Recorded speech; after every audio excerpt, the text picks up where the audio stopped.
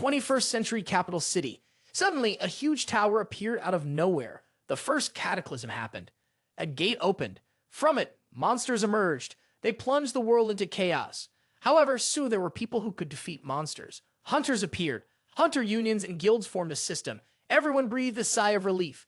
However, after that, a second cataclysm occurred. The war began. The war between the divine world of Alissium and the demon world of Pandemonium. The king of Pandemonium, Demon Oz, brought hordes of demons with him. He attacked the earth. However, the divine creatures of Alissium appeared. They spoke out against the demons. The land became a battlefield. The end of this brutal war was brought about by someone who belonged to neither the fearless divine people nor the cruel demonic people. A savior of mankind, a hero. Even among the awakened, he had incredible power. Thanks to this power, he destroyed the Demon King. He put an end to the war. After that, it was a peaceful time. It lasted for almost 30 years. A monument to the great warrior has been erected at the State Art Museum. The child asked the mom, is this really their hero? The young man wondered why there were so many people in the museum today. They said that today was the day. The guy with the phone in his hand really didn't feel like doing a group assignment. It was a 23-year-old student named Jeon Minchul. He said that the professor didn't realize how useless these group activities were. The woman at the museum told the children to hold hands tightly and follow her. It seemed that many of the people in the museum came for the tours today.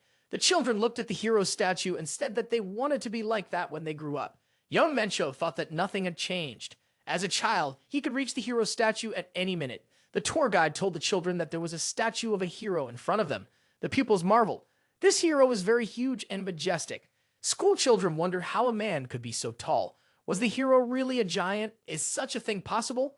The hero, even among hunters, had unimaginable power. And with that power, he protected the people. Had it not been for the hero's actions, the war would still be going on. After the second cataclysm in defeating the Demon King, a hero died. This statue was erected so that people would not forget the hero who sacrificed himself for mankind. The boy thought, it turns out that they should always live with gratitude for a carefree childhood. He wants to be as strong as the hero. A schoolboy asked his teacher, if we try hard enough, can we become hunters like him? What do you have to do to become a hunter? The children asked to be enrolled as hunters if they did well in school. Everyone wanted to be a hero. Becoming an official hunter is very difficult. It takes ability and luck. They were too young to realize that it was almost impossible for them. Jeon Minchul thought that his young soul was shocked by this. The boy looked at his watch and thought that the time of the meeting was approaching. At that moment, he was called. The friends were surprised that Jeon Minchul came before everyone else. It was not usually like him. Jong said, we made it at the last minute. He was about to cross them off. It is said that Jeon Minchul is known in the faculty for his strictness. Last semester, he ruthlessly crossed out Jun Shuk. Yum cried and caused a commotion. Jeon Minchul said, I can hear everything. No need to discuss it in front of me. The young man thought that they had now put up a display with the hero's sword. There was nowhere for the apple to fall in a room, even on a weekday. It had been a long time since the death of the hero who saved the world. In order to save the world, which had become a battlefield of the king of demons and divine entities, the hero, without sparing his own life, stuck a sword into the heart of the king of demons. And today was the first day that the hero's sword, the divine sword Kale, had been displayed for the people. The tour guide invited the next visitors to enter the room with a new exhibit, a sword.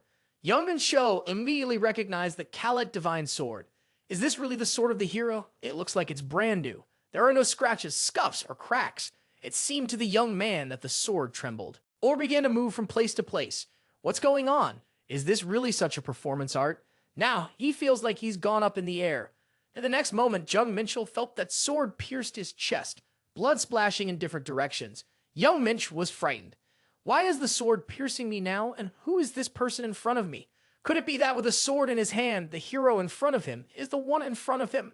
Jeon Minch called the man a hero of humanity. The young man wondered why his lips were moving on their own. Young Minch called himself Commander-in-Chief Deimos. Who would have thought that he would meet such an outstanding warrior in such a backwater dimension?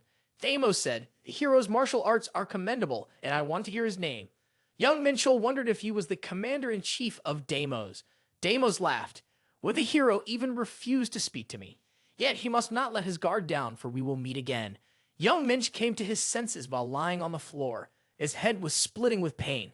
The boy opened his eyes and saw his friends above him. They were looking at him in fright. What happened? Young Minch pulled himself up and asked, did he really pass out? The friends inquired about what had happened to him. His head still continued to hurt. The boy realized that he had fainted, but that sword had just risen up and pierced him. A coworker said that Jeon Minchul looked at the sword and then suddenly passed out. Did he fall asleep standing up? Young Mensch wondered if he had imagined all this, but it was real. When he saw the divine sword, strange images appeared in his mind. 23 years ago, to destroy the world, the Demon King came to Earth, the ruler of one of the four dimensions, the Pandemonium, Commander-in-Chief Deimos. Young Mensch thought, was that really what I had been called in my past life? Friends said that Jong Mensch did a great job and offered to celebrate with chicken. Who would have thought that they could get great grades from such a teacher? It was right that they trusted Jong Mensch. Young Mensch said that they were all good. The friends wondered, why is this guy in such a strange state all the time? After going to the museum, friends suggested, maybe he hit his head. Maybe he needs to go to the hospital. Young Mensch said he was fine. He just had to think about something for a while. Colleagues wondered where Jong Mensch was going. Isn't he going to celebrate the end of the exam? The young man wondered if his friend had given up drinking. It seemed that something had really happened to him. Jong Mensch thought that his mind was a mess right now. He needed to gather his thoughts. After all, he was just an ordinary, humble guy who actually turned out to be the reincarnation of a demon king. When Deimos invaded Earth, many people were injured and destroyed. All his life he waited, hating him with all his soul. But in the end, this villain turned out to be the one. The young man told his teacher that when he grew up, he would become a hero capable of piercing a demon king with his sword. And these words were spoken by a former demon king. After all, it was ridiculous. Jong Mensch thought that there was no way he could get his old body back, and he himself had not gained any special abilities. Why does he need these memories? Plus, there's another question. Why did he, being a demon king, die in the first place? After all, his body on Earth was a substitute body. So after his death, the spirit should have returned to his real body. Also, the hero, who was perfectly fine, died with him. Jong Minchul couldn't understand what was the point of these thoughts. There was no use wasting time thinking about something like this. It was better to think about what he could do now. The gap between Dios and Menchul begins with mana. For beings belonging to the higher dimension, feeling mana is easier than walking or breathing. Very few people belonging to the lower dimension are able to sense magical energy. Young Mensch thought to take a deep breath and focus his mind. Our hero felt the mana, so he fulfills the condition. Now we need to gradually remember how to use mana. A system status has been added. The awakened Jeon Minchul received a unique player ability. Our hero's mind was a mess, if only for being a demon king. In a past life, now having become awakened, Jeon Minchul didn't know whether to laugh or cry. The system prompted our hero to activate the status window and check his characteristics. Jeon Minchul had a unique ability. His karma was so strong that he could overturn the laws of this world. By defeating monsters and gaining points, he could change the laws. The guy thought, is it really possible to get stronger by defeating monsters? It was like a game. The higher and lower dimensions were separated by the amount of karma. Beings from higher dimensions had powerful karma, so they had more power than beings from lower dimensions. For this reason, when a being from a higher dimension penetrated a lower dimension, it had to use a substitute body. It also received restraints, all to keep it in balance. These were the laws of measurement. That was why the Demon King used a replacement body. However, our hero had the power to change these laws. Jeon Minchul thought that, in that case, he might exceed the limit. Ordinary Junch was no longer a Demon King. He couldn't do anything for humanity. Pandemonium and Alissium had already made a truce agreement and paid reparations. If the people who had just recovered from the Cataclysm learned of the Demon King's rebirth, the world would fall back into chaos. Besides, our hero had to continue living as Jong Mensch somehow. The man decided to use the knowledge from his past life. Jong Mensch thought that when he became stronger, he could contribute to humanity's prosperity. He thought that would be enough. To begin with, Jong Mensch decided to do something about magic. In the demon's memories, there were many ways to increase mana. Jeon Minchul found himself standing in a forest clearing before the magic circle. It was a circle for gathering a vast amount of mana. This circle was inherited by demon kings from generation to generation. It concentrated mana by drawing it in from the environment. Right now, there was no driving force in the circle, so it was not active. However, if you added a magic item, everything would change. Jeon Mensch placed an Irang mana stone inside the circle. The circle detected the energy source and came alive. Now it begins, he whispered. The mana increased 4.5 times. Young Mensch thought that the concentration of mana was so strong that it was visible to the naked eye. This is the best environment to begin pranayama. It is necessary to draw in the natural mana with the breath and keep it inside you. This is the basic pranayama that everyone knows about. What our hero has to learn is breathing, which allows us to create a small cosmos in our consciousness by absorbing the energy of the stars. During a time when Jeon Minchul was in Amos, he made a contract with a heavenly demon and infiltrated a dimension called Miram. There the hero learned the most ancient spiritual technique impossible to learn for anyone but the great masters, the servants of demonism. While there for a long time, the hero was able to master and learn various martial arts. As a result, he transformed them into a technique that surpassed the power of the demon battle system. The hero rose to the top of the demon world precisely because of martial arts. So his choice was obvious, Jeon Minchul. While in the locust pose at the center, the magic circle was filled with a stream of stars. Jeon Minchul realized that if he was distracted for even a second, his body would be torn apart by the force of the stars. The guy tried his best not to stop, or he might die or go crazy. The body of a mere human can't contain the energy of the stars, but he was a demon king in his past life. He couldn't take any pain. The magic mana circle time had ended. One skill star had been reached. Under the influence of the star system technique, the body became stronger. Strength, dexterity, build, stamina, magic, everything had increased. It was now possible to move the strongest waves from the nebula of light and darkness into consciousness, which the user could apply at will. Kyung's thought, are the techniques I'm receiving really considered skills? Jeon Minchul wondered, does the star system technique truly use both the power of light and the power of darkness? The guy thought, after all, if I was a demon in the past, he could only absorb the power of darkness. If a complete star system technique helps one absorb the power of 2 nebulae with his breath, then he could definitely become the strongest in all dimensions. This time, Jeon Minchul thought that he could handle everything now, and he wouldn't repeat past mistakes. There were a lot of people in front of the Hunter Registration Center, as always. The young man knew that in order to act as a hunter, it was imperative to register with the association. Jeon Minchul got his result in hand. What our hero saw on paper seemed to him unfortunate. The smallest value is the E rank. Jeon Minchul wondered why this girl standing next to him was embarrassed. Was it because she saw his results? Jeon Minchul thought that the association couldn't determine the power of the universe. He only saw magic. The guy said he had one question for the examiner. What do the letters in brackets in the characteristics section mean? The girl answered they mean the potential abilities of the hunter. Those awakened in towers or gates can improve by defeating monsters. The brackets marked the limit of this improvement. Jeon Minchul thought normal hunters had a predetermined limit of perfection, but that didn't apply to him. There were hunters who could gain more strength than what the association had determined. The checker said the young man was too weak to go to the tower. Still, there were many areas where his abilities would come in handy. The girl told Jeon Minchul, don't get so upset. Jeon Minchul thought the checker was cheering him up, but he wasn't upset at all. Jeon Minchul went to the port. He searched and heard the Sacred Mountain Guild was good at training newcomers. Representatives of various guilds were agitating for hunters to join their ranks. Jeon Minchul thought the callers were working tirelessly, dragging the awakened ones toward them. They said they invested a lot in young talents. Jeon Minchul thought, do these callers really know that I got an E rank? Jeon Minchul realized that to the guild representatives, he was a weak link any organization would want to shun. Jeon Minchul received a new informational message on his phone. The message said the license exam had 10 days left. Our hero decided to hold off on pumping for the time being. The Hunter License Exam is a randomly selected test that measures combat and survival abilities. With current characteristics, our hero was, of course, a prime candidate for failure. To pass the exam, it was worth improving physical fitness to begin with. Under the influence of the star system technique, his physical characteristics increased. He was able to raise his performance just by controlling his breathing. However, it was not easy. He even considered whether to wait until the exam began. The practical experience remained from his past life. If he pumped his body enough, he could definitely pass the exam. During the day, the protagonist trained his body and pushed his limits. At night, Jeon Minchul honed his star system technique and perfected himself. A week later, turning to the characterization window, the lad was quite pleased. He was inspired by the gleaming numbers. It was my blood, sweat, and tears that were shed this week. Jeon Minchul thought, it was certainly worth it. Next. Our hero decided to focus on the nebula of light and darkness.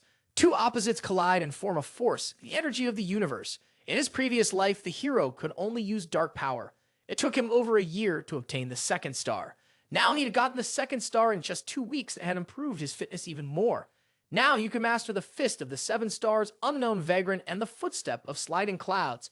This is a basic fighting technique consisting of 7 stances and created by many nameless vagabonds. To learn it, you need to raise your inner energy and strengthen the right parts of your body. This technique is easy to combine with other techniques. Plus, it includes pretty basic moves, so it's perfect for him right now. Like star system techniques, the system considers hero techniques to be skills. C-rank Fist is well below star system techniques. Star system technique is rank. The Fist of the Unknown Vagrant of the 7 Stars is C rank. For a basic combat skill, it is quite sufficient. Jeon Minchul thought that if it were his will, he would have learned all the higher martial techniques, but without a base, it could lead to dire consequences. The next thing to do was to study the footsteps of the gliding clouds. This was not the technique the hero used previously, but in his current form, walking was the most suitable. This walking technique was not able to push back the enemy, yet it was good for counterattacks and balance. Jung Shul decided that now was a good time to practice this. The access of the sliding clouds had been activated. Kingman Shaw wondered, is it the gliding clouds of the first star? But this kind of speed could not be achieved until a fourth star. Besides, the balance was perfect. Are the martial arts he activates using the energy of the universe so much more advanced than the ones he obtained using darkness magic? Jeon Minchul approached the huge lonely tree. He decided it was okay to try it once. Our hero swung and with all his might struck his fist into the trunk of this tree. His fist was covered in blood after the blow, but the tree was no longer the same as before. Young Mensch was surprised. Did the tree really explode? Even basic martial techniques could do such a thing. Jeon Minchul thought that he would easily reach the peaks he had stood on in his past life. However, if he attacked with his bare hands even once more, his entire body would collapse. Jeon Mensch presented his Awaken 1 registration card at the entrance. The card was validated, and our hero was allowed entry. At the entrance, the girl said, "Hello, and thank you for visiting the Interstellar Union branch. What had brought the young man here? An alliance of traders and warriors from different galaxies. It was one of the 3 strongest military forces spanning all dimensions. The trade union sold powers and items to anyone, regardless of dimension or species. Their influence was so high that there was not a single species that had not once used the powers of the Interstellar Union. The trade union was an organization that no one would quarrel with. Dirty traders who covered themselves with a neutral position to rake in huge profits." Jeon Minchul told the girl at the entrance that he wanted to meet the head of the department. Jeon Minchul said, "Kodar." He added that it should be enough to call the head of the department. The staff saw the head of Martin running. "Looks like a big deal is coming up. I wonder what's going on there." The head asked our hero, "Is he really an R-code customer?" The branch head said that VIP customers rarely entered their branch. He apologized for being rude. A young man wanted to use the warehouse in the dimensions. The head of the branch looked like an old man, well worn by life. But by dwarf standards, he was still considered young. He was given the helm of the branch head at such a young age. He seemed to have outstanding abilities. However, dwarves were all the same. The branch head said that they came to the warehouse in dimensions. Normally, transactions between dimensions would take a huge amount of time and money. But by creating a warehouse, the Union had made it much easier to make transactions. It was the pride of the Union, absorbing their core of technology. Jeon Minchul thought that high technology was used here at a high price. To use it, one had to confirm the identity of a VIP or the head of the Interstellar Union. A total of 24 VIPs were known. Their identities were kept top secret. Even Union members could not recognize our hero's true nature. The protagonist entered the magical imprint of the code R. The identity was confirmed, and our hero entered the warehouse in dimensions. Our hero was left with one item in the warehouse. If he had known he was going to be reborn, he would have left more items here. Is it good luck that he couldn't take the item with him to Earth and just left it here for a while? It looked like a simple rock lying underfoot in the street. Thanks to our hero, the stone awakened and turned into a black star. The black star discovered its new master. Young Minchul knew that the black star would be sealed. It was an artifact whose power was determined by the karma of the owner. Right now, his stage of development was lower than that of a demon. So, there could not be any accumulated karma. For now, he could only use his basic functions. Young Mencho activated the appearance changes, and a sword appeared in his hand. It was enough to make the hunter's exam simple. For someone who would study various martial arts, this was the best weapon. Who would have thought that Young Mencho would become a VIP? This guy, although a VIP, did not look like a powerful man. The branch head said that he had seen it with his own eyes. There could be no doubt. However, how come there was a VIP user in the lower dimension? It seemed that some being from the higher dimensions did not want to show their essence, but created a substitute body on Earth and hid their power. The head of the branch said that he sensed something grandiose. The interlocutor remarked that the nature of a true merchant does not change. The dwarf said, "If this guy brought money, then he's our client." The girl should observe the situation, but not investigate for now. The interviewee said she would try her best to make sure the information did not leak to other departments. The branch head thanked her and said he was very much looking forward to it. Higher beings watched the land closely after the tower had been penetrated. The head of the branch thought that with the help of this client, he would rise to an even higher position. The day of the hunter exam at the licensed testing center had arrived. He was told to stay in the waiting room until the set time. Young Menshaw saw reporters along his route. However, the reporters were interested in Shiny Yu. Is she really taking a hunter's license exam today? Would Yu Wu be able to give just one interview? Young Mensch thought, are these really some celebrities? Isn't Shin Yumi, the daughter of the ambassador of Wanheim, half human, half elf? Rumor has it that this girl can control spirits. Yusen was taken into the Huang Guild after a psychological test and a swordsmanship test. The examiners were informed that testing would begin in 10 minutes. Each of the participants could get a hunter's watch from the informants. Jeon Minchul thought that this was not a natural environment. This area had been created by humans. But why the jungle in particular? How could an exam be held in such a place? It was reported that the disciplines test on the 55th license test would be announced. The exact information about the exam was displayed on the hunter's watch that was issued by the guild. Each of the examinees started with the same level of shield energy, which was consumed when taking damage. After studying the information on the clock, our hero thought that everything was well thought out here. There were 3 ways to pass the exam. Score 50 points by destroying 50 common monsters marked on the map, or hunt other examiners. These words meant that there was an opponent on each side. Jeon Minchul was ready to begin. Normally, exam participants had to compete with each other to gain points. Of course, there were those who suggested teaming up. However, our hero did not see much point in company. It was not his style. Jeon Minchul went deep into the forest alone. He needed a monster boss. Moving through the forest, our hero noticed that no one was fighting. But that was the interesting part.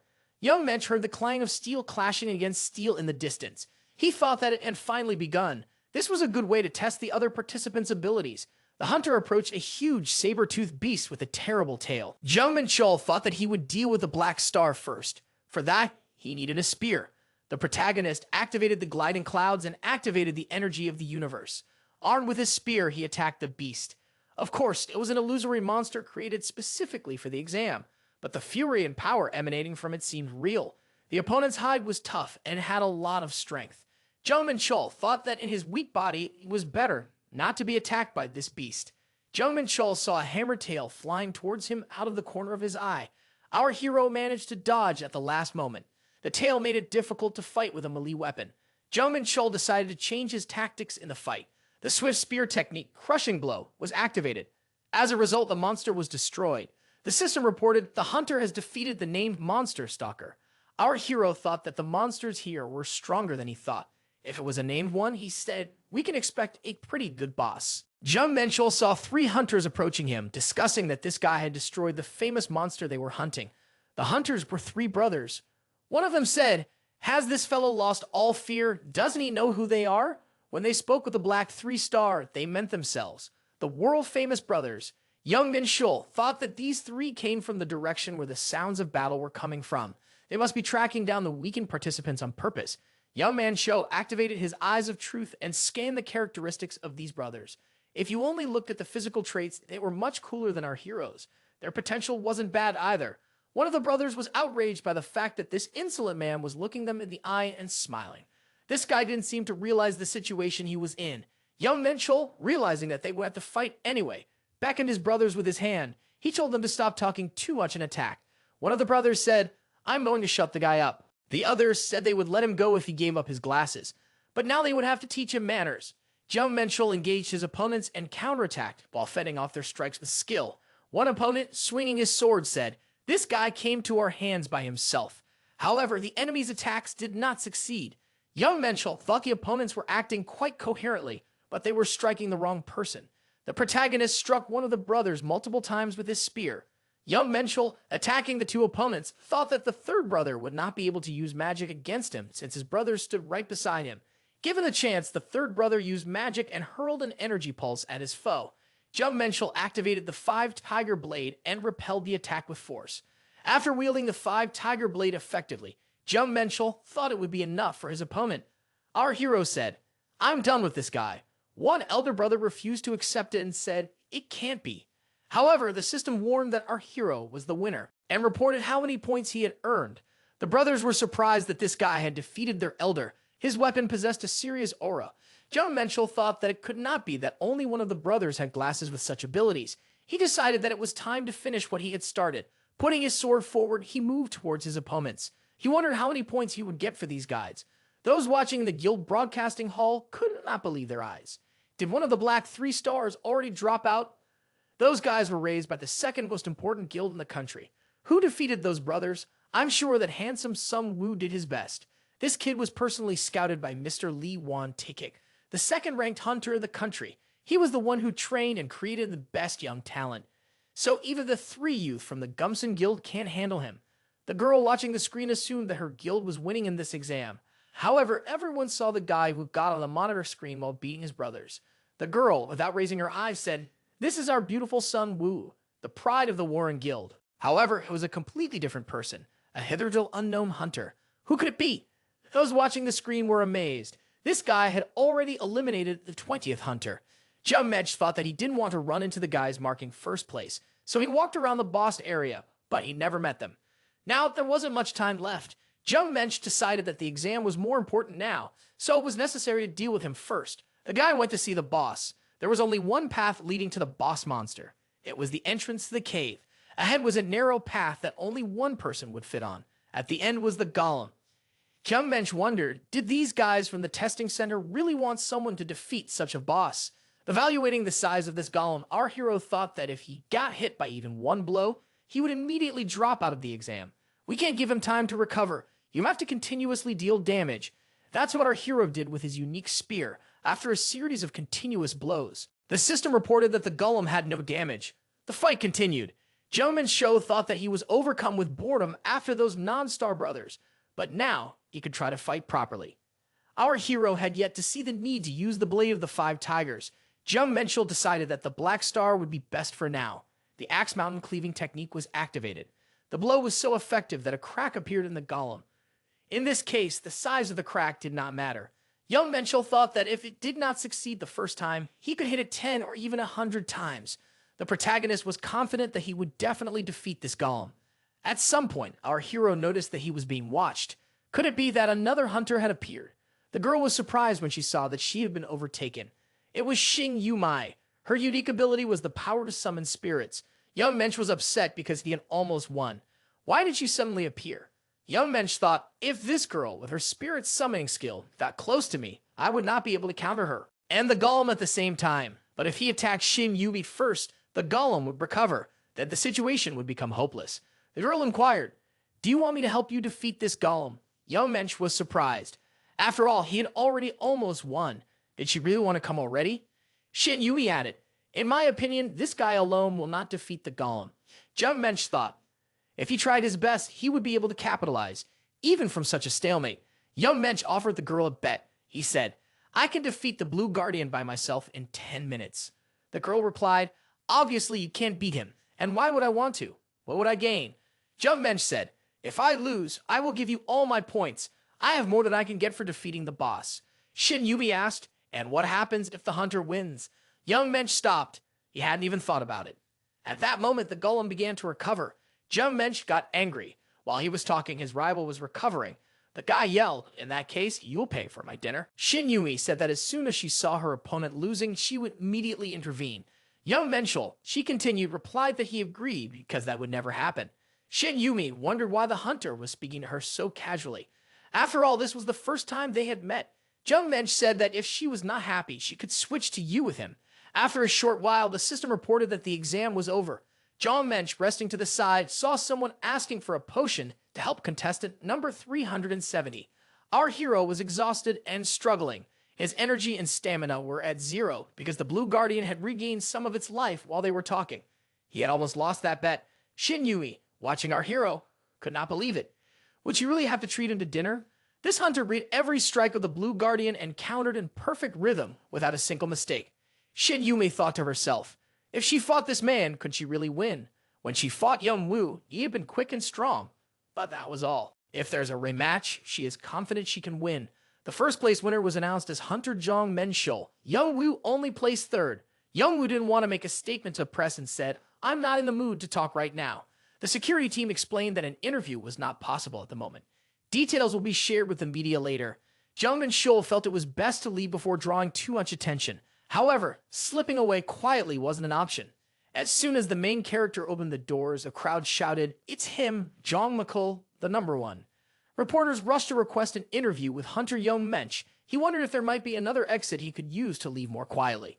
Jeon Minchul thought to himself, if I stay here too long, I might not even make it home. He stated that he would only consider joining a guild under one condition. The protagonist raised his hand, signaled with a finger, and said 5 billion. He would join whichever guild offered that amount. The reporters and guild representatives fell silent. Someone finally remarked, although his abilities are truly remarkable, his characteristics were too low. Why would anyone want a hunter with no development potential?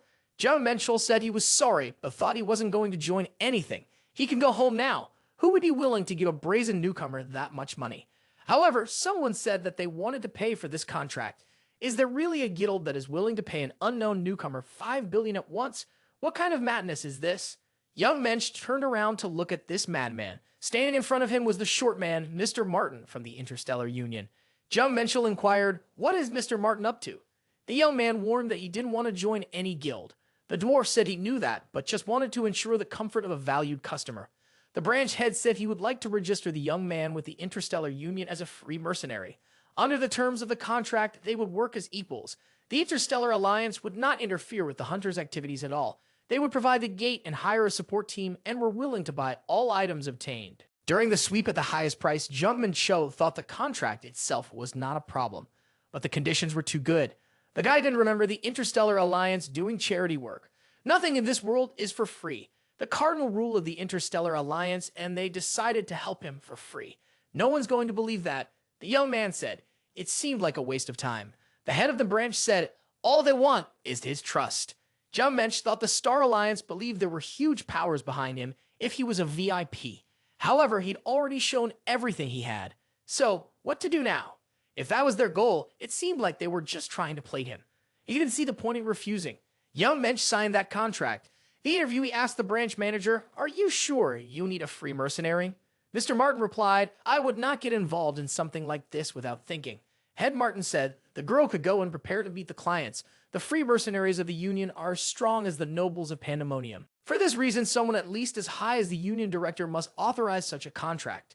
A VIP code alone may not be enough to obtain authorization, but the opportunity must not be missed." Martin had prepared several proposals and was ready to enter into a debate with the director. The director, after listening to all the arguments, authorized the free mercenary contract. The head of the branch was surprised. Was it really that easy? The director said that it was necessary to support this person as best as possible, and if anything happened, to report immediately. Outsiders must keep the contract secret. Mr. Martin didn't understand what was going on. When he said that this man was a VIP, the reaction was calm enough. But when he saw the video of his fight, everything changed. One of the 12 directors of the Interstellar Alliance, the Dragon Man Nox, watching the video said, "It was as if I was watching a fight of my own. Not a single unnecessary movement. Everything is well thought out. However, that's impossible, because he is already dead." The protagonist opened his eyes. He was lying on the bed. What time is it, and why didn't the alarm clock go off? Why is the phone off? The boy heard someone knocking loudly on the front door. From the other side came a voice. It's Ellie from the Interstellar Union. Jeon Minchul opened the door and said, "A beautiful lady has come to my den. You could have just called." Our hero thought he was looking at the short man's secretary. Ellie said, "I thought it would be better to talk in person." But at the same time, she was sending messages on her phone. Jeon Minchul apologized. "I didn't see the message. In such a mess, I might not have noticed." There were so many missed calls and messages on his phone. How could they even get his number? Young Mensch asked what the girl wanted to discuss. Ellie looked around. Mr. Young Minchul lives very modestly. The boy was surprised. What does modesty have to do with it? After all, the Union has already investigated and knows why I live like that. Ellie said, "We don't do anything that might displease an expensive client. The hunter showed his eyed heat when he entered the Union, so they figured he would be going to take the exam soon." Young Mensch thought that they were really trying not to invade his personal space. It was only to his advantage. Ellie offered the client a working phone as well as a card with an agreed amount of money on it. Young Mensch was surprised when he saw the bank statement. There was almost $5 billion in the account. Ellie said she had to deduct tax from the original amount. Young Mensch wondered, was the Interstellar Alliance really giving him this money? Our hero said he lived modestly, but that was because his money habits were in line with student Jungman. Ellie said there was another reason why she was here so early. The team issue under his leadership needed to be fine-tuned, as well as the conditions surrounding the gate. Young Mensch said that he would have enough porters. Ellie wondered, what about the hunters for the role of a tank or a hitter? Young Mensch said that his one would be enough.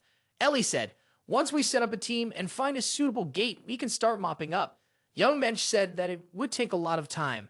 Our hero also wanted to try out the rights of a hunter, and he also received a unique feature to increase the level, but has never used it yet. Ellie said, "It won't take long because I'm talented." 3 hours passed. The girl led our hero to his destination. Yup, Mencho thought it was too fast. In front of the protagonist was the gate of the Amadon district. Jeon Minchul thought that Ellie was really talented. Now he understood why the girl was so confident. Hunter wondered if the newcomer in front of him was the one who had turned the licensing exam upside down. Ellie said hello to the commander. She introduced our hero to the cheerleading squad. Hunter said, I am the commander of Jong Yong-hyun's support team. I hope we can do a great job. Our hero introduced himself and expressed the same hope.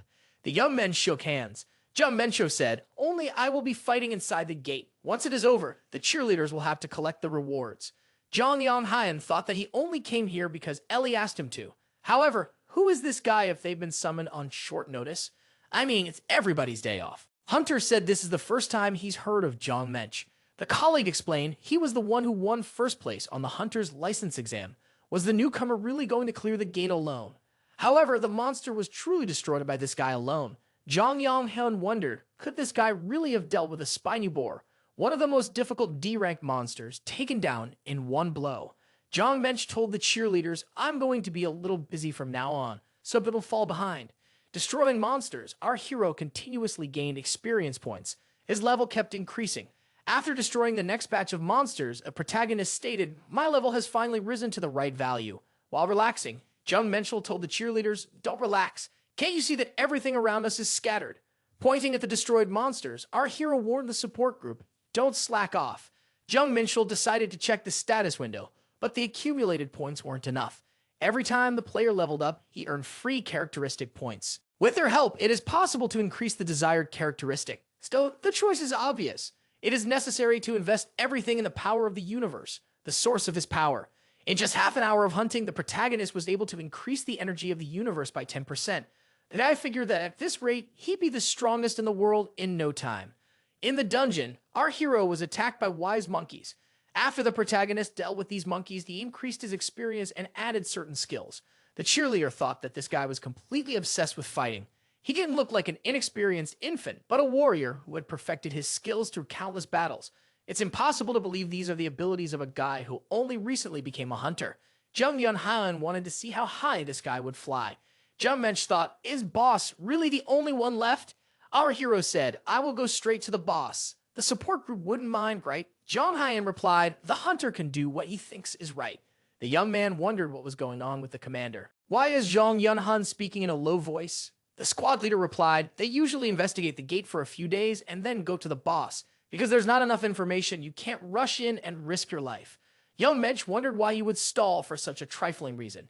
If that was the only reason, he would go right away. A gate can only be considered cleansed when its core has been destroyed. So if you go where the core energy comes from, you can solve this issue. Also, a boss can be found at the core location. The protagonist had indeed met the boss. It was the leader of the wise monkeys, Editune. The ability of the leader of the wise monkeys was that he could use the ringleader spells. Jong Yun-han told his colleague, Editune is a strong enemy. It's necessary to take the fight seriously this time. Jeon Minchul said that there was no cause for concern. After preparing his sword, he headed toward the leader of the monkeys. The guy figured he should just not give Editune the opportunity to use the spell. However, the monkey leader used the spell, and the system reported that the hero had entered the zone of the numbness totem. The numbness curse spread over the body, reducing dexterity. Jeon Minchul used the flower dagger technique and stabbed his dagger into the head of the wooden statue to cancel the effects of the spell. Edion and his subordinates expressed extreme displeasure that the wooden statue had been harmed. The monkeys attacked our hero, but were destroyed. The boy thought that they had lost even when they decided to attack the one stronger than them. Edovan was getting angry, and it was clear from the look on his face that this was not going to end well. Edovan stood up to his full height and roared loudly. He was frightening and terrible. Jong Yang said that the monkey boss has been buffed. He is now much stronger and can't be defeated alone by the enemy. Jung Cole wondered what his cheerleader was whispering about behind his back. Our hero activated the blade of the 5 tigers and prepared to repel the powerful attack. The system reported that the gate sweep was complete when I returned from the gate. She said that the hunter, young Minchul, had done a good job. He wondered if she had been waiting for him all this time. Ellie admitted that she had been waiting since it was his first gate sweep. Young Minchul thought he would like to move on to the next gate as soon as possible. After learning that the next sweep would be in 3 days, our hero said he had something else to do. Young Mensch asked the girl to put every day on the schedule, starting the day after tomorrow. Ellie was surprised because the hunters typically cleared the gate every 3 or 4 days due to fatigue. Jeon Minchul said he was interested in the gear merchant. He thought he should at least have something to put on himself. The guy thought that during the time of the demos, his whole body was covered in demonic skin, so he hadn't paid attention to the attacks, but now it was hard without equipment. His whole body was scarred. Ellie said that he would only be able to meet with the Union Master, and she would let him know when the appointment was made. Hunter Jeon Minchul was thanked at the Union and told he could come back anytime. Jeon Minch thought that he had spent as much as 4 million on equipment. Our hero had no idea that the Master would be the short Martin. He was too suspicious. The head of the branch said he wouldn't disappoint the Hunter. So far, his way of doing things had satisfied our hero. But this was different. Jeon Minch was returning home on public transportation. The guy thought it was necessary to get some exercise when he returned. Suddenly, there was an accident on the roadway because many cars had stopped at the intersection. Jeon Minchul wondered, is this really an unexpected accident? This is suspicious. Someone shouted, a gate has appeared up ahead. Is there really a gate in the center of the capital? Jeon Minch saw that this gate was black in color. The day before, he had cleaned the blue-colored gate. A huge wolf monster emerged from this gate. There was panic in the street. Everyone was shouting, a monster has appeared, we have to hide. The monsters kept arriving from the gate and screaming that they needed human food. The civilians didn't realize when the association would finally show up and kept scattering in different directions. There was a little girl standing in the middle of the street crying loudly. She was calling for her mom. A huge monster with a crossbow in his hand appeared in front of the girl. It was a real hunter. Jeon Minchul jumped up to the monster, grabbed the child in his arms, and asked, why are you crying? At the same moment, he thrust his spear into the chest of the filthy beast. The protagonist said, this monster even feels sorry for using martial arts. He should just die and give up his experience points. The wolf monster was destroyed. Our hero gained 2 and 12% experience. Jeon Minch thought that this monster's level was low, so he couldn't get many points either. The system reported that the energy of the universe was detected in the body of a defeated enemy. The hero can absorb the energy of the universe. The monsters continued to rampage through the streets of the capital, throwing the city into chaos. The hunters came to the defense of the city. Fire lightning was used against the armed monsters. The monsters attacked the hunter with arrows, but the warrior was able to protect himself and his colleague with a shield. Dang Hunter Migian said, there are too many monsters. And her mana was running low. Hunter Jeon Minchul said, my shield is running out of strength. These monsters were different in color from the ones coming out of the E-rank gate. They didn't seem ordinary. The hunter saw a young man with a spear in his hand. Without protection, he pounced on the aggressive monsters and began to methodically destroy them. This young man was our hero, who said, monsters are free energy. The strange colored monsters couldn't do anything against this hunter. However, the number of monsters continuously increased. The bodies of the destroyed monsters were lying everywhere. The frightened hunters asked, who is he? Where did he get so much power? The protagonist, by destroying monsters, absorbed their energy and gained experience points. Jeon Minchul said, you two hunters should not just stand there. Help the wounded. I will hold off the monsters for the time being. The guy swung his sword and said, all monsters will now become my experience points. At the end of the fight, a young man approached our hero in the cafe and said, it was a pleasure to meet you. The young man held out a business card and said, my name is Jong Sunghai. Jong Sunghai said that he heard this hunter had stopped the breakout from the gate all by himself. Jeon Minchul said that everything happened unexpectedly because the gate opened in the center of the city. If no one had stopped the monsters, the casualties would have been enormous. Sunghai said, thanks to the actions of Hunter Jeon Minch, we got by with little bloodshed. The man bowed and said, I would like to thank the hunter on behalf of the association. Our hero said, I was only doing my civic duty. Jung Zenchi said, the hunter helped curb the breach, so he should be rewarded. Our hero looked at the business card and thought that the head of defense was certainly a hunter. He could feel the mana and his A rank. After a week, our hero met Jong Sunghai again. Jeon Minch couldn't even think that they would meet here. If you go back in time 2 days, it becomes clear that the protagonist was also fighting a two-headed werewolf. Using his unique sword, our hero destroyed this werewolf as well. The system reported that the hero had leveled up. However, with intensive training, the protagonist needed more and more experience points. It was necessary to get quit sooner and go mop up the more difficult gates. The squad leader and support wondered if Minchul wasn't resting again. Jeon Minch replied that now that the tension had subsided, not yet fully, was the best time. Our hero asked, is Ellie already waiting for me? The girl replied, my job is to help the hunter, Jeon Minch. The girl added, our department cares about the young man. Jeon Minch thought that this girl was in direct subordination to Shorty Martin.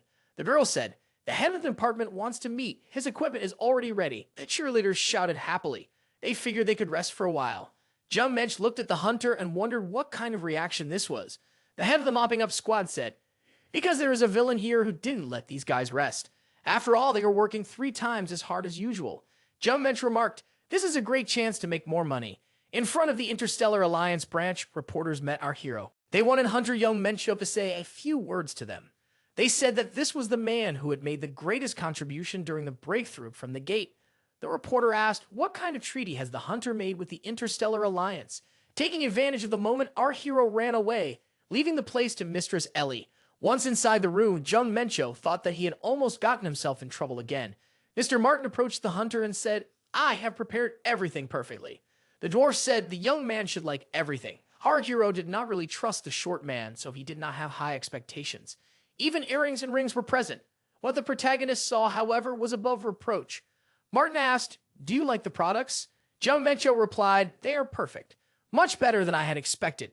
The branch head said, "If there was more time and budget, we would make the gear even better." Our hero asked the branch head, "Open the Bang gate for me." Martin said, "It will not be possible for a while. Starting at Bang increases the difficulty of mopping up, but the trophy level is also much different. So there is a struggle for these gates. For gates starting from B rank, the Alliance has set minimum conditions for entry. At least 40 D rank gates and 30 C rank gates must be cleared." Jeon Minchul thought that even mopping up the gates every day would take at least 2 months. Martin said there was another way to get a permit by defeating an A rank hunter from the Interstellar Alliance in a duel. Jeon Minchul thought that was the place to start. The Hunter Union is one of the international organizations with the same rights as the UN. Jeon Minchul asked, "Is Ellie angry because you left her with the reporters yesterday and ran away?" The girl replied, "I don't care at all."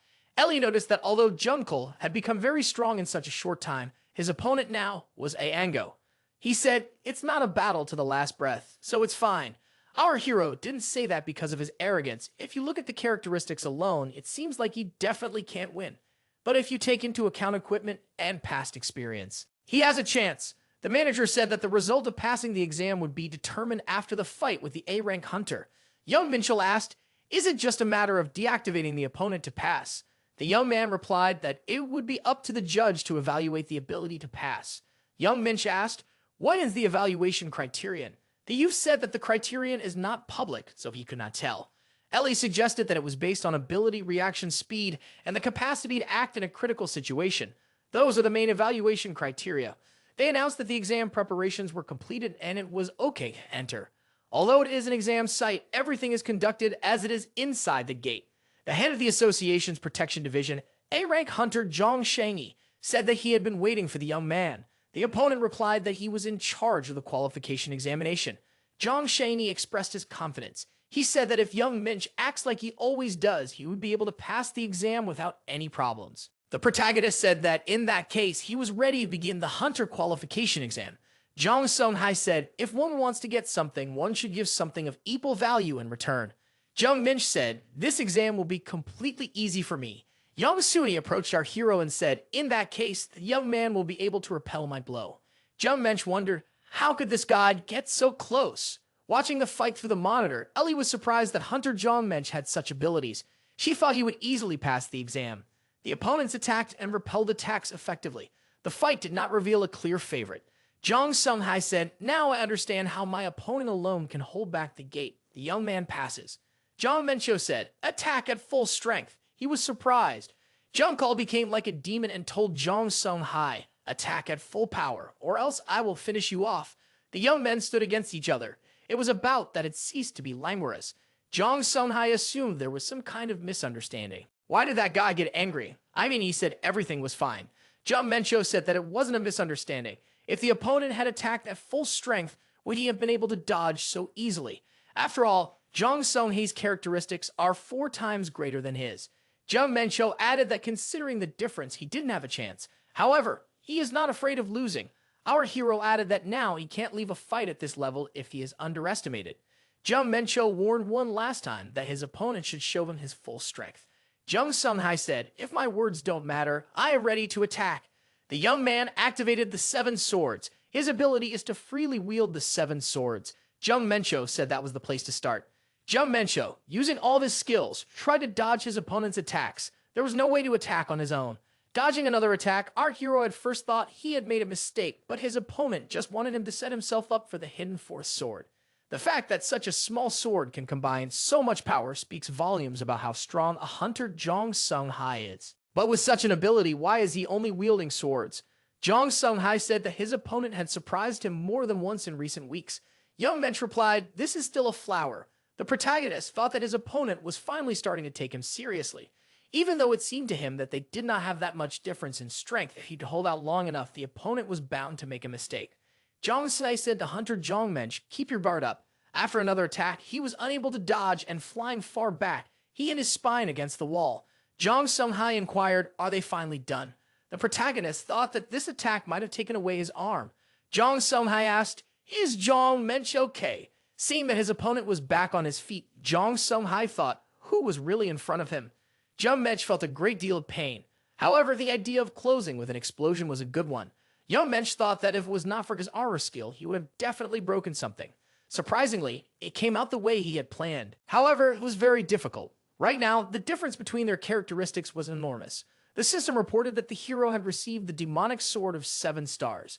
Jong Sunghai, seeing such a sword in his opponent's hand, thought that this might not end well. Jong Sunghai said, "I apologize. I can't use 100% of my strength because I didn't bring all of my swords with me."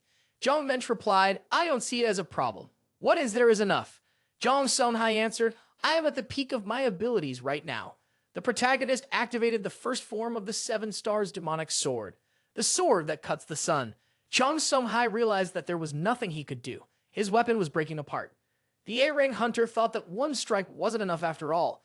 Jong Mensch decided to utilize the energy of the universe that he still had left. Ali rushed toward the hunter. "Young Mensch, is he okay?" Young Mensch said, "I have won." Jong Sunghai smiled and remarked, "If I had brought all of my swords, I would have won." Ellie noticed that the opponents were sitting on the ground against each other and smiling, talking peacefully. The girl didn't understand what was going on. Jeon Minchul asked his opponent, "What was the result?" Jong Seongi smiled and said, "Mr. Hunter has passed the exam. It had been 3 whole days since he took the exam." Jeon Minchul said that he had already recovered from most of the injuries he suffered earlier and could now enter the B rank. Chun Ho listed the B rank resident monsters: Adjacent Golem, Ice Troll, Snow Fairy. Ellie wondered if the hunter was going to be all right. Was he really going out there in that condition? He should be treated and given a proper medical checkup before leaving. Jeon Minchul remarked that it was much healthier for him not to receive any treatment. An ancient celestial art transformed the body. Our hero became stronger because he was repeatedly injured and recovered. Having overcome the portal, our hero and his squad found themselves in a snowy area. It was wildly cold, colder than anywhere else. Jong Yongin asked, "Did he get cold at all?" Jung Mensch replied that the wind was not strong. He would say it was refreshing. Our hero was resistant to low temperatures thanks to the energy of the universe. The guy added that he even wanted to take off his jacket. It seemed useless to him. Young Mensch asked the cheerleaders if anyone wanted to help. He thought there was a need to set up a small camp, because if they froze, their performance would decrease. The protagonist told Jong Yon Hun to take care of it and said he'd go look around. Looking around, our hero decided that the gate inside was actually much larger than he had realized. Jeon Minchul thought that he had already walked quite a bit, but for some reason, he still hadn't met a single monster. At that moment, Jeon Minchul heard a loud roar and turned around to see a huge hairy monster chasing him. The monster turned out to be a Yeti with unique abilities. Young Mensch said, "Finally, at least there's someone." Junch wondered, is this monster really capable of hiding with such a huge size? It even looks ridiculous. Entering the confrontation with the Yeti, the guy thought he was even a little nervous. Since they were at a high-ranking gate, it seemed critical at first, but it turned out not to be as dangerous as expected. The protagonist used the 5 tiger blade technique. The defenseless animal was wounded and blood splattered across the snow around it. Young Menchel said, "That was much easier than I thought." The system reported that the hero had gained almost 3% experience. Young Menchel thought the monsters weren't any different from the others, but the experience was 10 times more than he anticipated. He had expected no more than 0.5%. Our hero didn't make a mistake. He decided to enter a higher-ranked gate. Young Menchel thought, "I should thank Mr. Martin for his hard work." At the Hunters Association, the warden received a letter of resignation. He wondered what this person was up to. Jong Sunghai lowered his head and apologized. The supervisor said, "I just turned you from a reckless person, someone who wanted to save people, into a decent individual, and now you want to resign." The supervisor added, "We've worked together for 10 years. I want to hear a convincing reason for this decision." Jong Sunghai said, "It's a long story. A few days ago, he met a hunter named Jeon Minchul at the exam. He's the guy who solved the problem of the gate breaking through. According to the initial assessment, he possessed an E rank, but he single-handedly dealt with the rift that had appeared. Even so, Jong Sunghai was sure that this guy was weaker than him. Jong Sunghai told the executive that he had proven to be overconfident. Jeon Minchul taught a lesson to someone who was too arrogant and reminded him of the way of the hunter. 3 days after the exam was over, Jong Sunghai shook his opponent's hand and said that he had underestimated him. Jong Sunghai added that he learned a lot from that fight. The young man told our hero that he would surely catch up with him soon. Jeon Minchul stated, "It will definitely happen. You just have to work hard." Jong Sunghai felt that every hunter had a limit, that he could no longer improve himself through normal methods. He told the department head that he wanted to become stronger. Jong Sunghai said that was why he was going to enter the tower. The warden thought that this guy was crazy. The tower is a huge structure that appeared during the first cataclysm. By passing a tower test, a man can become stronger, but to do so, he will have to risk his own life. Hunter Zhang Shangyi had already almost reached his limit. The department head thought there was no reason for this guy to go through all that trouble. He tore up the resignation letter. The man said he would pretend like he hadn't seen the letter. Zhang Shangyi could go on vacation, rest properly, and then come back. Zhang Shangyi bowed to the leader and said he would return from vacation and stop by here. Zhang Shangyi thought that Jeon Minchul was probably relentlessly advancing along the path of a hunter right now. He's not going to stand still either. Raid on the Bang Gate, Day 3. The time until the breakthrough is 40.5 hours. Our hero thought that if he didn't destroy the boss, monsters would keep appearing like this. As long as there weren't too many of them, a breakthrough wouldn't happen. So, this was the best place to hunt. After another group of monsters was destroyed, the system reported that the hero had reached level 15. To search for traces of monsters, the hero opened new skills: Power of Charm, Power of Hellfire. The hunters were faced with a strange sight. Jong Yanhanen asked, "What is that?" Jeon Minchul said, "It is necessary to rest for a while. In the depths of the Pandemonium dimension, there is an old castle known as the Hall of Sins. There is also a group of beings known as the 72 Nobles on the throne. The Hall of Sins gives power to the demon who sits on the throne. Enormous, almost infinite power. This is what is called the power of sin." Jeon Minchul thought that he should not have access to the power of sin. Both of these powers had never belonged to him. A former wielder of Hellfire, the 11th ranked Demon Grandio, was able to control Hellfire that could burn everything around him. A former Charm wielder, the Demonist of the 50th rank, Seraphina, had the power to bewitch anyone and take away their ability to think straight. Our hero had destroyed them both in the past. It turns out that he could get the abilities of those he destroyed in his past life. However, he had to choose between the two. The choice was obvious. He didn't know where he could use the charm. The protagonist chose the power of Hellfire. The system reported that this skill would assimilate with the protagonist's soul. It would be able to contain both light and dark energy. The power of Hellfire transformed into the spark of the abyss. Young Mensch wondered if he was about to undergo another transformation. He wanted to try out his new skill right now. Just as a group of monsters were wandering around, our hero waved his hand at the monsters.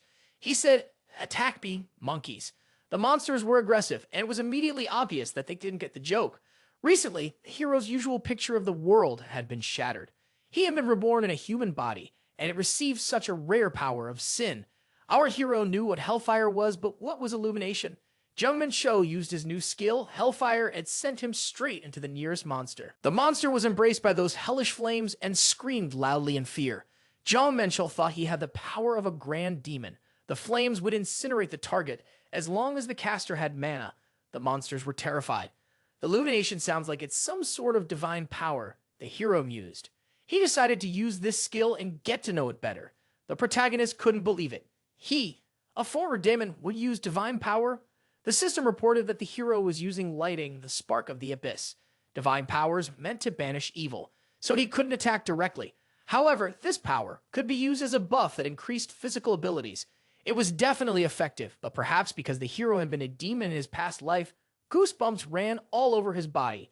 Jeon Minchul realized that he had received this from the Archangel of Alissium, Michael. He had destroyed this Archangel in his past life. Then, our hero gained the abilities of everyone he destroyed, regardless of race. Now, that was real cheating. Martial arts were mainly focused on melee combat. That thought lingered in his mind. He figured that raids wouldn't seem easy after all. But he unexpectedly received a ranged skill and a blessing.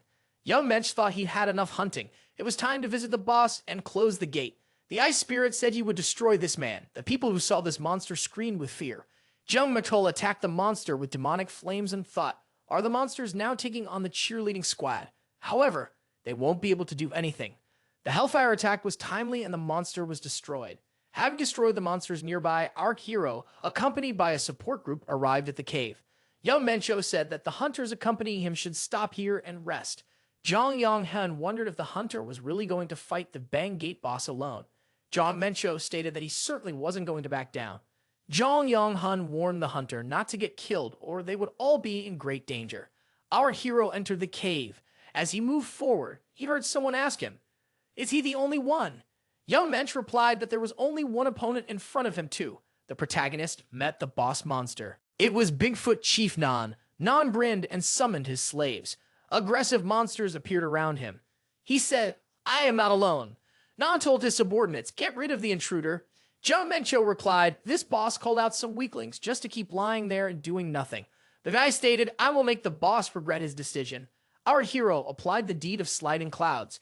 He attacked the monsters using a mountain splitting technique. The protagonist cleared a path. He approached the boss monster. The system reported the hero was using Hellfire. Monsters were suffering damage. Another Yeti received a heavy blow with an axe to the head. The monster screamed loudly in pain. Naan expressed his displeasure. Our hero noticed that finally the boss had decided to join the party. Naan, flashing his eyes menacingly, said, "I will personally destroy this man." Naan raised his huge palm. He intended to crush our hero with it. Jeon Minchul managed to evade this attack. He jumped on top of the huge Yeti's head. The man asked, "Why is this monkey throwing himself at me so thoughtlessly?" Jeon Minchul struck with his axe. He used a Hellfire attack. The monster shouted, "How dare this man do this to him?" Naan stood up to his full height and raised his hands. He applied the Ice Storm. Jeon Minchul looked up at his opponent from below and thought that the Hellfire wouldn't help him defend himself now. Jeon Minchul used the Holy Spark skill and healed all of his wounds. He asked his opponent, "Is this really all he can do?" The monster said again that he would crush this man. Blazing with even more anger, he pounced on his opponent. Jeon Minchul used the star-slicing blade technique. The monster couldn't do anything in response and screamed loudly. Jeon Minchul said, "I warned you. You will regret this." Ali thanked the hunter for his hard work and offered a refreshing drink. Jeon Minchul acknowledged that he had worked hard. Still, it took a lot of effort to close the Bang Gate alone. Ellie told her in her locker that even hunters don't go hunting one at a time. The girl made a stern expression and asked, "Doesn't Jeon Minchul realize how dangerous this is?" Jeon Minchul couldn't tell if Ellie was worried about him or just angry. Our hero stated to the girl, "I am not overworked, so you don't need to worry about me." Ellie clarified, "I implied that the Hunters Association would have a problem if something happened to Jeon Minchul. It's not a personal interest." Ellie saw Jong Yong-hun and asked, "What brought the commander here?" The hunter showed the girl the stone and asked, "Could you take a look at this?" This crystal had fallen off the boss monster's body. Jong Yong-hun said, "I've never seen a crystal like this before. I can't analyze it." Jeon Minchul thought it might seem like a useless crystal on the outside, but it's actually a fragment of the Drank Key. It will unlock access to the Drank Test, a hidden stage on the 5th floor of the test tower. Jeon Minchul asked the hunter, "Would you mind if I took this crystal for myself?" Jong Yong-hun replied, "You have priority anyway." Our hero stated, "I don't know anything about this crystal, but I'll take it just in case." Jeon Minchul thought, even if I dig through my memories, the tower is so classified that he wouldn't be able to find a single trace of it. Since this item is related to the tower, he should take it for himself. Saying goodbye to Ellie, the protagonist asked, "Contact me if you find a rank C or B gate." Our hero had no time to rest. He needed to train. Ever since the Chongo Gate appeared, he hadn't missed a day of martial arts training. Considering that there aren't many C-rank gates and above, this was the best option he had at the moment. Training was much more effective than trying to pass through a D-rank gate. A phone call sounded. Our hero answered it. Mr. Martin reported, "We have found a B-rank gate that can be cleared." The head of the branch stated that a contingency had arisen. The association had set a condition. The gate will be cleared in cooperation with other guilds, he said. Jeon Minchul was surprised. They really need to cooperate with other hunters. Mr. Martin said, "I will deny the request because I know you like to hunt alone." Jeon Minchul replied, "It doesn't matter. I can't miss the opportunity to see other hunters in action." Martin remarked that a tournament could be held. The gate is located in Jolaba province, Jeonju-Falba. Jeon Minchul said, "It's a huge gate. I have no idea how big the space inside is." Ellie said, "There are rumors that the dungeon is half the size of Jeonju. That's an unheard of scale. half the size of a city with over 500,000 people. The girl said that 10 guilds had already accepted the association's request. The number of monsters that appeared would be unbelievable. The guilds that were dispersed earlier are now barely preventing a breakout from the gate, meaning that it is completely impossible to resolve this situation. The government and the association want to mop up the gate faster. Ellie observed, if things continue like this and a breakthrough occurred, it would be a complete disaster. Young Minch said, that's not going to happen. Who does the girl think I am? Ellie thought that guy was full of snobbery. Young Minchul repeated that there was no need to worry. The other hunters began to recognize our hero. Was this really the man who had stopped the 8 from breaking through? It was said that he even surpassed Yuan Wu and took first place. Young Menschko thought, does everyone like to pry into other people's business? Ellie explained that it was all because there was a new hunter in town who was able to outmaneuver a respected rival. How much attention does Hunter Jong Mensch get? The guy asked. He claimed that he didn't do anything to attract attention. Ellie replied, a lot of guilds are watching him right now. Our hero was approached by a young man who asked, is it really him? Could it really be the hunter? Jeon Minchul, the protagonist, looked at the stranger and thought, who could it be? The young man said he was glad to meet him and wanted to introduce himself. Ellie greeted Guildmaster Jang Yun-Su of the Demon Guild. She asked, why do they have a chat? The young man was surprised. It turned out that he was known. He was honored by the attention of such a beautiful woman, and he was very happy. Ellie became angry. Was this really what he wanted to discuss? Young Min Cho was surprised that this guy didn't even flinch when he said such nauseating words. Jang Yun-Su said that although he enjoyed spending time with the beauty, he came to talk to the rising star today. Young Mensch thought that on any other day he would have sent this guy away.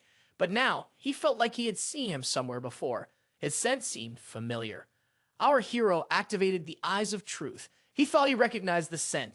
Our hero stepped forward. Extending his hand, he introduced himself. His opponent said, the young man is just like I heard of him. His confidence is suited to the talent that is needed to secure the future of this nation. The young men shook hands. Our hero activated the thought transmission. The young man said, the human form of the demon Verdi is quite good. The interlocutor was very surprised. Jeon Minchul thought Jung Yun-Su must be dying to know how he was able to find out, but the thought transmission was stopped. Jeon Mensch thought maybe he should provoke his opponent. Jeon Minchul told his assistant that he would inspect the gate alone.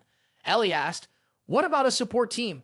Our hero replied that he wanted to check the level of the gate first. As they parted, Jang Yun-Su expressed his confidence that they would meet again soon.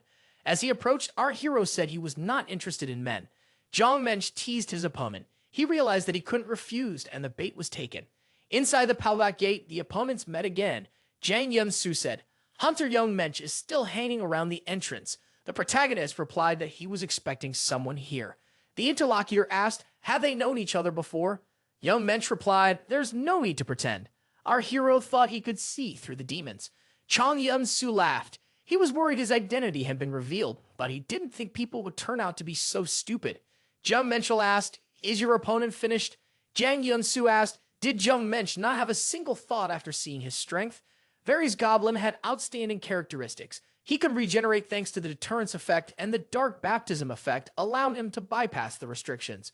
Our hero wasn't sure if he would have lasted even 10 minutes against this rogue. The reason for his nonchalance was the certainty that he wouldn't lose to the man.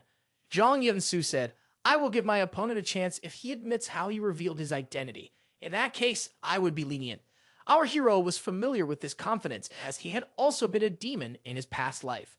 Young Menschel thought it was time to use the demon's arrogance against him. Young Menschel asked his interlocutor, is it really a joke, the demon in mercy? Chong Yun-Su said, I only want to painlessly take the hunter's life. With the power granted to him by the Supreme and sealed in his left hand, Jeon Minchul told his opponent, keep quiet for a while. If you're so talkative, you must be suffering from high schooler syndrome. Chong Yun-Su lost his temper and shouted, how dare this person talk to me like that? Young Menschel waited for his opponent to strike. Deceiving a demon is the easiest thing in the world. Our hero activated the Hellfire. The opponent was preparing to attack. Jung Yun-Su didn't understand why he was trembling.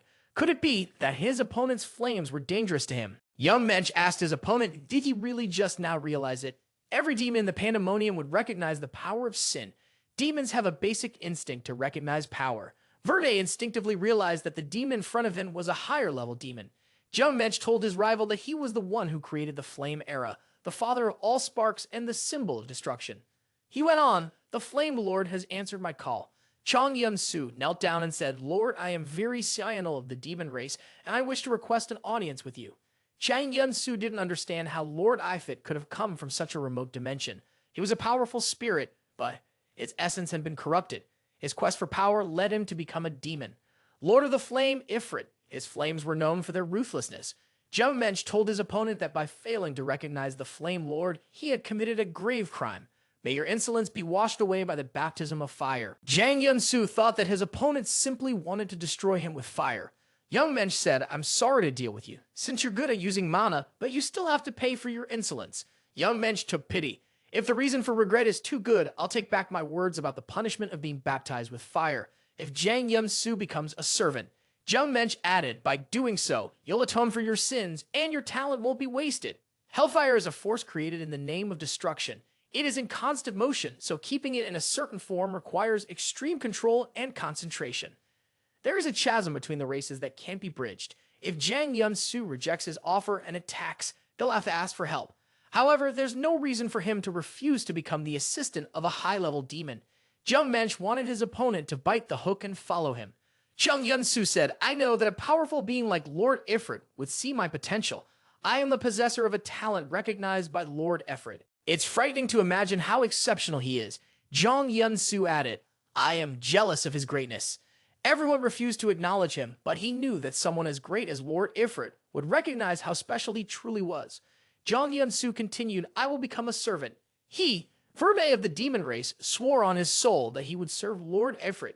Jeon Minchul thought, "Is it worth it?" "Our hero," he said, "is known as Jeon Minchul here. It's not necessary to observe formalities in communication." Jong Yun-su wondered, how could he not formally address the one who occupies the throne? Jeon Minchul recalled that not long ago, there were no problems in communication. The protagonist then asked his interlocutor, "Are there any other demons like you who have come to Earth?" Jong Yun-su replied, "There are indeed such, and I am willing to spell out everything I know." According to Verde's story, 5 demons, including him, came to Earth. They were instructed to build up forces in the country to take over the planet. The dark baptism they received helped to minimize the limitations they had. Although it is unknown who exactly is responsible for developing this kind of dark art, a most likely candidate would be Rosalind, who is in Asodia's service. However, for a lord of this level or higher, help with restrictions would not be enough. Jang Yun-su said that among the 5 demons, he was the strongest. Our hero thought that if this guy was the strongest, he would be safe if something went wrong. But if this became known in Alissium, there was a good chance that a serious fight would break out. In the past, Alissium and Pandemonium had competed with each other in the tower that had appeared. With Deimos dead, Pandemonium found it hard to continue the war, and Alissium found it hard to continue a full-scale offensive. Alissium decided that both sides should come to an agreement.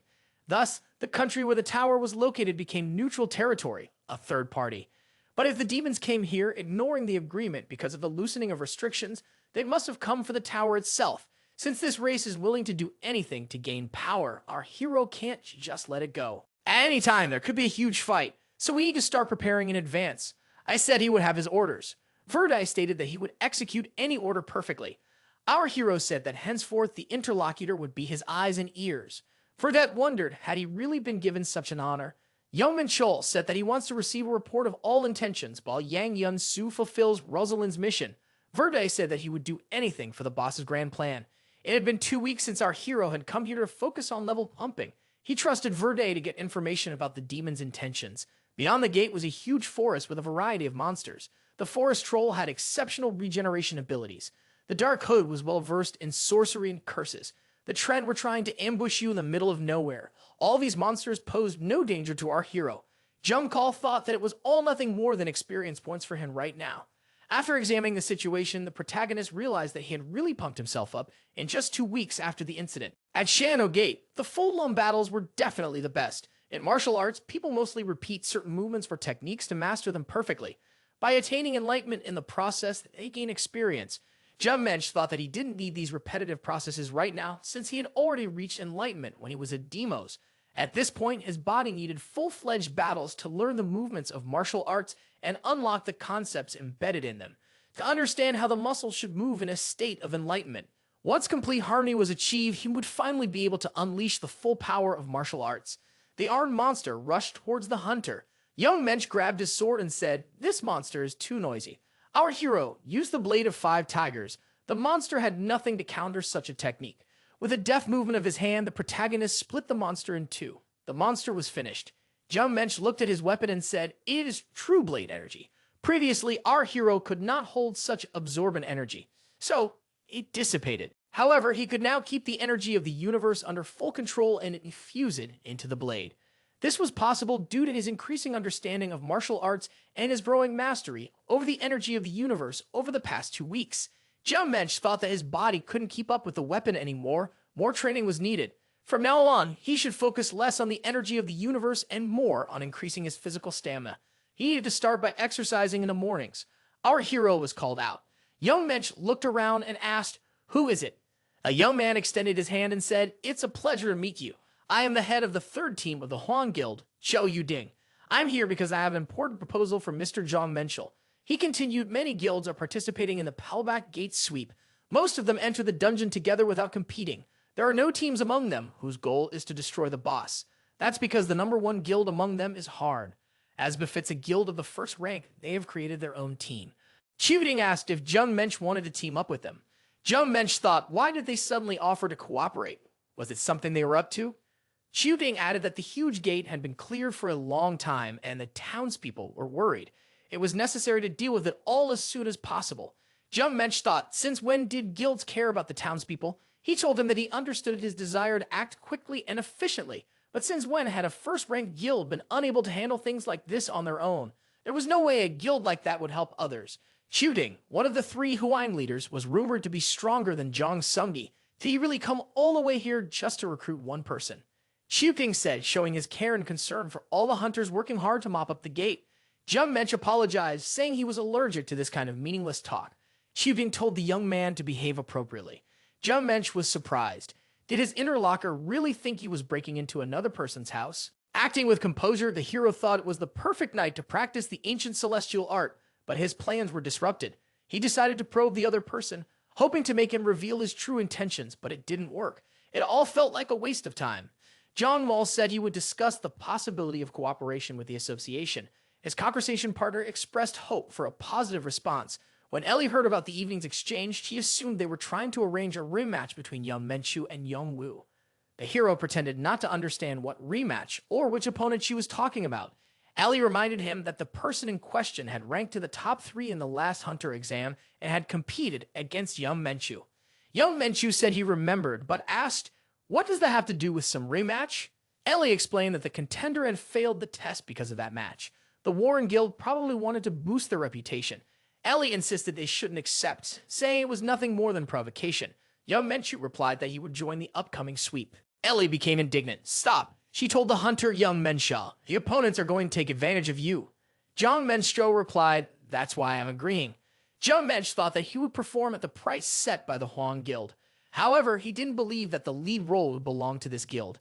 Jeon Minchul thought he would make Cho Yuding pay for wasting his time by choosing him for training. The representatives of the Han Guild thanked our hero for coming. Cho Yuding said, "I would like Hunter Jong Minchul to observe our guild's martial technicians from the back. Since you are our guest, you need to stay safe." Jong Minchul agreed. He was curious about the Huang Guild's martial techniques. Anyway, 20 people were in the assault group. They had a tank, a milishnik, a carry, a mage, and a support. All of them looked at Jeon Minchul disdainfully. He thought he had seen many such looks in his past life, so he was completely unsurprised now. A hunter came up to Jeon Minchul and said, "We've met before. I'm happy to see you, young man." Our hero wondered, who is this guy? Why is he pretending that they know each other? Jeon Minchul said that he doesn't have any friends like that. The interviewer said that he was Young Woo and that they had taken the exam together. Young Woo said, "I would enjoy hunting together." Yu Sung Woo added that all the hunters who had defeated him had proven their skills. Our hero thought that his opponent's words smelled of anger. He felt the same emotions here that he had felt in the Pandemonium. Young Woo said, "I'm looking forward to working together." Jeon Minchul thought that this should really be fun.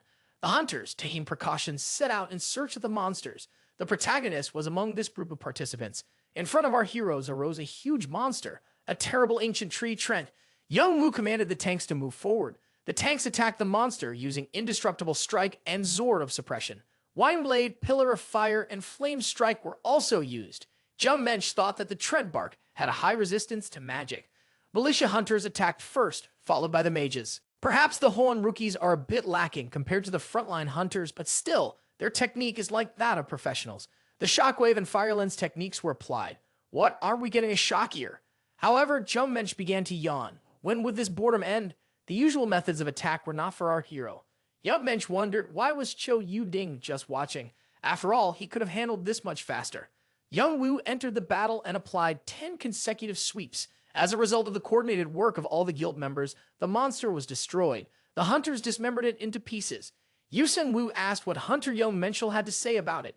Our hero replied that it was unbelievable. Young Woo smiled and said that their guild had just started hunting.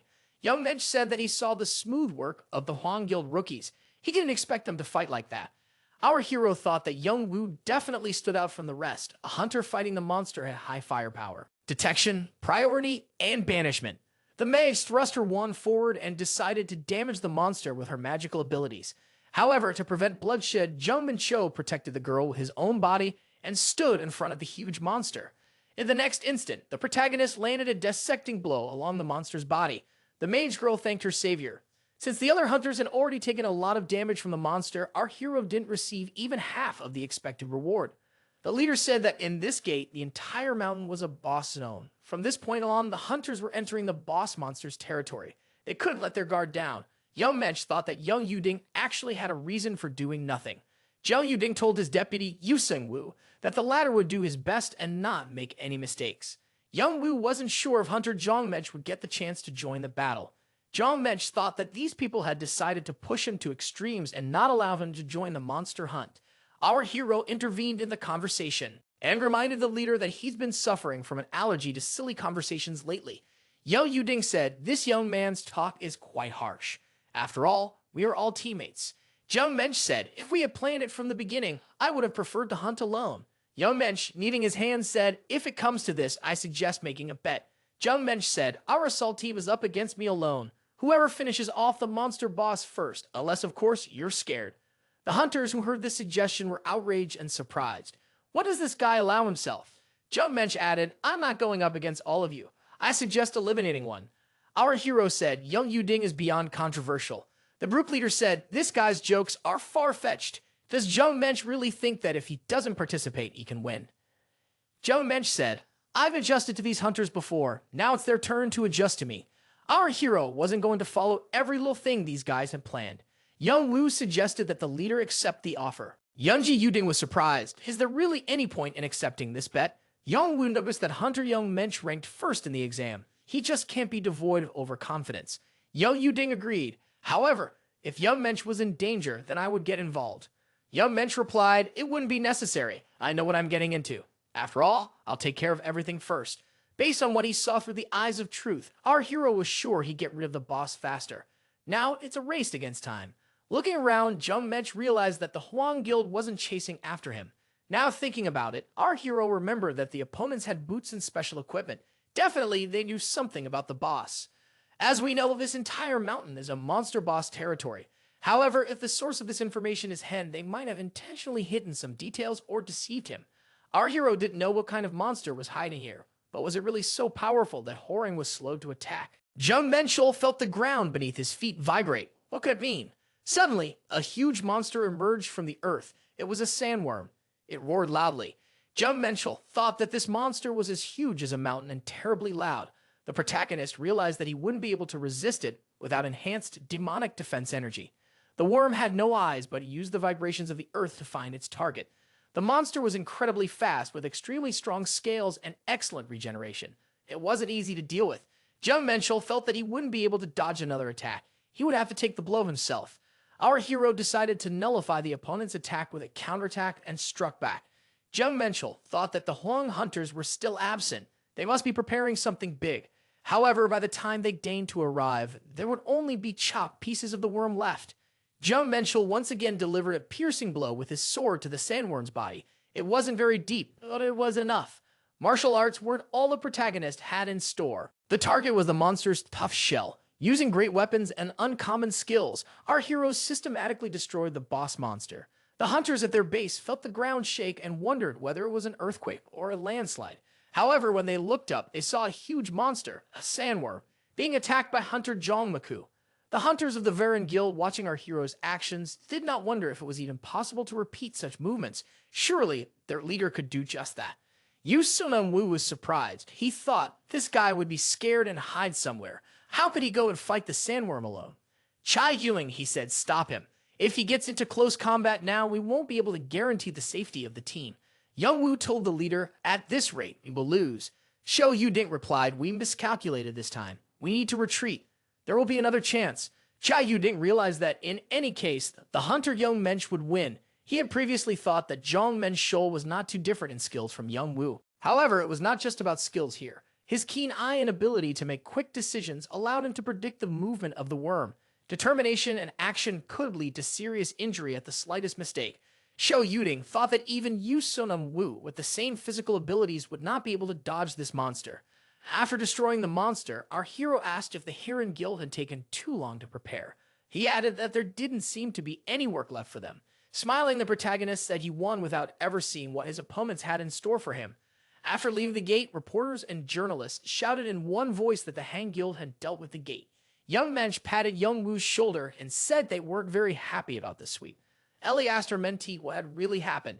After Young Mensch told the girl everything, she announced that the hunter had made a good advertisement for himself. The guy told the girl that it would only make her more work. Ellie remarked that this kind of work is only welcome. Young Mensch stated that he felt like the girl was just obsessed with work. The manager said that the guy wasn't the kind of person she would want to hear that from. It's because he's obsessed with hunting. Young Mensch was offended and said it was a cheap trick to throw around facts. Smiling, our hero told the girl that he was going to infiltrate the Tower of Trials. Ellie stated that these jokes were already out of bounds. Our hero replied that he was not joking. All of the strongest people the protagonist had fought in the past were from the tower. According to them, for each trial passed, the winner was rewarded with items, mana, and other things. Of course, the tower doesn't always help you become stronger. Jeon Minchul asked Ellie to contact the branch manager and tell him that he wanted to meet tomorrow morning. Mr. Martin said he was waiting for Hunter Young Minchul. The branch head added that he had heard the young man was going to the tower, so he gathered the necessary provisions. Shorty added that a competent partner should be one step ahead. A half-ton space bag was prepared. After studying the list, our hero said that Mr. Martin was well prepared. The dwarf said that he was the head of the department and absolutely got here, not thanks to a game of poker. Chong Mencho offered to deduct the cost of these provisions from the amount he would receive. Our hero thought that the Interstellar Alliance always tries to pay back twice what they put in. He just doesn't want to have any debts. On the scales with the Alliance, he has to stay on equal footing.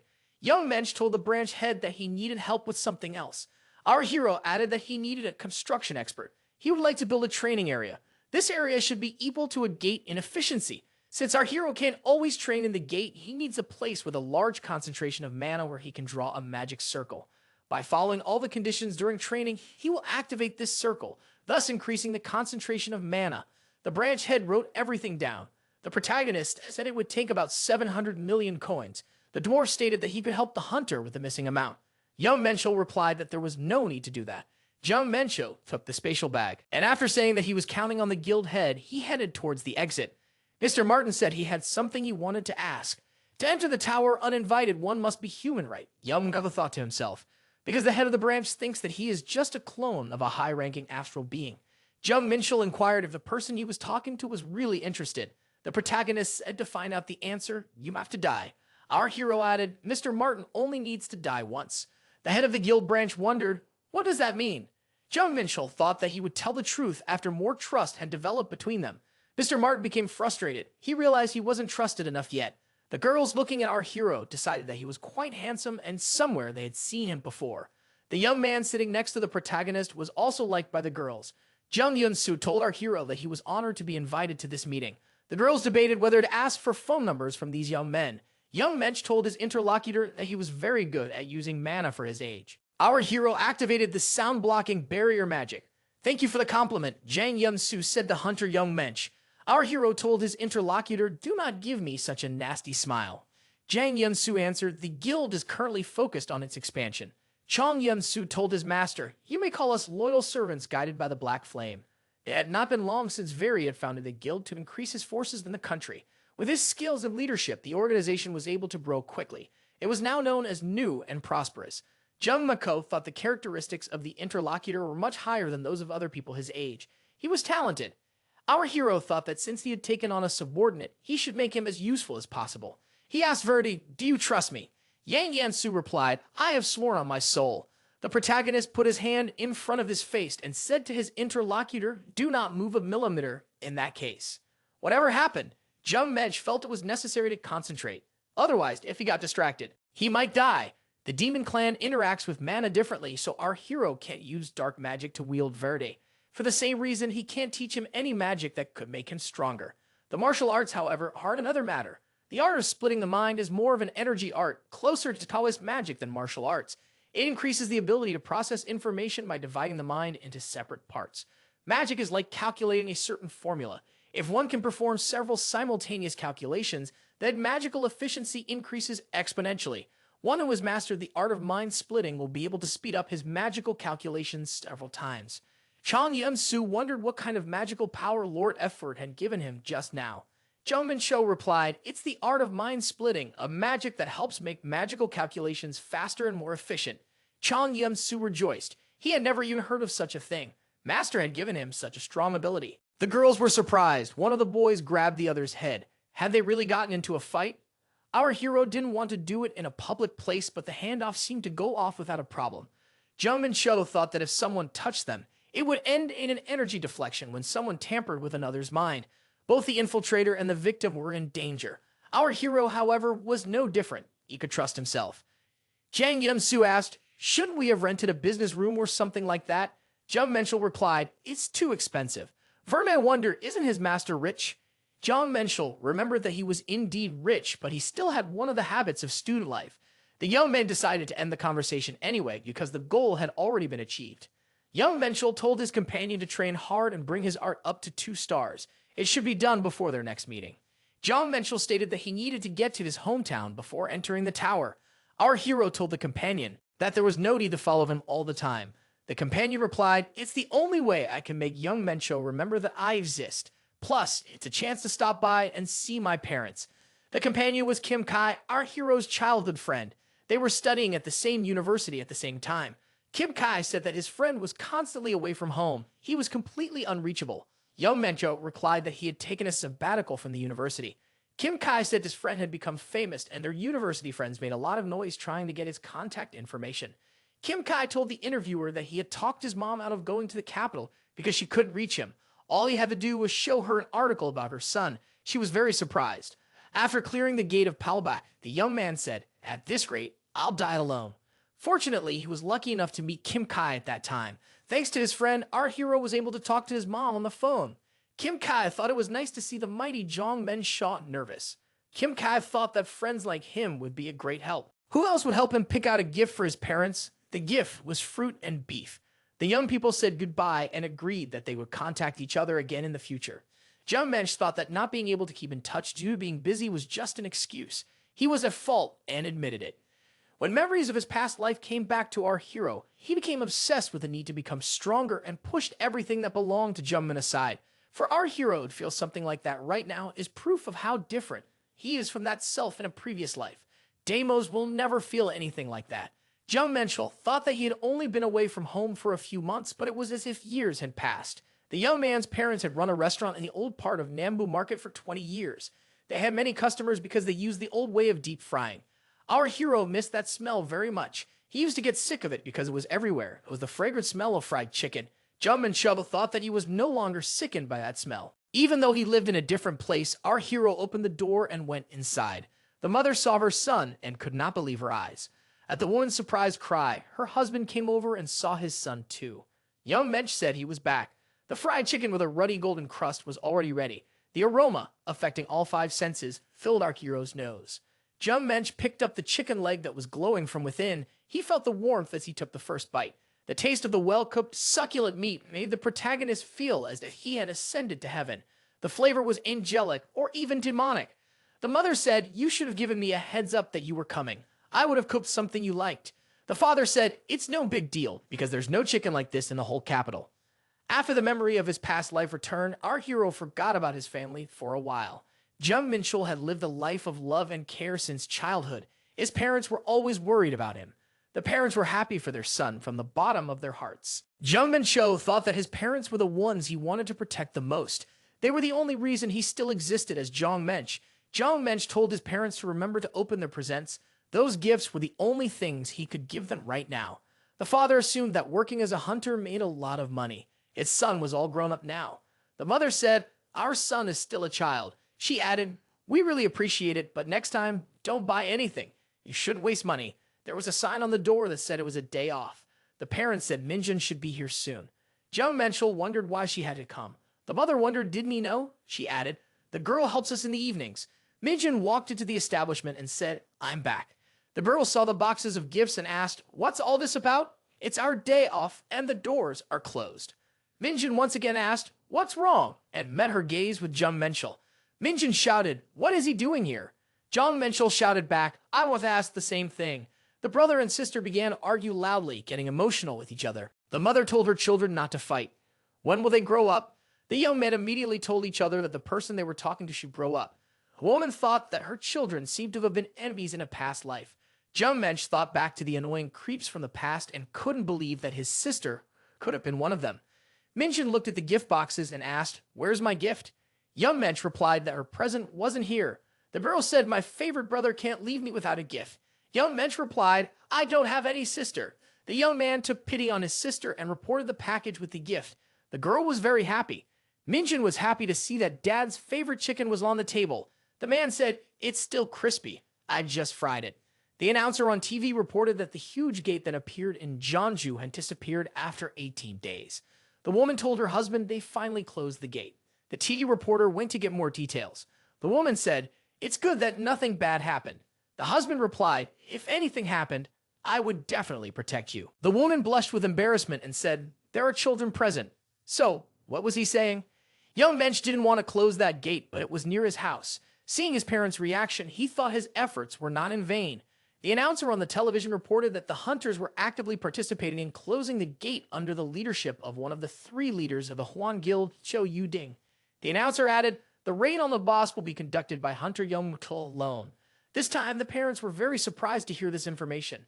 An alliance had been formed between the Varen Guild and the Interstellar Alliance. Minjun also paid attention to the information from the TV. The announcer said that the Hiring Guild had supported this hunter in the boss battle. Everyone listened breathlessly as Hector talked about the exam, the rift, and now the huge gate. They would eagerly await Hunter Jeon Minchul's next accomplishments. The reporter finished his report. There was silence in the room for a while longer. After a while, the woman asked, "Does your son want to explain this to me?" What he had said about safety. The hero spent 2 days doing nothing. On the first day, he talked about his adventures and answered his parents' questions, just spending time with them. The second day, our hero spent with his childhood friends. He was able to have a drink with them, thanks to Kim Ki-tai. After arriving in his hometown, the protagonist spent his time as Jeon Minchul. The boy wasted no time reminiscing about his past life. Ever since he remembered everything, he had been running without respite as if something was chasing him. And now, he was finally able to distract himself. It ended with our hero promising himself to become stronger again. He would not be able to defeat those he would have to face with his current strength. To protect those he cares about, he must become stronger, no matter how dangerous. After spending the weekend, they parted ways on the train platform. The mother told her son not to do anything dangerous. Jeon Minchul replied, "I'm not going to do anything dangerous." The woman added, "You shouldn't enter any gates again." Jeon Minchul replied, "It won't happen again." She also asked her son to always be in touch so they wouldn't worry. His parents said they would miss him very much. Minjun says it's time for his brother to get off. The train will soon leave without him. Jeon Minchul noticed that his sister was so eager to get rid of him. The girl told her awesome and bestest brother in the world, "As the daughter of our parents, I will make up for your absence so you can have off." At the destination station, our hero was met by Ellie. The young man said that the girl was, as always, without tardiness. Ellie wondered if the young man was now going to the tower. The young man nodded affirmatively. Jeon Minchul said for the girl to call Mr. Marthin and remind him of his request. The young man stood in front of the entrance to the Tower of Trials. Our hero felt a strong energy, not at all like the energy from the gate. Ellie asked, "Is there anything that Hunter Jeon Minchul wants to tell me?" Jeon Minchul was surprised. Had he forgotten something? The girl said angrily, "If you intend to return, you should say so." Jeon Minchul thought, is it really that important? After all, he would still see her when he returned. People who wish to enter the tower stay there for quite some time. On average, A ranks go there with a survival rate of about 70%. Our hero's physical body doesn't even come close to matching the A ranked, so he's a little worried. However, he has skills and karma from his past life. Jeon Minchul thought that he wouldn't see Ellie for a while. He didn't even think that anyone other than his family members would be worried about him. Young Mensch proposed to Ellie to have dinner together when he returned. The girl was surprised by the offer. Jeon Minchul added that he suggested having an informal dinner. The protagonist stopped at the gate, turned around, and said that he would definitely come back. Inside the tower, it seemed to our hero as if he was about to dissolve into darkness. His senses were blocked, and the guy couldn't see where he was going. To begin, the hero decided to call upon his senses to assess the terrain. Our hero heard someone greeting him in the Tower of Trials. Whose voice was that? Did they decide to give him a welcoming ceremony? Jeon Minchul saw the outline of a person and looked in that direction. The voice sounded surprised. There was no way he could be seen. Jeon Minchul noticed that he could only make out the outline of a figure. The voice replied, "It's still unbelievable." Our hero stood in the square in front of the masked man. A masked man greeted the protagonist in the Tower of Trials. It seemed like a pleasure to meet the man. His name was Lucha. He was in charge of training on the 0 floor. Jeon Minchul wondered, why the bear mask? Lucha just said, "It's not a bear, it's a bald lion." Jeon Minchul replied, "It's not a bald lion, and there's no need to mess with my head. Let's get down to business." Jeon Minchul, the protagonist, introduced himself and gave his name. Lucha noticed, "You've got a temper." Jeon Minchul looked at the screen and thought it was just like the status system here. Lucha said, "Before we start the 0 test, you can look at this information anytime by saying, status bar." Jeon Minchul thought that the same thing had appeared in front of his eyes when he awakened as a hunter. It couldn't be a coincidence. Lucha said that the participants' characteristics would be adjusted for the duration of the trial. Also, he would only be able to use one item, and no item change would be available during the trial. Lucha turned into a menacing bear and said, "I will not wish you luck." Watching our hero through the screen, the masked man remarked, "This guy looks pretty strong." The young man replied, "This guy looks weak." The support genie was in charge of floor 0 because his characteristics were too low. He had never seen a challenger adjust his characteristics so explosively before. The girl near the bear mask said, "If this guy dies, it's all over for him. He's not like the other contestants." She added, "I wonder how long he'll last." The interlocutor was surprised. Wasn't she shocked by his low performance? The guy said, "I'm giving him 10 minutes. He must at least meet the adjusted specifications." In that case, the girl bet on 10 seconds. Against our hero came a werewolf monster. It was a beast with exceptional characteristics. However, knowing the characteristics of the opponent gave our hero an advantage. The characteristics of our hero doubled due to the adjustment, so it should not be difficult to cope with this monster. The monster pounced on his opponent but failed, receiving a huge hole in his chest, an injury incomparable to life. The first stage, the werewolf, had been passed. Body and mana were restored, wounds healed. Our hero said he didn't even have time to warm up. The second stage had a monster, a harpy. The fourth step featured a skeleton. The next stage was a fire-breathing monster, which was also successfully destroyed. Young Mensch thought, were all the rumors surrounding the Tower of Fabrication? The protagonist scored victories in the following stages, the 7th, 8th, and 9th. All the monsters offered were destroyed by our hero. Young Menschel asked, would there be anyone worthwhile today? A young man watching our hero wondered, maybe I should make an appointment with an ophthalmologist. His companion said that she, too, seemed to have vision problems. The 10 steps took 9 seconds. It's definitely a new record. Regular rankers don't live to see it. The young man said, that's why this guy interested her. The girl noticed that her sixth sense hadn't failed her. Lucha thought that the fact he saw her wasn't an accident either. When an aspirant goes through the process of registering with the tower, their feelings are temporarily frozen under the influence of the light. A long time ago, she went through it too. It should be impossible to feel anything during this process. But he did what no one else could. Where did he come from? The girl suggested that he might be a threat to the Seven. Stage 48, Dark Illusions, had been passed. The sword, cloak, and another mask lay at our hero's feet. Jeon Minchul wondered when this would finally end. It became fun only when monsters with characteristics superior to those of our hero began to appear. It even turned out that he himself was growing. The extra rewards were delicious, and Jeon Minchul hoped they wouldn't run out. On the 49th stage, a vagabond appeared. He wielded his swift sword and danced with his blade. Tramp said, it's been a long time since anyone's been this far. Our hero wondered, could this opponent really talk?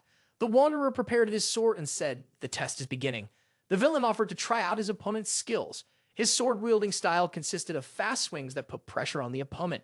The way to deal with him was to suppress his speed with force. Our hero used the blade of the 5 tigers. Jong told his opponent, I blocked your attack. Tramp remarked, I've met many strong challengers, but never anyone like this guy. Young Mensch asked, should that be considered a compliment? Tramp added, 7 is going through the same thing. For a moment, the rivals drew closer and met their gazes. Their swords make a scraping sound of metal. The Wanderer wondered what power lurked in his opponent's blade. Our hero said, "Did the old man really think that by swirling like a fly around me we'd get anywhere?" Jong Minchul thought that before this, one punch was enough for him, but now he would need two. He couldn't believe he was losing, but his performance was much better. Minchul thought the trick was to deliver several consecutive strikes. Instead of constituent combos, which would be more powerful than a single strike, albeit a strong but haphazard one. Given the presence of buffs, our hero was counting on not losing. Higher stats alone didn't mean anything. The Drifter said that only 8 opponents, including this guy, had been able to defeat him. Jeon Minchul thought that 7 was the same 7 he had been told about earlier. The Wanderer said that 7 ruled the tower. However, would the lad be able to pass the final test? The old man said that he enjoyed crossing swords for the first time in a long time. The 49th stage had been passed. It was announced that the last stage was to take place. A bright glow appeared in front of our hero. Jeon Minchul saw the knights in front of him and thought, "Isn't this too much?" A legion appeared in front of the protagonist. 100 legionnaires had to be defeated. The young man thought that now they wanted to take him in numbers. Jeon Minchul thought that if he continued to stand there and watch, the opponents would put more buffs on themselves. Our hero thought there was nothing to lose, and rushed to the attack. The most troublesome ones, the ones who put on the buffs, had to be taken care of first. A fireball and a water arrow were used against our hero. The protagonist also experienced a stealth attack. The next unpleasant moment was a stroke of grief and an ambush in the darkness. Our hero withstood even the seal of slowness and the curse of blindness. Jeon Minchul thought that all sorts of debuffs were being placed against him to give him no chance to escape. He realized that a powerful attack should follow all of this, and an attack did follow. The guy realized he couldn't dodge. It was necessary to fight back. Jeon Minchul thought that if he couldn't avoid this attack, he would hit back. The legionnaires began to surround and approach our hero. Their attacks became more coordinated. Jeon Minchul thought that if they wanted to attack him at the same time, it would be great. He would fulfill his move. It would be a divine flame that purified energy and healed wounds. Fighting a large unit, a gap is usually created, and it is not noticed. However, our hero thought that such experienced guys as these legionnaires would not allow this to happen. The 7 may not have taken advantage of it, but Jeon Minchul would do so gladly. Jeon Minchul stabbed the legionnaire through and thought that the consequences of thoughtless actions always resulted in death. The system reported that there were 97 legionnaires left. The system periodically said numbers that were decreasing. Jeon Minchul was destroying his opponents without stopping for a second.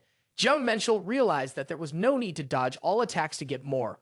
One had to sacrifice something, otherwise the opponents would change their tactics. The legionnaires received a message that the enemy was approaching and it was necessary to protect the mages.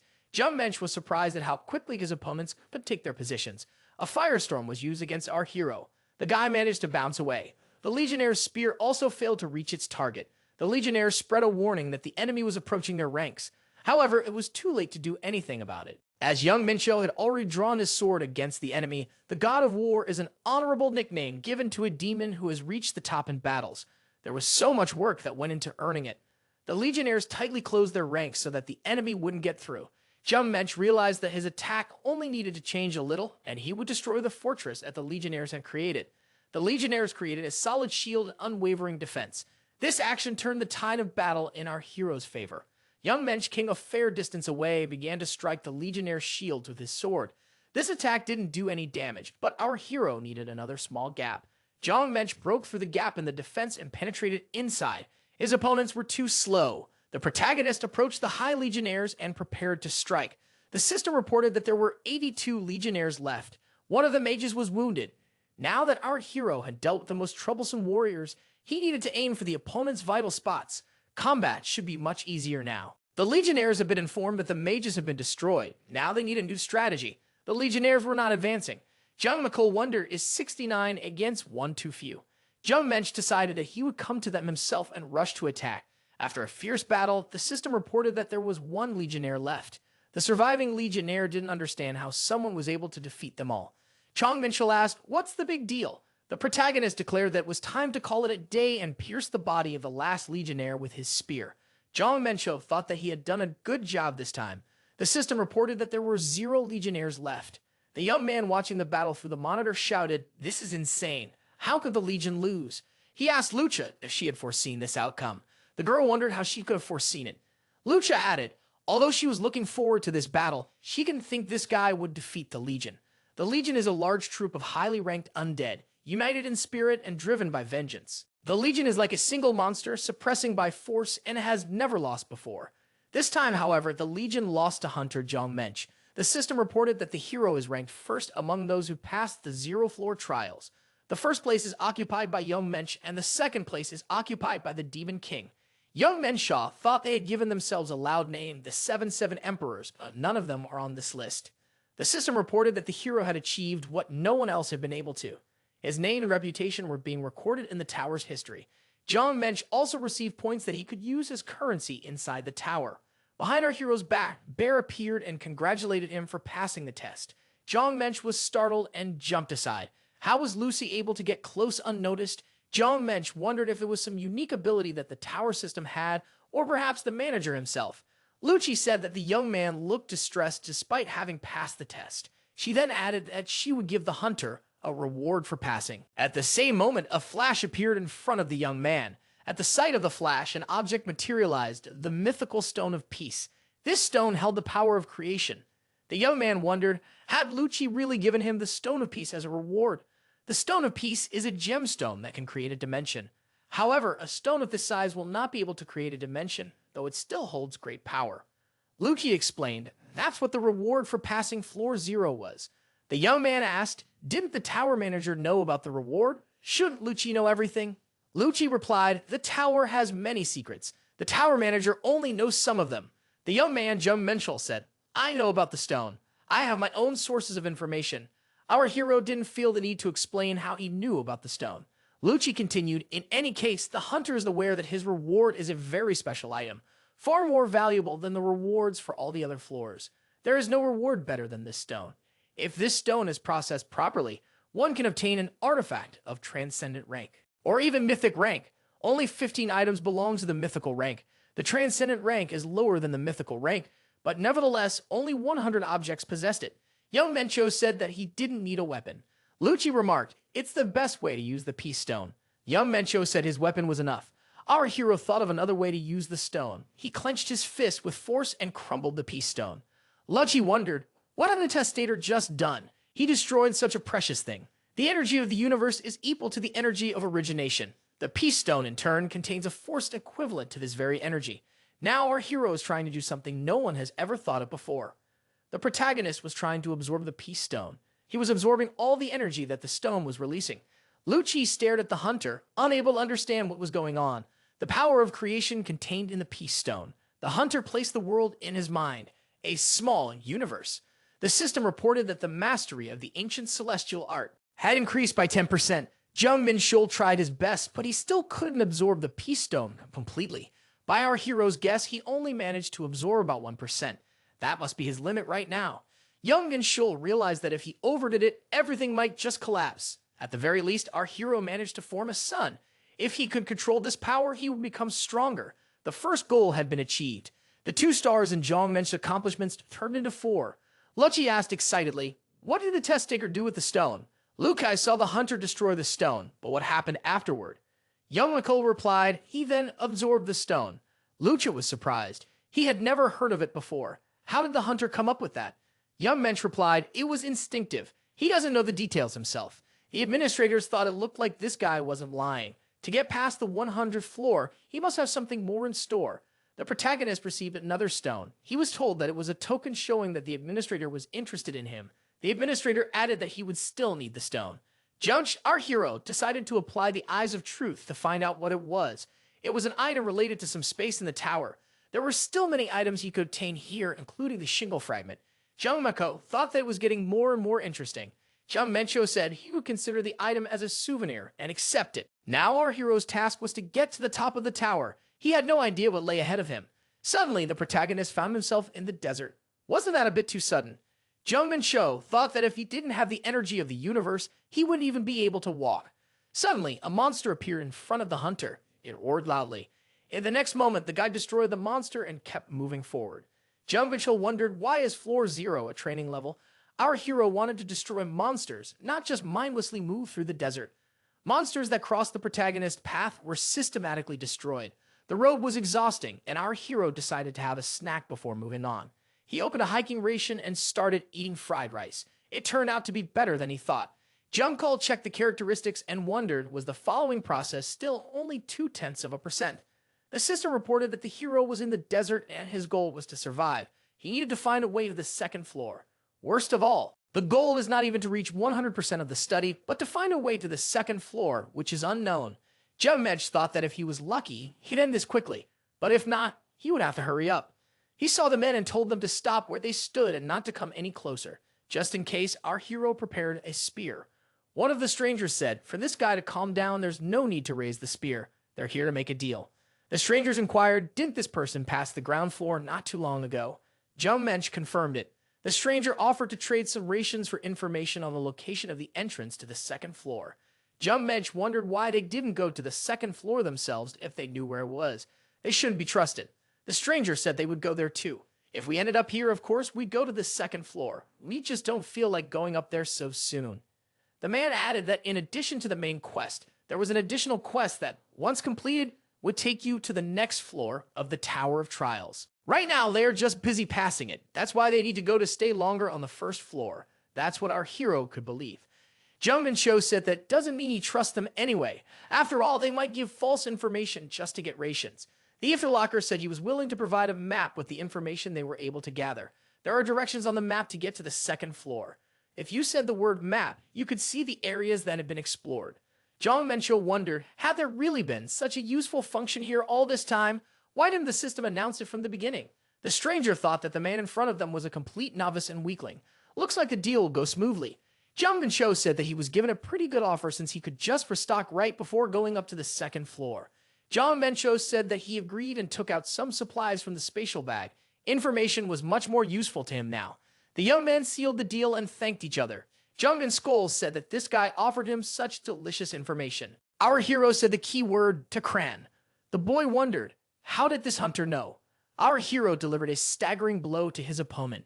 Other strangers shouted, what is this man up to? Is he really targeting us now? Young Mensch thought there were real villains in front of him. After all, he had eyes, and it was true. Dean was a bloody key. By using the key, one could escape the ordeal of the nameless altar of God. To activate the feature, he had to be washed with the blood of 100 test subjects. Jeon Minchul thought even if these three were trying to hide their bloodlust, it was still too obvious. After all, they were deceiving the other test subjects. The villains tried to attack our hero. However, the protagonist saw it coming. Counterattacking, he destroyed the villains. Jeon Minchul thought he wasn't doing this for justice, but just punishing those who had forgotten the code of military honor. A warrior is supposed to fight, not cheat others. Jeon Minchul thought these rascals deserved to die.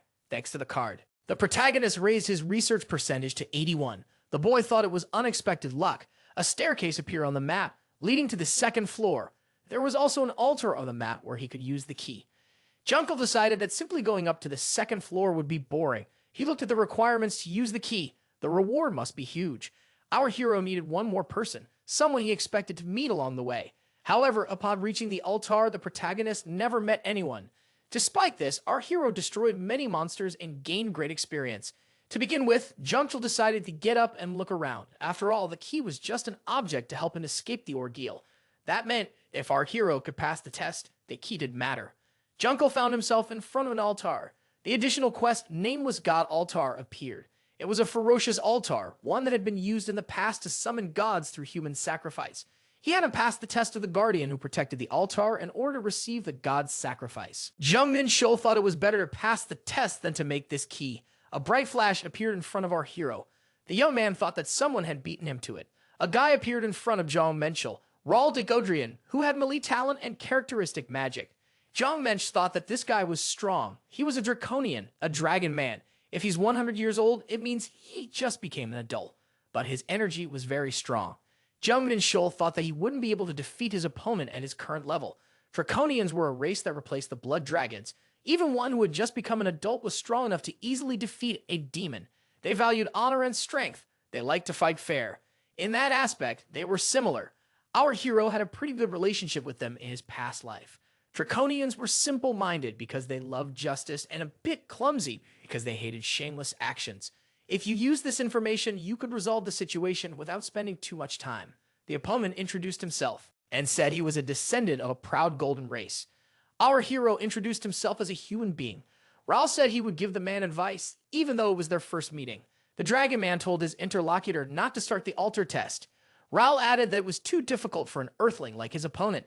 Jeon Minchul wondered, how dare this boy tell him what to do?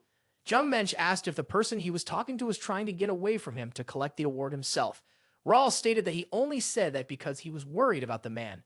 Jeon Minchul thought that if the Dragon Man thought he was capable of passing the test, he would have challenged him to a fight. If he didn't care, he would just let him die.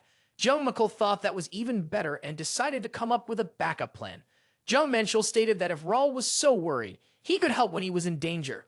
Our hero added that when the time was right, he would concede an additional quest to his opponent. The offer looked good, but our hero was simply asking his opponent to be his bodyguard while he fought. No one would have accepted this offer except a Draconian who valued reasonableness. And fairness, Raul agreed. Since he couldn't take away the man's primacy, he would do as he said. Jeon Minchul said he would trust the interviewer and start the trial. The late quest, the Bloody Key, had not yet been completed. Our hero assumed it was a lie. An altar guard appeared. The protagonist thought it was a fallen beast, a demonic beast of Pandemonium. The system reported that the hero had engaged the Guardian in combat. Jeon Minchul didn't know who this nameless god was, but it was impossible to believe that the Guardian was one of Pandemonium's demons. Our hero thought that this was his chance. He used the first form of the demonic sword of the 7 stars, the Star Cutting Blade. Pandemonium's hound, the fallen beast. Its combat tactics were simple. Charge head-on at the enemy and attack with its tentacles. Among them were special limbs that memorized their victim's mana and attacked it exclusively. Cutting off the tentacles did no damage to the main body, so the fight became an exhausting battle until the enemy was worn out. Restoring severed limbs requires mana and energy. During this process, a gap appears in his defenses. The beast opened up, and our hero decided to attack it right away. The fallen beast was under the influence of the overwhelming energy of the universe. The fallen beast was paralyzed, and our hero attacked it. The beast with severed limbs appeared motionless on Earth. Raul didn't expect this man to defeat the fallen beast so easily. The Wise King's mind's eye had been activated. This skill is only available to Draconian leaders. The skill allows you to check a creature's mana. Depending on the color and amount, you can tell how strong the mana is. Ar couldn't believe that this man had defeated a Pandemonium hound with such mediocre physical attributes. The Draconian thought he needed a heart crystal. Jeon Minchul turned around and saw that the Pandemonium hound had woken up. Our hero was hoping to destroy this monster with a single blow. Jeon Minchul thought, is the second form really his maximum? If our hero hadn't absorbed the Peace Stone, he would have had a very hard time. Thanks to the stone, his dark energy more than doubled, and its consumption was reduced by a third. However, due to his mediocre physical characteristics, Jeon Minchul could not use advanced martial arts techniques. In this case, his only option was to destroy the paralyzed fallen beast. Jeon Minchul stabbed the monster's head with his sword. A mark appeared on the protagonist's arm. The mark on the back of his palm began to glow, signaling that the young man had unleashed the second level Black Star power. The Black Star has capabilities comparable to artifacts of mythic rank and can transform into any weapon. Its power varies depending on the user's level of progress. Our hero did not know what led to this, but it was a sin not to take such a chance. The stronger Blacker became, the broader his combat capabilities would be. He would then be able to deal with any trouble that may befall him in the tower. The only problem was the resources needed to reach the full potential of a star. Such resources were not to be found on the first floor. Our hero defeated the Guardian and received experience points and a heart crystal as a reward. The heart crystal contains a powerful, vengeful spirit. Raul asked, is it true that the man was given the heart crystal for completing an additional task? From the look on his face, it was clear this guy was barely holding himself back from taking the power stone. Why would someone from the Draconian race need a heart crystal? He wondered aloud. A demon once sought to create something similar to the Stone of Peace. To achieve this, he ground up many living creatures, combining their souls into the stone. When applied to an artifact or used as a catalyst for a spell, it can amplify combat abilities many times over. However, if you use it safely, the evil energy from the vengeful spirit must be suppressed. This makes the heart crystal a prized artifact for demons or warriors who specialized in demonic techniques. Dragons with pure mana will struggle to use this stone. And yet, the Draconian still desires the stone, but Auro, he isn't particularly interested in it. Most importantly, Raul needs the heart crystal, and he has it. This guy promised to protect him, so he probably won't attack him sneakily. The Draconian thought he really needed that crystal, but couldn't break his word so easily. The protagonist asked his opponent if he wanted the stone. Raul could not believe his eyes and ears. Jeon Minchul said that he defended him in front of the altar. The altar was only unharmed because Raul was on an extra mission. The Draconian said he didn't have to do anything because no one else came. Jeon Minchul said that if Raul was so insistent, he could do him the favor. Jeon Minchul said that if it's possible, he would like to visit the Dragon World at least once. Earthlings considered this world to be a model fantasy world. R wondered if word of their world had even reached Earth, which was in another dimension. Young Mensch apologized and said that he was joking. In reality, people don't even realize that dragons exist. Pandemonium and Alissium information about these worlds is highly classified to prevent other dimensions from interfering in Earthlings' affairs, such as elves, dwarves, and the Interstellar Alliance. Earth representation has severely restricted interracial diplomacy. That's why most of the information about other dimensions is hidden from the public. But our hero's goal lies elsewhere. Raul said, only those who are recognized by the dragon race can enter their world. Our hero knew that it was unrealistically difficult to win the Draconians' favor. Young Mensch asked Raul, is it impossible? After thinking for a while, Raul replied, there is a way. The protagonist knew Raul's name perfectly, just as he knew where Golrian was. Being recognized as a member of the Golrian family was worth far more than the heart crystal. Raul agreed to help. Our hero realized that everything was going according to plan because Draconians are not the kind of people who like to stay in debt. Raul said, if you're so eager to get into the Dragonist, then you should accept it as a gift. Young Mensch was surprised. It's a nameplate. It's an extremely valuable item on Earth. The equivalent would be a full vouch for the other person. Such things are given only to those who are truly trustworthy. He thought that Raul shouldn't give him something like that since they barely knew each other. The Draconian said it was his nameplate and would allow entry into the Draconia. R added that he was well-versed in the power of others. This man has a lot of potential.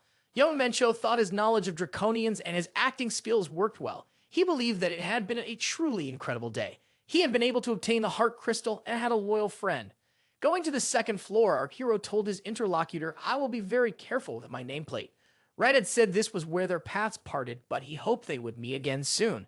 The Draconians stayed behind to cleanse and absorb the heart crystal. The system reported that the hero had overcome the test in the hot desert. Now he could proceed to the next trial or return to his dimension. Young Mencho thought that he had only one way forward.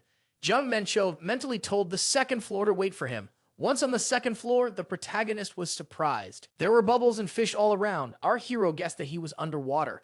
The purpose of the task on the second floor was to search for sea gems. Jungle thought he had just been in the desert and now he was at the bottom of the sea. Who created this tower in the first place? The system reported that the hero had entered a safe zone. Breathing time wouldn't be wasted in a safe zone. The boy thought he could get plenty of breath here. Our hero had a compass of the abyss. This was a standard item given to all players who visited the second floor. It pointed to the nearest safe zone. Jungle thought it was always nice to have such useful items. If the compass was to be believed, this was indeed a safe zone. Our hero wondered, what was that other house in front of him? Jungle walked in and was greeted. The strange creature said that he must be another player who would challenge the second floor of the tower. Youngchul asked why the creature thought that. Our hero thought the creature probably didn't have any special abilities. Please, please. The creature replied that the guest didn't look like a local. The host said, the person seems to have quite a few questions, so he can pass through and have a seat. Young Minchul assumed that the host wouldn't want to share information with him for nothing. The host agreed. I usually charge money for information, he said, but now I'm willing to answer questions if you buy something. Jong Mensch said he was willing to buy the cheapest item. Our hero was shown the goods for 5 points. Young Mensch thought that points were used for trading here. The system reported that the hero had bought a bottle of fresh water at Arlok's store for 5 points. Young Mensch wondered, had he really been sold water in the sea? Arlok replied, in that case, a person could go and swallow salt water and die of dehydration. Young Mensch asked, could I get any admonishments from the administrator of this floor? The host said, you can forget about it. The administrator is too busy. Young Mensch thought that the first floor administrator looked rather vacant. Surely, every receptionist has their own problems. Young Menschel asked which gems the assignment was about. Arlok replied, the sea abyss is divided into 7 small seas. Young Menschel realized that this place was called the Sea of Silence. Each of the 7 seas has a different gem. If someone completes the task on the second floor, the gems will immediately return to their seas. That's all I know, Arlok added. Young Menschel thought it was better than nothing. Arlok added, a person would not be able to get the gem simply by coming to where it is. The master of the house interjected, give me 500 points. I'll tell you how to get these gems and even narrate one very useful item. Young Menschel replied, I'll ask someone else about it. Arlok yelled, don't leave, and began lowering the cost of the information. Young Menschel thought he had told him much more than he deserved for his 5 points. Did Arlok really think he had fallen for some simpleton? First, he should find a local gem and then swim downstream. Young Minchul thought that the place Arlek was talking about must be nearby. A huge, toothy fish swam up to our hero. With a gem dangling in front of its nose, young Minchul thought, is this really the gem? The assignment said that the gem must be extracted from the head of the Atlantic Udder. If the angler was damaged, the ruby would move to another location. The fish turned around and started swimming away from our hero. The young man thought he should compete in speed with the fish. Under normal circumstances, young men would never have caught up to the Udilian. However, now our hero was able to surround his body with holy fire, and his performance increased by 50%. In pursuit of the fish, the protagonist thought he had one trick up his sleeve. Jeon Minchul thought it was time to make peace with the forces. The eagle told the man that he would remember him since he was the first player who could run in the water. Jeon Minchul was surprised. Can this fish really talk? He wondered. Suddenly, Jeon Minchul swallowed the water. He thought, if you look closely at the fish, you can see arms and legs. Is it really another waterman? The Udilian called for the servants. Fish of prey began to swim up from all sides. Jeon Minchul thought, did the Outest really think that some fish could stop him? The Dollar asked the man how he was going to catch him at that height. Jeon Minchul thought that this fish was worrying about the wrong thing. Our hero began to sink very sharply into the depths and quickly approached the oodles of water. The young man reached out his hand and was about to grab the crystal. The crystal was in the protagonist's hand, and he thought it was a simple matter. The system reported that the protagonist had passed the ruby test. Ubidilman said that all the rangeless people he's met had an extremely difficult time in the water, but this man was completely different. Young Minchul thought it was kind of boring. The fish said that the man had an extra reward for passing the test so quickly. Young Mensch asked what it was. The fish replied that he would find out when he collected the rest of the gems. John Mensch thought that he might get a reward for fulfilling a special condition. However, Eyes of Truth did not show any additional information. Hunter found a stream that took him to the next sea. The lad thought he would have to try harder to get over it. The water pressure increased. The system notified that the hero's movements were restricted, and he had entered the Abyss Sea. Jeon Minchul thought to himself that he had finally escaped the first sea. Were there really 6 more areas like this? This one looked far livelier than the Sea of Silence. In the central square, rare items were being sold at bargain prices today. Short blades crafted from swordfish bones cost only 3,000 points. There were also healing potions prepared by alchemists. The hero noticed that the safe zone tier were much more crowded. Before him stood what felt like a real village. A stranger called out to the hunter and asked, "Is this your first time here?" Young Nicole nodded in confirmation. The man asked for a moment of his time. Young Minchul wondered, what else could he want? It was a middle-aged man named Gerard. He admitted that he might have been a bit awkward when approaching another hunter. Gerard continued, "Since we've already started talking, I'd like to offer to guide you through the abyss. It is one of the safest areas among all 7 seas. It is rather considered a city. This place is connected to the other 6 seas. If a hunter fails to collect 4 or more gems, he is stuck on the 2nd floor. The only place he can feel safe is this city." Young Mensch wondered. It turns out that all these people couldn't complete the task. Gerard confirmed that he couldn't do it either. The interlocutor added that his maximum was 3 gems. He didn't even think of challenging the rest of the trials as they were too difficult for him. Thus, he has been here for 3 years now, helping newcomers and talking about how tough this floor is. Young McCull asked where the Central Sea trials were. Gerard wondered if the young man wanted to challenge him right away. Thanks to this sympathetic person, our hero received a lot of valuable information. He couldn't sit around in this town when he was overflowing with energy. Accompanying our hero, Gerard said he wanted to see the lad pass this test. A brooch appeared on Jong Minchul's chest that allowed him to talk underwater. The test is to survive the maelstrom, but it's not easy. At least you can't die here, though. Young Minnow wondered, is it really possible to repeat the test many times here? Gerard said that no one promises that the trials of other gems would be as safe. The man offered his interlocker an outfit to make it easier in the maelstrom. Young Mensch replied that he didn't need anything. It was necessary to stay in the Mount Vortex for the specified time. If the participant couldn't resist the current or was knocked down, the trial would be failed. Young Mensch thought that he shouldn't wait for the whirlpool to grow. All he had to do was hold on to that spot for 10 minutes, but no one said exactly how he should do that. Our hero had an original plan of action. He grabbed his spear and swam. The guy was determined to destroy this maelstrom. Gerard couldn't understand what was going on. Shouldn't the maelstrom be raging right now? He decided to go down and check, but he kept his distance for safety. The young man asked Gerard what he was doing here. He was probably mentoring some newcomer again, wasn't he? Gerard said hello to an old acquaintance and explained that he was escorting another brave soul to the gem. Passersby were surprised that someone had gone into the whirlpool, yet nothing could be heard. Suddenly, the onlookers saw a whirlpool, but it was enormous. This maelstrom picked up everyone present and began sucking them inside. Jeon Minchul managed to complete the task. The system reported that the participant had met the additional conditions of the test. The boy asked Gerard, "Why are you here?" He was pretty banged up. "Couldn't you just go back to the city?" Gerard replied, "I can't go back to the city. I need to keep an eye on this man." In the next task, the contestant must retrieve a sea gem, an opal. To do so, the metal giant shark must be defeated. A single shark bite is enough to inflict critical wounds. Our hero thought he could use hellfire. Applying his skill, the protagonist began to enjoy the fire show. Gerard wondered, how could fire exist underwater? However, the Emerald test would be much harder than the previous ones. Jeon Minchul asked, "Is this really the most difficult test? The task requires crossing a volcano." Gerard said, "Compared to other challenges, this is considered quite easy. The only problem is the lava, which can explode at any moment." After completing this task, Gerard shook our hero's hand and said, "It's now safe to move on to the next floor." Jong and Cho said, "If I take on this task, I should complete it completely. So I will collect all the gems." Gerard replied, "In all my 3 years of living here, I've never met anyone like this guy. Where do monsters like that come from?" He continued, "I will accompany this guy all the way to the end." Young Minchul wondered, why would Gerard go that far? The man replied, "I would like to see with my own eyes how someone is tested." Jeon Minchul responded, "I'm fine with it. I expect to help." Among the gems collected were already ruby, garnet, opal, and emerald. After the 5th trial, our hero received a sapphire, and the next was lapis lazuli. In the final challenge, the protagonist was to receive amethyst. Gerard explained, "This region is called the Sea of Doom." Jeon Minchul remarked, "That's a very catchy name." He noticed that almost no one came back alive from there. Jeon Minchul asked, "But still, someone was able to pass the test." Gerard replied that those people were known as the 7 Emperors in the Tower. Jeon Minchul thought that it seemed like they were really strong if they were called Emperors. The Tower trials test not only strength, but the ability to sense the mana flows around you, which is what matters most. Jeon Minchul told his companion that they would see each other again and set off to complete the task. Ahead was the abyss, the bottom of which was hidden from human sight. Only those who can withstand the pressure of the depths of the sea are worthy of the reward of the challenge.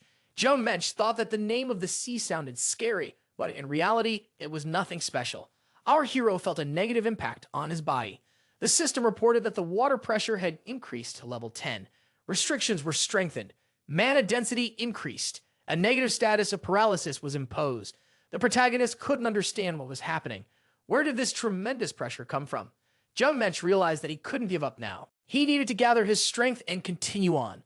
Our hero plunged to a depth of about 1,000 meters. The mana density was at the 10th level. Jeon Minchul felt a monstrous pressure. He knew that if he relaxed for even a second, his body would be crushed by the surrounding mana. Our hero had encountered something like this in a previous life. The Lake of 1,000 Scales on the continent of Mu pulls in and drags everything that touches its surface to the bottom. To escape its waters, one must overcome the incredible pressure for which it got its name. It seemed to the protagonist that the Sea of Doom operated on a completely different principle than the Lake of 1,000 Scales. It didn't pull them to the bottom by force. The Sea of Doom was a combination of a dense layer of mana, water pressure, and gravity. If that were the case, there had to be a way to overcome this ordeal. The deeper our hero descended, the denser the mana around him became. Young men thought that if he could resonate with the surrounding mana and absorb it, he might be able to withstand the water pressure as well. For that, he would need to synchronize the chaos energy with that mana. Jeon Minchul was surprised. He thought he was in complete control of his chaos energy, but it seemed he was greatly mistaken. Jeon Minchul realized that he had to give his best. He had the ability to completely subdue the chaos energy and use it to his advantage. The protagonist saw something unimaginable in front of him. It was the energy of the Peace Stone. The guy thought the raging chaos energy had stabilized. Her purpose has not changed at all, he thought. She is still powerful, but now she is at peace. The water pressure increased to the 50th level, and the depth reached 5,600 meters. Jeon Minchul was surprised. Was this really the bottom of the Sea of Doom? He didn't see anything special about it. Thanks to the synchronization, our hero had become immune to the water pressure. But something was wrong. The boy approached the huge mountain. However, there seemed to be nothing but it here. The system reported that the hero had passed the amethyst test. The Pearl of the Abyss had been increased. The time of passing the trials is the best in the history of the tower. As a reward for the achievement, the hero is given the Rainbow Ring. The ring unlocks the Skill 7 colored blessing. It removes negative effects and restores the user's energy. Jeon Minchul was pleasantly surprised. This ring was certainly not as strong as the Blessing of Holy Fire, but it gave the same increase as the Vulcan Oath, only for all 5 characteristics. The Vulcan Oath increased strength by 20%. Our hero thought he had done the right thing by deciding to take the remaining 3 trials. It was an excellent choice. The protagonist heard someone say, "It has been a long time since I've seen brave warriors capable of passing all 7 trials of the Sea of Abyss." Junko was surprised. Who said that? He hadn't seen anyone. Someone said he was here, came the response. The voice belonged to him. Our hero lifted his head upward. Had the mountains begun to move? The huge snake said, "Not everyone alive is capable of overcoming these trials." The young man did very well. "Oh," Junko murmured. The boy thought, what is wrong with this snake? Why is it so huge? But it was because of this that he knew what the creature was. Jorongan, Jormungand, a world serpent that had consumed an entire dimension. He was once one of the 72 lords of Pandemonium. One day, in a fit of rage, he left his throne and has not been heard from since. It was the first time the protagonist had ever met the serpent in person. The serpent was surprised. "Does the man really know my name?" It wondered. He is truly an extraordinary man. He sees a demonic soul trapped in an ordinary body. Jeon Minchul replied, "It's a long story." Our hero inquired, "Why is Jorongan sleeping here? What is a creature from a mythical age doing in this place? And why has it awakened now?" Young Minchul thought, "Just don't tell him that he stumbled upon some secret quest this way." Yongin replied, "I am here because of Covenant C." Young Minchul thought that it was a very serious matter if the name of the other party was hidden. The serpent said, "My only promise is to stay here." So, the man's fears were in vain. Jeon Minchul thought he was lucky if he didn't have to fight this huge beast. The serpent said that in the past, everyone would immediately rush into battle when they saw the enemy. Young Minchul wondered if more Munon was provoking him. The boy thought that in his previous life, he would have fought with this giant without a word. This huge carcass was asking to be kicked. Our hero asked, "What covenant could keep Jormungand himself here?" The serpent replied that he couldn't say. The young man himself knew how covenants worked. However, he would make a gift instead. The protagonist received his skin as a gift. He wondered, what should he do with it? The serpent replied that it was a cloak made from his scales. If he sealed it, he could create a cloak. Young Minchul thought that it was much more valuable than rare ore. The scales of a serpent from the mythical era. What a generous serpent. He really loved the creatures of Pandemonium. The boy told the serpent that he would never forget his kindness. Draconian said that his allotted time was at an end. Young Minchul wondered why Jormungand had closed his eyes. The hero was astonished. The serpent spoke of what it desired and then drifted back into sleep. Jeon Minchul thought he still had many questions for Jormungand, but it seemed unlikely that he could awaken him. The hunter noticed that there was not a single soul around except for Jormungand. The mana here was dense and the water pressure had reached the 50th level. This place was far better than the gate. Jeon Minchul reflected that with 3 100-hour training sessions completed, he was now going to make the most of them. The hero returned to town and stopped by the tavern where he had once met Gerard. The man remarked, "Why don't you stop spending so much time with the newcomers?" They had shared a bond over several hours of companionship, and now Gerard believed the young man had perished, moved to the point of shedding tears. His conversation partner tried to comfort him, saying it was best to let it go since Gerard had already done his best. Gerard then looked up and saw young Minchul standing alive and unharmed before him. He had survived after all. The hero smiled and asked, "Isn't it a bit too soon to consider me gone?" Young Minchul added that he had a very successful trip. As it turned out, he had spent 12 days in the Abyss. He was able to accomplish a lot during that time. Our hero took the time to prepare himself physically and work through his weaknesses. He was also able to refine the martial arts he had used so far and learned several new styles, such as the Boundless Heaven technique and the Triple Hidden Blade technique. In addition, there were double characteristics. The protagonist decided that it was now safe to return to Earth. However, there were still things to be done. He needed to seal the gate, unleash the second level of the Dark Star, check if Martin was up to his task. Before that, though, it was worth seeing Gerard for the last time. Gerard admitted that he wasn't sure if the hunter would be able to return alive. The man added that he had decided to honor Jeon Minchul's memory with a drink in this regard. Gerard once again admitted that he was glad to have the man back. Jeon Minchul remarked, "If the person he's talking to is very happy, can't he stop his tears already?" Gerard calmed down and congratulated his interlocutor for completely passing the second floor. He couldn't believe that someone had actually completed all 3 tests. It was the first time he had ever seen such a person. Jung Min, over a mug of beer, thought about how, in the history of the tower, no one had ever passed these tests so quickly. Jared said as he watched the young man that he involuntarily remembered his first trip to the tower. He decided then that he would once again face her trials despite all the adversity. Just like in my best years, Jeon Minchul said, I wish you good luck, Gerard, and I will be worried about you. The young men shook hands, agreeing to see each other again, either on Earth or at the top of the tower. The system reported that the hero had returned to his home dimension. The next time he entered the tower, he would be moved to the 3rd floor. Our hero crossed the gate where he had parted with Ellie. As he looked at the city, the protagonist thought, how long had he been away from Earth? Probably 25 days. A car stopped in front of him, and Mr. Martin looked out. The short man greeted the young hunter with tears in his eyes. The Guild Branch head said that this hunter had managed to return alive. Jeon Minchul squinted at the bright light. This wasn't what he had hoped for when he left the tower, the boy thought. Ellie said, I'm glad that young Minchul is safe and sound. Jeon Minchul replied, I couldn't help but come back. They had agreed to have dinner together. Mr. Martin was disappointed. The hunter ignored him, but replied to his assistant, Ellie. Jeon Minchul told the branch head, we're attracting too much attention. He suggested a change of scenery. Mr. Martin said, I'm fine with it. Jeon Minchul asked the head of the guild branch, how's the construction of the training ground going? The short man replied, the training ground is ready. Young Minchul wondered if he had just heard that. He had only made the request a month ago. Martin replied, we started work immediately. The head of the guild branch said, we didn't approach the matter half-heartedly. After all, I am a serious businessman. Dwarves are a race with exceptional crafting skills. If he's proud of his work, it's probably really top-notch. Martin suggested, you should move closer to the training ground. I don't want you staying in the rented apartment you're living in. Jeon Minchul thought his interlocutor was a genius. The boy said that he agreed. Mr. Martin replied, then I will add the dwelling to the construction plan. Jeon Minchul said he wanted to buy something. Martin replied, I will get whatever the hunter needs. Our hero stated, I need 10 kilograms of Mythical and 5 kilograms of orichalcum. Martin noticed that it was quite difficult to obtain this rare ore on Earth.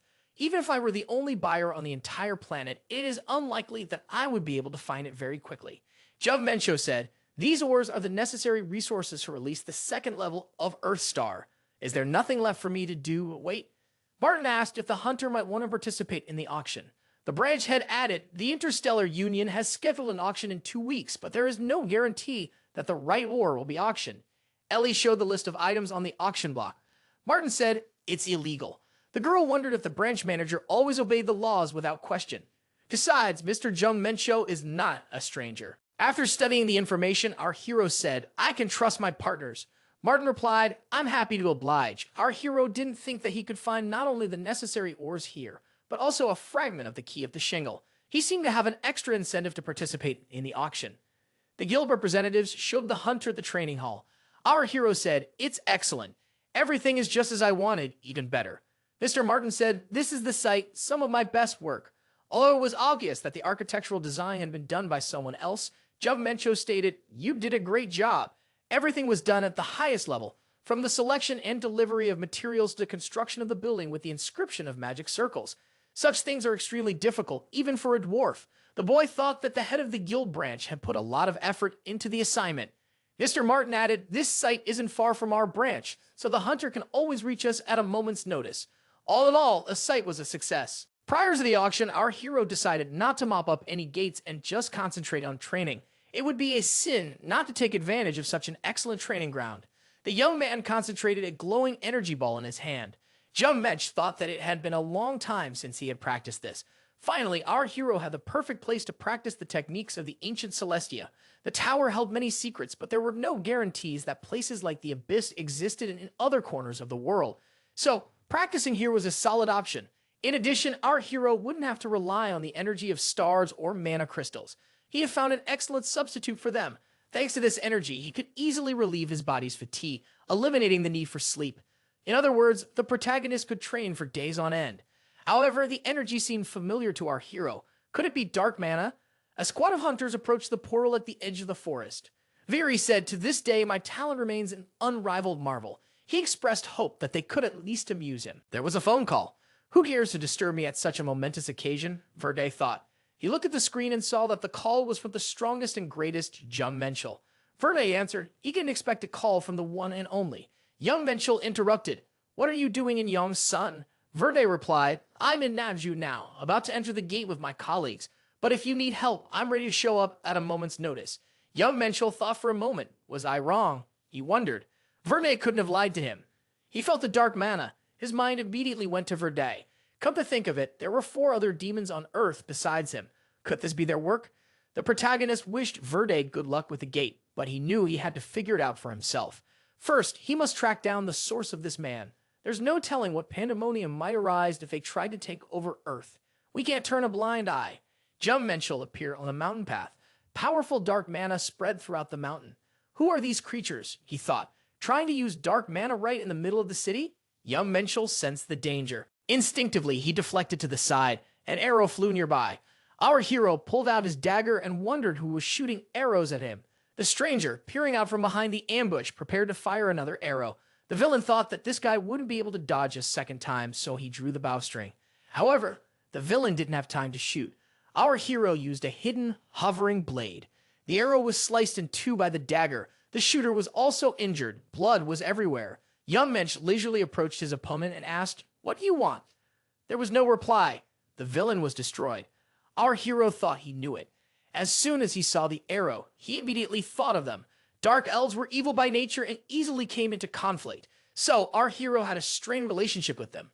The dark elves off to the side determined that there was an intruder approaching them from the south. Despite their weakness, they were very proud to be elves. They were extremely skilled in dark magic and archery, so fighting them in an area with obstacles was quite difficult. However, this did not concern our hero. The dark elves used magic and said that the opponent would not pass.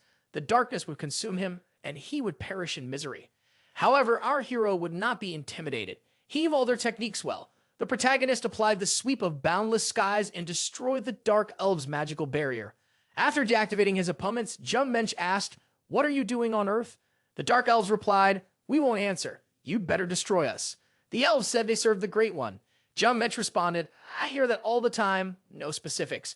Jeon Minchul added that he didn't expect an answer, so he would fulfill their wish and grant them doom. Jeon Minchul thought that mercy was not an option in this case. If he let them live, they would only take up their cause again. In the center of the magic circle in the forest clearing sat a rather strong dark elf. It was a dark elf with a huge amount of mana. Could it be that all that mana belonged to him? That was very strange.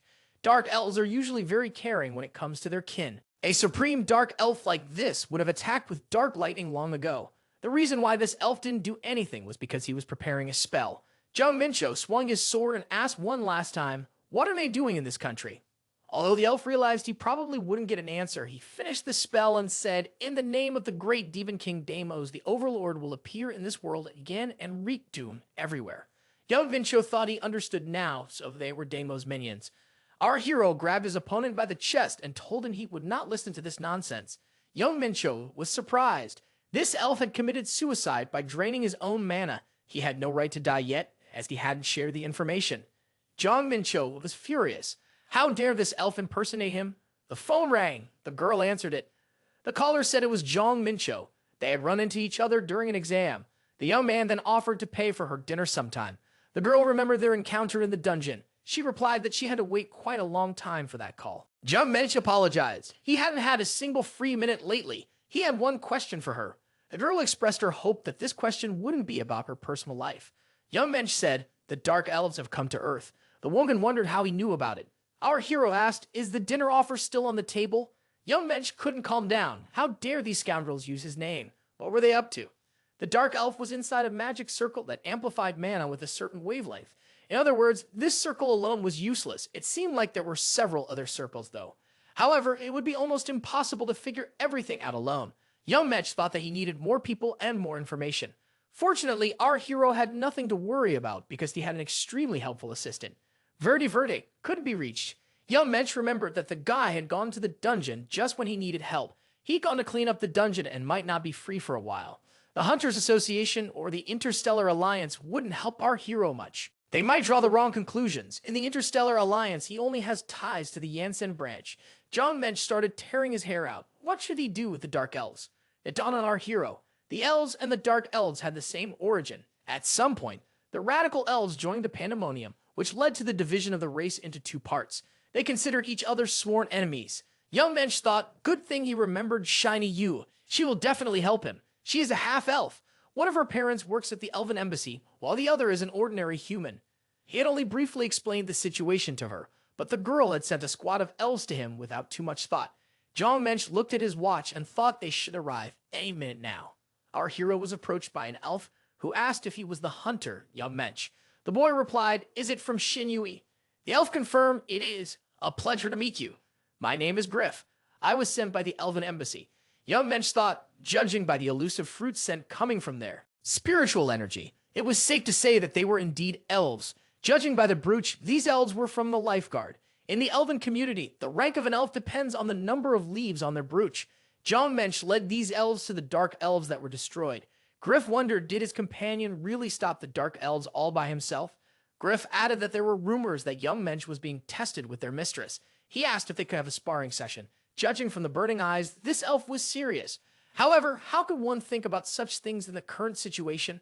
Our hero wouldn't be the least bit surprised if it turned out that it wasn't an elf, but a bloodthirsty demon. Young Mensch asked, shouldn't they help him deal with the aftermath of the dark elf invasion? Griff apologized. He instinctively reacted as soon as he felt the powerful energy of his interlocutor. The elves performed all the necessary procedures. The magic circle was subsequently cleared. The elves called upon the spirits to cleanse the place of its filth and restore it to its original purity. Young Menchel thought that in such cases, there was no one more useful than elves. They were able to utilize and combine natural magic with spirit magic, thus being able to remove dark mana in an instant. Our hero was introduced to a chaperone. Young Mencho explained that the young mistress had invited him to the banquet. Our hero thought he would certainly like to talk to Shin Yui over dinner, but this was a great opportunity. It would be possible to find out the Dark Elves' intentions and learn more about the Elves. He was determined to destroy anyone who dared to cover themselves in his name, even if he needed to use them. The young men arrived at the Elven Embassy. Our hero had a strange feeling. In his previous life, whenever he crossed paths with elves, a fight would immediately break out between them. The only elven empire in their dimension, Vanaheim, was on the side of Alissium. No wonder they hated Pandemonium, but they had a pretty warm relationship with humans after the second Great Cataclysm. The elves began to actively build friendly relations with mankind. Thanks to this, Earth had an extremely favorable impression of the elves. In the past, our hero considered them beautiful, but very weak creatures. Shiny Yui said hello and mentioned that she hadn't seen Hunter Young Mensch in a long time. Jung Menchul replied, "This is our second meeting." The girl added, "I've waited a long time for you to make contact with me." Jung Menchul was genuinely surprised. Why did Shiny Yui wait? The girl responded, "I'm the kind of person who always repays a debt."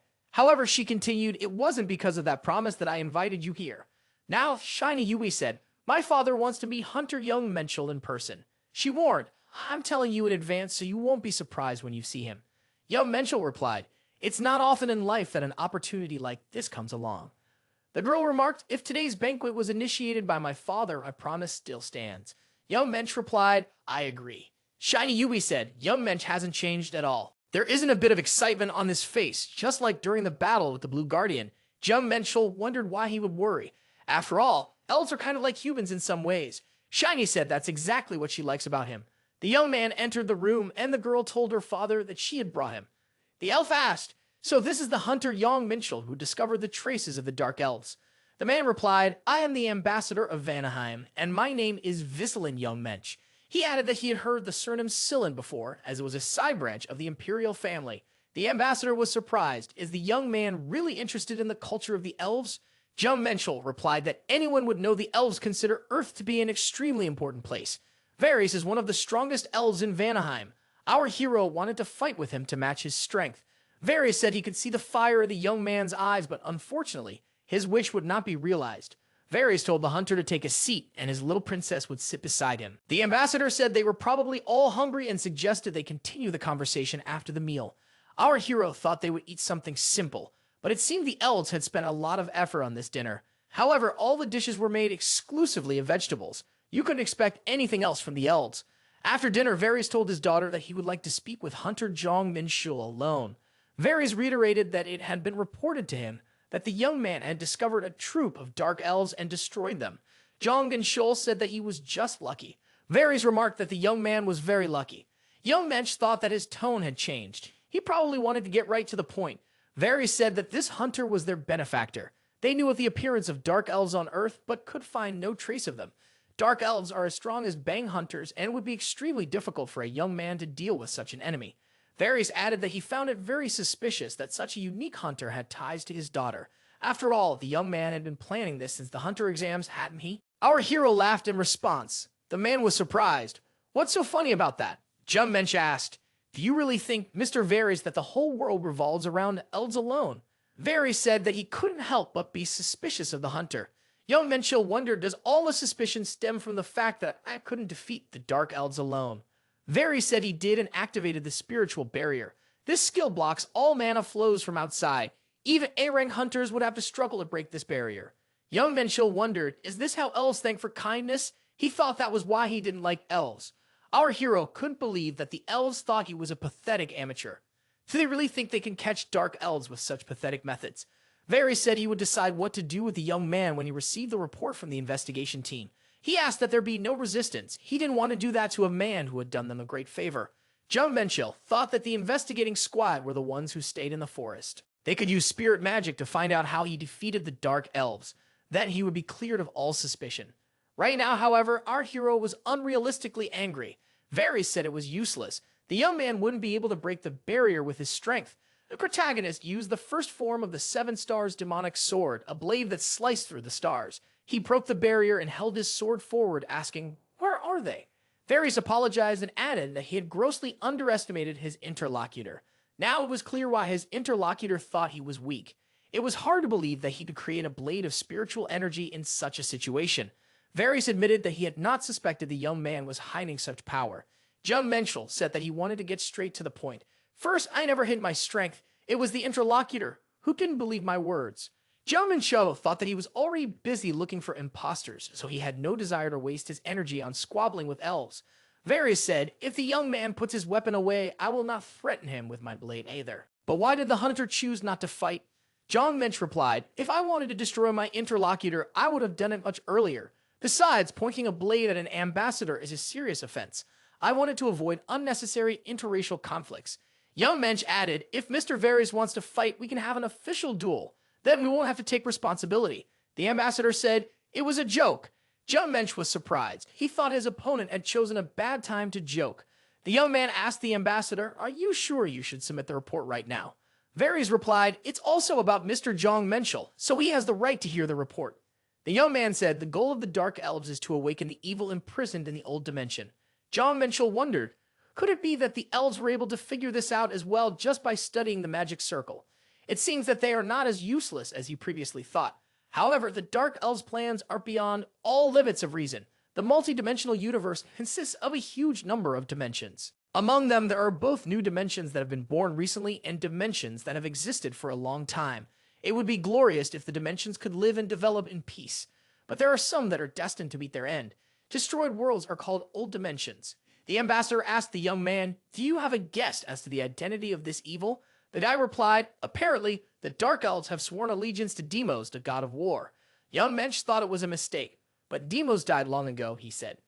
The young man added, "It's safe to assume that the Dark Elves are trying to find a way to revive Deimos." Jeon Minchul thought that was a false trail. "Deimos is dead, and his reborn version is sitting right here," he said. Vera remarked, "They are just crazy. No doubt they are hiding something. We need to report this to Vanaheim and Alissium."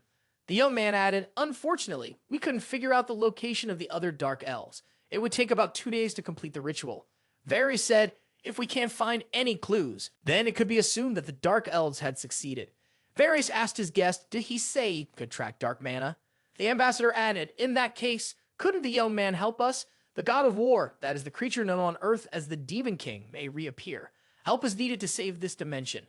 Young men thought, it seems like the ambassador finally realized what he was dealing with. The only one who can find the Dark Elves quickly is me. And if I want to get rid of the imposters, I'll have to work together with the Elves. Young Minchul wondered, if they care so much about the Dark Elves, why did the ambassador threaten me earlier? Young Minchul said that he had memorized well how elves thanked for good deeds. Young Minchul headed for the exit. The ambassador asked the hunter to forget about the misunderstanding that had occurred. "Our hero," he said, "I am a rather petty person, so I am unlikely to forget it." Immediately, Varys took our hero by the hand and said, "The fate of all mankind depends on it." Jeon Minchul said that in order to heal a wounded heart, you have to pay a hefty price. Bor said, "I'm willing to handle the situation." Young Minchul stopped and advised him, "Don't forget your promise." Our hero thought that, in such situations, one should be able to make the best of it. In his hands, he held a check. All that was needed was the amount to be written in. The guy was ready to take everything he could from them. The elves first noticed the dark energy about a month ago. They were barely able to get on the trail of the Dark Elves, and that was only because of him. Unfortunately, the ritual was almost complete. Both sides were doing obscure things, so they were on equal footing. But even so, our hero wasn't going to forgive the Dark Elves. First of all, we need to find dark mana, he thought. If our hero had the time, he would personally interrupt each of them, but the deadline was looming. The protagonist had no choice but to use a new technique, a mana control method he had learned in the Sea of Doom. It was synchronization. Our hero activated the dark powers and said, "They will be my hides. I must find the signals sent by the dark mana. And even if the hunter has to search the entire capital, he will surely find the Dark Elves." This procedure wasn't easy. The guy almost died while searching for them. As soon as he threw more chaos energy into the atmosphere to expand the search area, he started to feel like his brain was about to explode. Jeon Minchul had spotted about 10 suspicious locations. All of these spots had roughly the same amount of mana, so he couldn't identify the main magic circle. After sending the necessary information, the guy realized that the elves were waiting for his message. Our hero would like to deal with the Dark Elves himself, but the quest had exhausted him greatly. Now he could only use 20% of his power. He needed to recover first. Nothing helped better than the flow of energy. Jong Minchul used the ancient Celestia technique to melt the Peace Stone. This way, our hero was able to separate two types of energy from the Peace Stone, light energy and the energy of darkness. The power of chaos increased. The effectiveness of the ancient Celestia technique grew. Our hero was feeling much better now. However, he noticed that he could sense the chaos energy elsewhere. Did he miss it because he had been busy searching for dark mana? It was a feeling our hero was familiar with, but this time, it was a gate breach in one of the nearby neighborhoods. This energy felt the same as when the Black Gate broke through. The kobolds that emerged from there had the energy of chaos. Could this new breach be caused by the activities of the Dark Elves in the city? However, there was no evidence to suggest this. Our hero could not miss the chance to devour the chaos energy imprisoned in these monsters. The protagonist began to move quickly in the right direction. The young man said he would deal with this gate on his own, he muttered. The great ritual was finished just in time. Everything was happening according to his predictions. Jeon Minchul crossed the gate. It looked like the breakthrough hadn't started yet. It was now clear what the dark gate looked like from the inside. There was very little mana here. Not to mention, he couldn't feel any life. It seemed as if this world had already been destroyed by someone. It was a world that had met its end. Most of the astral bodies had been destroyed by the war that had broken out between the gods centuries ago. Young Mensch smiled. He thought it was customary to say bingo on such occasions. The rituals that the Dark Elves performed in different parts of the capital were necessary to open these dark gates. Young Mencho sensed the appearance of a bloodthirsty monster. Young Mencho said, "It's a very warm welcome." He didn't expect his elixir followers to gather in one place to greet him. Young Mensch met Dark Elves and bloodthirsty wolves. The Dark Elves said, "This man is quite brave for a member of an inferior race. He'd gotten bored guarding those gates, so it was time to have some fun." The Dark Elf said, "Despair will consume this man," and commanded the animals to pounce on his opponent. Jeon Minchul laughed and said, "All the villains will die today." The protagonist used the Great Palm Strike and the Lightning Emperor's Destructive Fist. The attacking monsters were destroyed. Dark wolves were almost no different from kobolds. C-rank monsters with B-rank characteristics. They were not difficult to deal with, so using chaos energy techniques would be a waste of energy. The Dark Elves were surprised that this man had massacred the Dark Wolves alone. The remaining beasts turned around and headed in the opposite direction. The Dark Elves called them cowardly wolves. Our hero surrounded his body with holy fire and declared none of the Dark Elves will leave here alive. Jungkool grabbed the Dark Wolf by the neck and lifted it off the ground. He said, "I was able to absorb quite a bit of chaos energy thanks to you, and these monsters are quite juicy." Even despite the recent battle, the protagonist didn't feel any fatigue. He was even able to use martial arts while covered in holy fire.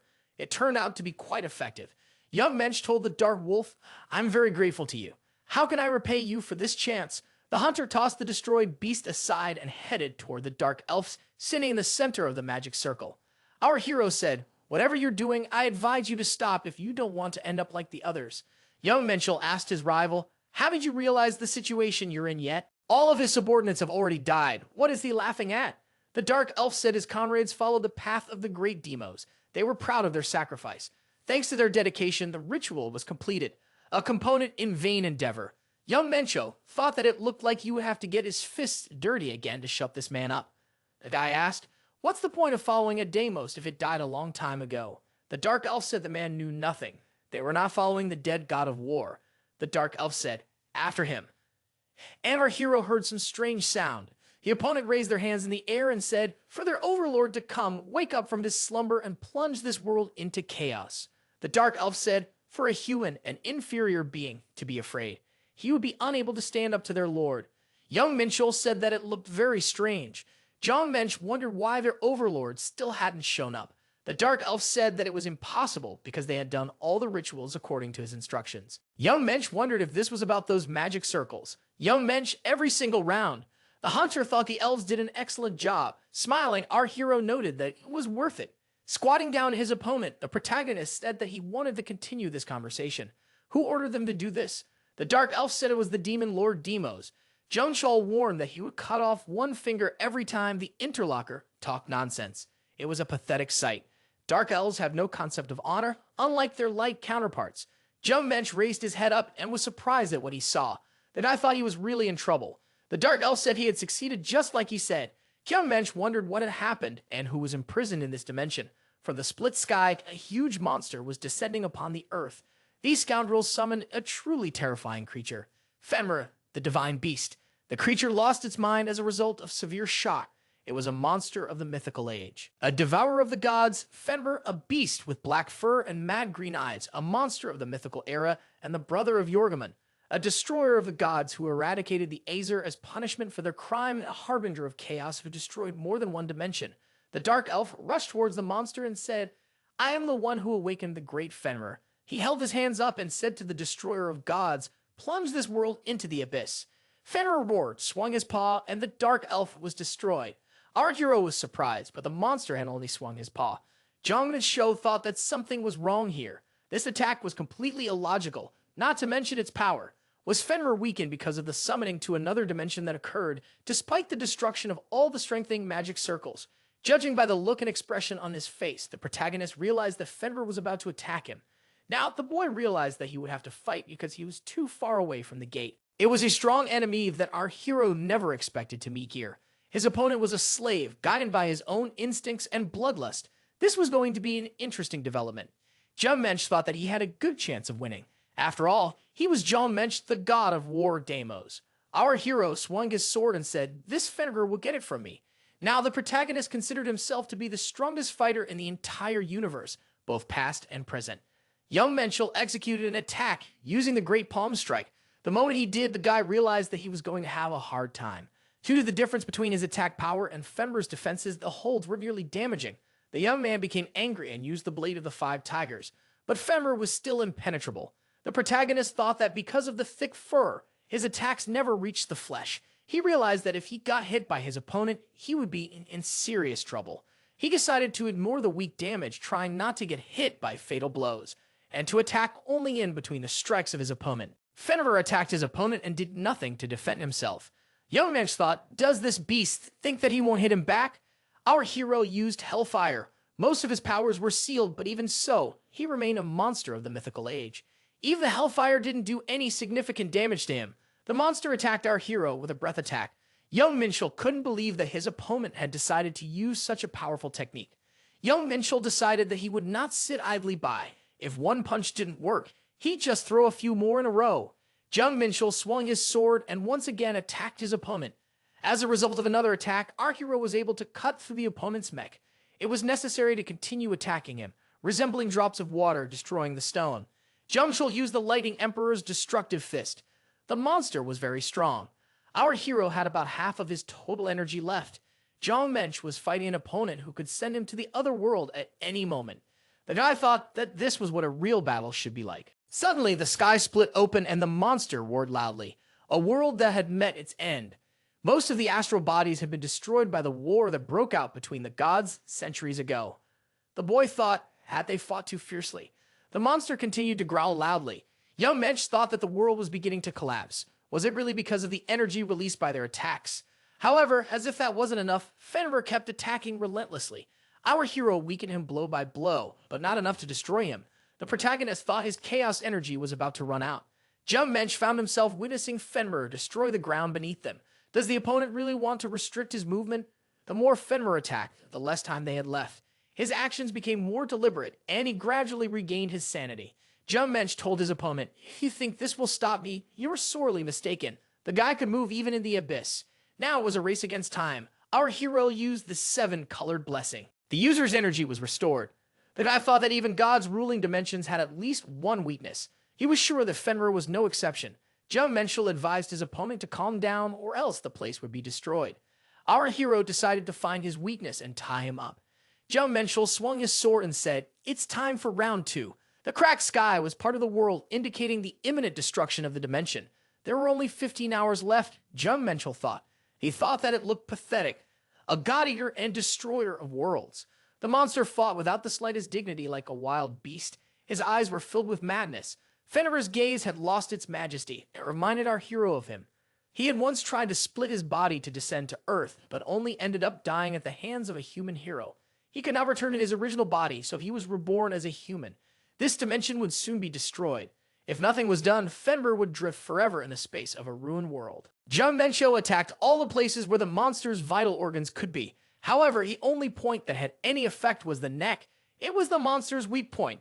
The protagonist used the first form of the demonic sword of the 7 stars, a blade that slices through the stars. Our hero was right. There was something stuck in the monster's body. That was its weakness. The second form of the 7 stars demonic sword, the shooting star, was used. The monster suffered catastrophic damage. Our hero didn't expect such a reaction. Was this crystal really his weakness? Jeon Minchul realized that he had to finish the fight. He decided to cut off the monster's head. The boy wondered, had Fenrir's sanity returned to him? The monster asked, "Where am I? Who are you?" Jeon Minchul replied, "I am Fenrir." The beast asked, "He fought the gods. Was he released to fight them?" Jeon Minchul said that the beast was confusing something. It had devoured the strongest gods and destroyed several worlds. Fenrir repeated, "I definitely fought gods." Jeon Minchul paused. Lass, is he really like a god? Fenrir said that the inferior being in front of him was a human being. Jeon Minchul told the beast to listen carefully. His family had been destroyed by the gods, while his brother Jorgemon took the throne as one of the 72 lords of Pandemonium. The beast asked, did Jorgemon defect to the demon side? Fenrir added that it was very strange. He couldn't remember anything. Jeon Minchul thought that Fenrir didn't believe him. Jeon Minchul pulled out the cape and offered the beast a look at it. Fenrir said that he could feel the power of Jorgemon. Fenrir then said it couldn't be. Jorgemon was preparing for war with the gods with me. Jeon Minchul thought there was definitely something wrong with this beast's memory. Jeon Minchul wondered, was it really the crystal he had broken that was to blame? He asked, what was the beast's last memory? Fenrir couldn't remember his last memory. Jeon Minchul thought he couldn't leave things as they were. There was nothing worse than traveling through the void between dimensions for an eternity. Jeon Minchul performed the necessary transformation, and thought that by doing so, he was doing the beast a favor. Fenrir asked the man, isn't angry about calling me an inferior being, is he? Then you could lower your sword and we could talk. Fenrir said that he just wanted to live. Jeon Minchul replied that the beast was too strong, so he wouldn't lower his sword. Fenrir noticed that the gods had said the same thing, so they chained him up and tortured him, even though he hadn't done anything. Fenrir said he didn't want to die. He was only fighting for his right to live. Fenrir added that he would serve the man. Jeon Minchul was surprised. Is this beast really willing to serve me? A creature from the mythical era, whose power was comparable to the angels of Alissium, wants to serve me. Fenrir said he was ready to swear an oath of obedience. Jeon Minchul thought about the monsters of the mythical era that possessed ancient magic. They were extremely prideful. They would rather die than agree to lick boots for survival. Our hero knew this because he had fought such monsters several times in his past life. The man couldn't believe it. One of those monsters wanted to swear allegiance to him. Jeon Minchul said he agreed. Fenrir thanked him and said that the man wouldn't regret it. Jeon Minchul thought the beast looked very happy. The beast said, I am Loki's son, Fenrir, swearing on my soul that I will serve you as my master. The animal jumped to its feet, wagged its tail, and thanked its master. The boy thought the animal had changed dramatically. Fenrir said, my neck is hurting a lot. If it's okay with you, I'll take a little break. Jeon Minchul said he would help the animal now. The man used holy fire, and the life-giving power penetrated the target's body. Jeon Minchul remarked, the beast should not talk, or it might get an infection. Fenrir began to act like a dog. Jeon Minchul asked, can Fenrir run? The beast replied, my legs and neck still hurt. I would most likely only be able to move after a little rest. The man said, we need to get out of here or we won't get a one-way ticket. There was a little over 5 minutes left before the destruction. Fenrir said, I can't run. You'll have to think of something. Jeon Minchul asked, can the beast shrink? Fenrir shrank and transformed into a small poodle. Young Mencho wondered, did I really risk my life to defeat a creature that can't even reach my knee? But Fenrir seemed pleased. Does this size suit humans better? Jeon Minchul realized he didn't have time to argue about appearances. He tucked the little dog under his arm and rushed out of the collapsing dungeon. Fenrir muttered, I don't like being carried this way. Jeon Minchul replied, then staying here would only put you in danger. The hero approached the gate with just a few steps left before escaping. He felt drained, having spent too much energy in the battle with Fenrir. Turning back, Jeon Minchul witnessed a scene resembling the end of the world. Two figures were seated at a round table. On the table rested a glowing orb. One of them remarked that the mana in this dimension had spiraled out of control. We can no longer observe what is happening, he added. The other figure responded, I truly cannot believe this. The first asked, what is it that you cannot believe? The man declared that the ritual should have succeeded, but the outcome had failed. His counterpart calmly replied, what was needed was just a little more time and power. The man retorted sharply to me, such excuses are nothing short of a grave mistake. No one is allowed to let him down. The interlocker, apologizing, said it wouldn't happen again. The balloon in the middle of the table grew bigger and bigger. The flame demon told Zay to beat the professor and help him with his next assignment. The flame demon said that he was expecting success and should not be let down again. Ted said, I know, and I will not let the master down. The fire died out. The voice said that their efforts would not be in vain and that he would reward them according to their success. Now Zid has to listen for orders. He can't believe he has to work at the behest of a pathetic man. Jeon Minchul managed to escape from the dungeon, bringing his poodle with him. At the exit, our hero was already being met. The guy wondered, were they really here to meet him? Shiny Yui said that when they arrived, the gate was on the verge of closing. Jeon Minchul replied, that's why I had to come out in a hurry. Shin Yumi wondered, did something terrible happen inside? Young Mensch replied, I'm fine. The girl said that they waited at the gate, preparing for the worst-case scenario, because the young man went there alone. Young Mensch asked, was Shinny really worried about him? The girl wanted to say that his demise would bring a lot of trouble to her father. Shiny asked, are the Dark Elves trying to resurrect the Demon Lord through a ritual? Young Minchul replied, I don't think so. The girl asked, then what was their purpose? Jeon Minch said he didn't know. The ritual had failed because of the destruction of the strengthening magic circles. The guy figured he wasn't taking on trouble if he told them about Fenrir. Shiny said, anyway, she can't even imagine what they would have faced if the hunter hadn't helped. Jeon Minchul said that if they wanted to thank him, they could give him a decent reward. Shiny looked at the poodle and asked, is it a puppy? Young Mensch replied, it is a puppy. Young Mensch thought that the girl shouldn't recognize him as Fenrir. Shiny wondered if the hunter had taken the puppy with him to the gate. The boy replied he picked up the animal on his way here. Jeon Minchul added that he thought the puppy had been abandoned by its owners as he couldn't leave this defenseless animal on the street. The puppy rumbled, thinking that no one had abandoned him. Shiny asked, what was the hunter thinking when he took this puppy with him? He shouldn't have done that even if his skills allowed him to protect the animal. After the gate closed, representatives of the Elven Embassy began searching for traces of the Dark Elves, but found nothing. Yet they managed to capture a few criminals while destroying the reinforcing magic circles. The rest fled the battlefield, covering their tracks as if they were never there. The ambassador, Verisilin, personally asked our hero for help. Our hero absorbed the chaos energy of the creatures from the Dark Gate and also found evidence that the Dark Elves served non-demos. Finally, our hero picked up Fenrir. What good could the elves offer him? Young Mensch said he had done enough and had to refuse the ambassador. Varys replied, saying they really shouldn't rely on the hunter's help all the time. Young Mensch expressed his hope that he would be properly rewarded for all his exploits. The ambassador assured him that the young man would not be disappointed in the city. Guy asked to be notified if the ambassador learned the identity of whoever was behind the Dark Elves. If our hero finds out that the Dark Elves do not worship him, there is no doubt that someone else is behind them. Once the protagonist learns the identity of this demon, he will destroy it with his own hands. Fenrir told his master that he was hungry. Young Mensch was upset. He had thought he could finally rest. Fenrir tossed aside all the food offered and said he couldn't eat it. Young Mensch was surprised. When the puppy was asked about his preferences, he had said that any food would do. The poodle noticed that he couldn't eat anything sour, spicy, or salty. It was the man's own fault for giving him inedible food. Fenrir said he didn't know what he could eat yet himself. In the past, he was always full, even though he ate nothing. Jeon Minchul thought he shouldn't forget that this wasn't an ordinary poodle, but the god Fenrir. Why were his taste preferences so different from a normal dog's? Shouldn't he be fed like a werewolf? Jung Shul thought that she was the only person who could help him with this. Ellie grabbed the poodle in her arms and said, he's cute. Our hero didn't know this girl had such a side to her. Ellie asked, what kind of family is he from? Fenrir thought he didn't know. He'd have lost his memory, so he couldn't even accept his true appearance. Ellie assumed that the dog came from a very ancient family. He smelled of power. Not even the noble families had such an odor. Ellie said, "The hunter really surprised me when he called and asked about the werewolf diet. I couldn't even believe my ears. I thought he called me because he knew about it." Young Mensch wondered, is Ellie really a werewolf? Ellie asked, "What's his name?" The poodle answered, Fenrir. Young Mensch replied, Pangu. Due to his memory loss, the dog had developed mythomania, so he told everyone he was Fenrir. Ellie even cried when she heard the diagnosis. Young Mensch thought the dog wasn't happy with what he heard, but he couldn't stop wagging his tail because he was being hugged by the girl. He didn't look like Georgian at all. Young Mencho thought to himself, so Ellie wouldn't let herself be fooled. Even though he looked like a poodle, he was actually a monster that had been around for over 1,000 years.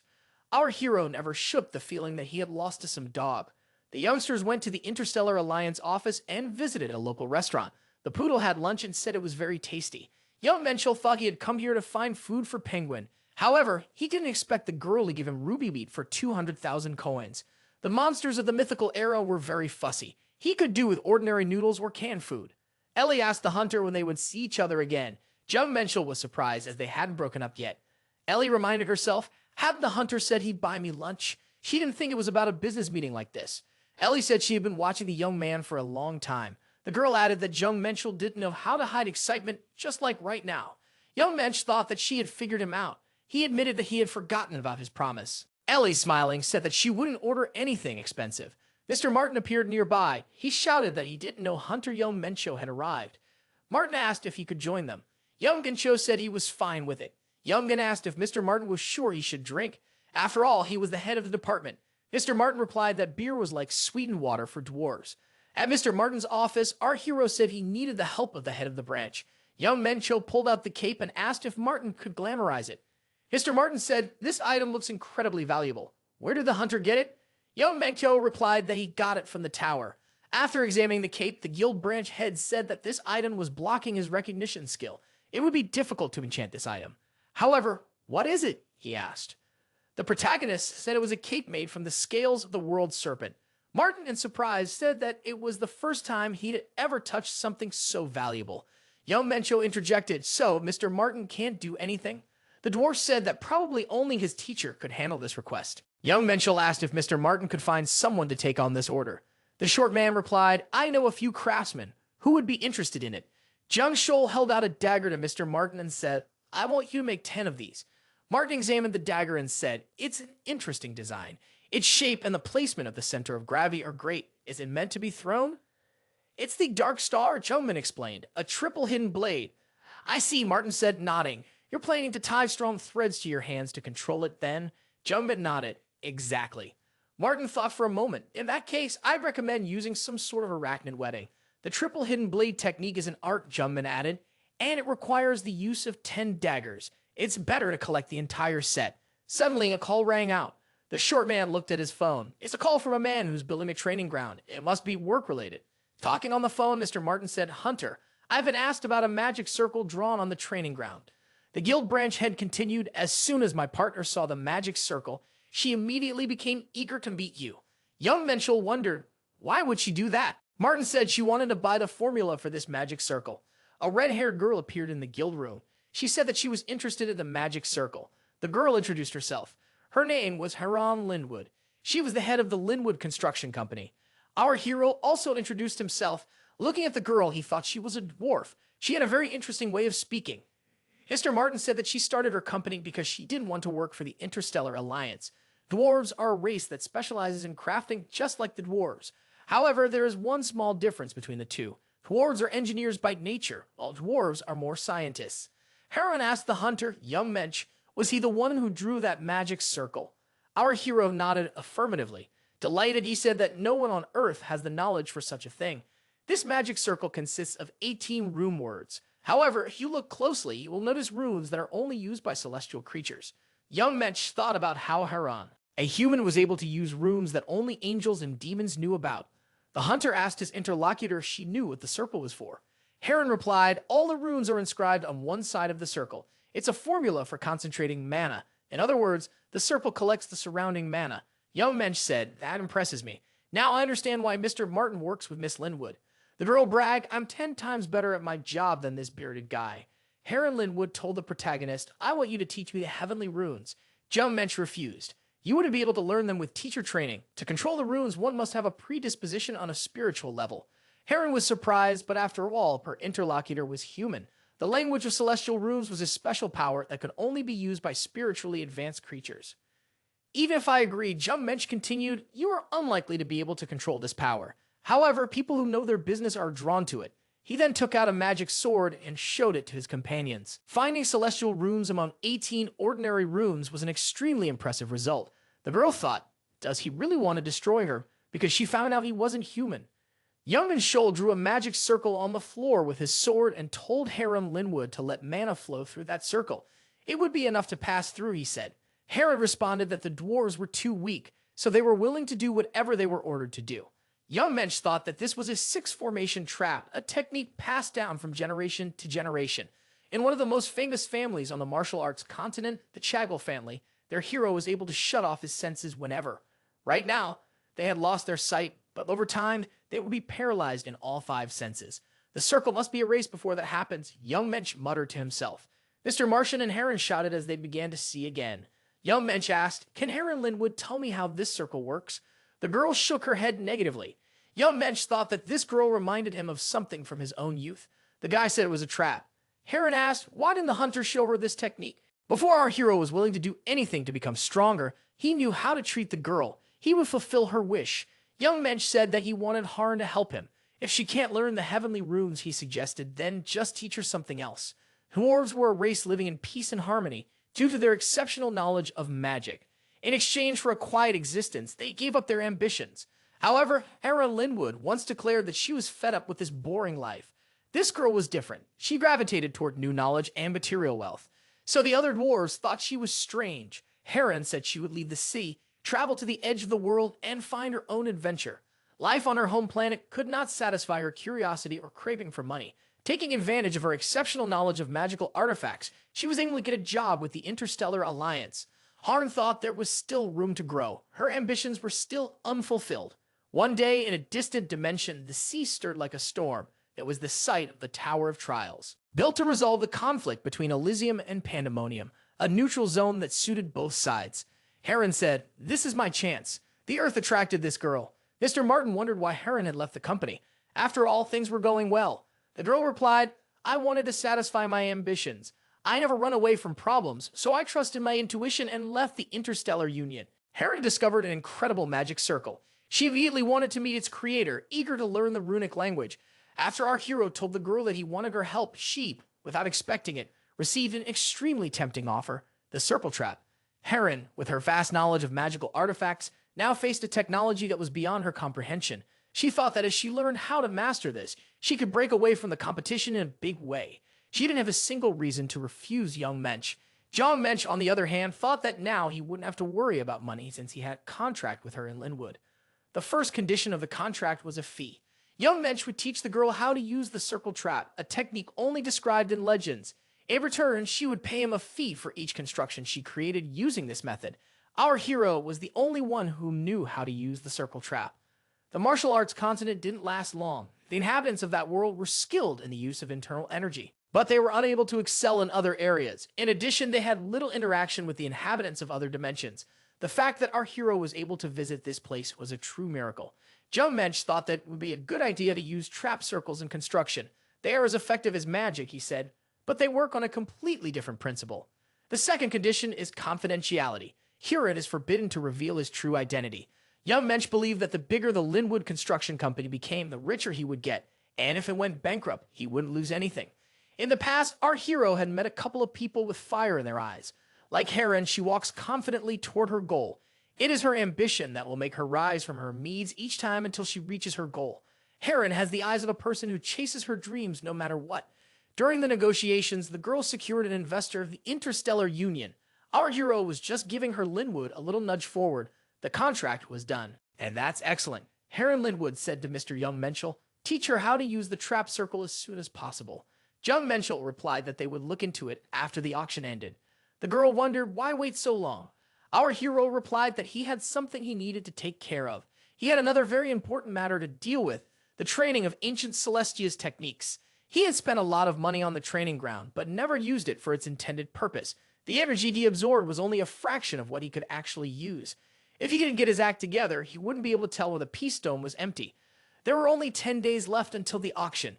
If our hero could process the energy of the peace dome with ancient Celestia's techniques and absorb it, that would be great. In that case, the microcosm inside his head would come closer to the ideal. It had been 10 days of intense training. The protagonist activated the characterization window. The results had more than doubled compared to last month. He could even compete with rank hunters now. The chaos energy had reached a steady level. The holy fire techniques of ancient Celestia drew upon this energy. In theory, the hero was now capable of fighting 2 or even 3 A-rank hunters at once without much difficulty. Jeon Minchul regretted not having advanced his level during this time, but now was the moment to do so. Fair, he said, Master's aura has grown much stronger. Young Mensch was surprised, and the dog really sensed that. He wondered. Fenrir replied, you might not notice, but I have a very sharp nose. Young Mensch muttered, well, Fenrir is literally a dog. Still, he thought that Fenrir's abilities remained somewhat limited even after all this time. The dog grumbled, Master should take better care of himself. The hero reflected that Fenrir was already powerful, yet he still wished to restore him to his former glory as one who once devoured gods. Fenrir added, at the very least, take a proper bath before hugging me. Jeon Minchul thought that in any case, he would need to freshen up if he was going to attend the auction. Upon arriving, the hero wondered why he was being greeted by someone other than the official hosts of the event. Young Mensch wondered why Ellie was here. Doesn't she have something to do? The girl replied, I'm here to meet our dear customer. Young Mensch noticed that Ellie was as beautiful as ever today. She looked, without a doubt, completely different than usual.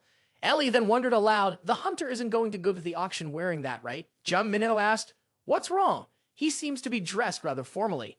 Ellie explained the auction will include some of the most famous personalities in this world. The hunter can't go in that. I won't let anyone look down on our business partner. Ellie brought the hero to the right place and said, this gentleman needs to be cleaned up immediately. The specialist replied, if Ellie asks for it, we'll do it quickly. Young Minchul mentioned that he had never had any makeup done before. Ellie saw him and remarked, they really do say a man is met by his clothes. The guy wondered, when did Ellie have time to prepare a formal outfit? The girl replied, I had this suit specifically tailored to the hunter's dimensions in advance. Just in case, Young Mensch thought. He had never told her about his size. Did she really find out about them just by looking at him? Ellie said she had to go. The companion wondered, wouldn't they be going together? The girl replied that she was very busy. She barely managed to find time to meet the hunter. Young Mensch thought it wasn't surprising that the auction was being organized by the Yongan branch of the Interstellar Union. As a direct subordinate of Mr. Martin, she must be very busy. Jeon Minchul told the girl, you look great in that dress. Ellie looked back, wondering what had gotten into the hunter. After all, she looked great in any outfit. Jeon Minchul thought the girl really looked different in that dress. Walking around the hall, the protagonist thought, is this really the place where the auction is being held? It looks more like some kind of banquet. Many famous people were gathered here, actors, politicians, and others. Our hero looked at the girl in red and thought, who is she? The girl held out a business card and introduced herself. She was Jong. The protagonist said his name in response and thought he had seen her somewhere before. Hearing the girl's name, the guy realized that he definitely knew her. Jong, he muttered to himself. After all, as the head of the Divine Guild, one of the 3 largest guilds in the entire country.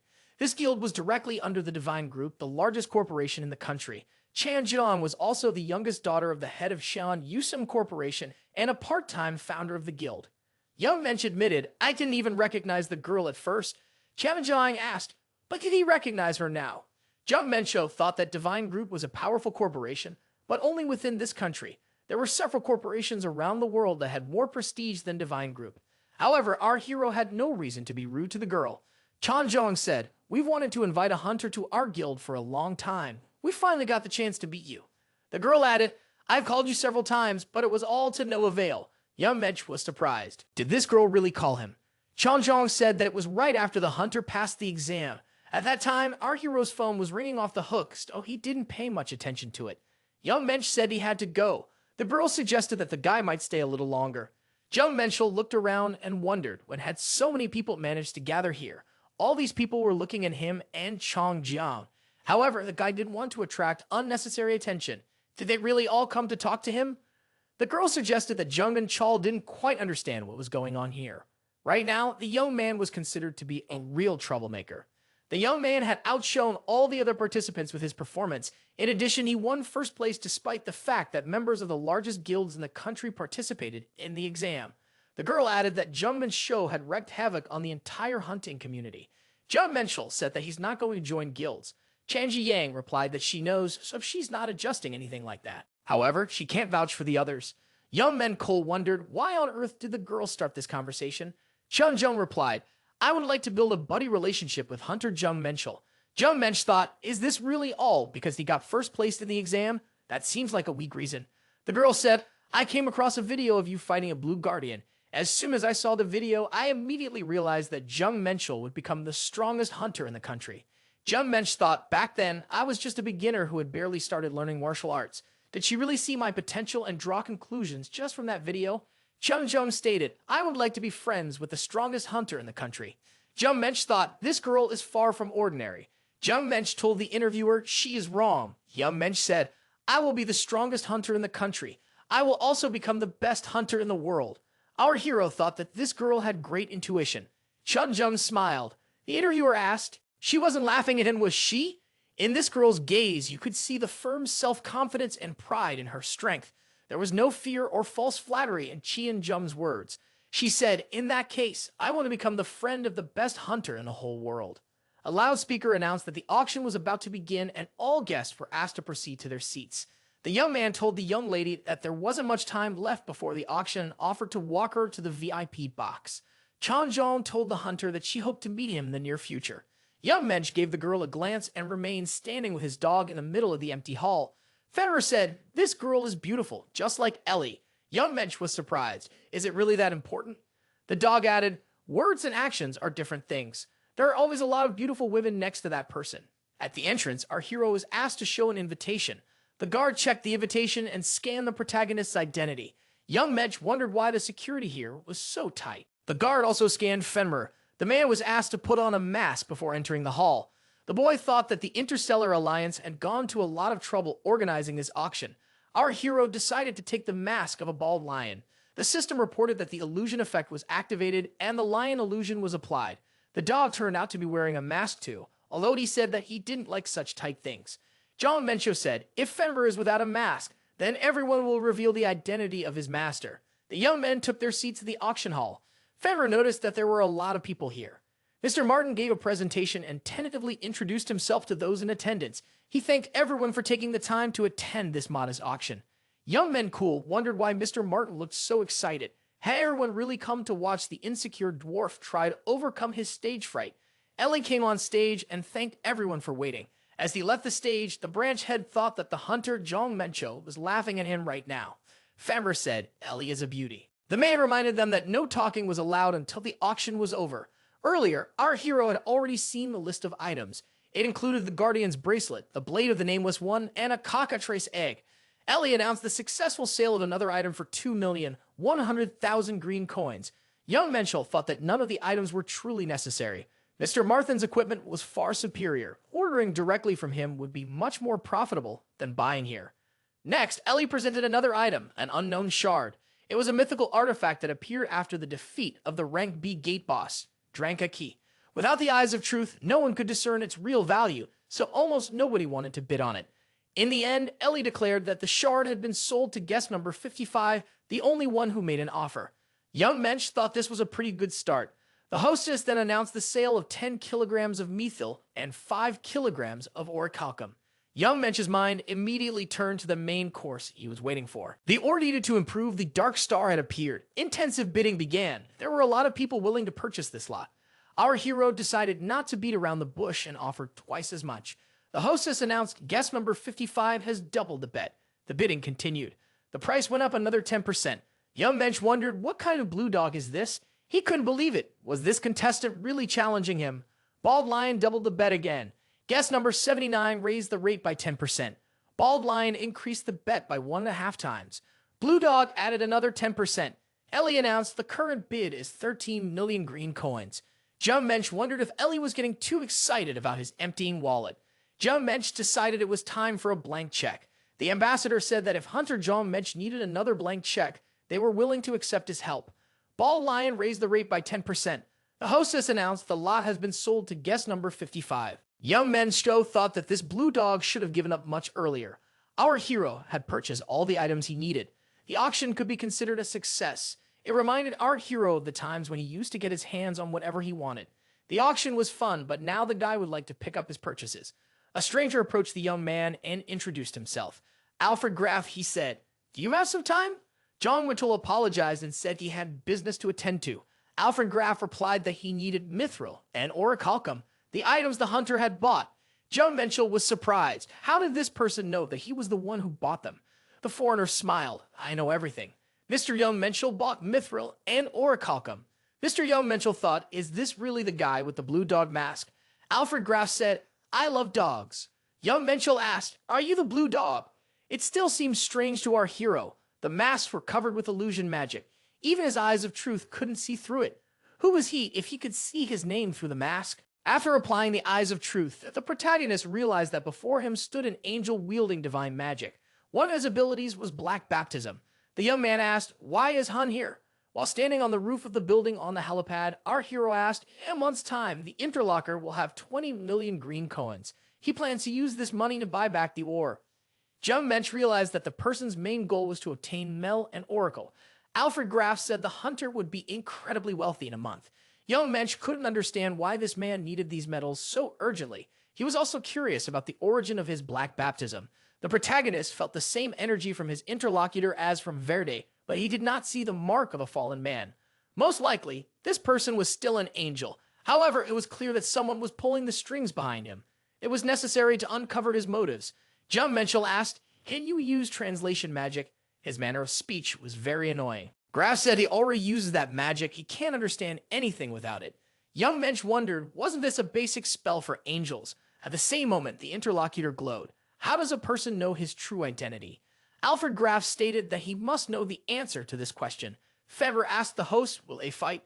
Young Minchul stated that he doesn't know. He has a lot of questions, so he needs his opponent alive. Jeon Minchul told the angel to take a closer look and not to be fooled. Bush. Holy fire gives life and draws away all infirmities. If the interlocutor is really an angel, he must recognize his authority. The protagonist wondered, does the child not recognize him? The holy fire was activated. Alfred Graf bowed, resting his head on the ground, and said that he welcomed one of the 7 strongest angels, Mr. Michael. Jeon Minchul said to start with the angel to moderate his energy. Young Minchul told Alfred Graf to raise his head. The interlocutor replied that he had no right to talk to the gentleman face to face. Young Minchul asked, probably wondering how the angel ended up in this world. Our hero said, the truth is that Alissium has been infiltrated by infidels. The proof is in the Baptist energy of this angel. Graf replied that he followed the instructions of his superiors, so he didn't know anything about baptism. Young Minchul asked, who bestowed black baptism on the interlocutor and sent him to Earth? The angel answered, it was one of the pillars, Edel. Our hero had never heard of him. No wonder, he was a lowly 6th rank after all. Young Minchul asked, why did the angel come here too? Graf explained that he had heard a ritual was going to be performed, which was why he needed mithril and orichalcum. The protagonist thought it was suspicious, dark elves and angels performing some kind of ritual. Young Minchul felt that this was too massive a job for 6th rank angels. Whoever was behind all of this must be no lower than the level of the monarchs of Pandemonium. Anyway, this guy didn't know anything, just like Verde. Alfred Graf is just a pawn. A voodoo doll commands him from the shadows. Jeon Minchul told his interlocutor, when trouble comes, there are people who try to corner the lamb. The holy fire has been activated. It's up to our hero to win this angel over to his side. Alfred Graf felt warm, the master forgiving his sins. Young Minchul said, I have an assignment for the angel. You will be his undercover agent in Alissium. The protagonist thought, today I've met someone I can finally trust. Alfred Graf became an undercover agent. He said, even if my body is covered in fire, I will follow my master's orders. I will do anything to justify his trust. Thanks to the angel's gullibility, our hero was able to roughly understand the situation. In this regard, he instructed, find out the details of the ritual. Whoever is behind this, I won't let them impose their will on Earth. Young Minchul told the dog, we're going to pick up our purchases. Fenrir thought that his master was definitely not an angel. Mr. Martin said that Hunter Young Minchul got everything he wanted. The hunter said that the head of the guild branch was only helping to fill his wallet. Mr. Martin wondered how the hunter had managed to get a blank check. It actually had Verisilin's signature on it. Young Mensch replied that it was a secret. Our hero took the glove of the Black Star. He had waited a long time for this moment. For now, the metals he had paid for belonged to him. Young Minchul thought that the gloves should absorb everything. The short man was frightened. What is Mr. Hunter doing? It looked like the Black Star was very hungry. After all, it was devouring metals so greedily. Young Mencho thought that his Fenrir was quite the gourmet, but the Black Star wasn't so picky. Mr. Martin was very frightened when he saw that the metals were gone. In fact, they had been absorbed by the glove. Our hero stated that he had thus unlocked the second level. If our hero can only create weapons from his memories, then it is left to him to hone his handling of them to perfection. The Black Star is a black blade of vengeance. The second level elevated the Black Star to a unique rank. Jeon Minchul thought that this was quite enough. As long as our hero could recreate weapons for each martial art, his strength would only increase.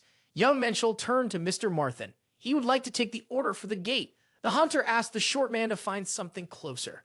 When you get a new weapon, the first thing to do is to try it out in battle. The next day came. The gateway to Pangju Kanyang, a rang in the rainforest, was ready. A huge orc with unique abilities shouted loudly. It was a forest tyrant, a skilled hunter, a digger with monstrous strength. Jeon Minchul asked who wanted to snack on them and used the Black Star Titanic Gauntlet against the monster. The Lightning Emperor's destructive fist was applied. Jeon Minchul was ahead of his squad and pounced on the other monsters. Our hero knew that breaking the second seal was worth it. He liked the excellent work of this artifact. The commander of the support squad couldn't believe that it was even possible. The hunters remarked that it was the first time they had ever touched such tough flesh. Of a destroyed monster, Fenrir asked his host if he could eat the orc's soul. Jeon Minchul responded, "Can you do it?" The dog replied that he could. The consciousness left the orc, but the soul remained in the body. Soul absorption is a unique skill possessed by some demons of Pandemonium. By devouring the souls of fallen foes, they grow stronger, overcoming the limits of their bodies. However, if the negative emotions have not left the soul, its absorption may come with side effects. If evil consumes the person's soul, they lose touch with the world and begin to deteriorate from the inside out. Young Minchul told the dog he could proceed.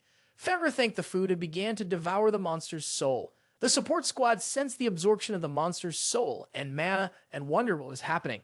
Fenrir, using his demonic mana, absorbed the soul of the dead orc. The people around him flinched. Fenrir told his master that his seal had weakened. However, our hero disagreed. The dog's characteristics had increased. Albeit slightly, young Minchul thought no matter what he did, he couldn't succeed in breaking the seal. The Fenrir said he wanted more. Our hero realized that all this dog needed was to devour souls.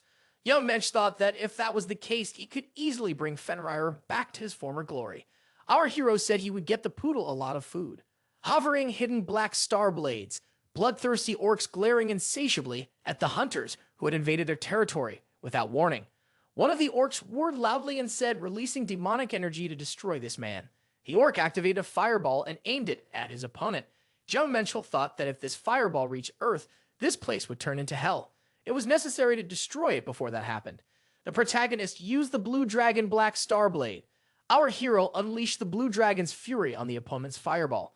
The monster did not expect that his fireball could be deactivated and would not reach its target. Young Mensch swinging his sword. He approached his opponent. Jeon Mensch activated the Emperor's Sword skill. The monster had no chance of escape. Our hero, exerting the strongest pressure, delivered a slashing blow to the monster's body. The monster screamed and was then dismembered into 2 pieces. The protagonist said, "One is ready." The support squad leader told the hunter that the other monster had maintained its distance. It was necessary to be vigilant. Young Mensch looked around and saw Fenrir approaching him. But what is the puppy doing here? He wondered. Fenrir raised his head and, like a true demonic monster, roared loudly. The support squad was surprised and frightened. No one expected such actions from a small poodle.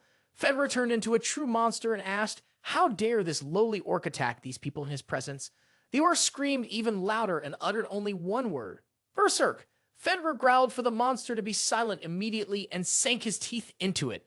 Fenrir tore off some of the monster's flesh and swallowed it. The orc fell to the ground, blood gushing from the wound. Fenrir shouted, "This is disgusting." Ruby Beat was 1,000,000 times better. He sprinted away from the orc's body. The orc shouted, "This monster is too strong." Jeon Minchul wondered, where is this monster going? Our hero grabbed the monster by the head and delivered a staggering blow with his unique gauntlet. The Lightning Emperor's destructive fist was applied. The support squad commander was surprised. Even orcs could run away in fear. Jeon Minchul said, "This is to be expected from A-rank monsters." Fenrir turned back into a poodle and asked his master, "Is he good?" Young Minchul replied, Why did the dog do that? After all, orcs already in a warm-up for him. Fenrir wondered, why didn't the man deal with him himself? Jeon Minchul said he was joking. Fenrir can continue to keep protecting people. Our hero thought, if it wasn't for this dog, someone could have gotten hurt. This is an A-rank dungeon, so by the looks of it, the protagonist is going to have to go all out. The monster said, I can't believe that a human got ridden to the king. However, a human like him was not a hindrance to them. It was the boss, the two-headed ogre. Young Mensch wondered, did this monster really think he was a king? Young Mensch laughed and said that he was allergic to nonsense. The monster shouted, I am the real king of the ogres. How dare this man be rude to the king? He doesn't know what ethics and subordination are. The monster growled, I'll crush him. Young Mensch raised a finger and asked, does he have enough strength? The ogre king snarled, I'll tear this man apart, then devour him. A shockwave surged through the air. Young Mensch thought, what an incredible amount of energy is being released. This skill doesn't require any finesse. They just want to crush him with sheer force. Our hero applied the Black Star Blue Dragon Blade. After that, the Blade of the Five Tigers. The protagonist decided to shatter this shockwave. Junko activated the Black Star Snake Whip and struck his opponent. The barrier of the second conceal broke. The Black Star became capable of enhancing its master's martial arts. The hunter used the 7-star sword. Jeon Minchul realized that, yet he was still too slow. More training was needed. Our hero jumped over the monster, swung his sword, and said, I'm about to show you how to cut kings properly.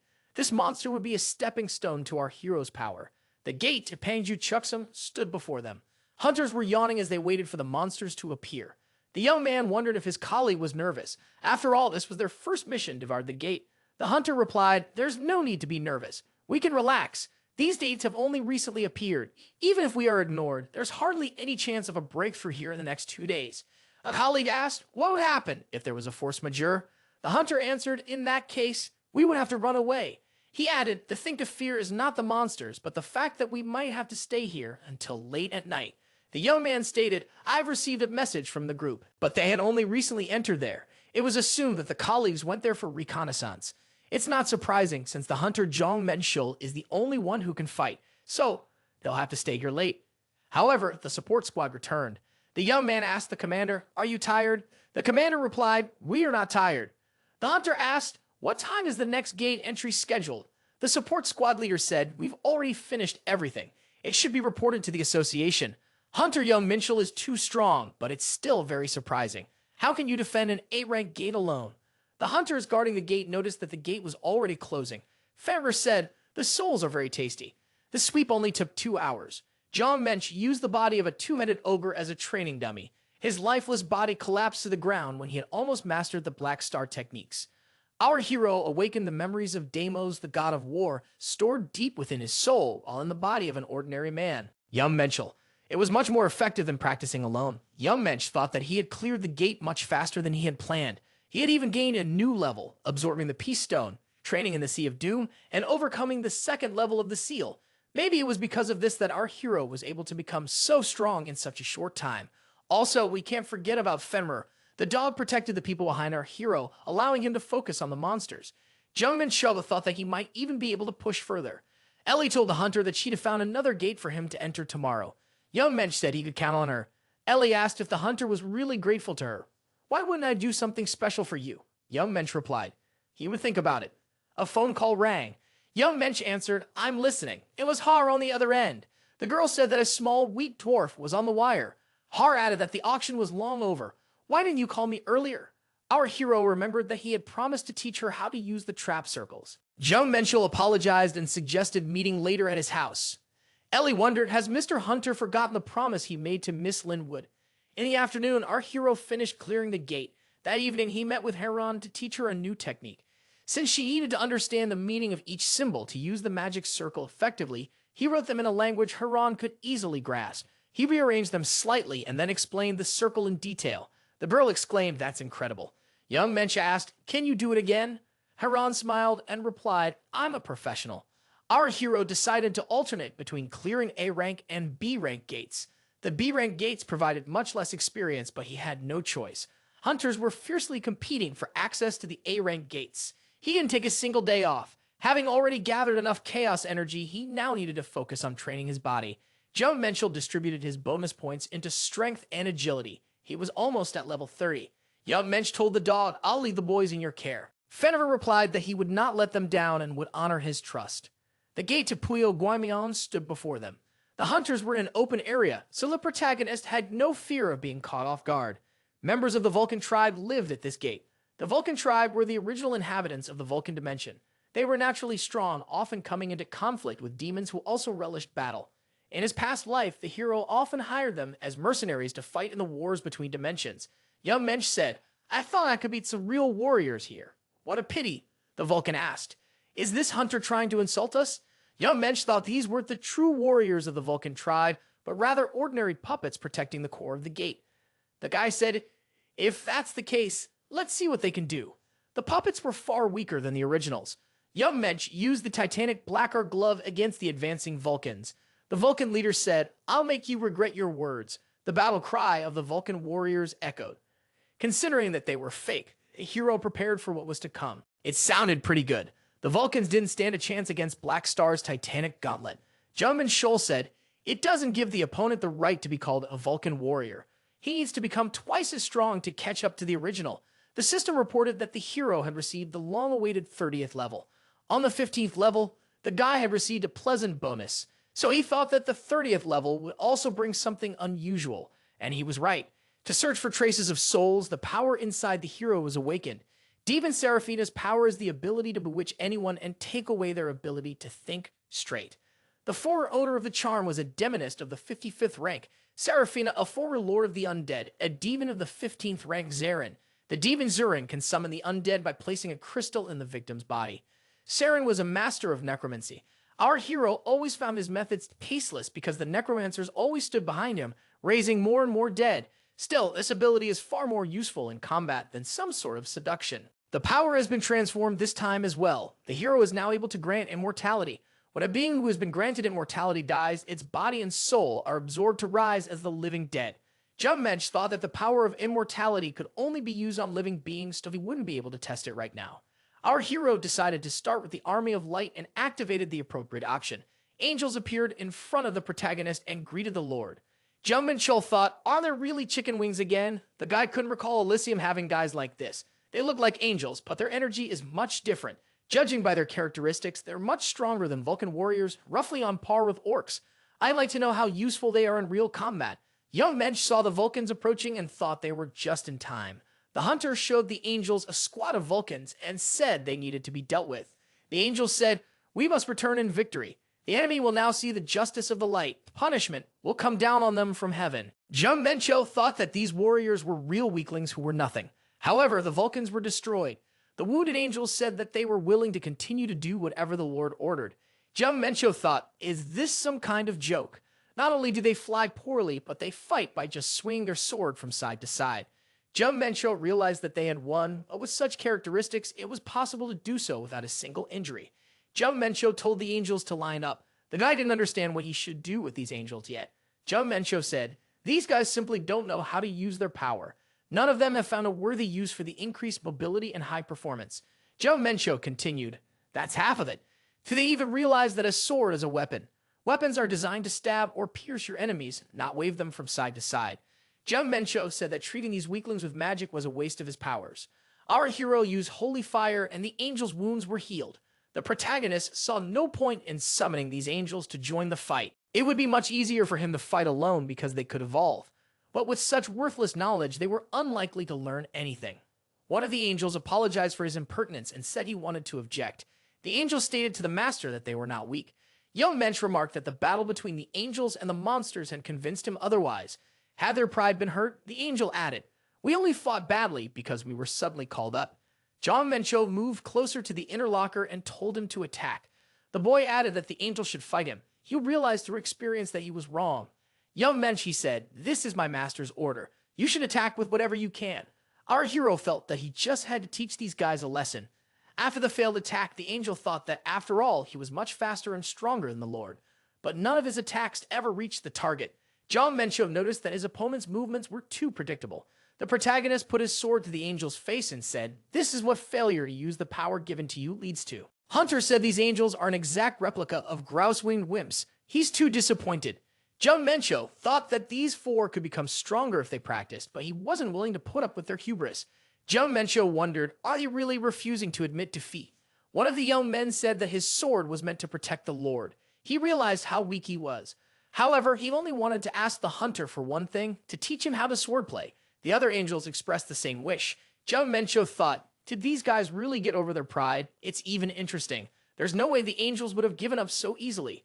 Jeon Minchul stated that he can't do that right now.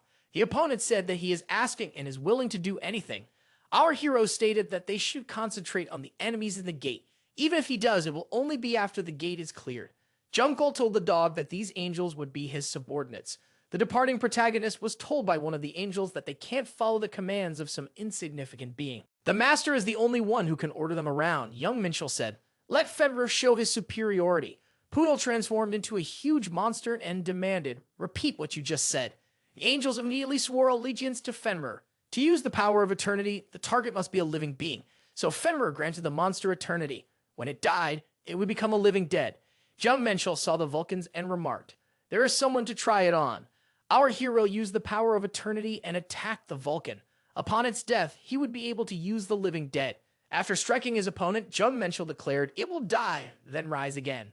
The system reported the target's death. The creature's abilities and the karma of its soul would be considered when it was reborn as undead. The Vulcan was reborn and greeted its lord. It was an immortal warrior capable of absorbing life force. Jeon Minchul thought this warrior's characteristics are even higher than the two-headed ogre. It would easily be able to fight an S-rank hunter alone. Jeon Minchul said to let the immortal warrior destroy the Vulcans. Looking at the immortal warrior's reaction, our hero remarked that he was very good in battle. There was a low-ranked warrior in the hierarchy of the undead army. Apparently, the power of eternity is much stronger than the army of light. If these angels fail, even after training, the protagonist will never recognize them again, he thought. The support squad leader didn't think Hunter Jungcho could summon such monsters. They have a very strong aura. Just how strong has this person become? At the moment, our hero could only summon 5 living dead. Conveniently, he'd keep them in a special space, the power of eternity. It's a pity, of course, that they are extremely clumsy because of their size. At this point, the protagonist decided to teach the angels how to fight. Jeon Minchul immediately warned, if you don't learn anything from this training, you will never see each other again. The angels made their wings invisible to avoid arousing suspicion.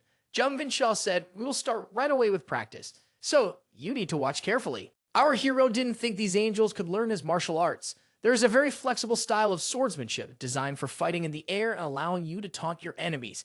No one guarantees that angels will master this style after only seeing it once. This is virtually impossible, even for talented martial artists. When this style is skillfully used, the blade should exude the fragrance of plum blossoms. The angels said, we will be able to master this style if the master shows it again. Jeon Minchul was surprised. Had they really internalized this? These guys were terrible in the first fight, but they seem to have actually turned out to be true martial arts geniuses.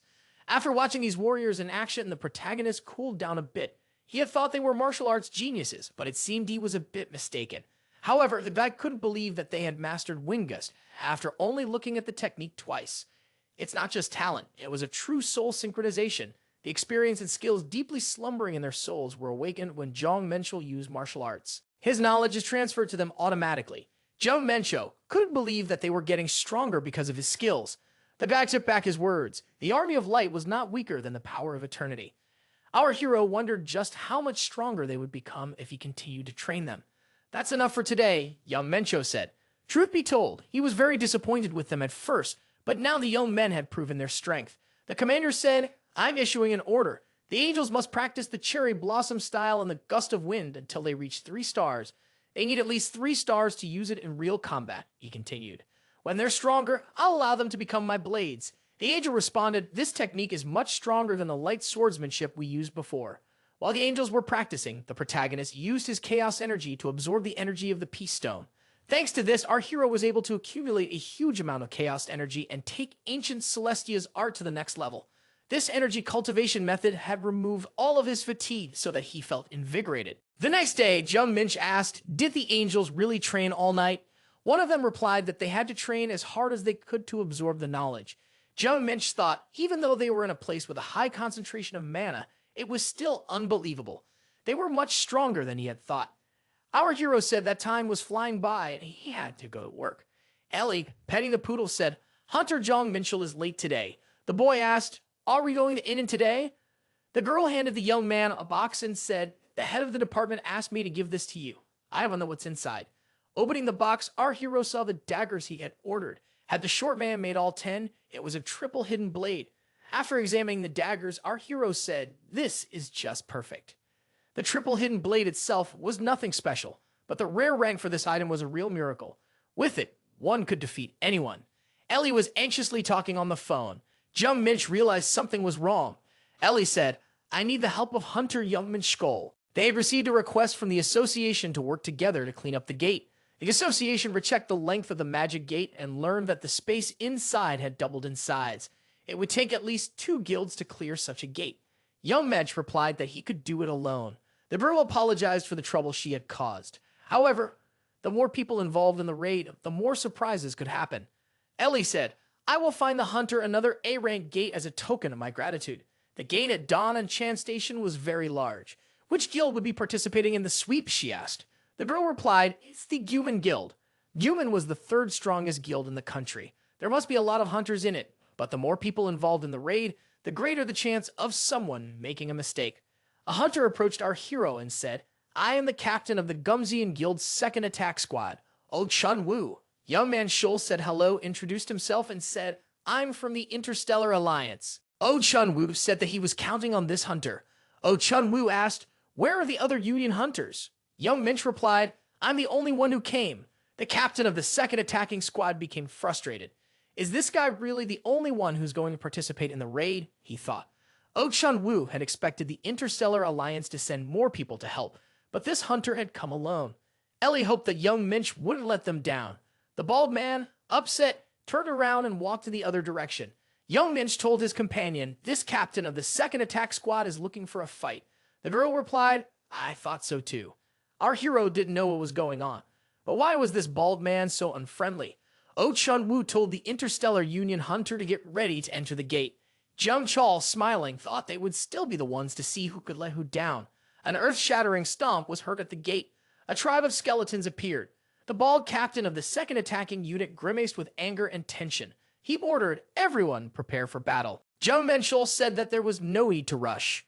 Do they really want to use the mining information?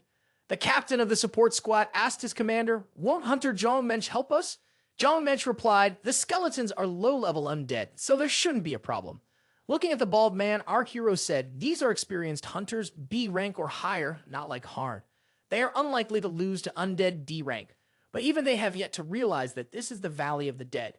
The ground here is dark not because of the sand, but because of the undead beneath it. Skeletons can appear from anywhere. Moving forward without thinking about their defenses is like moving toward their doom. Any hunter with research skills would have realized that immediately, but they were in too much of a hurry to clear the gate. However, in order to mop up the gates of the Valley of the Dead, they need to stay here and protect the people."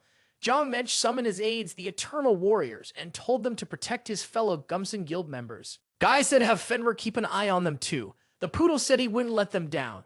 Young Mensch thought that the hunters wouldn't accomplish anything, even if they destroyed skeletons for days on end. In order to leave this place alive, they would have to defeat those who rule over the Valley of the Dead.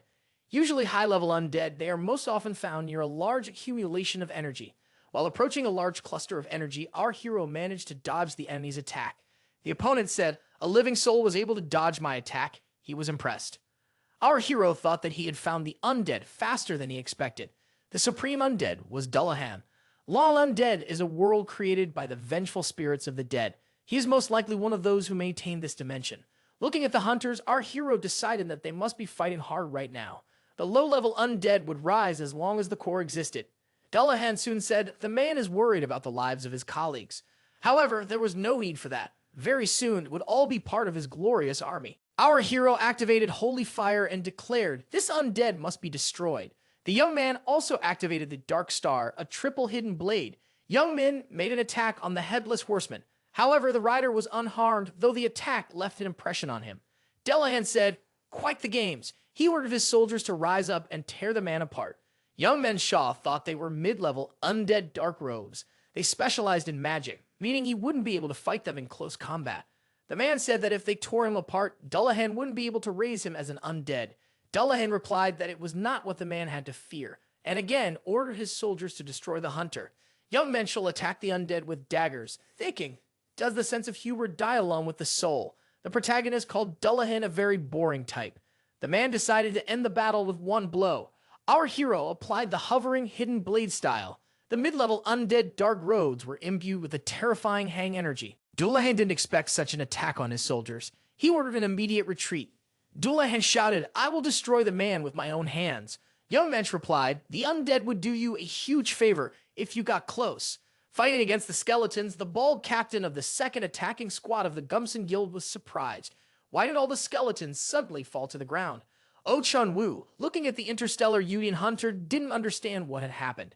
Young Mensch knew that if the supreme undead were destroyed, all of his subordinates would also die. He alone would inherit all their experience. The bald man bowed and asked our hero, was he the one who stopped the skeleton invasion? How did the hunter do it? Young Mensch replied, I destroyed the supreme undead that summoned them. Otherwise, they would have continued to appear. It was Gillahan. Oh Chun-Woo wondered, did Young Mensch really risk his life and destroy Dohan by himself? The first time Oh Chun-Woo heard of Hunter Mincho was 3 months ago. He had wiped out their rising stars, the Dark Trio. These guys were the disciples of the man who also trained Oh Chun-Woo. Baldy afterward wanted to show Jong Mensch how scary Gum's guild members were in anger. Back then, he thought that Hunter Jong Mensch was an arrogant rookie who mocked his teacher. Oh Chun-Woo realized that he was wrong. Hunter Young Mensch is truly a noble man.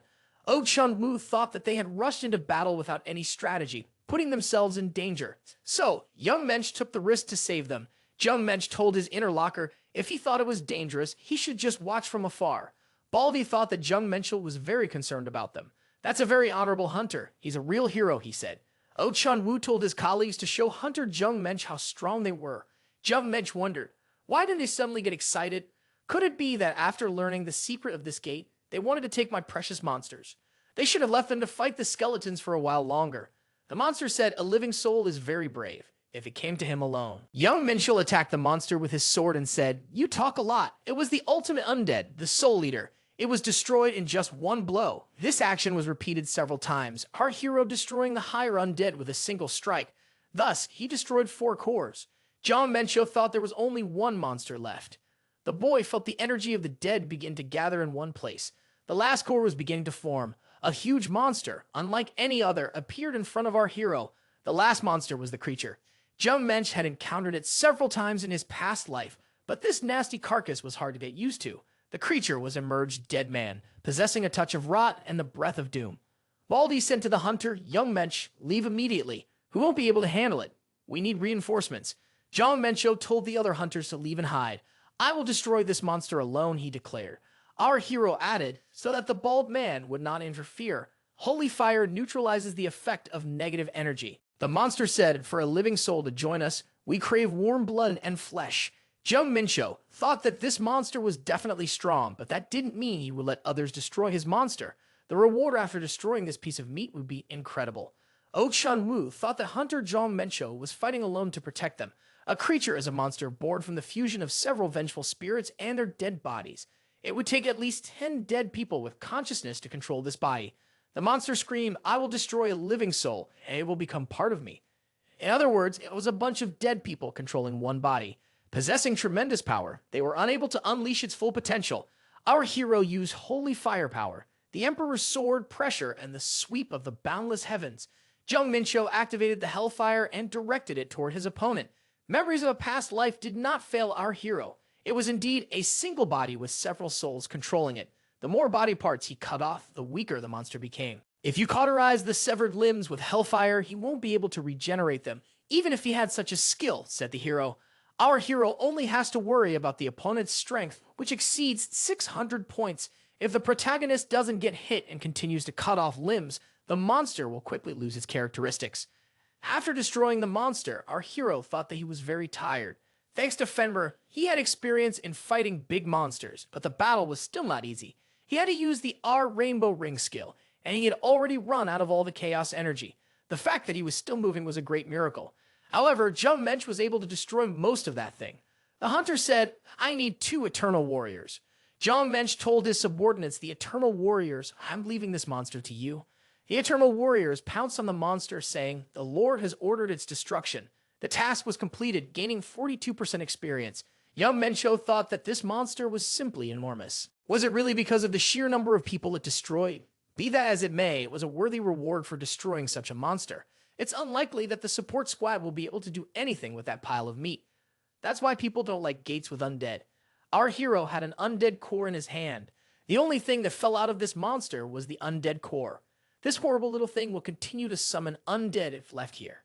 Young Mensch decided to take this cannonball with him out of harm's way. He told his warriors that they were returning. On the way, our hero saw the Gumson Guild. Had they been waiting for all this time? Jeon Minchul inquired as to what they were doing here. Oh Chun-woo replied that they were waiting for the hunter because they had something to say. He apologized for being rude when they first met. He was very wrong. The bald hunter bowed and thanked Young Mensch for saving his squad by taking the risk. Young Mensch realized that the bald man was apologizing, but what was he thanking him for? After mopping up the gate, our hero had to take 2 blows of faith. Ellie said that the support squad had asked for a short break. Besides, there was a real war going on in the gate market right now. Therefore, she couldn't find a gate for tomorrow. Heron said it would be her first time incorporating Serpal Trap technology into a building, so she wouldn't be able to see the hunter today. Young Mensch thought he was free until tomorrow. Shouldn't he spend that time practicing? The angels congratulated their master on his return. Young Mensch told them to keep practicing. Angels gain experience by synchronizing with knowledge from his past life. Martial arts training should be supervised by a teacher. They don't need to be. In addition, the sheer amount of mana in the hall resonates with the holy power of the angels. Therefore, every swing of the sword makes their body stronger and also increases their training efficiency. Junks thought, what if the darkness energy coming from the undead core was used to absorb the energy of the Peace Stone? In theory, it was possible. The undead core is like the poison of living things. Using its energy would cause pain, but one must endure it. Young Mensch will endure it until the energy enters his world. We must continue to stimulate the Peace Stone. In the end, it worked out. The undead core energy is very strong, so this method is more effective than using chaos energy. The Peace Stone tries to supplant the influence of the undead core. It gives off a huge amount of energy. The hero's body has been greatly strengthened. Successfully absorbing the energy of the Peace Stone resulted in an additional increase in chaos power. If Jeon Minchul gave the undead core to a Pandemonium artisan, he would be able to obtain a legendary rank item. But compared to the exaltation of star system techniques, it was a waste of resources. The most interesting part begins when the 6 stars are reached and one can gain the ability to create constellations. Few cultivation techniques can rival the star system technique. Constellations are the main reason why the star system technique is better than all the others. When Jong Manch was a Dios, he could only control the power of the Dark Nebula, but now he also possesses the power of the Light Nebula, expanding the list of potential constellations. The number of available constellations is 5, the constellation of Sin, Doom, Lord of Light, Holy Fire, and Sphere of Chaos. Some of these are familiar to the hunter. Given that he can only choose 3, it would be better to select the ones that will make him stronger. It is worth starting with the one he already knows. First, he needs to create the constellation of Sin. This is a fortress located on the lowest levels of Pandemonium. Next, he creates the constellation of Holy Fire. This constellation holds the blessing of Michael, the divine protector of the Holy Fire. Finally, the constellation of the Sphere of Chaos. The hero decides to choose it because this constellation belongs to the power of chaos, which he is most interested in. However, a hero fails to form the constellation of the Sphere of Chaos the first time. It's because he used the Dark Nebula's energy. Maybe we should merge the 2 stars. Jeon Minchul decided to try again, and the result was the same. What's the reason? How can he do it? Young Mensch thought that maybe he should create another constellation, but he didn't want to just give up. Our hero decided to use a method he hadn't tried yet. The piece of stone sun was not used in any constellation. Maybe we should place it between the 2 nebulae and merge them. Jong and Sho didn't know if it would work out or not, but he should try. From Light Nebula to Dark Nebula, all that was left was to unite using the sun. The system reported that the constellation of the Chaos Sphere was formed in the star system technique, resonating with the energies of the nebulae and the achievements of the hero's soul. The constellation of the Chaos Sphere has been transformed into the constellation of Infinite Conjunction. It ignites 2 opposing nebulae by means of the Chaos Sphere. Apparently, the Sphere of Chaos is the Son of Peace. So, Young Mensch acted wrongly from the beginning. However, because of this, he was able to create a stronger constellation.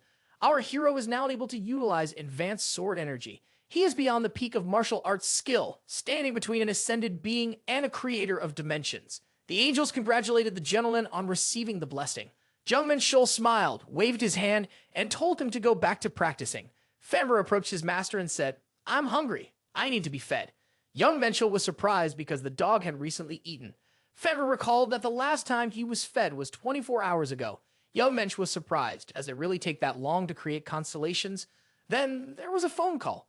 Our hero answered it. The caller said, "I've already called many times." Young Minchul asked, "Have you tracked down the Dark Elves?" The caller replied, "Not yet." Verne added, "The Elven Embassy is handling it, so I'm not aware of it."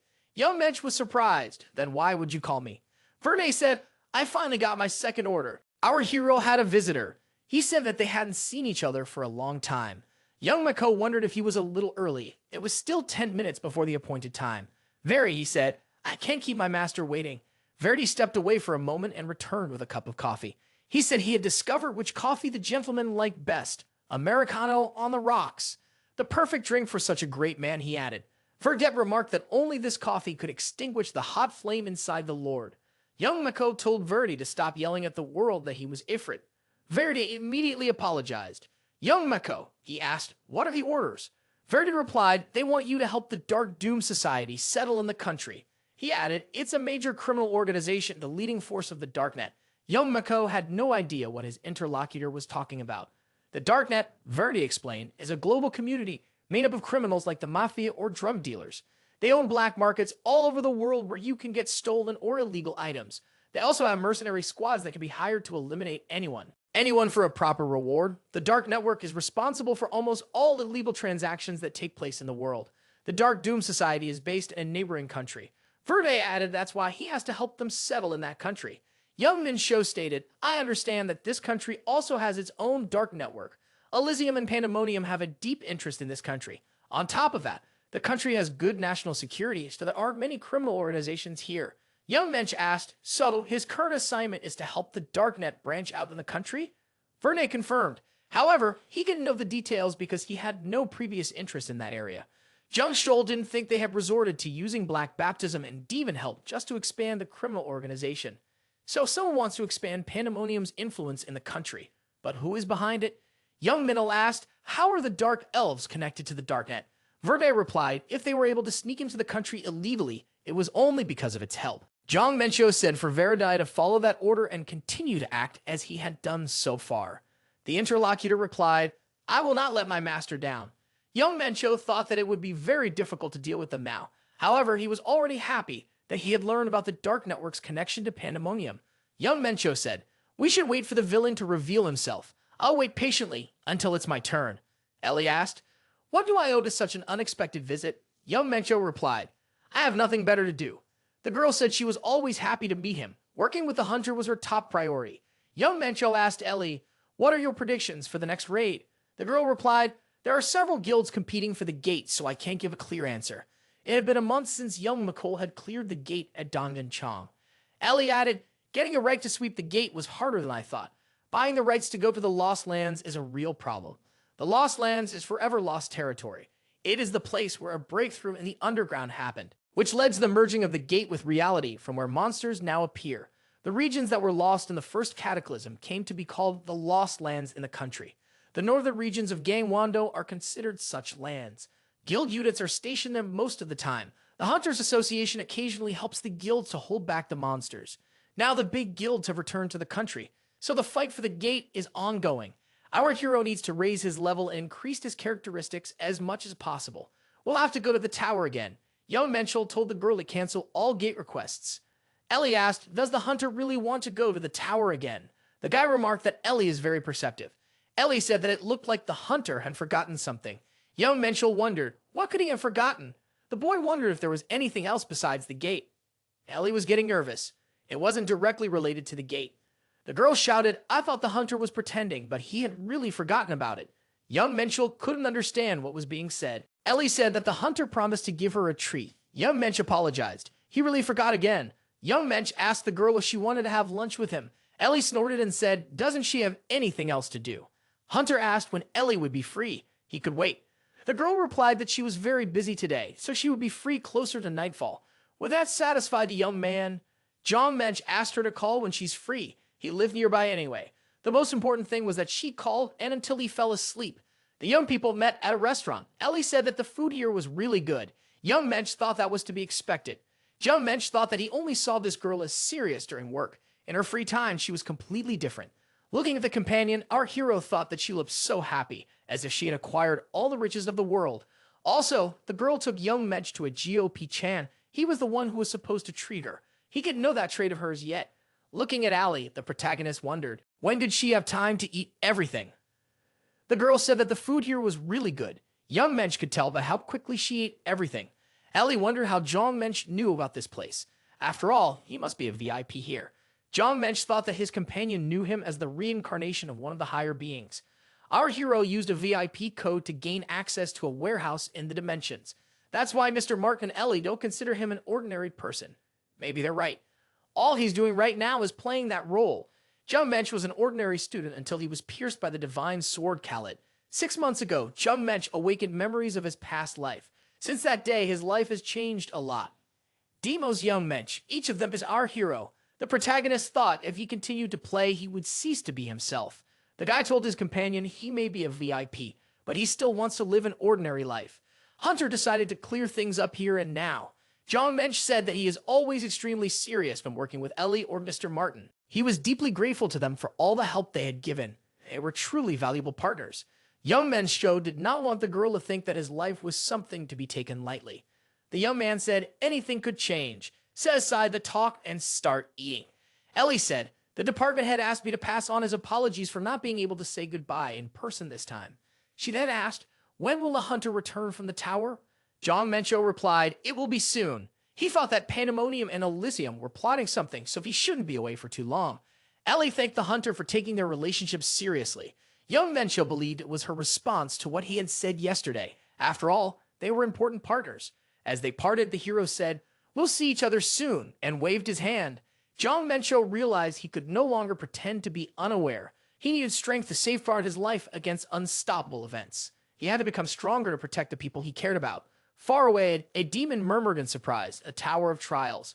What is that supposed to be? The dark elf replied, it is a treasure trove of secrets where many powerful beings from my past dimension have gone.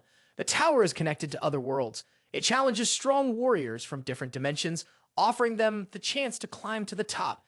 Each floor contains a special challenge. Whoever can overcome all the difficulties will be richly rewarded. The demon said, that sounds pretty interesting. The dark elf continued, the trials are so severe that people die while attempting to complete them. The increasing difficulty of each trial pushes the hunters to their deaths. However, the tower will generously reward anyone who overcomes all the challenges. Our hero once again found himself at the gate leading inside the tower. The tower grants unimaginable power that surpasses human capabilities. The system reported the hero has entered the 3rd floor of the Tower of Trials. The 3rd floor was called the Black Fortress. Our hero needed to defeat waves of monsters and protect the core of the Black Fortress. Skeletons stood by our hero, but they were of no use. The crystal ball at the far end of the fortress was likely the core. However, it is not guarded at all. Jeon Minchul saw a house and wondered, is there an administrator here? The blackbird was surprised. Is this a new hunter? The bird said, her name is Raven, and she is a local merchant. Young Minchul replied, Raven doesn't look like a merchant. The hunter said, I expected to see the administrator, not a merchant. Raven replied, it's not easy to meet the administrator. Jeon Minchul stated, if it's not the administrator, we have nothing to talk about. Raven called the hunter an impatient fool, adding, you'll regret not listening to me to the end. Young Minchul wondered, why would I do that? After all, I can buy information for points. Raven said, the task of the 3rd floor of the Tower of Trials is the defense of this fortress. Monsters will appear from a distant wormhole and head here to attack. Hunters must defend with 3 bases until the monsters stop attacking. At each base, undead will appear to help the hunters. The hunter is able to move between bases. After each wave of monsters, if they have not been destroyed, it is worth noting that each base has a different strength. You should keep a close eye on this. The hunter can use points to subdue bases and fortresses, but it will cost 10 points per fix. Raven added, the hunter would have to use the goggles anyway. The boy knew it would be difficult, but did he really have to go through this ordeal alone? Were there no other hunters around? Raven said, the man is very perceptive. The truth was that the test could be completed by a group of 5 people. Young Mensch thought that the merchant had purposely left out the other hunters at the beginning to get as many points as possible. Young Mensch asked, how can I get a group together to take the test? Raven replied, about 12 hours ago, one group completed the test. So, you're the only one on this floor. Jeon Minchul thought that he couldn't waste people's time for the group. Raven said, I have a special merchandise meant for those who want to go through the trials alone. Young Mensch said, I won't buy that item. Raven was surprised. A hunter isn't going to go through the trials like that, is he? The merchant said that it was too irresponsible. Jong Minchul replied, if I don't try it, I won't even know about it. He then called for the help of the Eternal Warriors. We don't have much time, Jong Minchul stated, urgency in his voice. Raven was still in disbelief. Our hero sent part of the warriors to the first base and another part to the second. Jong Minchul realized that he, along with the missing group, could be replaced by something else, such as these Eternal Warriors.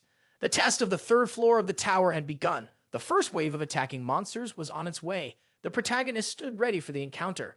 Our hero had already fought such trolls at the gate in the Palac area. Good thing he had picked the most destroyed base. It was unlikely that those skeletons would be able to stop even one troll. The only useful thing here was the ballista. When the trolls were wounded, they said, it hurts. But the ballista wouldn't do much to them. Their regeneration was too fast. Our hero didn't want to waste points boosting the ballista. So, he'll have to deal with everything on his own. Thanks to the infinite link constellation, he no longer has to worry about wasting energy. Young Mensch drew his sword, descended from the fortress wall, and confronted the trolls, destroying them in one fell swoop. He thought these trolls were at least B rank, but he was cutting through their flesh like a butter knife. At this rate, he would truly be able to handle everything alone. The hero moved to second base to avoid wasting time. The troll attacking the base shouted, I'll blow the hunter's head off. However, the Eternal Warriors entered the battle, swiftly consuming the lives of these trolls. Even the protagonist didn't expect this. Young Mensch thought he certainly didn't doubt them, but these guys never ceased to amaze him. The advantage in strength, speed, and size was on the side of the Eternal Warriors. He believed he had won before the battle had even started, but since only a few warriors were guarding the base, they might miss one or two monsters. One such monster came close to our hero. This monster was dealt with by the hunter himself. The guy said, get the Eternal Warriors to go to first base as well. You have to keep your eyes open for missed monsters. Young Mancho thought if Fenrir went with him, it would be much easier. However, the dove said that he couldn't go to the tower. The guy thought that he would definitely load that poodle with work when he returned to Earth. The first wave was successfully mopped up, with the protagonist briefly returning to the fortress. When Jeon Minchul arrived at first base, he saw the two Eternal Warriors destroying the trolls with ease. However, it couldn't deal with 20 monsters at once. Some trolls managed to deal damage. Luckily, our hero was able to deal with everyone thanks to the triple hidden blade, but he needed to figure out a more reliable way. Raven suggested put more ballista in place and offered a 10% discount for them. Young men thought that judging from the condition of the bases, he would need at least 10 ballista for each one. He wondered if he could take them with him to the next floors. The Raven applied in denial. Did the hunter really think it was possible? Jeon Minchul realized that he would have to use points, but he didn't want to spend too much. Balasti wouldn't be able to defeat all the monsters. Did he really need them that much? Maybe he could find something more worthwhile. Our hero remembered the administrator, a bald lion, saying that you never know when something might come in handy. Young Minchul told the Raven that someone had given him one useful thing. The hunter showed the Raven what he had gotten from the administrator. The merchant was surprised. Surprised, he said. I've never seen anything like it. Where did you get this? Jeon Minchul replied that it was none of the crow's business. It's the key to the treasure room, he explained, from the zero-floor administrator. If you use it, you might be able to find something worthwhile. The token began to glow, its beam pointing in a specific direction. The Raven squinted at the light. That beam is leading to a wormhole, he said. Is the treasure room really inside it? Could it be that if one went there, they could destroy all the monsters at once? Raven told the hunter, don't even think about it. The merchant added, you won't be able to clear the wormhole. Raven went on, you're not the only one who has thought of it, but no one has ever succeeded. He paused. The wormhole is guarded by a monster of immense power, far stronger than all the creatures attacking the fortress. Anyone who tries to run away and return will still be struck down by it. Jeon Minchul thought to himself, if I can't defeat this monster, the trial will end in failure. He told the crow, I won't give it a try. An ordinary hunter would have already returned to base, but he was not like that. The protagonist believed it would be foolish to hold the key to treasure, yet avoid the wormhole. Treasure and danger always walk hand in hand. As he approached a certain point, the hunter became convinced he had reached the wormhole. He heard a voice call out, do not take another step. Jeon Minchul asked, what kind of powerful monster guards this wormhole? The one before him was Jingsai. The hunter is quite perceptive. Jingsai said, the bodies of the Jungda had already been destroyed by a special necromancy skill. In the martial arts continent, they were controlled with skills, medicines, and spells. Jungda asked, is the hunter from the martial arts continent? Jeon Minchul replied, no, but something connects him to that continent. Our hero thought, judging from the color of his red skin, that this was a blood Jiangshi from the blood cult. Blood Jiangshi were a horror that terrorized the entire continent. To create them, people used the bodies of destroyed martial artists treated with special tinctures and human blood. These Jiangshi were very powerful, considering it took at least 10 lives to resurrect them. They were the main weapon of the blood cult. Jiangshi asked if he and the hunter shared the same homeland. Jeon Minchul thought that it was no wonder Raven had discouraged him so much. Jeon Minchul was surprised that this monster's characteristics were higher than the man in Fenrir. Our hero knew someone was guarding the wormhole, but he never thought it would be a bloody Jiangshi with a mind of his own. The monster replied it was part of the contract. Jeon Minchul said, fate itself has tied us together. But Jiangshi was unlikely to let him pass, right? Jiangshi replied that it was impossible. The monster drew a line and told the hunter not to cross it, for he was a blood Jiangshi. Zhao added that he didn't want to spill the blood of innocence. Jeon Minchul thought the monster in front of him was very cocky. He wondered why is his opponent talking like he can beat him, that he shouldn't go forward because the monster is sure of his victory. Jiangshi added that it was not worth depriving his precious life in such a place. The hunter went for the provocation. He stepped over the line and said so. Jangmo became angry and growled menacingly. He didn't like the fact that this hunter ignored the threats. Jong began to concentrate his dark energy, showing that he was preparing to attack the hunter. Jeon Minchul grinned. He had already tensed up, and it turned out the monster was only calling out to his comrades. Could it really be the Iron Jiangshi with amulets on their foreheads?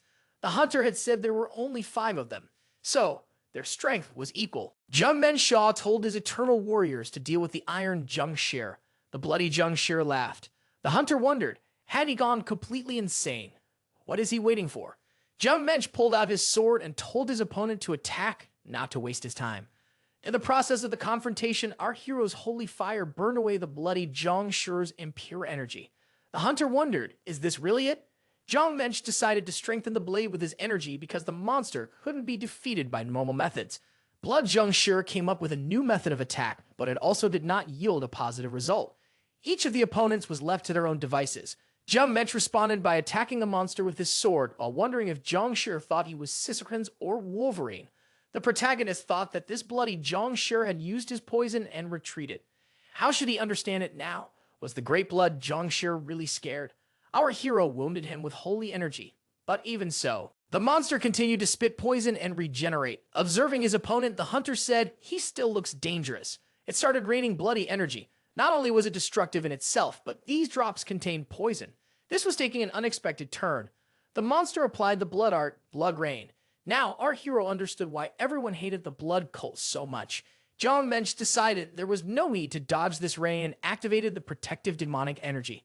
Blood Jiangshi, he muttered as he remembered they were created from the bodies of the finest martial artists. But necromancy had its limits too. This monster's pathetic tricks were nothing compared to its true power. The protagonist used the first form of the demonic sword of the 7 stars, the star-slicing blade. The monster received a bloody wound but continued to defend itself and activated Blood Rain again, this time in torrential mode. Jeon Minchul thought that his opponent wanted to weaken the powerful defensive energy. However, he was too far away to be hit by the shooting star. Jeon Minchul decided that he needed to get closer and activated the dark star blue dragon spear. Our hero had severely cracked the Jiangshi, so now the UA clan's spearman technique could be applied. Blood Jiangshi laughed. Our hero activated the Hell Flame. Jeon Minchul said that the opponent shouldn't have relied on his regeneration so much. If martial arts doesn't work, he thought, I'll just use power. Jeon Minchul believed that no matter how strong the blood Jiangshi was, it was still vulnerable on the inside. It was possible to burn him from the inside out. Just because he couldn't feel pain didn't mean his body would survive it. Jeon Minchul approached the monster and saw it burning from the inside out. Our hero thought it was nice. Gaining experience here was much more efficient than in the gate. He knew he had made the right choice by going to the tower. Jeon Minchul reflected on the situation with the Iron Jiangshi.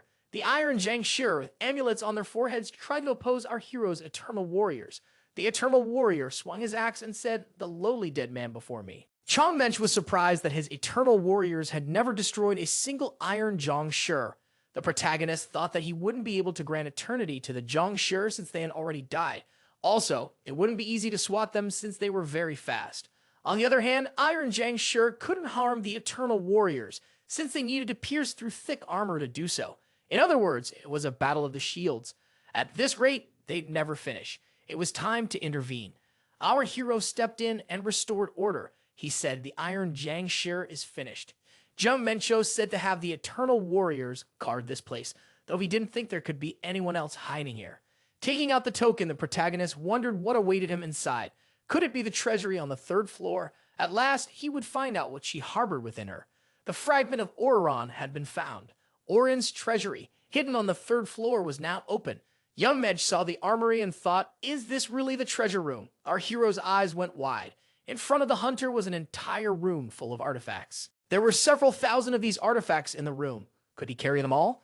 The system reported that the hunter could only select one item from the orange treasury. As soon as he touched an item, it would be considered selected. In this case, the protagonist decided not to choose an item at random.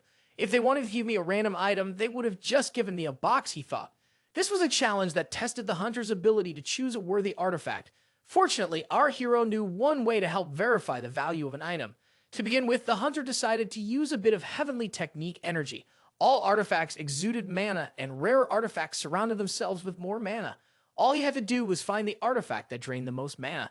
The first sorting resulted in 189 items being selected. The hunter thought that was quite a lot. Now, he used the Eyes of Truth to go through each of them. The following were selected: a replica of the legendary Infernal Sword of Annihilation, a replica of the legendary Spear of Fate, and a replica of the legendary Book of the Dead.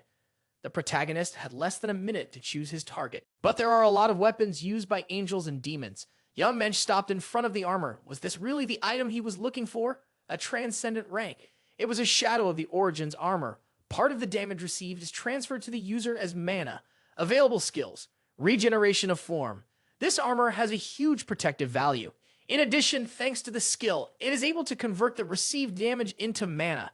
It also has a self-healing skill and a shape-shifting skill. Young and Cool thought that, theoretically, it was indestructible armor. Changing the shape would allow anyone to wear it. It looked so unremarkable that it would be hard to find without the Eyes of Truth. Jeon Minchul thought that it wouldn't be easy to wear the armor like this, so he should change its shape. After changing the shape of the armor, our hero thought it was perfect. It would be much easier for a martial artist to wear such equipment than heavy armor. Jeon Minchul thought as he dealt with the blood Jangshir guarding the wormhole, and found an unexpectedly good item. All that's left is to wait for a new wave of enemies to appear. Raven, looking at the door, wondered how the upstart was doing. The merchant thought that he hadn't seen any death notice yet. Most likely, this hunter had just decided to give up. It's no wonder, as the Blood Jong is an extremely difficult opponent. Its skin can block any aura, as well as any spell below rank 5. If this upstart has any brains at all, he won't fight the Blood Jong. It's been a long time, but this hunter is still missing. It is almost impossible to defend 3 bases alone, so he must use points. Raven thought he was tired of sitting in one place, so he decided to fly around a bit. From a bird's eye view, the Raven saw an unexpected sight. Could it be that all 3 bases were in order? The merchant didn't see any traces of the battle. Did this guy really defeat Jong? Sure, but that's impossible, isn't it? Raven, flapping her wings, couldn't figure out how to feel about it. In front of the bird was a burning wormhole. The hunter and his eternal warriors were near it. The merchant thought he had never seen anything like this before. Looking at the hunter, the Raven wondered, did an unexpected variable appear? Raven decided it was his duty to report this to the administrator. The wormhole had been successfully cleared. By using Hellfire on the wormhole and its surroundings, our hero had been able to eliminate the monsters the moment they appeared.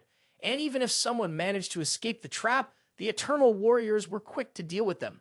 Thus, the unquenchable flame continued to consume the monsters, growing and becoming stronger. The 10th and final wave of monsters was approaching. The monsters were shouting that they were very hot and needed to get out immediately. They were S-rank giant monsters. Smaller and weaker than the real giants, they still should not be underestimated. Jeon Minchul told the Eternal Warriors that they must not let the monsters pass. It was necessary to deal with the uncleanness. The monsters in the vanguard shouted for their companions not to dare lose. They would die if they did nothing. The Eternal Warriors shouted that their lord had ordered them to stop the monsters. So they must perish in the flames. Jeon Minchul thought that even S-rank monsters would die if they stood long enough in the infernal flames. At this rate, they could be dealt with quickly. One of the monsters shouted, "Spread out of the way. I will open the way for you to advance." Jeon Minchul saw that this monster had an icy breath. What would that mean? The monster screamed loudly, announcing, "This place is now mine."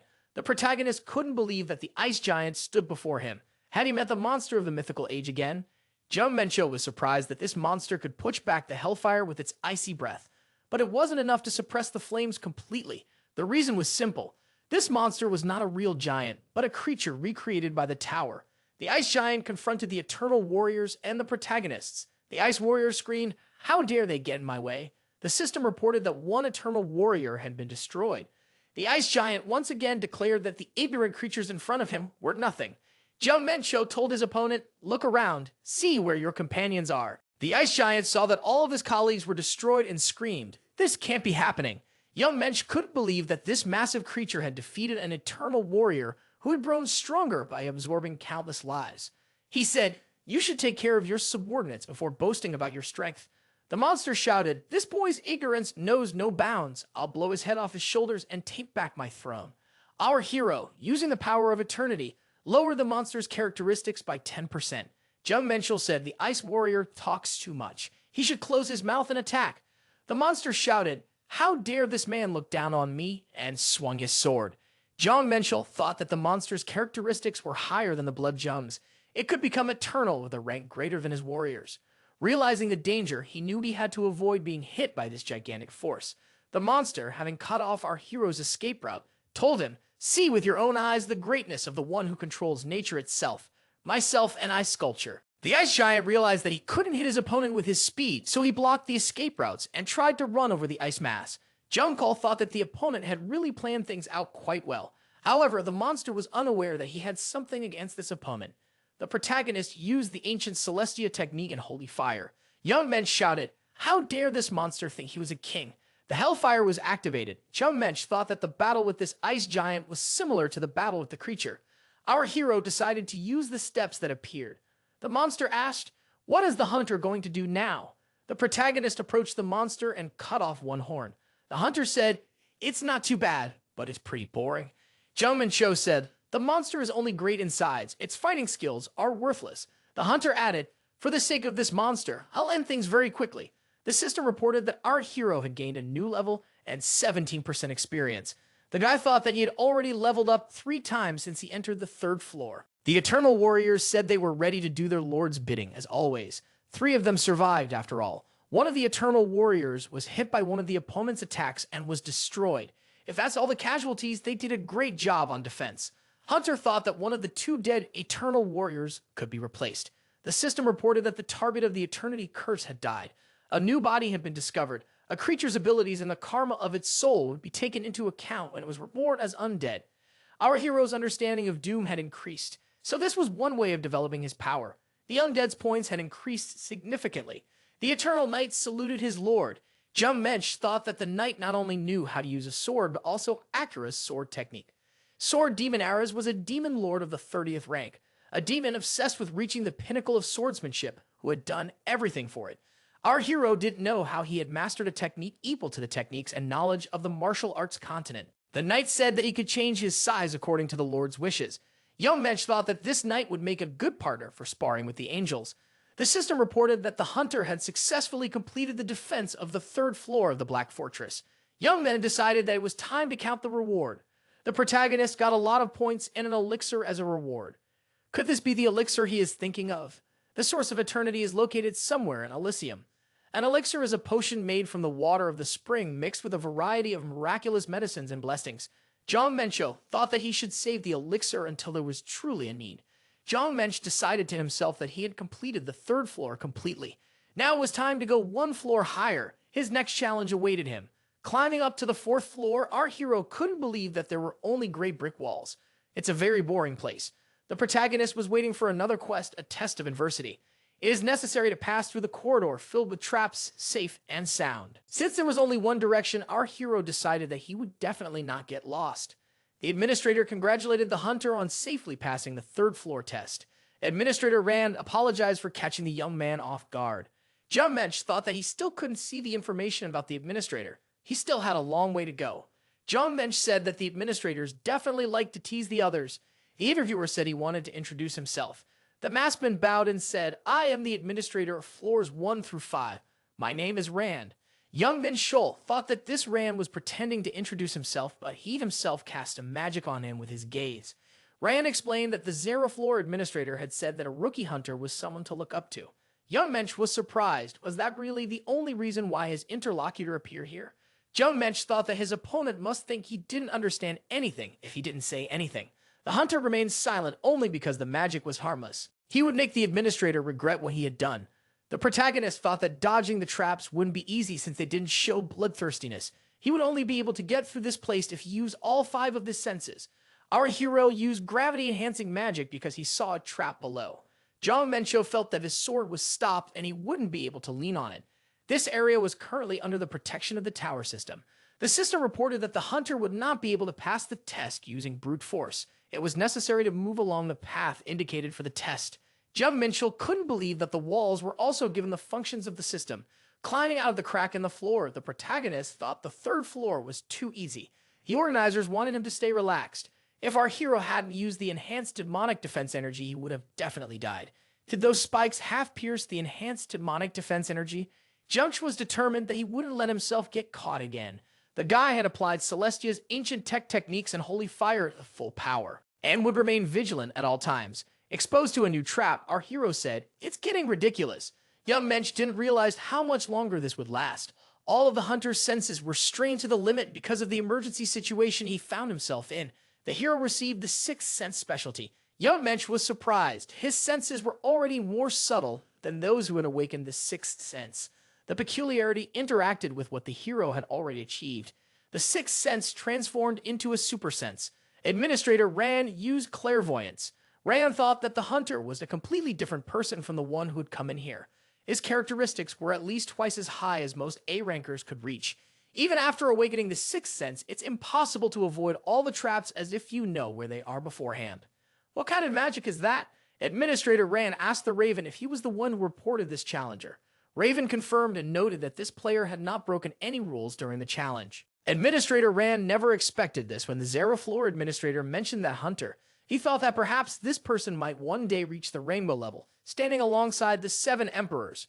Still, Ran found it hard to believe that someone from Earth with no formal rank could rise to such a level. He stared at the screen and heard the hunter seemingly speak directly to him. Could the man really communicate through the screen? It seemed impossible. Jeon Minchul pointed toward the camera and told the receptionist not to avert his gaze because he was speaking to him. It is often said that, when faced with great danger, a person may experience a moment in which their entire life flashes before their eyes. This phenomenon occurs when the brain rapidly processes all accumulated information in an effort to find a way out of the crisis. However, an ordinary mind cannot endure such overwhelming strain, especially when the pressure multiplies endlessly over time. Yet, the super sense possesses the ability to push beyond the natural limits of the mind, unlocking greater perception for its user. Therefore, he who applies it is able to bring himself into a similar state. Thanks to the awakening of the super sense, the hero is able to slow down his sense of time to the limit. It is automatically activated when extreme dangers are detected. The user can also activate it himself. Normally, a super sense is something that only a demon lord or archangel can awaken. Jeon Minchul couldn't believe that he would gain the ability he needed to surpass his past self. Thus, he was now able to slow down time to 1,000th of a thousandth and react accordingly. The sense of time seems endless, and the hero can analyze any approaching danger. This means that the hunter will no longer have a problem passing this test. Jeon Minchul said that the test tower is the best. The protagonist made it to the exit. Our hero was able to get through it all without any problems. Thanks to his super sense, he'll make it to the 5th floor if he keeps going. However, before that, it's worth finding out why someone would break the rules for him. Jeon Minchul saw that Administrator Ran was now watching him with clairvoyance. This was a violation of the tower's rules. Jeon Minchul told the receptionist, "It's time for us to talk." The receptionist appeared and was thanked by our hero for his time, even though he must be very busy. Jeon Minchul told the administrator that he had received a rule violation notice. Did Gran have a good time? The administrator realized that the young man had just discovered he had appeared behind him. Unlike last time, the hunter said, an admin meeting with a player and secretly using clairvoyance is a violation of the rules. Ran wondered, how did the hunter know that? The administrator asked how the hunter from downstairs knew about it. Jeon Minchul replied, "That's not the interviewer's concern. You should tell me how you're going to make up for the inconvenience." Jeon Minchul added, "Administrators are not allowed to interfere with players' trials." Ran said the hunter will be punished according to the rules. Jeon Minchul thought the administrator must be curious about how he knew the tower's rules. The system had simply told him about them when this administrator looked at him with clairvoyance. Jeon Minchul told his interlocutor that information about secret places or keys that unlock such places would be useful to him. Administrator Ran thought that this hunter seemed to be using them. However, compared to what he could be reported for breaking the rules, it was insignificant. Ran gave our hero the scroll and said, "I never thought I would have to give this to anyone." Jeon Minchul thought that the Zero Floor Administrator had already given him the map and the key to Oren's treasure room. That kind of compensation wasn't against the rules. The Administrator Trader said that he couldn't tell a hunter where to use it. However, this was expected for our hero, but it couldn't be a problem because he had the eyes of truth. In the young man's hands, the ancient Peen scriptures turned out to be. On the ninth floor of the Tower of Trials, there was a very ancient temple where a forgotten god had once been worshipped. In order to unravel the hidden secrets of the temple, it would be necessary to recognize the cipher inscribed in the ancient scriptures. The administrator couldn't even imagine being threatened by a player like Jeon Minchul. He was in a lose-lose situation after talking to that hunter. Jeon Minchul said that either way, their deal was done. As they parted ways, Jeon Minchul told the receptionist it was extremely unpleasant to meet him. "I hope we don't see each other in the future." Rand replied, "I hope we don't see each other in the future either." Jeon Minchul decided that he needed to go up to the 5th floor, but he was surprised. The Tower of Trials stood right in front of him. The hunter was taken aback. Did he really choose to go back to the ground? However, there was no such thing. The mana in the atmosphere was at least twice as dense as it was on Earth. This wasn't Earth. Test Tower, 5th floor, Air Garden. Every 5th floor of the tower is connected to an aerial garden where large-scale residential complexes are located. There are no trials here, and various players settle down to live their lives. They stop here to take a break, gather information, and team up with other players to tackle the next floor. Jeon Minchul saw a group of people. It must be the other players, right? The protagonist felt some kind of magic flowing through his body. Jeon Minchul recognized that the player Gyrus had applied research to him. These players were trying to steal information about him without even asking for permission. Jeon Minchul had just gotten to the 5th floor, so he decided to observe the situation for a bit. He would focus on suppressing his energy and hiding it from the others.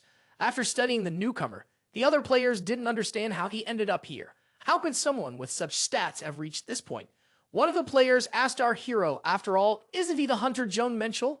Jeon Minchul recognized him. It was the association's agent, Sunghai. The young men got to talking, and Jeon Minchul was surprised to hear that his companion was also climbing the tower. Sunghai said that the fact the hunter still remembered him was a great honor. Jeon Minchul told the interviewer, "These guys just checked the information about me with magic. Is that normal here?" Sunghai replied that they look at the characteristics of all players who come to the 5th floor for the first time to see if they should be recruited. Jeon Minchul was surprised. "Does everyone here really wear glasses?" The interlocker replied, "It is an item used for inspection. It allows you to see the characteristics of another person. There are many amazing items in this tower." Jung said that he didn't like it at all. Sunghai warned there have been some changes in the tower. The competition is a bit high now. Sunghai said, "Everyone is excited about the appearance of the incredible rookie. It is said that he dryly broke the record of the 7 emperors in the training trial. Rumor has it that he defeated the secret boss of the 1st floor single-handedly. He also collected all the gems in the abyss on the 2nd floor in record time." Sunghai said, "That's why everyone wants to recruit this rookie." Young Mensch thought, he's the one who did all of this, right? Since Sunghai arrived on the 5th floor before Jung Chol, they decided he would show everything, since they happened to meet. The young people visited the Leaf in the Wind Tea House. Sunghai said they use glasses as currency inside the tower. The interlocker said, "It's full of new and amazing items." Young Mensch agreed. He felt as if he had entered a new dimension.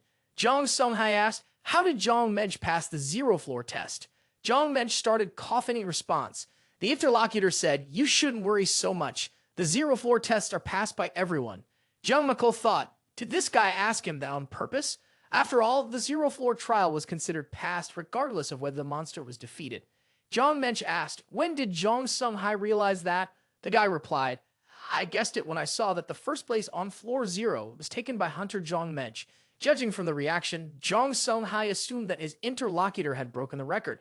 Our hero thought that he had been fooled by Sunghai's appearance. Jeon Mensch said, "You better work as a tour guide and not ask too many questions, or you'll have to pay for your jokes." Sunghai decided to talk about the air garden, holding a crystal ball in his hand. The crystal ball turned out to be a holographic map. The air garden was divided into 4 zones. The city looked quite large on the map. The population here is about 100,000. Young Mensch wondered, how could so many hunters refuse to climb the tower? Sunghai showed the item and said that it was a return stone.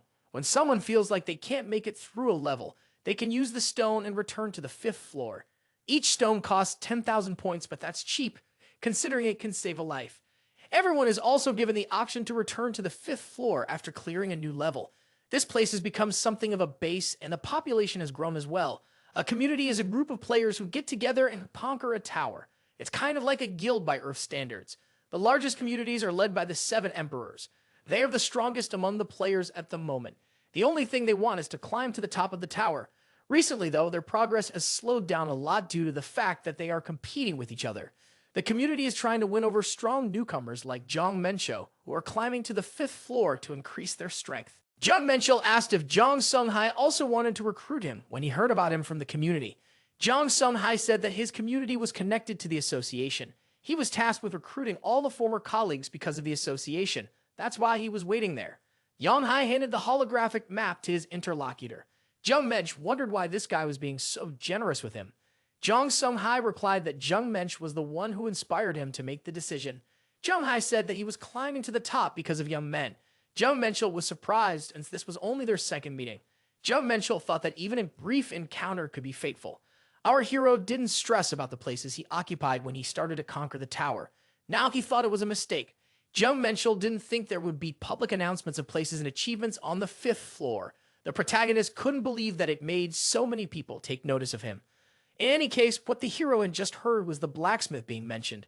Jeon Minchul thought he was in the right place. The blacksmiths in the Western Air Garden were everywhere. This place was smaller, but it reminded the hero of the Pandemonium's armory. There might be someone here skilled enough to seal Jordan's cloak. Based on Mr. Martin's words, it would have to be an experienced blacksmith, at least at the maestro level. In that case, our hero decided it would be best to go into the tallest building.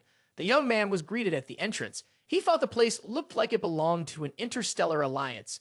The man asked, "How can I help you?" Jeon Minchul stated that he needed to put a seal on an item. He then inquired, "Is there a maestro-level artisan here?" The man looked at him curiously, wondering if the Earthling was sizing him up. He asked, "Do you belong to any community?" After receiving a negative response, the man thought that this was just another regular player. "We're not accepting new orders right now. Our queue is full," he explained. "But if you'd like, you can fill out an order form in case someone becomes available." Young Mensch asked the dwarf, "What's your name?" The man replied, "Art Hammered." Jeon Minchul showed the snakeskin cape and said that this item should be sealed. Folding the cape back up, the protagonist replied, "If it can't be done here, I'll have to go elsewhere." Art Hammered nodded and told the visitor to wait. Jeon Minchul thought to himself, "I'm not going to entrust my belongings to someone who can determine the prices but can't recognize a valued customer." Hammered continued waving his arms and pleaded, "Please don't leave." Jeon Minchul considered the situation. There must be more than one maestro-level artisan in this place. If there is, we could return to the Bark Forge. A quick look around confirmed that the standards of the other forges were also quite high. Even the goods on display outside were rare and hard to find on Earth. However, finding a craftsman with exceptional skill was still difficult. Our hero had seen many master-level artisans but had yet to encounter any master-level ones. Looking around, the protagonist noticed the steady rhythm of hammering coming from the neighboring room. Could such a rundown forge really be tucked away in the back of the neighborhood? Be making such a sound. The weapons outside didn't impress the protagonist either. It's already considered quite high quality, even among unique items, but its functions are limited. Is it really all about lack of maintenance? The blacksmith who threw it out intentionally reduced its functionality. Jeon Minchul walked to the next room and asked, "Who did it?" Jeon Minchul told the blacksmith that he wanted to place an order. The blacksmith was Hakinia, a maestro-level Vulcan. The blacksmith asked, "The visitor saw the items displayed in front of his store before he decided to place his order, right?" The visitor certainly doesn't know much about quality weapons. Jeon Minchul didn't think that someone of the maestro's level should express himself like that. He probably has his own circumstances. The smith stated that he would not be held liable if the customer was not satisfied with the final product. Upon seeing the cape, the blacksmith asked, "Where did the hunter get it from?" Jeon Minchul replied that he didn't think the blacksmith should know about it. The maestro stated, "This cape is almost ready. What needs to be done to it?" This artifact can only be completed by the application of a seal. The customer would like the blacksmith to engrave the seal for him. Young Mensch thought, "Is this blacksmith having doubts? After all, this is a material that any blacksmith would give his life to work with." Our hero said, "If the person I'm talking to isn't sure he can handle it, you can just turn the job down. I'll go to a bigger place like Bark Forge." The maestro shouted that he would fulfill the order. Could one be so fickle? Young Shaw made an advance payment. The blacksmith was surprised. Didn't the hunter have any hesitation about such a large sum? Jeon Minchul replied, now it's an official transaction.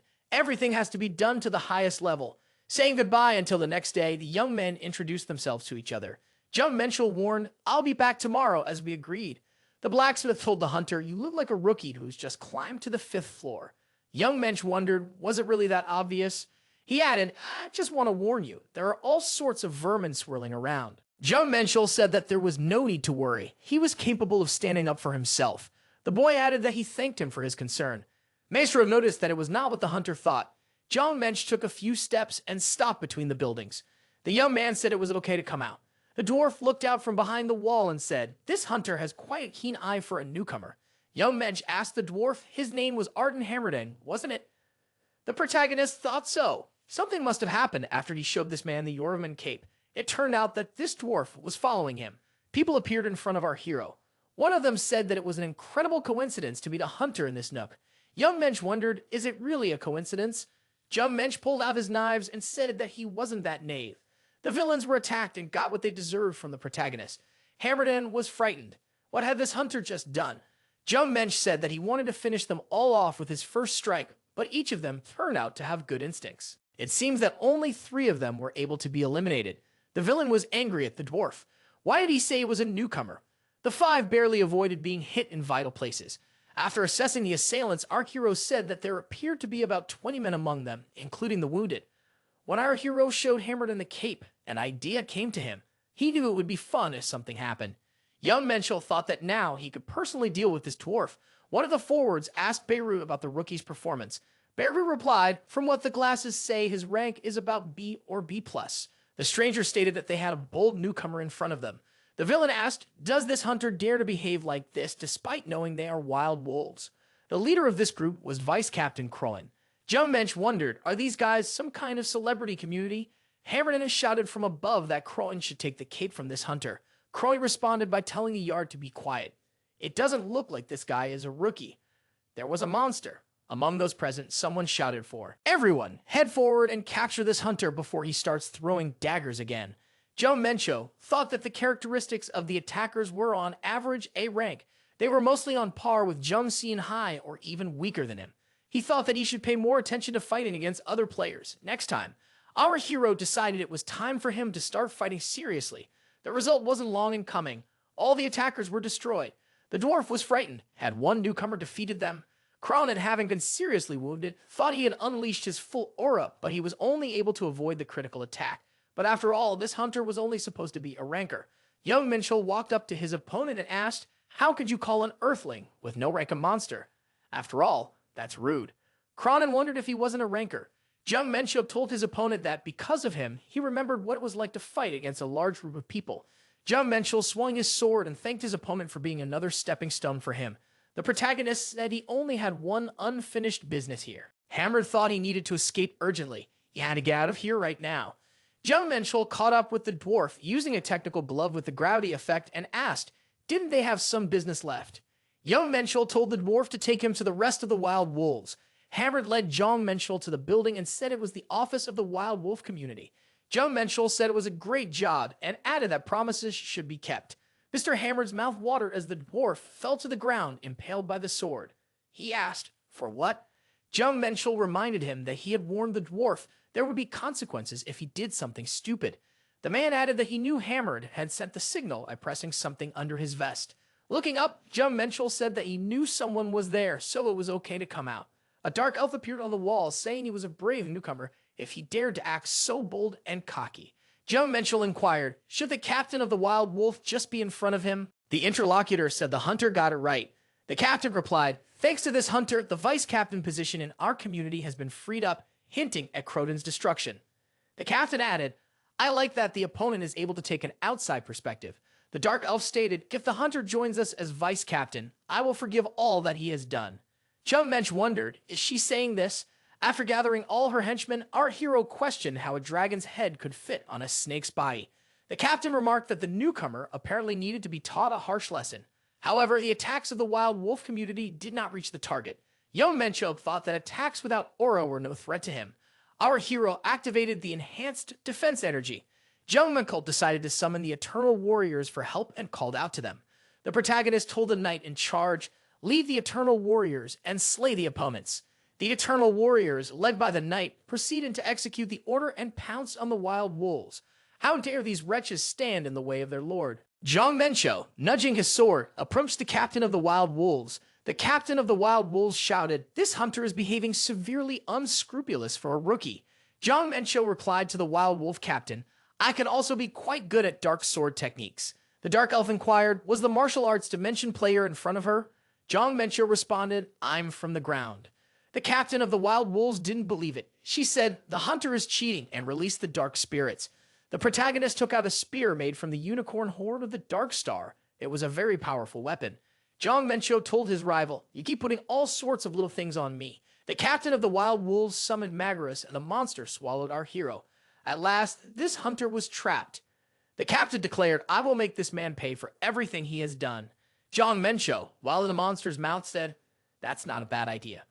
Using his internal energy, Jeon Minchul tore the monster's head off, and he was free once again. Jeon Minchul looked at his opponent and noticed she was staggering within a mist of energy. Perhaps it was a side effect of her magic being disrupted. He thought that the Shadow of Origin armor, a transcendent-grade equipment, was truly on another level. Even without activating an advanced defense technique, he had taken no damage. The captain of the wild wolves shouted angrily at the newcomer who dared to challenge her. Jeon Minchul advanced with his sword in hand, thinking that minor attacks like magic bullets were not worth his concern. As he closed in, he leaped forward and swung his blade, saying, "It's time to bring this to an end." Afterward, Jeon Minchul asked the blacksmith if the preparations for the seal were complete. Haken replied that the hunter had arrived just in time. The blacksmith noted that a strong battle aura still lingered around him. Jeon Minchul explained that he had been dealing with troublemakers since the evening. He thought that he had finally taken care of the remnants of the wild wolves to prevent further problems. It had taken him an entire month just to handle those who had escaped from the battlefield earlier. It was always better to take care of those who might hold a grudge. Hawkins said that it was necessary to sprinkle the cape with blood to complete the seal. Jeon Minchul thanked the blacksmith for doing a good job. Hawkins stated that he, too, had learned a lot from working on it. Jeon Minchul made a cut on his finger and dripped blood onto the cape. The magic seal began to interact with the energy of the cape's owner. The protagonist's karma was engraved on Yordaman's cape. The shape of the cape was transformed according to the wishes of the owner. Jeon Minchul thought she had incredible physical defense and complete immunity to poisons, and the skills didn't fail. Jeon Minchul added, as expected of a transcendent rank. Our hero thought that he wouldn't forget the serpent's generosity. Jeon Minchul thought that he only had one concern left on the 5th floor. Our hero still had those things from the Yongo Gate and the auction. Hunter stuck his hand into the spatial bag and counted 5 fragments. However, when did they have time to connect? It turns out that they had automatically come together when he went up to the 5th floor. In the hunter's hand, the shingle key was completed. The hero could visit the hidden level shingle test on the 5th floor. Mr. Martin had said earlier that it was an object from the tower, the purpose of which even he could not determine. However, it had ended up on Earth. It was too much, even for a mere coincidence. Jeon Minch thought that there was no way to figure all of this out right now. The hunter decided to use the key right away and inserted it into the correct keyhole. The girl said, "I don't like it." The interlocutor wondered, how should he know what she and not the 45th floor to find new talents? However, which newcomers have proved themselves recently? The young man said the most famous would be Ralda Goldrian. At the moment, he's conquering the trials of the 8th floor and is comparable in rank to the Emperor. However, this RL is a race of dragons. Dragontooth will most likely take him under his wing. Are there any other newcomers? The young man replied, there's a rookie who recently won first place in the 0th floor trial. The host said, we need to get him in urgently. The interlocutor said, this hunter is undergoing a tower test. The vice captain inquired, what's his name? Why haven't I heard of him? Could it be that he came from the martial arts continent? Mito said, the second we find him, I'll grab him in my arms and bring him to Atrox. The interlocutor thought the vice captain thought too highly of himself. The young man added, there's someone else. I've heard of a rankless player who single-handedly trashed the Willwolf community. The vice captain's interlocutor said, the Willwolf community has 80 members. Their captain is slightly weaker than S-rank. Mio asked, why didn't young Mensch make it to the 5th floor? The interlocutor replied, the details are unknown to me. Mio continued, the two notable newcomers showed up at the same time. For now, we should focus on gathering information about Jeon Minchul and finding the rookie who slew the wild wolves. It looks like there's a chance to get a reward from the captain. The hero received a report that he had reached the site of the shingle test. It was an ancient temple. The pattern on the stone resembled a constellation of infinite connection. Maybe they're connected somehow, he thought. Jeon Minchul considered they might have prepared something interesting. In the temple, where Dranka had previously worshipped the origins of the world, untold treasures were hidden. The mana sequence must be uncovered. Jeon Minchul thought that he had a confusing mana sequence to figure out. It was a slightly different situation from before, but it was something similar that our hero had tackled previously. The entrance to the warehouse in the dimensions of the Interstellar Union had been similar to this. Jeon Minchul thought it wouldn't be that hard. Our hero decided that he would only need 10 minutes for this task. After a while, the system reported that the hero had passed a shingle test. The protagonist thought he was rusty. It took him 11 minutes. Perhaps he had focused too much on amplifying his internal energy, making it harder to control, just as he had before. The participant was rewarded with points and infinite space. It turns out that the personal dimension is only for him. It holds twice as much stuff as the storage bag Mr. Martin gave him. It's much better because he can store more things in it, and he won't have to carry anything himself. Jeon Minchul said that he would spend the 100,000 points he had just received to expand. After that, the weight limit in infinite space was doubled. Our hero wondered, was this not the end of the ordeal? Turns out there's something engraved on this stone. The guy has never seen these symbols before. They are ancient writings. However, a hero is unable to decipher what is written. As the skill was not developed enough, Jeon Minchul wondered, is the text really that high level? If he couldn't decipher it now, he would have to take the stone with him. The system told the hero to select the correct type of item. It could be moved inside infinite space. Jeon Minchul thought there was no way to take the stone since it was part of the quest. He decided that if he couldn't take it with him, he would copy the text instead. One day he was sure to figure it out. The sealing of Yorgamon's cloak had been completed. The protagonist had also received ancient writings that he couldn't translate yet. The young man thought he'd have gotten a lot out of the 5th floor. Jong Min-shaw thought that he would like to immediately start conquering the 6th floor, but there was too little time left for that. The real difficulty started on the 6th floor. The venues grew much larger, and the difficulty increased dramatically. It usually took at least half a year to get through. Right now, the actions of the Black Doom Society and the Angels had to be kept in mind. He couldn't give so much time to conquering the power. Jeon Minchul realized that he had to protect what was his. He couldn't let Alissium or Pandemonium rule his territory. Our hero decided to return to his world. It had been a week since Jeon Minchul had come back from the tower. Viri and Taniel brought news of what was going on. In Pandemonium, the Black Doom Society, a major underground family from a neighboring country, operated in secret to strengthen their roots in this country. In Alissium, they were gathering materials for a certain ritual. However, the ritual had to be postponed due to issues with the supply of Mythical and Oraculum. So far, neither side had taken drastic action. Our hero had started to figure out how to notice energy flows. It was very cool that, after creating a constellation of infinite connection, he could increase the chaos energy simply by practicing breathing meditations. Jung Cole taught the angels sword-wielding techniques, concentration techniques, and even the mystical technique of Purple Dawn, the peep martial art of the sect, along with Pua, the mystical technique of Purple Dawn. Angels possessing the attribute of light are perfectly suited to this technique, as it possesses extreme yin energy. Young Mensch was satisfied with teaching them the martial arts of the manhwa section. When they got a little more pumped up, he would be able to use them in real battles. The phone rang. Ellie was on the line. The girl said that they had just received an emergency request to raid the gate. Young Mensch heard that it was a rank S gate, but what was so special about it? Ellie replied, this gate still hasn't been in the news. Plus, it was you, Young Mensch, who was requested. Young Mensch saw the young men and said, I didn't expect to meet in this way. The girl responded, it would be fine if our meeting happened under better circumstances. It was Chan Jeon from the Gods Guild. Ellie had told the hunters something before he came here. It would be fine if the information about the S-rank gate was already all over the internet, she added, but I'm not sure why Young Menchul had been requested in the first place. Our hero said, I would like to hear the details of what is happening first. Chan Jeon explained that 2 squads of their guild had entered the A-rank gate, after which they had mutated. Their rank had increased to S. The girl added, that's how it happened. They become a gateway that must be destroyed, a kill zone from which you can only escape by closing the gate after passing through. She continued, moreover, the maximum number of hunters that can enter is 5. Our main squad is currently busy raiding other gates, so they can't send proper reinforcements. Young Mensch said, that sounds dangerous. Are you sure it's a good idea to take newbies like me along? The female companion grinned when she heard Jeon Minchul refer to himself as a rookie. The gate at Dong and Jong Station is just as dangerous, she said. I only take people I'm sure of with me. One look at the gate's sweep report was more than enough to find a reason to hire this hunter. Jeon Minchul thought that the girl had discovered he had cleared the A-rank gate alone. Jeon Minchul said, "You have good instincts." The girl thanked him, but she wanted to hear his decision about it. Jeon Minchul said his answer was positive. The young people shook hands. They said that they would count on each other. Jeon Minchul thought that this was an S-rank gate. He had no reason to refuse something like this. The young men scattered in all directions from the huge roar. Huge monsters appeared from behind the trees. They were black tyrannos. Jeon Minchul was surprised. Could it really be 3 of them at once? The S-rank gate was another matter. It was definitely his prey. The black tyrannos had fangs sharper than blades, each one about a meter long. The powerful mana covering their entire bodies prevented normal attacks from leaving even a scratch.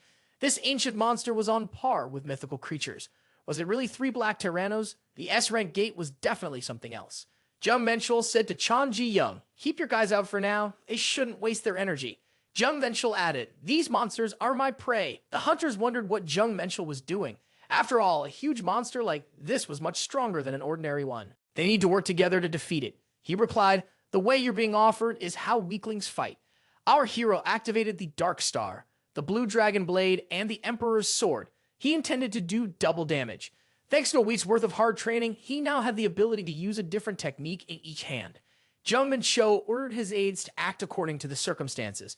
Black Tyrannos decided to attack using all of his demonic abilities.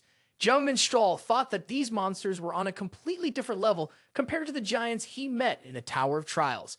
It would be difficult in a direct confrontation. A super sense was activated. Our hero thought, if I can see all the monsters' movements with my super sense, it won't be hard to dodge their attacks. The experience from the battle with Fenrir would also come in handy. The boy activated the firepower. Jong and her warriors couldn't believe that all this was really happening. This hunter was really fighting black tyrannos single-handedly. The girl wondered who Hong and Chol had summoned. She had never seen someone like that before. Jong couldn't believe that this guy was dealing with monsters without her guild. The girl thought even an A-rank hunter like her wouldn't be able to deal with the black tyrannos with such ease. Its rank was at least S-rank. Shanji realized that it wasn't just physical strength. How could he literally dodge and counterattack at a hair's breadth? Who had he really called upon to help him? This battle was far from over, but the odds were stacked against him. What people were saying about his accomplishments in the gate at Dong and Chong Station was definitely not an exaggeration.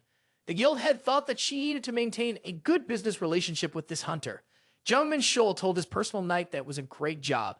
Jeon Minchul said that they were able to win the first battle against the Black Tyrannos without much difficulty. The Eternal Wars suffered some damage, but were able to recover with life force absorption. The hunter was pleased that he had gained a lot of experience points, but Moon Suan's gate was different from what he had been told. Our hero never thought that their area would increase. Even after concentrating the chaos energy in his eyes, he couldn't see the end of this gate. This meant that the place was at least 11 kilometers long. It was a medium-sized gate, or even larger. John Wall told his colleagues from the other guild that his words were confirmed. He wouldn't be able to complete this raid quickly. Shenji asked Sun Tzu if he had figured out the details of the gate. In that case, he said, we can start the briefing. Sun Tzu replied that the gate was about 15 kilometers wide. It was home to monster beasts such as the Black Tyrannos, White Centaurs, and Dark Pteranodons. Jeon Minchul thought it hadn't been long since they had entered the gate, and yet his colleagues had already gathered so much information. There was a reason why they were among the top 3 guilds. Jeon Minchul also thought that the team Changji Yan brought along was most likely only the second strongest in his guild. The core members were busy raiding other gates, so they had sent these ones. Despite this, the squad quickly investigated the gate and gathered all the necessary information. John's men analyzed the monster's strengths and weaknesses and were preparing special equipment that would work against them. This is what real professionals look like. There is something to learn from them, Chan Zhong said. He suggested that if that were the case, their exploration of the area would slow down.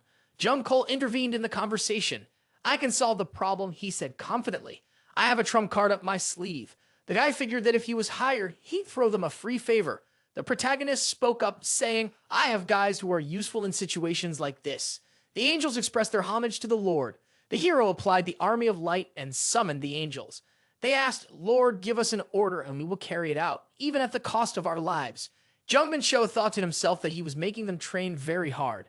The angels were so eager to act that they almost felt pity for them. The power of the holy fire surged through Finus' body. He said, I can feel the power building up inside me. The power of the beings controlling the energy of light. It's increasing. Jeon Minchul thought that Holy Fire really enhanced the Angel's abilities. Although there was a certain loss in efficiency compared to the use of Holy Fire, this increase in performance was also very good. Jong told his warriors that there were hunters wandering in this gate. It was necessary to find them. Seeing the purple energy in the sky, our hero decided that the angels had properly mastered the techniques of the meta section. They were now completely different from the ones he had first summoned. Kanjon couldn't believe that this whole area was inhabited by monster beasts. The woman hoped her hunters were safe now. Our hero looked into the tent at the head of the Gods Guild. The woman asked, "Have they found the hunters yet?" Jeon Minchul said that the people were found 1 kilometer away from here. Jong was happy about this information. Chanji said that it was necessary to move out in that direction immediately. Jeon Minchul asked one of the angels if there were any monsters around. After receiving a negative answer, he told the angels to guard the perimeter. He would be back soon. Jeon Minchul found the lost hunters and said, "You can all come out now." The hunters, peering out of the bushes, thought, "Has reinforcements arrived? Is he really here to help us?" The hunters were glad they had survived, a huge relief, but something seemed strange to our hero. There were 30 men in the missing party. The young man explained that because the gate had suddenly mutated, everyone had been divided. Jong asked, "Doesn't he know where the others are?" The young man grabbed his head and said, "I don't know where the others are." Jeon Minchul thought it was getting more difficult. Even if they stayed together, they would still be in danger. It was necessary to find the others. One of the angels reported to the Lord, "We've discovered another group of people. There are 7 of them, but they are not in a good position." Jeon Minchul praised Casper for doing a good job. Casper replied, "The hunters are fighting a black Tyrannus there. In addition to the black Tyrannos, there's a white Centrus. It will be hard for the hunters to win." Jeon Minchul turned to Casper and said, "Help those hunters and buy them sometime." Chain and Jong said anxiously, "We should rescue the hunters as soon as possible." Jeon Minchul remarked, "He's quite far from here, and there are many monsters along the way." The woman replied, "Even so, we should keep moving, even if it means facing some obstacles." Jeon Minchul explained, "The distance is long, and there are countless creatures. If we make a mistake, we'll easily draw their attention." Jiang asked, "Then what should we do?" The hero answered, "We need to move without being noticed by the monsters. There is one way to do that. I have just the right artifact." The black Tyrannos and white Centrus were among the strongest and most dangerous creatures. The protagonist donned Yorgamun's cloak and activated the invisibility skill. With it, he could traverse the territory undetected. Using this artifact together with his skill, Hunter Jeon Minchul moved ahead of the group. Normally, potions or magic spells for invisibility never work perfectly, but Yorgamun's cloak could render the hero completely unseen. Jeon Minchul thought if he could learn the martial arts techniques of assassins and use them together with this cloak, it would be perfect. The hunter asked Casper, "What is the situation now?" The angel replied, "No one has died yet. Fighting against the huge monster, the hunters used Iron Wall and Star Shield. Also, the black tentacles were activated to defend against the black Tyranno's attack. The monster, calling for help from its companions, roared loudly. The hunters were suffering damage, but Casper realized more time had to be gained. Casper shouted, "I will not allow myself to fall here against this lizard." He then called out, "Look at this new power my master has bestowed upon me." With his sword forward, the angel went on the attack. The hunters wondered, where did our unknown ally come from? Using Respite, they had the opportunity to move to a safe distance. None of the people present knew what kind of winged helper it was, but it was definitely powerful. At one point, the angel noticed that he was too close to the black Tyranno's huge fangs. Angel apologized to his master. Casper was withdrawn, having taken too much damage. Jeon Minchul said Casper could care less. He was quite helpful. The protagonist added that the hour earned by the angel was enough. Our hero approached the huge monster. After assessing the situation, he realized that 2 of the hunters had been deactivated, but no one was dead. Taking out his swords, Jeon Minchul said, "In that case, I'll start hunting." Thanks to Casper's persistent efforts, the hunter arrived on the spot in time to deal with the black Tyrannos without any problems. After that, the raid squad safely reunited, and the tanks wounded by the black Tyrannos received first aid. We can say that such a result was achieved due to the incredible mobility of angels and the invisibility skill of our hero. The Gods Guild was not idle either. They had defeated the ancient Tricer. Watching the hunters work so well, our hero thought that Jong did become the head of the guild because of her family.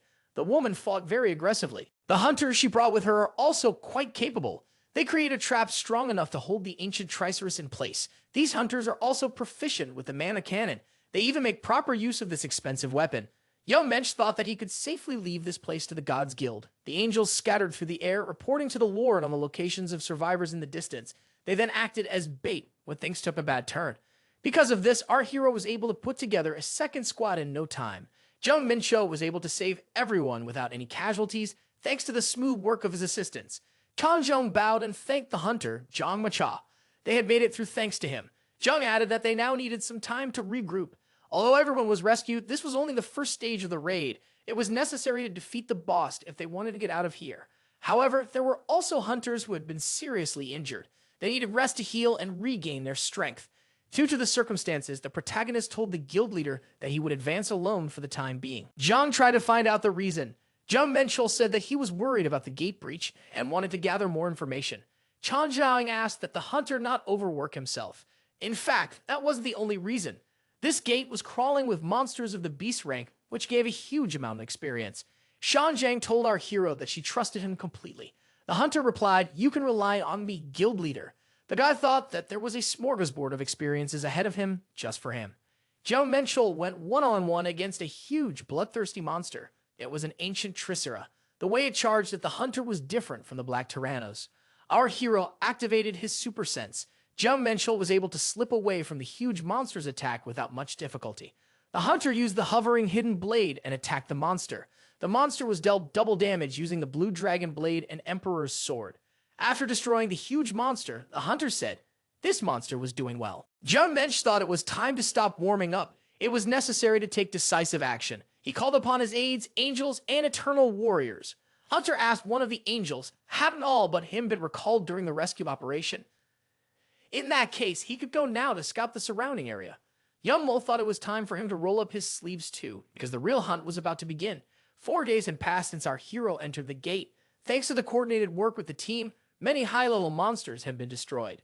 During each vacation, the protagonist ventured out alone into the rainforest to hunt monsters. He had convinced the Guild of Gods to let him act on his own. His argument was simple. If they ignored the increasing number of monsters, the mana inside the gate would grow exponentially, eventually causing the gate to shatter. Therefore, they needed to hunt monsters from time to time. The hunters of the Guild of Gods were simply amazed that he continued, even though the prey could no longer be harvested. Perhaps it was because they prioritized safety. After all, they were hunting for money. Jeon Minchul thought that this was an interesting misunderstanding. Because of this, he hunted alone and raised his level 5 times. Somehow, our hero reached level 43 and put all of his characterization points into strength and agility. His chaos power increased naturally due to the constellation of infinite connection.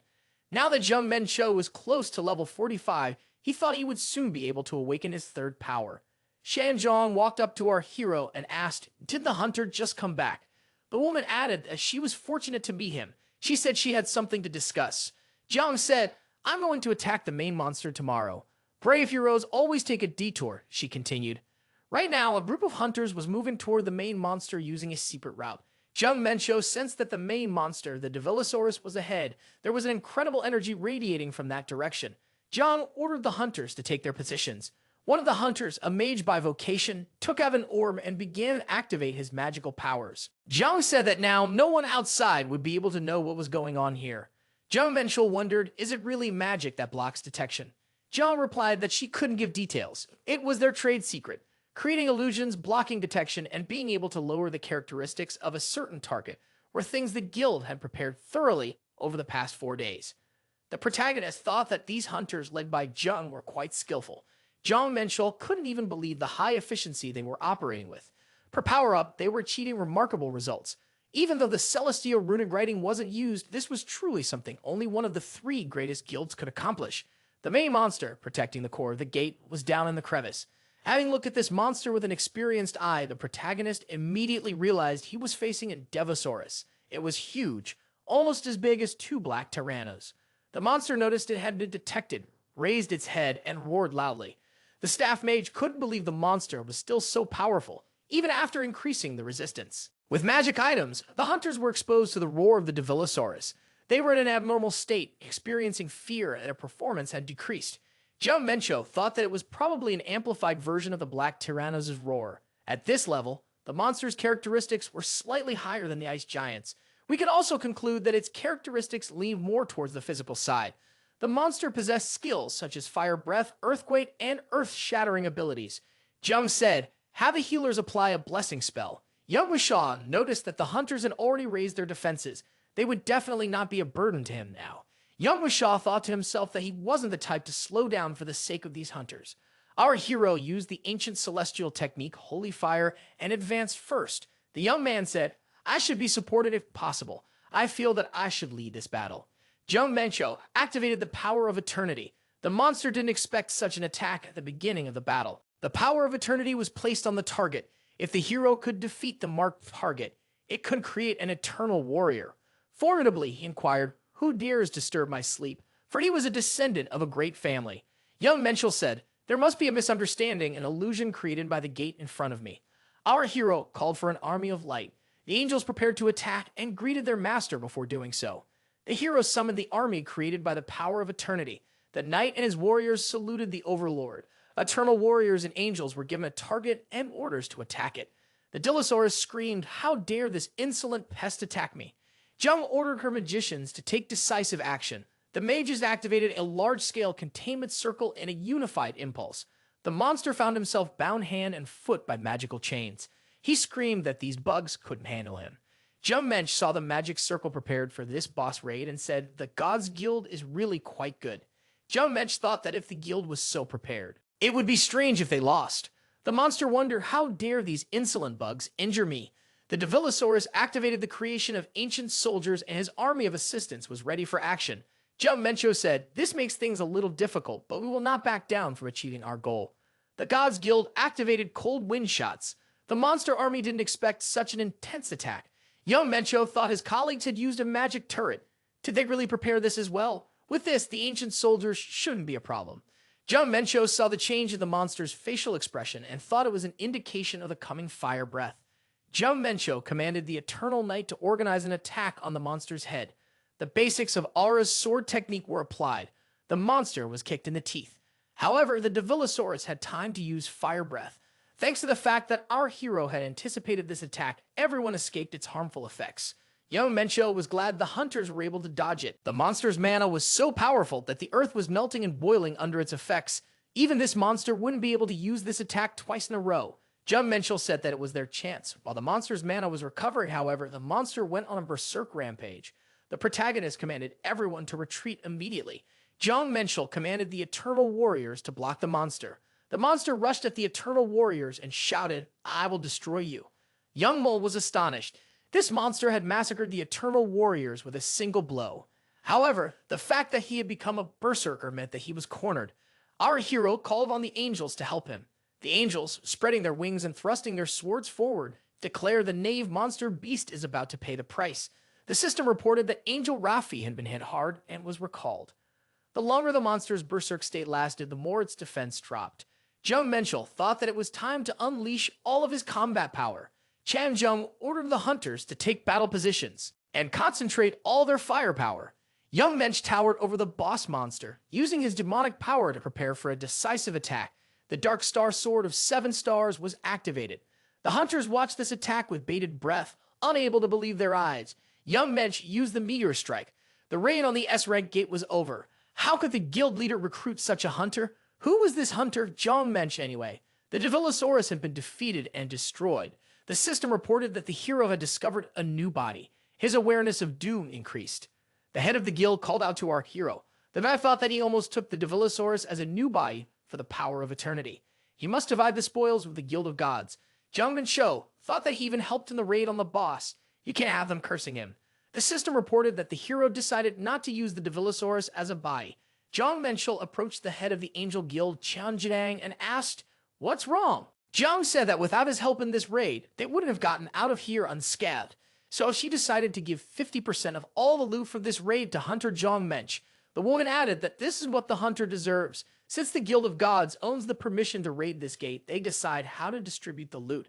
Not to mention that our hero is in a difficult situation where he can't carry the loot without the help of the support team. Jong expressed her hope that they can maintain a good relationship in the future. One of the guild hunters continued to examine the insides of the destroyed monster. The hunter took out the crystals from the monster and said the guild leader should take a look at this.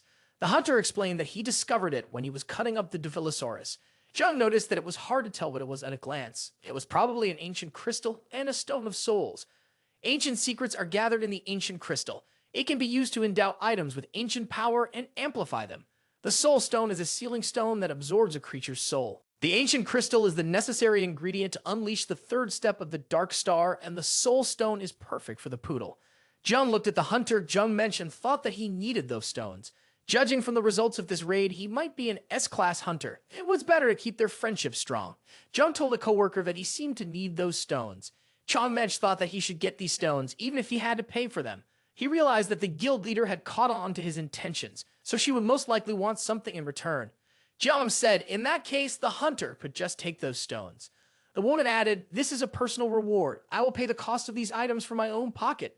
Jong Mensch thought that Jia was very generous. He also thought that he would definitely try to help this woman in the future. The hunter told himself that they still didn't know how much these stones were worth. Jong thought that was enough to strengthen their friendship. Mutsu's gate raid was successfully completed. When they returned after completing the raid, people were waiting outside the gate. Apart from the association workers, it was mostly the people of the God Guild. They grabbed the returning hunters in their arms, creating a festive atmosphere. Our hero immediately went to the training ground. Fenrir wondered where his master had gone without him for so long. Jeon Minchul wondered why the dog was so nervous since it wasn't the first time.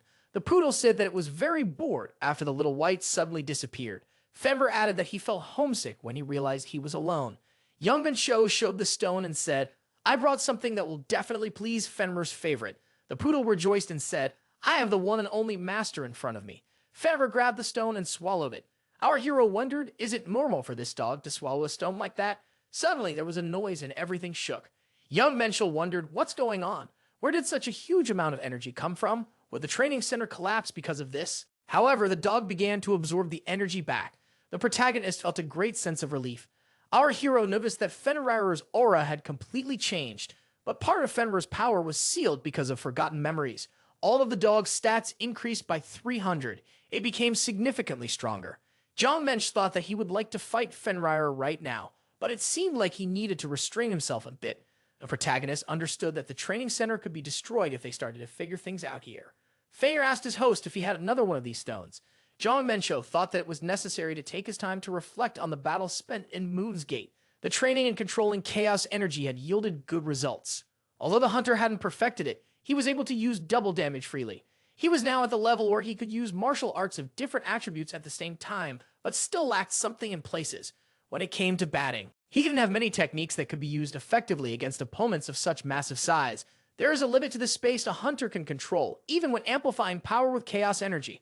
It seemed that the arts he had already mastered would inevitably be less suitable under such conditions. Therefore, it was necessary to learn martial disciplines that would allow him to deal with larger opponents more effectively. The first technique was called Elephant Hammer. It enabled him to control his body by adding weight, allowing him to hold a stable stance even when standing on a giant creature, and it could also be applied in many other situations. Next was the stealth technique, Divine Ghost. This art allowed him to fade away like a phantom, concealing sounds, sensations, and even the flow of mana. The final technique was the piercing point-blank strike.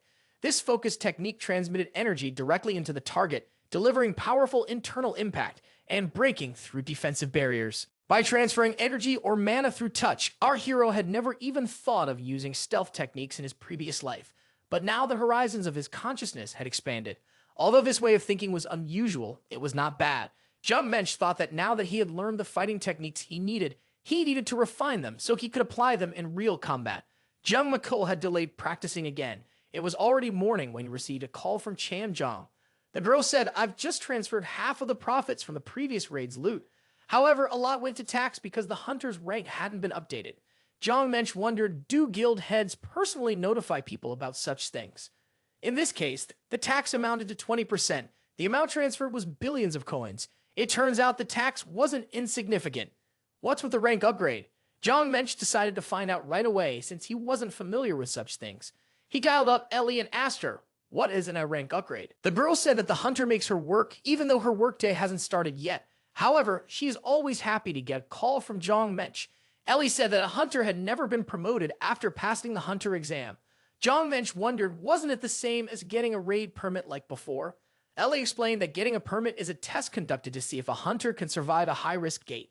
Ranks are grades assigned to hunters. A rank won't go up just for mopping up a gate.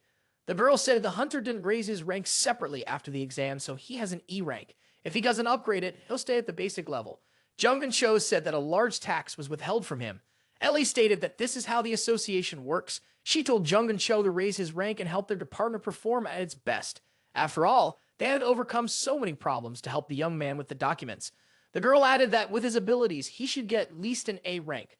Young Mensch remarked that it would be too troublesome. Ellie turned away and said as the hunter continued to grumble. Young Mensch thought the girl was offended. He had never seen that expression on her face before. Young Mensch thought Ellie looked quite cute when she was angry. However, why was everyone looking at them now? Jeon Minchul apologized to the girl before things got worse. The young man told our hero that he and her, the hunter, had become quite famous of late. It was a great honor to meet him. Ellie explained that Jeon Minchul had won first place in the hunter's exam, had managed to break through the gate, and became even more famous after he cleared the S-rank gate with the Gods Guild. The young man said, in order to pass the test for malhunters, one must attack a dummy. The mannequin, set up in the center of the training room, needed to be hit. Young Minchul was surprised. Did he really just have to hit it? Our hero asked if he would be charged for damages if he broke the dummy. The young man said that he had been doing it for years, and even an A-rank hunter had only been able to leave an inner scratch on it. The young man added that it was their department that presented this mannequin to the association. Jeon Minchul thought that for an attack perhaps one aura wouldn't be enough. Our hero used the 7-star demon sword. He just needed to hit the dummy harder. The head didn't expect someone to barge into his office. The head of the security department of the Hunters Association, Li Wan, put the teacup aside and asked, "What's the problem?" The woman wondered if Li Wan would continue to be rude to her. She had come with news he would be interested in. It was Kim Dam, the head of the Human Resources Department of the Hunters Association. Li Wan thought that Kim Dam was an Alpha-era hunter who had awakened at the same time as him during the first Great Cataclysm. They had been friends for a long time. This woman was an honest person, so her reactions to things were usually highly exaggerated. She was likely to make a big deal out of it again just to make fun of him. The woman said there was an uproar in the rank renewal department. The test dummy had been completely destroyed. He won it. How was this possible? The test dummy presented by the Interstellar Alliance was chopped in half. Li Wentikig asked, how many times has he been destroyed before? The woman replied, 5 times, including this one. In order to destroy a dummy, you need to create at least a perfect blade of aura, she continued. The achievement also requires going beyond powerful mana alone. You need the power gained by enlightenment. So far in this country, only 4 S-rank melee hunters have proven to be capable of it. Li Wanuk thought, why did Kim Daesum come to me with this? Isn't that the HR department's concern? The woman replied, it was the hunter the interviewer asked me to look out for at the time. The man said, I do recall such a thing. It seems to have been 4 months ago. The leader of the security team, Jong Sunghai, resigned that day. He suddenly decided to set out to conquer the tower. He was known as a man who stood for justice, but there was a new hunter who was able to shake him up. So he asked me to let him know when this hunter would renew his rank. Li Wentak jumped up from his seat. Is this hunter's name Jeon Minchul? Kim Dum said it was a newcomer that a coworker asked her to keep an eye on. Jeon Minchul said they looked so confident in that dummy, so he tried chopping it in half. Did he really overdo it? Ellie asked. Why didn't the hunter do such a cruel thing to their products? The girl added that she was joking. The hunter they were so proud of was just showing how good he was. Young Mensch once again asked if there would be a problem because he destroyed the DME. The girl said there would be no problem because the mannequin was flawless. Ellie told the hunter that once his skills were recognized, their department would likely be heavily occupied.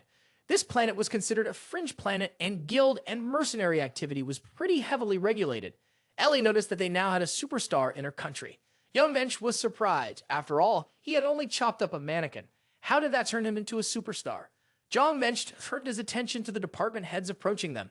Dam extended her hand to our hero and introduced herself. She said it was nice to meet her.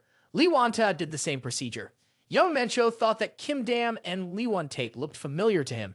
They were the ones who led the hunters into the battlefront during the capital's third defense war. The protagonist never thought he would meet people so amazing that they were written about in textbooks.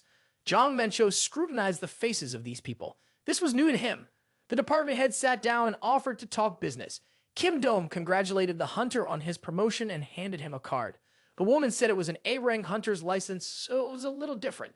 Jong Mencho thought that he was now an A-rank hunter. He was now an association-approved hunter. Usually, licenses at this level don't get approved so quickly. It requires going through awakening training, gaining experience in gate raids, working for a while.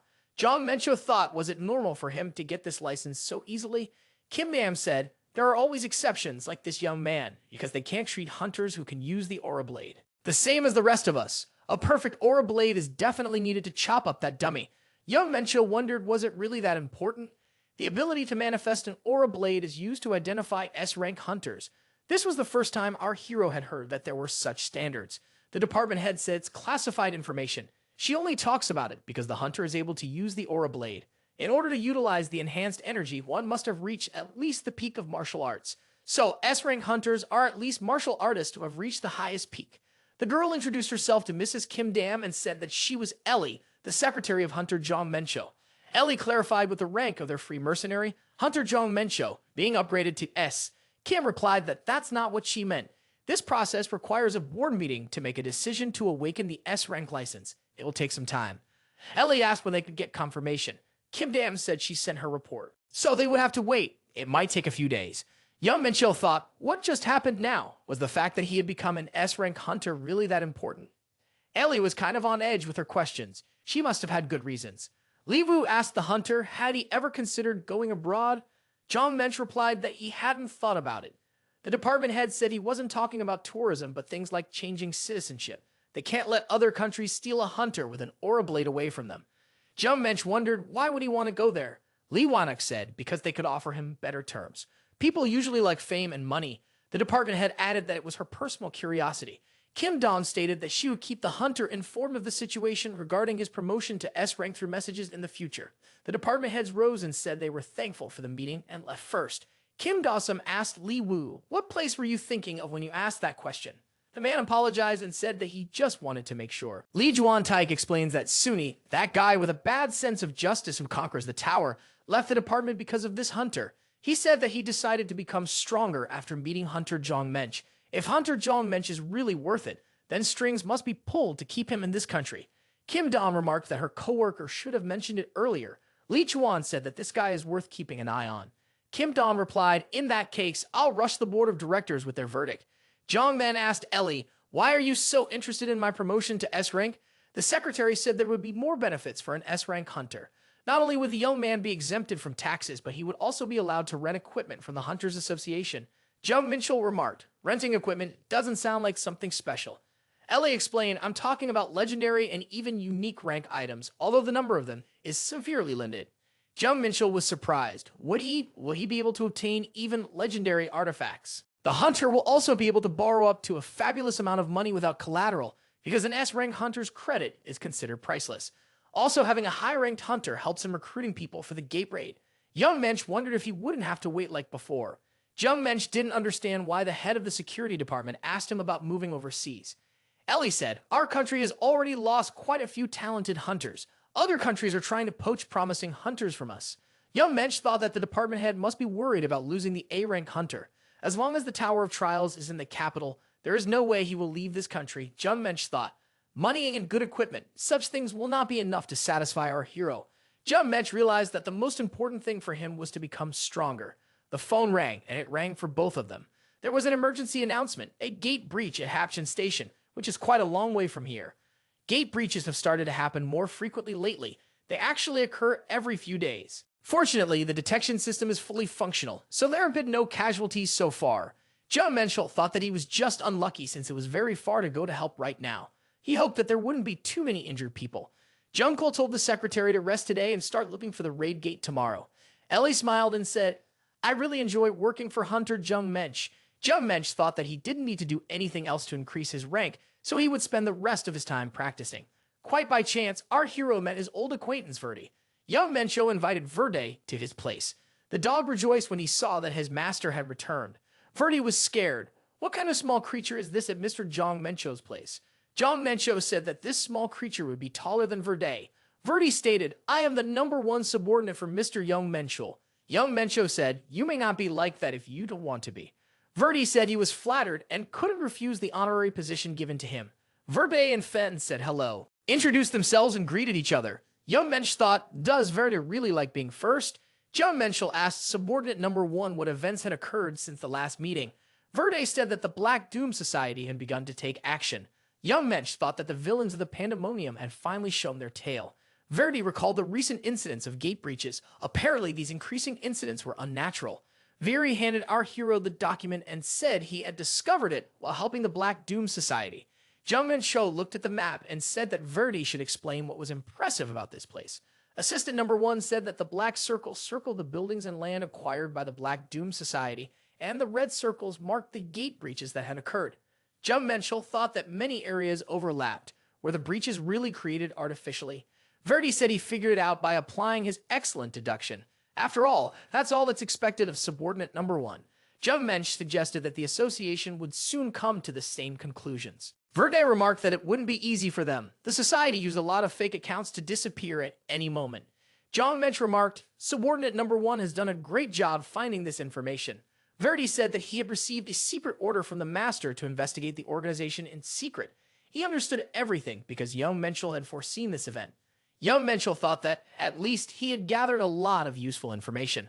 Our hero only used the martial arts techniques he had learned, combining them with the visibility skill. The system reported that the divine ghost technique had been used. The protagonist approached the nearest location marked on the map. Verdi couldn't figure out how they opened the gate and added that some places had created magic circles for other purposes. Jeon Minchul activated the super sense. Magic circles and magic stones were everywhere, all used to detect and conceal space. After applying the divine ghost technique, the hunter realized that even presence detection magic would work.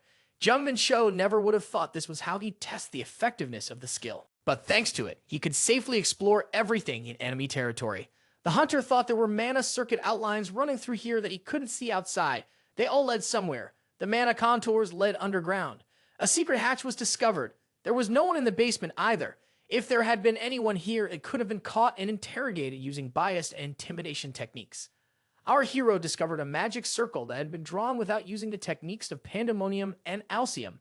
Who had drawn it in the first place? Jeon Minchul wondered, feeling the chaos energy suddenly resonate. What was that? Our hero stood at the center of the resonance. The resonance energy responded to his presence in the middle of the magic circle. Jeon Minchul decided that he needed to check everything thoroughly and used his unique abilities.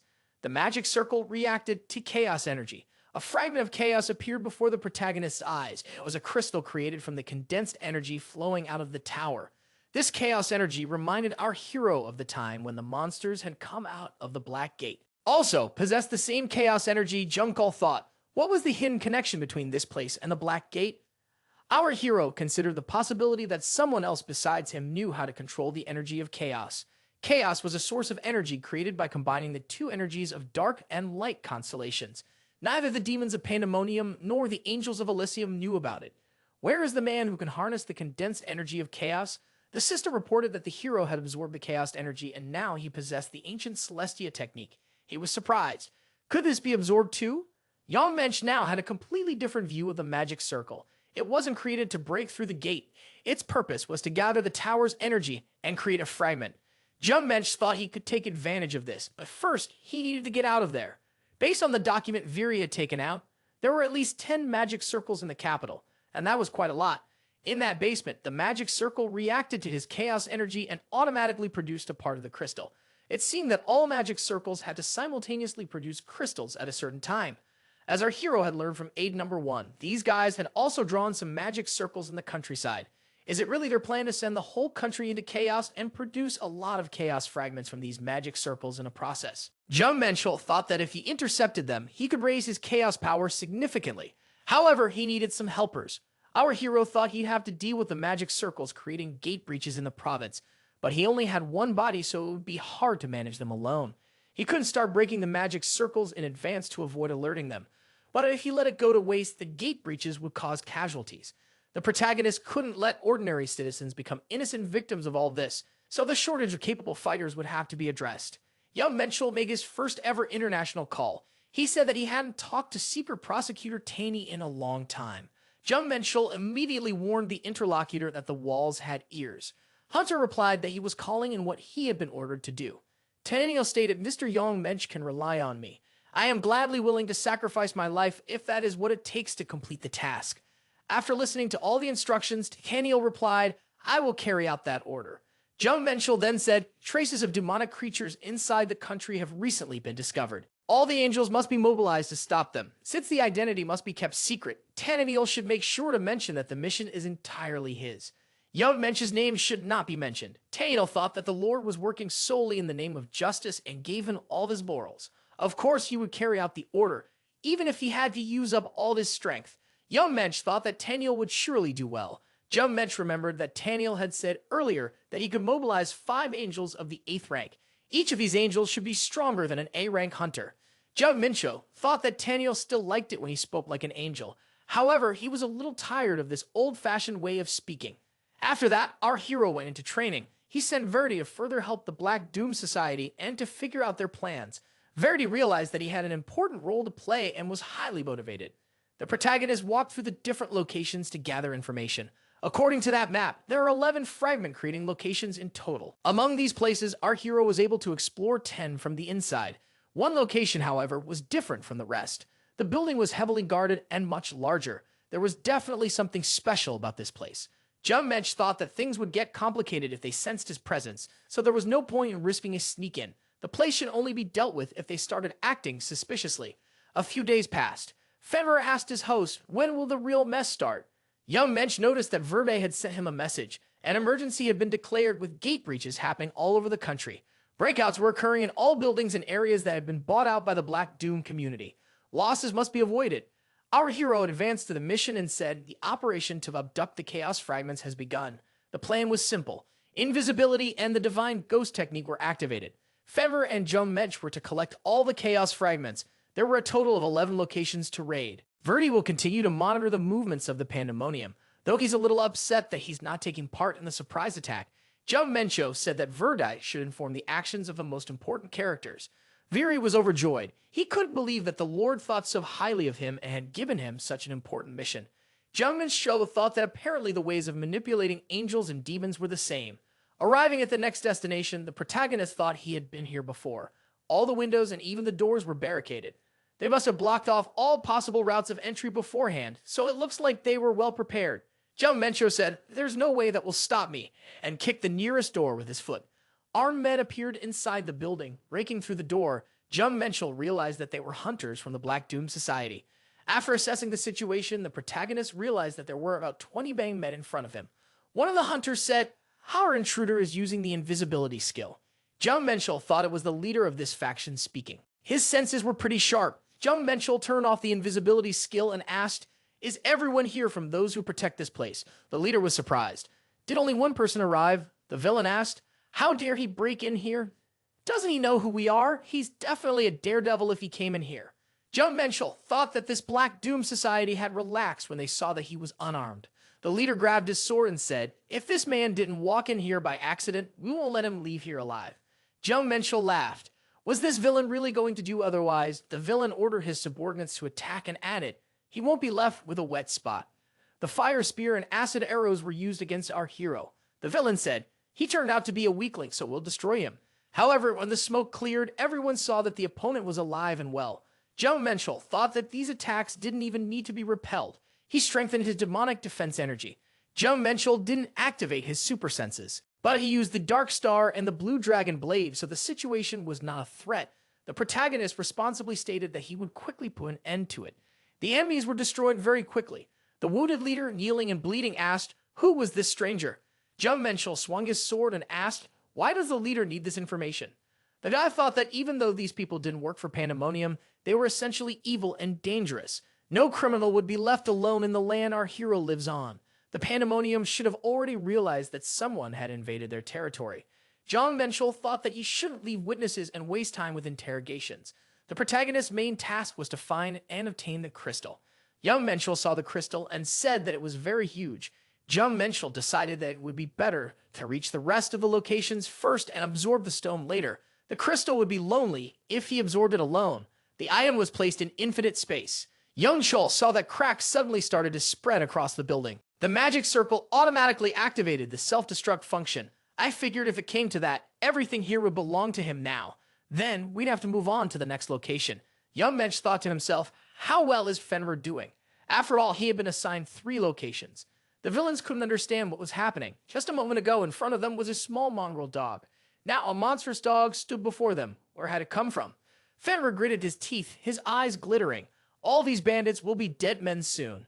The professor said he knew his interlocutor's theory was correct. It is a fragment of chaos, created from the condensation of the tower's energy.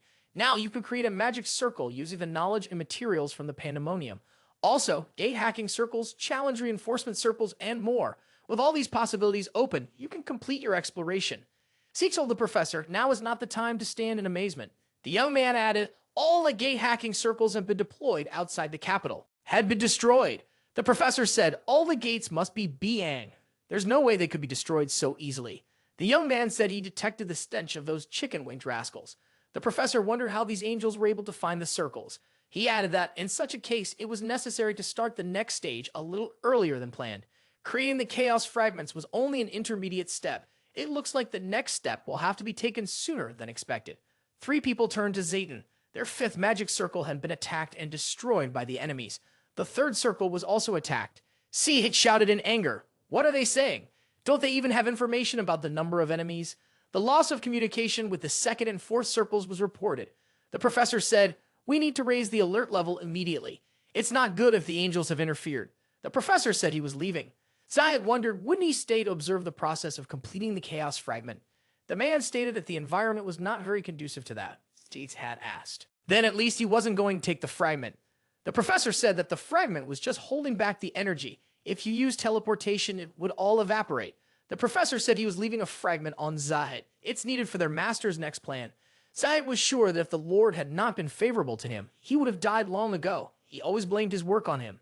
Zeb was again reported as having trespassers. The fight was happening right above them right now, yet there was only one intruder. Where were these angels getting their information from?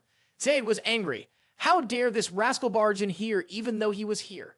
The commander said that one must not let one's guard down, even if there is only one enemy. The fighters reported that they had gotten rid of the enemy. However, someone said that this enemy was still alive. We must prepare for the 2nd round. Jong Minchul asked, wasn't really quite tense for his opponent. Our hero disengaged from half of them as fast as he could, but it seems that rumors of their attacks had already spread before when Jeon Minchul came here. There were quite a few guards, and now there are even more, but they're still small B-rank hunters. They can't do anything. After all, no orcs, even united, can defeat the dragon. The protagonist smelled the odor of sulfur. This was the special scent of dark mana that demons use. If there's a demon, this could be their main camp. Then our hero had come to the right place. Young Mensch said he had come here after smelling a disgusting stench. It seemed like there was an evil, demonic rascal here. If he took over this place, there was a chance he could prevent the rest of the magic circle from getting information about the attacks. The villain said he knew it. He would do his best to handle his opponent. The leader ordered his subordinates to all eat it and swallowed it himself. Jeon Minchul thought, is this really a dark piddle? The circle of darkness had been activated. The system reported that all the characteristics of creatures with the holiness attribute would be reduced by 20%. The strength of abilities that use dark mana would be increased. Jeon Minchul thought that even small hunters suddenly gained the ability to use dark mana. The possessed man is currently sharing his body with a demon under a temporary contract. His stats were increased. He could now use dark mana. Jeon Minchul thought, did the dark pill allow the Pandemonium Demon to possess this guy? The villain shouted, what does the angel think now that he sees these demonic people? Jeon Minchul wondered, did this villain really think that there was an angel in front of him? Let him continue to think that. The criminals received the command to destroy the angel and rushed to attack him. The demonic technique that infused dark mana into weapons was used by them everywhere. These guys were really different from the ones our hero had seen before. They were most likely A-rank level hunters. Jung and Shou applied the Dark Star and Satin Glove, reinforcing them twice. The protagonist finished analyzing the situation and activated a huge palm strike. The villains realized that it was holy power, which opposed the dark mana. Young Mensch used the Dark Star, Unicorn Horn Spear, and U-Clan Spear. Jeon Minchul pointed out that he had broken through the surroundings with his attack. Demonic people are seen as monsters, not humans. The Blue Dragon Blade and the Imperial Sword were used. Also, our hero employed the Boundless Sky Technique and the 5 Tigers Dissecting Blade Technique. While all the opponents matched up with hunters of roughly a similar rank, that was not all. Demonization was pretty unusual, but there was no way they thought something like that could defeat their opponent. The villains didn't understand why their attacks weren't hitting their target or why this hunter was counterattacking them. Jeon Minchul thought that he was getting close to the leader of these villains. In front of our hero stood a huge ice giant, so he went into battle. The villain shouted, I'm about to turn this rascal into a piece of ice. It was Zayat Fitzgerald of the Ice Tribe who possessed ice transformation. Young Mensch smiled and stated, I was waiting for this monster to join. It was an ice demon transformation, controlled by ice. Zayat Fitzgerald activated the Storm Strike and sent ice streams into our hero. Jeon Minchul was not afraid and counterattacked in response using Hellfire. Zeit Fitzgerald retorted that the ice in the ice barrier was even stronger than Mythil. For a moment, Zeit sensed a foreign power from his enemy. What's going on? The villains decided to help Zit and attack Jeon Minchul. If necessary, they were willing to sacrifice themselves. Jeon Minchul applied the Dark Star Satin Glove. Our hero initiated magnetic attraction and imperial lightning with a fist of destruction. Hit Fitzgerald wondered what kind of monster was in front of him. He's pretty strong for a winged angel. Young and Skull said that the ice guy would be the weak one in this confrontation. Our hero decided to finish him off before there were any witnesses. However, at the same moment, the protagonist felt the appearance of black mana. Who could it be? People asked, was Zahit really going to use this? The Dark Magic Circle ability activated Ice Fusion. S said that he didn't think he would have to use it here. Young Minchul felt that his opponent had become even stronger thanks to the iced energy. The effect of the Ice Fusion and the demon's powers merged together. Zit said it couldn't be helped if it was necessary for the Lord's plans. Sayed Fitzgerald said to have his opponent look at this. This is the power I got from Ice Fusion. Jeon Minchul thought that it was magic that increased strength by sacrificing allies. Leaving the opponent alone would cause the building to collapse. It was quite interesting though. Jeon Minchul approached his opponent and threw a punch at point-blank range. Zan only laughed in response. After all, nothing would change just because his opponent put his hand on him. Jeon Minchul said, the ice block will soon see what will change. In the next instant, the ice shattered in different directions and Zayd fell to the ground bleeding. He wondered what the hunter had done with his body. The protagonist said his opponent lost because he only grew in size, not in matter. Jeon Minchul thought that the villain had enlarged his body to utilize his overflowing power. But that was where it ended. Something like a point-blank strike destroying the target's insides was devastatingly dangerous to him. Now it was time to take the Chaos Fragment away. At the most inconvenient moment, a call came from Tenaniel. The guy said that the resistance of the defense forces had intensified. It was impossible to get past them. Tenaniel calmed down and explained that following the instructions, he had mobilized all of his subordinates and entered the country. He then sent his men outside the capital. They managed to stop the gate-breaking circles. He was at the secret meeting place of those demonic villains. After that, he returned to the capital and headed to the secret meeting place that the Lord had told him about. The villain saw the flying intruder and decided to destroy it immediately. Tenaniel shouted, "How dare these foolish people ally themselves with the servants of the devil? They will pay for their crimes with death." After these words, Daniel activated the Holy Strike. The angel said that his opponent's attacks would not work on him as long as he was clad in the armor of faith. Now the scoundrels would receive an ironclad stroke of justice. Suddenly, however, Tenaniel found himself captured by the black hand of his opponent. The opponent, using his magical powers, asked, "What kind of gross intruder is this?" The opponent was Very. He was working undercover, playing the role of a demon. Performing his duties, he asked, "How dare this angel enter so recklessly where I am?" Tenaniel gathered his strength and shouted loudly for an almighty force to protect him. He added, "This insidious demon is quite powerful." Birdie said, "I never expected this angel to be here. Should I report it to the master?" FTA thought that Alissium and the angels were their enemies. Viri activated the mind-splitting art and decided that he would get rid of this angel on his own. Attacking the angel, Viri used the Soul Spear, Black Hand, Libola's Claw, and Weakening Beam. Tenaniel thought, "This demon is unusual. He is strong and different from the demons I've fought. I wonder who he serves." Fending off the angel's attack, Viri thought, "It's not bad, but it won't work on me. I'll use this angel to revive Deimos." Verde thought he would win, all thanks to Effort's blessings. However, Viri suddenly changed his expression and tensed up. Demon Child. Tenaniel didn't understand what was going on. Why was this demon suddenly acting strange? Angel didn't know what was going on, but decided this was his chance. Tenaniel thought he should report it to Michael and turn, flying away. Finishing the conversation, Tenaniel added that he was forced to retreat. Young Minchul said that Tenaniel's life was more important. Young Minchul thought that Verde was doing a better job than expected. To prove that the information he gave Tenaniel was correct, our hero specifically sent him to where Verde was. Verde too can beat an enemy of roughly his own level. He'll also get praise for stopping the ambush while other places were looted. The important thing is that he was able to drive Tenaniel away. So he successfully used the art of mind splitting. If Viri sneaks into high office at Pandemonium, he might be able to find out what Black Baptism is. Jung Shou thought that it was time to collect his reward after all. Our hero looked at the number of crystals he had gathered in this location. Is it really over? Young Minchul thought. He believed he had already collected enough chaos, which was essentially an elixir. Fenrir raised his voice, alerting his master that he was nearby. "I've taken care of what you asked of me," Fenrir said. In an instant, the poodle transformed into a massive monster dog. Fenrir opened his mouth and crystals spilled out. The protagonist did not expect this. Why did the dog keep them inside him? He wondered. "I have more stuff," Fedra replied. Jeon Minchul thought that next time, he should just give the dog a sack. 9 of the 10 fragments of chaos, created in Pandemonium, were now in our hero's hands. The chaos fragment condensed the tower's energy, turning into a massive chunk of power.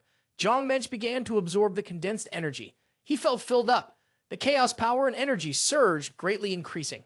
The protagonist received a huge stat boost, elevating him to the strength of a martial artist in the revolutionary realm. At this level, our hero was capable of defeating even a mid-ranked demon. Jeon Minchul said that he would soon be able to try to transform his body. After 2 days in the VIP room, Viri thanked Mr. Jeon Minchul for allowing him to become stronger again. It's an accomplishment to be the only demon protecting a fragment of chaos from the angels. For that, he was praised in Pandemonium. Viri was rewarded with the elixir Flesh of Darkness, which increases the demon's power many times over. Taniel, too, was recognized for his work in figuring out Pandemonium's plans and quickly foiling them. He was elevated to the rank of power among the angels. Jeon Minchul told Viri that he was not the one who gave him the core of darkness. Viri replied that if it wasn't for the Lord's blessing, he wouldn't have been able to drive the angels away. Jeon Minchul asked, because Viri said he heard someone's voice during the battle, right? Viri said that Isodius praised him for his personal contribution. A lot of effort was put into creating fragments of chaos this time around. Asmodeus is a demon of the 8th rank, the monarch of corruption. He was once a glorified seraphim in heaven, but he succumbed to the temptation of power and turned into a vicious archangel. Since he's good at plotting politics and building forces, they had a pretty bad relationship in a past life. Could the man behind Black Baptism be Asodius? Our hero found these marks on Taniel as well, but doesn't understand why this happened. Jeon Minchul asked, is there any more news about Asodius and his men? Verme replied, the reason why Rosalina moved is also because of Asodius. Veri added, the fragment of chaos he was defending will be taken to Kong. Jong Minch praised Verdi and told him, keep doing what you were doing before. Modius and his entourage will try to use the chaos fragment somewhere. This means there's someone who knows how to control the power of chaos. They'll send the chaos fragment to Kiss. That's the Lost Land. So, it's off limits. Interstellar Alliance's Mr. Martin got excited and said, I haven't seen Hunter Jung Mincho in a long time. Jeon Minchul said, the short man looked quite cheerful. The head of the guild branch said that they had gotten a lot of business thanks to this hunter. Martin said they are getting new contracts, investors, better commerce, and all of that is critical. Jeon Minch wondered, isn't that problematic when there's a lot of work? Martin replied that only then can they make a lot of money. The head of the guild branch said that they were willing to endure any hardship to become stronger. Mr. Martin asked how they could help the hunter this time. Jeon Minchul asked if he could go to the Lost Lands. The dwarf replied that it would require approval from the association, but they could get everything organized in a few days. Martin added that it was because he knew the value of that hunter's name. Jeon Minchul thought that the guild branch head's flattery skills were improving every day. Mr. Martin remembered that he had something to say to the hunter. The head of the guild branch said that they wanted to hire the young man to model for their merchandise. They even set a date for the shoot already. Jeon Minchul thought it was a joke. Martin said that Jeon Minchul will become the 7th S-ranked hunter of the country, and they need to do it before that happens. Jeon Minchul said that he wanted to answer the call first. Jeon Minchul inquired over the phone if the schedule had been changed. Jeon Minchul told the head of the guild branch and his secretary that he had to go back because he had urgent business to attend to. He reminded them that he was interested in the Lost Land permit. Colleagues wondered what could have interested this hunter so much. It's been hours. Kunin! The young man walked into the family restaurant and told his mom that he was back. Jeon Minchul asked his mom where his father and sister were. The woman replied that she heard that there were a lot of people gathered there. She said that dad went to pick up Mjun, but she never heard back from them. The young man said he would be back soon and ran off quickly. Jeon Minchul thought that it could be dangerous if he didn't hurry up. It wasn't like this hadn't happened before. Our hero's father stood in front of his daughter and said that she still didn't want to become a hunter. They must be released. Guild representatives offered to join their ranks. Mjun didn't understand what she should do. Why were they all following her? The girl saw her brother. Jeon Minchul asked, does it really feel like a market to them? Jeon Minchul walked over to his father and sister and asked the guild representatives why they were creating all this drama. Our hero heard that his sister was going to the Hunter Registration Center, so he intended to bring her back. But there were too many guild scouts here, harassing those who hadn't passed the Hunter test yet. The protagonist thought it was inexcusable to treat ordinary people this way, people who didn't know anything yet. Jeon Minchul was angry at the agents and told them all to leave immediately. One of the agents said he was just about to discuss the matter with someone from the family. Jeon Minchul was not ceremonious. He activated a foot strike against the ground, Elephant Hammer. A shockwave spread around. Our hero looked at the agent and said, "You can go now." However, no one was willing to continue. All the agents began to scatter in different directions. Young Minchul muttered, "They need to analyze the situation correctly." Our hero told the terrified agent that he could seek compensation from the Interstellar Union for damage to property and pavement. Jeon Minchul looked at his relatives and said, "It's time to go home. Our mom is waiting." The guild branch head was nervous. He felt like they were about to receive a huge payment for repairing something. Jeon Minchul told his sister, "I thought about it when several guilds tried to recruit you. But is it a good thing?" After studying his sister's characteristics, Jeon Minchul realized it was no surprise that the agents were trying to do all this. Young Minchul thought that after awakening, her stats were already significantly different from the average. That meant she could become an S-rank hunter once she fully awakened. But Jeon Minchul believed it wasn't even his sister's stats that mattered the most. There was only one man with that ability, the one our hero fought 23 years ago. That was the hero. Strangely, Jeon Minchul thought about it again. In his previous life, he had fallen when the hero's blow pierced his heart, even when the hero was tired and injured. He was not in a life-threatening condition. History books say he died with Deimos. Our hero reincarnated on Earth. It can't be that his sister Jeon is the reincarnation of that hero. Young Mensch, reflecting on this situation, thought it was just a coincidence. How can there be a reincarnation of a demon king and a hero in the same family? It's so stupid that it's not even funny. The mother asked her son, if Minjin becomes a hunter, could he help her find a good guild? Young Mensch wondered, did sis really say she wanted to become a hunter? Mother replied, Minjin views it in a positive light. Our hero wondered if the parents wanted to try to stop Minjun. The guy thought it was natural for them to be so worried about their daughter since they didn't know her potential yet. The woman said that Minjun is as stubborn as her brother. She won't listen to them even if they try to stop her. Young Mensch thought that Minjun is his sister anyway, and it's right to take care of her. Jeon Minchul thought that the Interunion would not do that. If Minjun communicated with them, they might suspect who he was. It wouldn't work that way. There must be a guild that he has some sort of relationship with. One where he has a lot of acquaintances. Our hero realized that he would be contacting Jong from the Gods Guild.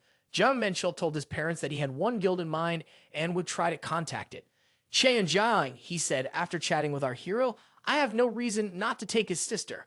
After all, she has the potential of an S-rank hunter. The conversation with the guild head went pretty well. Minjun would be able to continue to grow within the Divine Guild. The next day, the young man told his mother that he was on his way out. I have urgent business to attend to. Minjun thanked her brother and said, the next time we meet, I'll be as strong as you. Young Michelle wondered, does his sister really want to catch up with him? He prepared to slap the girl. You'll be contacted by the Gods Guild, the guy said, but you'll have to train for 1,000,000 years to catch up with me. Young Mensch decided to forget about the hero for the time being, because he himself doesn't know the reason why he reincarnated on Earth yet, and there was no guarantee that the hero had reincarnated either. Minjun rubbed her bruised forehead and said, I won't let it go. I'll fight back against my brother in the future. In the Interstellar Alliance, our hero finally met with Heron and asked her to help analyze the magic circle. The girl liked it and said, it's worth my time to research this. Our hero also invested the gate money in a construction company. John Mensch asked the guild branch head how everything went. Mr. Martin replied, the entry permit has finally been received. The hunter can go to the Lost Lands right now. Young Mako said, I have the Lost Lands right on my course. Up ahead was Pew, the United Bridge. The Lost Lands is a long stretch of land near the ceasefire site. It can only be entered from the side of the United Bridge in Pew. The north side of the Lost Lands is also connected to Quizon, barricades, and soldiers. Security here is very tightly controlled. This means that the Black Doom Society has already received permission from the government. To pass through this area, our hero wondered what they had time to do with the Chaos Fragment. Jeon Minchul asked his co-workers why they were following him. Mr. Martin and Ellie only smiled in response. The girls said that they were here to help Jeon Mensch in the monster hunt. Jeon Mensch was surprised. Why is that all of a sudden? Our hero recognized that the raids had an expert in disposing of monster remains and a specialist in tracking them. Did these two really decide to take on these functions? The colleagues unanimously confirmed it. On the way to the Lost Lands, Ellie and Martin caught up with our hero. Ellie said she was exceptional when it came to tracking. Martin said that they had hired replacement officers to fulfill their duties back when the hunter had asked them to help with preparations for the raid. Jeon Mensch realized that these two were originally going to chase him. The guy thought it might be for the best if they were close by. While our hero asked for this raid under the pretext of hunting monsters, he was actually going on an expedition to find the Black Doom Society. The poodle caught up with our heroes and announced that he would follow them further. A fragment of chaos was at stake, so the protagonist couldn't take any outsiders with him. Young Minchul thought, what kind of expression would Ellie have on her face right now if she found out that she had a mythical creature in her arms? It would probably be better for her not to know about it after all. The expedition approached the Lost Lands. The whole atmosphere changed as soon as they passed the Unification Bridge. Everything looked very desolate. Ellie asked where they were moving to first.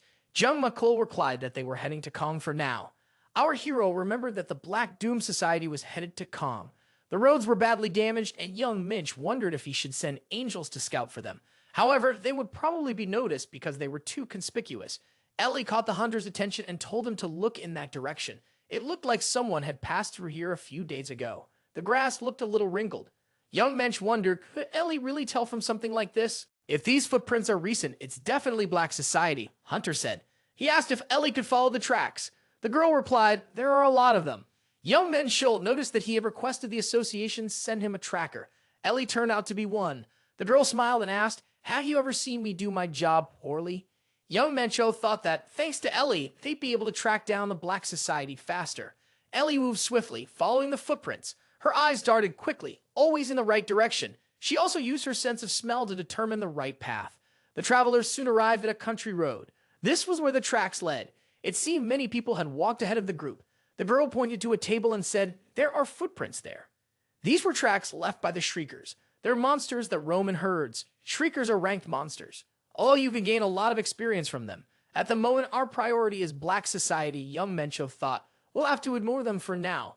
He considered following the Shriekers once he intercepted the Chaos Fragment. Ellie said that there were signs of a battle here. Sensing something amiss, our hero ran up to the girl and told Ellie to come back immediately. Mr. Martin came rushing toward our hero with his sword drawn. He asked if young Mensch, the hunter, was okay. No, the dog is not behind him either, our hero replied. Jeon Minchul said there was no need to panic so much. He was fine. The enhanced demonic defense energy had been activated. Jeon Minchul told the dog to protect the two. The protagonist readied his sword and told everyone to get behind him. Since the attack wasn't directed at him and his super sense wasn't activated, Jeon Minchul thought, had I relaxed too much? Our hero used the 7-star demonic sword, the first form. Jeon Minchul thought that they weren't being attacked by the Skrangs, but by the ants hiding among the trees. He assumed they wouldn't be able to avoid meeting the monsters as long as they moved. Our hero said to get his helpers out, you need to use your powers to protect these two. Ellie wondered if all these wars are going to protect them. Then, what will happen to Jeon Minch? Our hero said he would be fine. The protagonist told the girl that he would be nearby, so they could follow in his footsteps. The Lost Lands was a place where reality and the gateway mixed, and now it was monster territory. Ellie wondered if the poodle was going to fight too. The dog replied, I will protect the beauty. When they passed through this area, it was no longer a question of just following the trail. Jeon Minch said, I see signs of battle here too. He pointed to the bloodthirsty monsters. Our hero said that he would suppress everything here with his power. Using the detection energy of the ancient heavenly art, he added, he would defeat all the monsters nearby beforehand. Mr. Martin will collect useful monster body parts. He is truly skilled, as a craftsman of Meister rank should be. Ellie said, I found it. I see a residential area. The travelers arrived in Kes. Jeon Minchul held out a vial of liquid and told everyone to drink it. Mr. Martin noticed that they weren't even injured, so why would they need to drink something so expensive? Jeon Minchul said for them to just drink it. He wouldn't need it anymore. Anyway, the travelers decided to take a break before entering Kong. Jeon Minchul thought that he had made it here with their help, but in such a way that they wouldn't realize what was really going on. Jeon Minchul told the companions that the people they were following were part of a Black Doom Society. Hunter added that they might have a connection to Pandemonium. Ellie said they had nothing to worry about, since they had Hunter Jeon Minchul with them. Mr. Martin believed that their hero was a bifurcated body of a high-ranking spirit. If he got into trouble, he would simply leave that body and return to his main one, making him anxious. Ellie said they couldn't let him go in there alone. Hunter trusted them, so he told the truth. Jeon Minchul thought he could see trust in the girl's eyes. Young Minchul said he would never leave those two. Trust was something he'd never got in his past life. Jeon Minchul told his companions that he was very touched by their support, even though he could have handled it himself. Hunter asked the girl to see if anyone lived there. The guy thought it would be a little tough in this uniform. Ellie asked if the hunter had forgotten. She was partly of the dog race. Jong Mancho, his companions, and the Eternal Warriors entered Kong. It was an abandoned city, but even now, people still lived in the ruined buildings.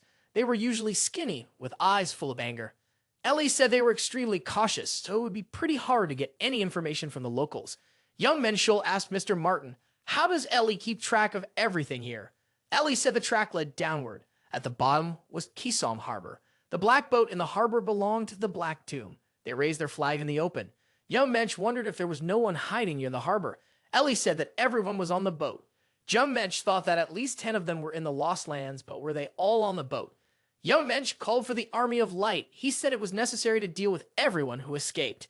The Eternal Warriors had been ordered to block all land routes. Fair was ordered to protect Mr. Martin and Ellie. Our hero decided it was time to deal with them. The enemies on the dark boat spotted the advance and sounded the alarm. Flares watched as the hunter battled. Ellie declared he's winning. Poodle said, "It's like I'm watching an adult and child battle." He had said the same thing when they entered the city, humiliating the hunter who fought alone against the monsters. It's hard to believe that Jeon Minchul doesn't simply defeat his enemies with brute force. Every move he makes is calculated effortlessly. Hunter Jeon Minchul is indeed a skillful fighter. The warriors of the Black Doom Squad decided to run. They knew they wouldn't be able to defeat this hunter. Jeon Minchul didn't agree to let them go. He asked, "Where on earth are you going?" Young Mensch told the angels, "Deal with the fugitives." The retreating soldiers were shocked when they saw an invocation that simultaneously contained holy and destructive energy. Young Mensch told his warriors, "Good job." Our hero instructed his subordinates, "Hold back those still alive." The enemies wanted this hunter on their side no matter what. Mr. Martin, watching this man's work, wanted to understand who he was. This hunter, Jeon Minchul, Ellie said with a wink, "He's just a hunter named Jeon Minchul." The head of the guild branch remarked, "The girl is still as knave as ever." Ellie replied, "Even if this hunter is so powerful, isn't it good that he trusts us?" Mr. Martin, the poodle, and Ellie continued to watch the hunter work. The protagonist took everyone on that boat prisoner, and indeed, there turned out to be some. There was also a fragment of chaos. Our hero found only a magic amplification C in the emergency rations and signs that much had been moved elsewhere. Based on this, it looked like the ship was designed to send supplies to someone. Jeon Minchul approached one of the captives. "If you answer my questions," he said, "you will be spared your life." The captive responded, "The Black Doom Society will never submit to this hunter." After these words, the power of the immortal was applied to the target. Jeon Minchul turned to the Eternal Knight. "Cut off his head," he ordered.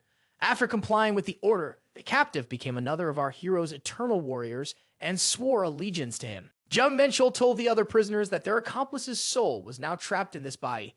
He had left the cradle of reincarnation and was doomed to suffer forever. The captured villains were terribly frightened. They began to beg the hunter not to destroy them. Jeon Minchul thought his threats had worked great. He told his opponents that he liked their active reactions. "It's time to tell me everything you know," he said.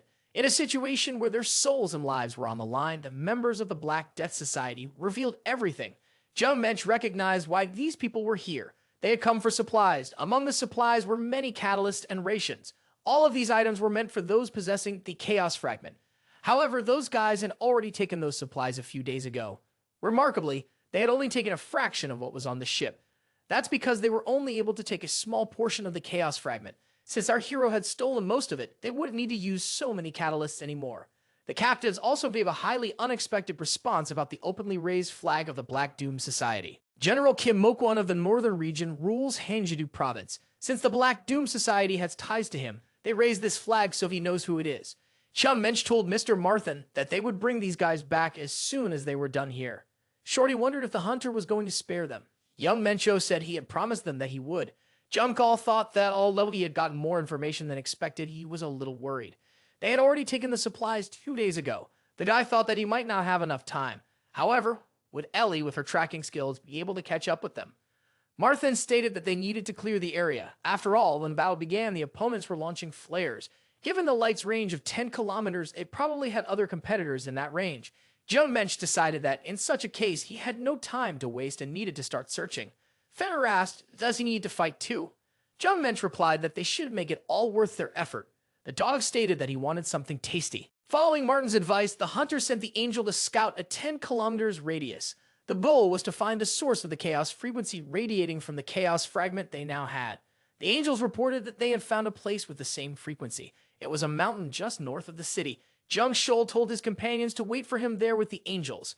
Our hero thought that a direct confrontation with their main headquarters might lead to unforeseen circumstances. It's hard to fight if there's danger, so it's best to keep things to a minimum.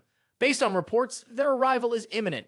Young Mensch saw the lightning over the mountains and wondered, since when did this come here? A chill instantly ran through him. He noticed the enormous power of this phenomenon.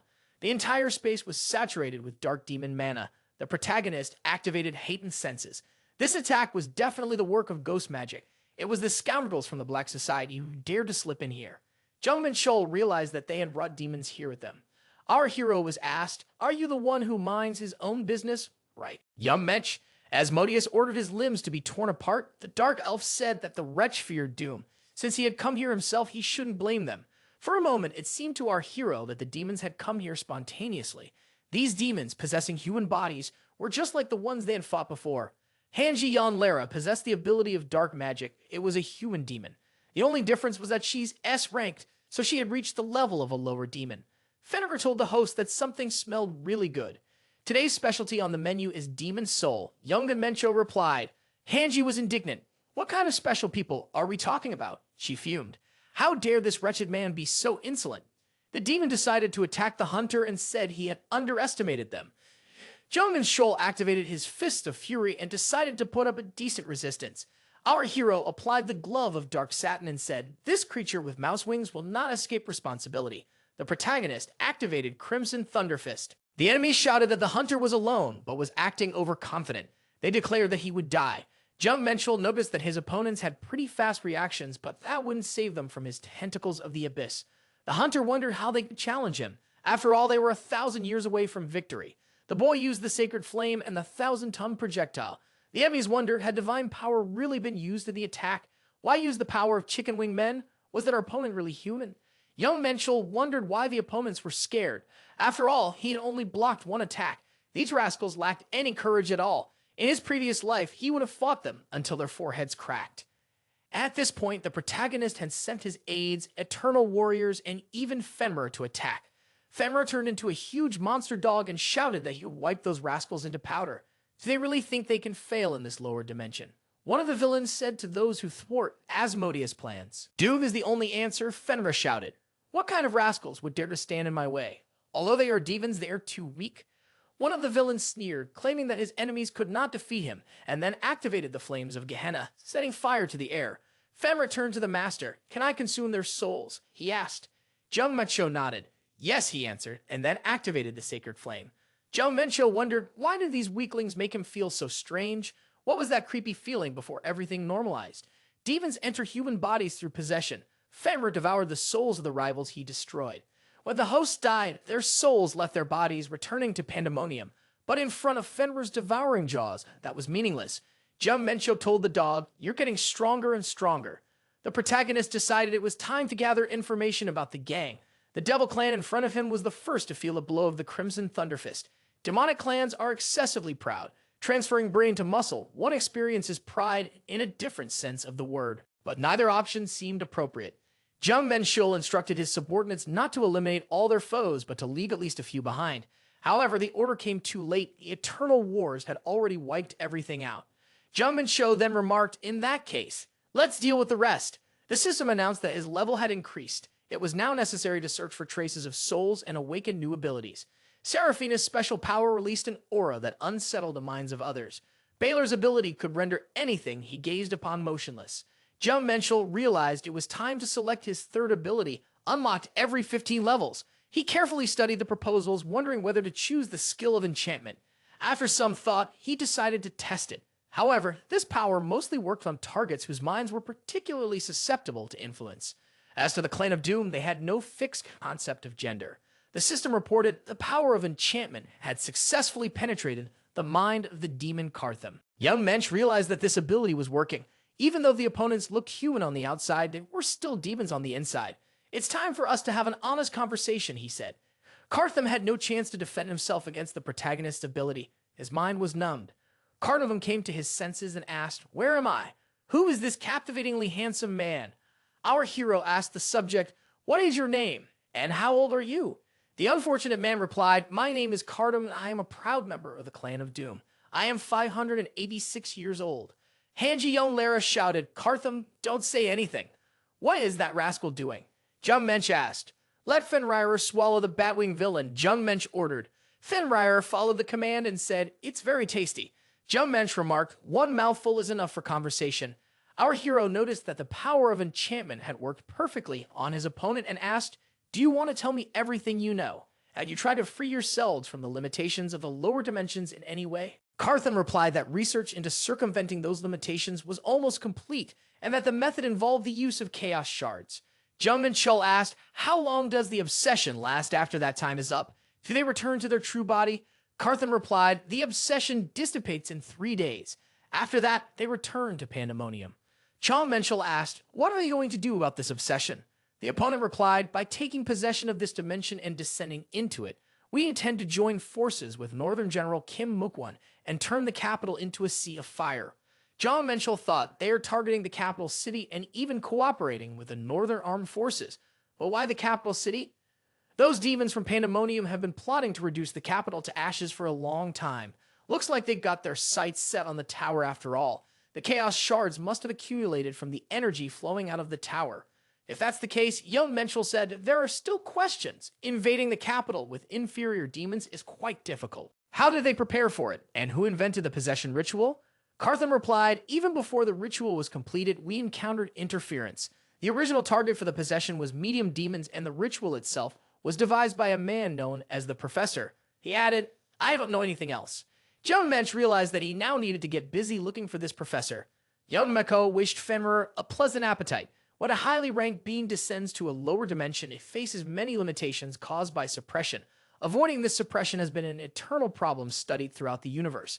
The solution to this puzzle, which appeared about 30 years ago, was found by man. Who was he?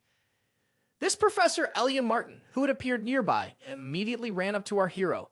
The girl asked the hunter, are you hurt? Why do you look worried? Young Mensch said, that gorgeous mountain over there collapsed and chaos reigned, but I'm perfectly fine. I'm doing fine. The moment Fenrir absorbed Cartham, the black pillar on top of the mountain also disappeared. Nothing was left behind.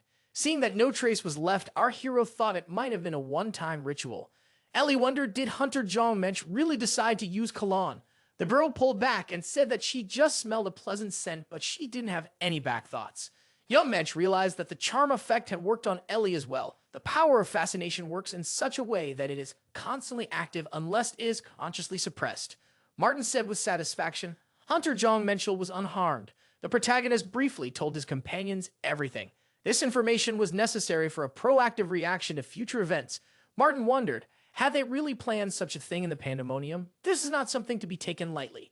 Shorty said, if the hunter hadn't taken care of the black crystal beforehand, dozens of middle demons would have been summoned.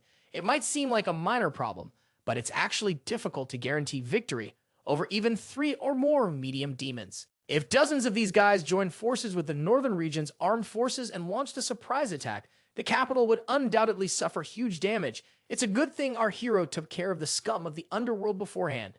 Young Mensch told Marthan to buy up all the lands marked on the map. The villains set up their magic circles in those areas. The places where they set up magic circles are the points where the tower's energy drains to. If the Interstellar Alliance buys up all these points in advance, they can anticipate their moves before the underworld starts up again, Young Mensch explained. Jong asked, can we hide this purchase from the Interstellar Alliance? Marthan replied, it can be purchased under an alias. The hunter said, it's necessary to find a man known as the Professor. He may be connected to the underworld.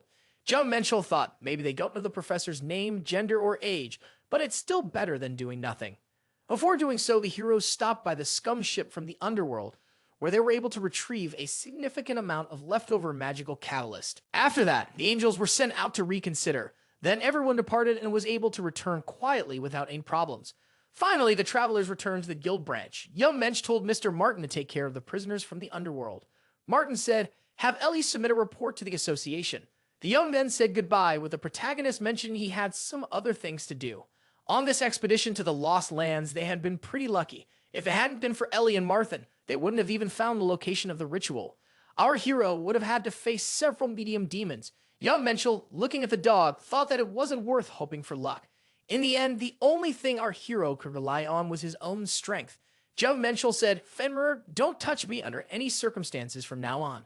The poodle wondered, so, does that mean I need to focus on protecting my master? The hunter said, make sure no one is around. Jeon Minchul thought that in 5 months, he had transformed from an ordinary person into a master. This was definitely a great achievement. The truth is that the hunter has been paying too little attention to this achievement lately. The hero activated high mana concentration. Jung Call, as always in such cases, thought that he needed to train more power. The the ability to crush them no matter what tricks they resorted to. It needed absolute power, like the kind of power that Gladiator Deimos had. Jeon Minchul thought that with his current experience, it was worth trying a method to enhance his insufficient physical abilities. The first way to transcend human limitations.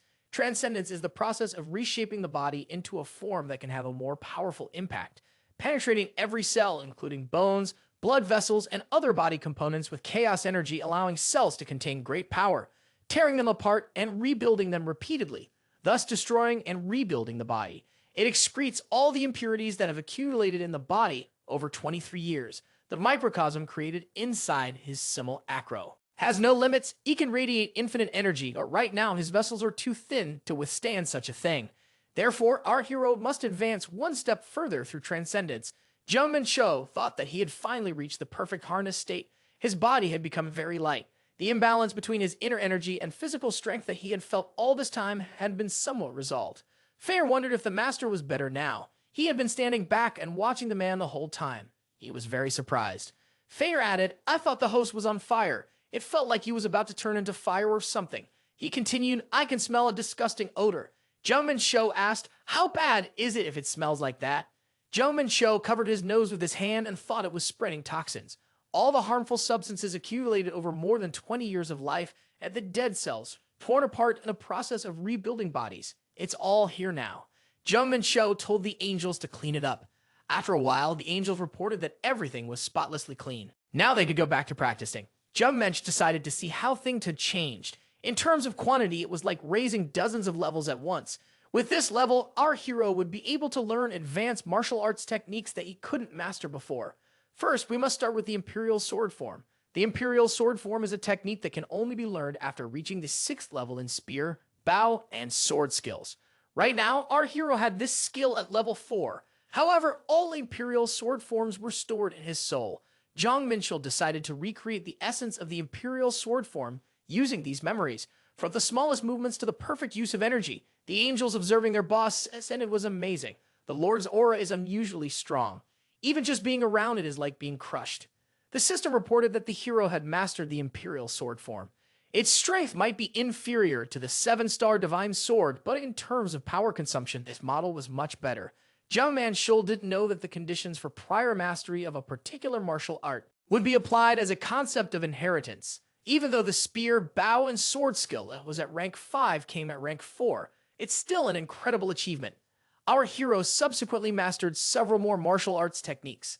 The system reported that the hero had mastered the advanced skill Soul Nucleation Barrier technique from 5-element unity. The character obtained the Heavenly Demon Lord Scroll and mastered the advanced skill Circle of Flame from the Demonic Song of Blades. The angels thought that this aura was no joke at all, a spell that controlled the surrounding space. One wondered how strong their master would become. Jeon Minchul thought that the Heavenly Demon Lord Scroll was not inheritable. A heavenly demon is a living deity worshipped by all members of the demon sect. The protagonist never thought that he would learn the martial art of the Heavenly Demon. The Heavenly Demon transcended human boundaries and conquered the entire Dark Continent. As said, he became a god and ascended on the Dark Continent. There were a few absolute beings who had undergone ascension. They reached enlightenment and went to the primordial realm. People of the Dark Continent describe the primordial realm as a paradise. However, even though there is a heavenly realm, Alissium, there has never existed a place called the higher realm in any dimension. Where could those who claim to have attained enlightenment or become heavenly demons go? This is not something that can be understood by just pondering. In any case, during this transcendence of rebirth, our hero had completely surpassed his limits. Mastering martial arts techniques and emitting internal energy became more natural to him. At this level, Jeon Minchul could try this even with Fenrir. Poodle said that the gentleman is looking at him very suspiciously. Jeon Minchul said that this dog is remarkably perceptive. Hunter answered the call from Chang and Jiang. Is she really planning to assign a mission like she did with that last gate incident? The girl told our hero that something big had happened to his little sister. Young Vishal thought, is this girl really in trouble? A few minutes before a branch of the Holy Guild, the man fixing his glasses said that couldn't have happened. She received excellent grades in all subjects of the Hunter's preliminary training course, but this is a first in the history of their guild. Her comprehension level is the highest among junior high school students in history. Chan Zhang smiled and said, we made the right decision by agreeing to this request. Those brother and sister look like monsters as rookies. At first, when he said he wanted to introduce his sister, she thought it was a simple request. But, as expected, her skills were guaranteed by hunter Jeon Minchul. Ji-young added, "We definitely can't miss out on Minjin, that promising hunter." The head of the guild said, "We are doing our best to meet the needs of the students." The interlocutor asked, "When will the exam for hunters be held?" John replied, "If they only have to take the practical exam, then the preparation for the hunter exam would be over. This training is a practical test." Minjin inquired, "Do you just have to? In the battle?" The girl was told that if she could do that, nothing more was needed. Against Minjin, a hologram lizard warrior was released. This hologram was very realistic and impressive. The man said that they would be judging based on the results of the battle of the hologram monster. Even though it's a hologram, it's still a C-rank monster. Any ordinary person would have fallen into a stupor from surprise. Looking at the student, the man thought, "What kind of position is this?" In all the training courses, she has performed well and is using the best techniques she can show. Mingjun shouted that she was about to demonstrate the transcendent sword. The girl effectively attacked the hologram lizard monster. After a successful attack, the monster was replaced by a crack in the wall and floor. Mingjun was confused, for her attack had caused damage. Jeon Minchul apologized for his sister and said that he would pay for the repairs. Chun Jong said that there was no need for that. It was the same thing that happened during training. Our hero specifically went to the Holy Guild to look into what happened. Young Menskol said that he couldn't burden the guild any further, as they already owed them a debt. Besides, our hero expected them to complain at least a little after the chaos on the guild grounds. However, after talking to the guild head, the protagonist thought that Chan Jong was even glad. Jong Mencho said that his sister, on the contrary, looked upset. Mijun told her brother that she needed to go to the ladies' room quickly, so she was upset. Jiang and Jong Mench thought that Mijun really looked very tense. Changji said that she had a request for Hunter Jung Mench. Chan Jong said that she really wanted Minjun's apprentice to study in their guild. Didn't they say that this building was built to withstand the attacks of even A-class hunters? But Minjun was able to break through the wall. The head of the guild asked that Jong Mench convey this request to his sister. Our hero thought that he had asked Mrs. Chanzong to do so from the beginning. Her reaction, however, was far more passionate than he had expected. Minjun wondered, is this really where her brother lives? This place is too big and beautiful to live in alone. Young Mench replied that he made a lot of money. Jong Minchul asked his sister to show what she had already learned in the Holy Guild. The guy added that he should check to see if his sister was studying diligently. Myun said she was ready, but her brother might regret it later. The instructor said she had outstanding talent.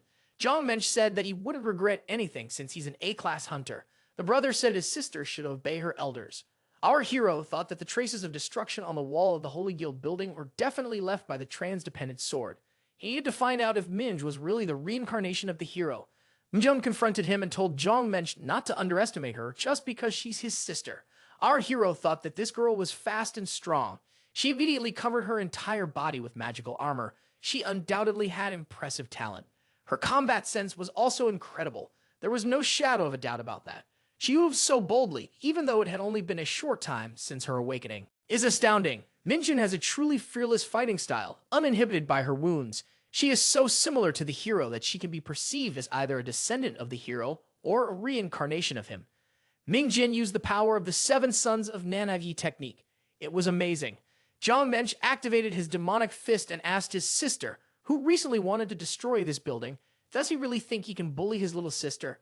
After a fierce fight, Minjun was lying on her back on the floor. Young Minch asked, is she giving up? The girl replied, my brother wouldn't wait for that. I'm just giving myself a breather. Young Menchul noticed that his sister was breathing rather heavily. Minjun noticed that her muscles were sore. The guy told the girl not to be dramatic and activated the holy fire. It's perfectly normal, he said. After chasing me and me beating you up in the process, you're in pain. Minjun's potential for growth is really huge. If she is trained properly, she can become even stronger than the past hero. Young Minchul asked his sister what she thought was wrong with her sparring. Minjun replied, maybe the speed. Young Minchul stated that the problem was that she went into hand-to-hand combat without using her special skills. Minjun remarked, when you showed up, I couldn't use my sword. The young man said, in that case, you should make it impossible for me to surface. Young Minchul thought that a physical demonstration would be easier to understand. However, he was trying to train someone who might be the reincarnation of the one who had destroyed him in a past life. Minjun prepared for the attack and said, this time, you should be better prepared. Looking at his sister approaching, the boy thought she was trying to trick him with her movements. That's not a bad idea, he thought. But if she were my little sister or a hero from my past life, she still has a lot to learn. I'm not going to cut her any slack in her education. Jung Minchul asked the girl, is it different from what you expected? Minjun wondered, how did he know where I would attack from? Jeon Minchul replied, I read your muscle movement and mana flow. He added, fighting without being able to read your opponent is pointless. Even the strongest attack only makes sense if it hits the target. Minjun asked her brother, will you teach me this method? Young Nicole was surprised. Do you really want it for free? Minjun was taken aback. Her brother was putting such conditions on her. The guy remarked, even siblings need to make deals sometimes. Jeon Minchul then said, make me a promise. No matter what happens, you won't destroy me. Minjun was stunned. Is brother really saying this seriously? He should stop joking around and just state his terms. Young Nicole still clearly remembered the moment when the hero's sword pierced his heart. He didn't want to experience something like that again. He didn't mind training a new hero, but he had to take some safety measures first. Minjun was startled. Her brother looked very serious. Of course, the girl promised. Jeon Minchul told her, put some blood on your thumb. The young ones touched their fingers, forming a bond through a small wound. Minjun promised that she would never harm her brother. Afterward, she wondered, is that really the end of it? In truth, there was nothing extraordinary about it. The protagonist believed the pact was now complete. As Minjun grew, the binding force of the pact would only become stronger, making it harder to break. Jong Minchul suggested that they continue their training. Jeon Minchul reminded his sister to clear her mind before beginning. He told her not to overthink, since cultivating inner power required a pure and focused spirit. The purification ritual took place at the center of the magic circle. Jeon Minchul explained that he would teach her martial arts. Martial arts were not a native skill of this world, so no ordinary instructor could pass them on. The first lesson was the method of channeling mana, rooted in the law of the heart. Jeon Minchul explained that he would guide his energy into Minjun's body, and she must remember the sensation to replicate it later on. The protagonist placed his hand on Minjun's back, transferring a stream of chaos energy to help her awaken her power. Soon it would begin to flow through her veins. According to the laws of martial arts, the martial art that the protagonist is about to teach his sister is the Shaolin monk's law of the heart of inner chi, also known as the keyed vibration system. This martial art surpasses even the heavenly demon art with its ascension. The chi collected with this system is always pure, stable, and cannot be shaken under any circumstances. The study of the law of the heart alone can already strengthen the bones, skin, and make the muscles strong. It is said that by attaining a certain level of mastery, one can become as strong as a Vajra. It is safe to say that this law of the heart is most compatible with the Mingjong fighting style. Ideally, one would also know the contents of the text in the Shaolin Temple, but since they have incorporated the principles directly into the law of the heart, his sister will need to be able to learn it. Jeon Minchul told his sister, now that you have seen everything, you should try to do it again yourself. The path into her sister's body had been made, and now it would all depend on how well she was able to control the mana. Jeon Minchul saw Minjun's body react and said, that was incredible. She understood everything and absorbed the whole flow on the first try. She is much more talented than Verde. Minjun realized that her senses had sharpened and her body was overflowing with power. Was this really what martial arts was all about? The girl told her brother, this is just incredible. Jeon Minchul reminded her, don't forget about the key absorption system. Minjun suggested sparring again. The girl said, I think I understand everything now. Jeon Minchul thought that his sister was bursting with enthusiasm. Several hours had passed. Minjun's condition worsened significantly. Jeon Minchul wondered, what did she expect? The girl didn't understand why she couldn't land a single hit on her brother during sparring. Jeon Minchul stated, I'm not kind enough to let a martial arts novice hit me. Though the protagonist was actually very impressed with his sister's tactics and technical performance. Although Minjun had only learned the basics of martial arts, the law of the heart did not enhance weapon techniques. It only slightly increased physical abilities and the ability to manipulate mana. Moreover, in terms of muscle movement, mana control, and all other aspects, the protagonist outclassed his sister by at least 5 times. At some point, Mingjun was able to bring her sword closer to her brother's body. Young Mensch thought it was only for a moment, but she was able to keep up with his movements. Of course, he wouldn't let her beat him. To think the girl was able to understand the intricacies in just a few battles. Minjun had truly incredible fighting talent. The poodle, doing its duty as a friend of man, brought the girl some water. Minjun gratefully accepted the water and said, I didn't know my brother was raising such a cute baby. Young men thought that this fenrir in a poodle's skin was popular with the girls. Minjun said, I need a longer rest this time. The poodle supported her and said that it was necessary to take a break. Jeon Minchul stated that the rest was over, and the sister should get up immediately. After that, our hero spent a few more days training with Minjun. He taught her the basics of combat, like reading the opponent's movements and body movement techniques. At one point, the girl said, I will train diligently and will definitely beat my brother. After that, she was sent to the Holy Guild. Our hero admonished his sister with words to develop her potential and train hard. He thought that after laying the foundation, Minjin would be able to handle the rest on her own. Young Mako asked Ellie how things were going at the guild branch office. The girl replied, "It's good, even too good, thanks to Hunter Young Minchul. Things are going so well that we have a lot to do. We also plan to start producing merchandise bearing the name of Hunter Jong Mensch." Ellie then asked if the hunter had found that person named Professor. Young Mensch replied that something was wrong. Even the hunters from the lower world didn't know anything about him. The association said they would file a formal complaint with Pandemonium about what happened. He inquired if the hunter planned to go to the tower again. The protagonist noticed that his secretary was quite perceptive. The girl said, "I actually have a gift for the hunter. I'll give it to him if he comes back safely." Jeon Minchul stated, "I'll be coming by soon for that gift." After that, our hero sent a request through Ellie to check the fragments of Heron's chaos magic circles. Ellie also took care of minor tasks like managing the training grounds, reincarnation, mains training, and even assignments in the Interstellar Alliance. Now that our hero is done with all that, it's time to climb the tower again. Tower of Trials, 6th floor. Dungeon Breath. There are valuable ores buried in Mount Kuss.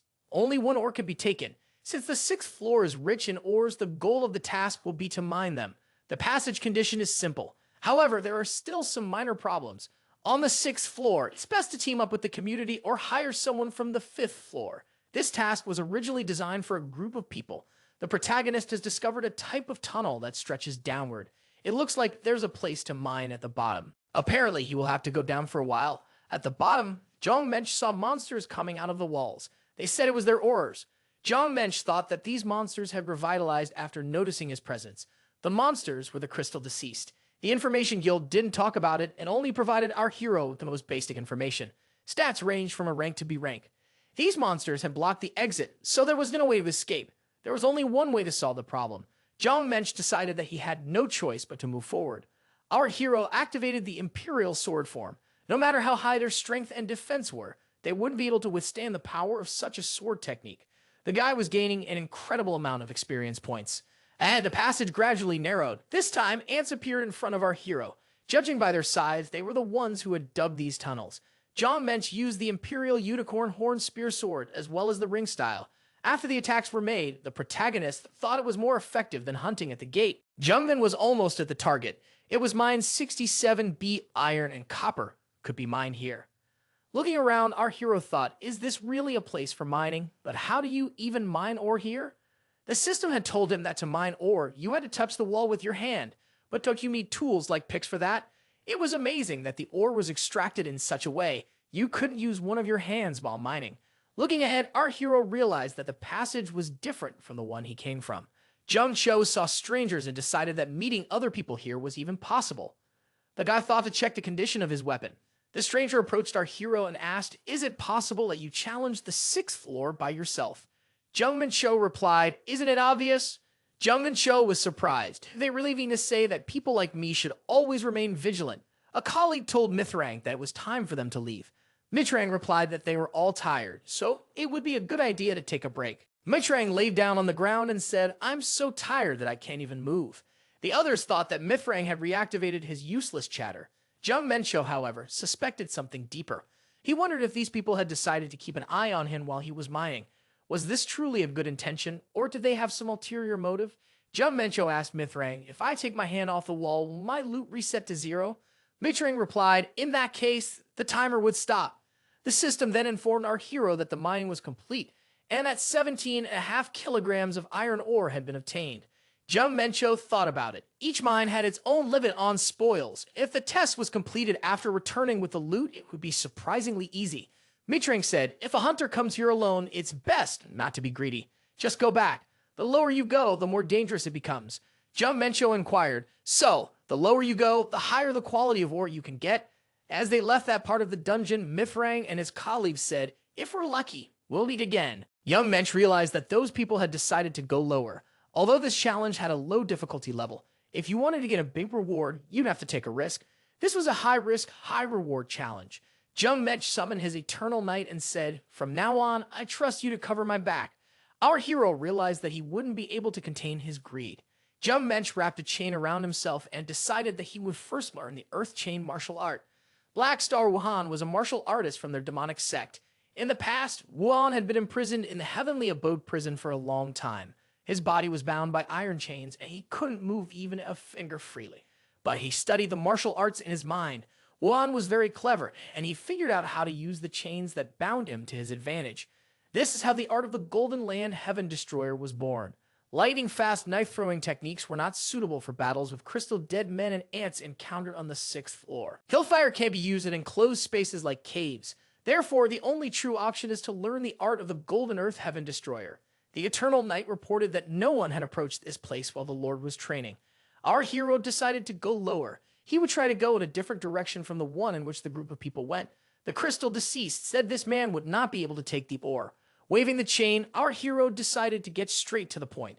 The Eternal Knight, while striking the monsters, told them not to get in their way. Jeon Minchul thought that he was now safely protected. Jeon Minchul thought that if he continued to descend at this pace, he would reach the lowest floor. On the way, our hero met ant soldiers and variations of altered dead. The lower they went, the more variations of monsters they met. However, for our hero, all monsters were just good old experience points. Rare ores could only be found by going lower and lower.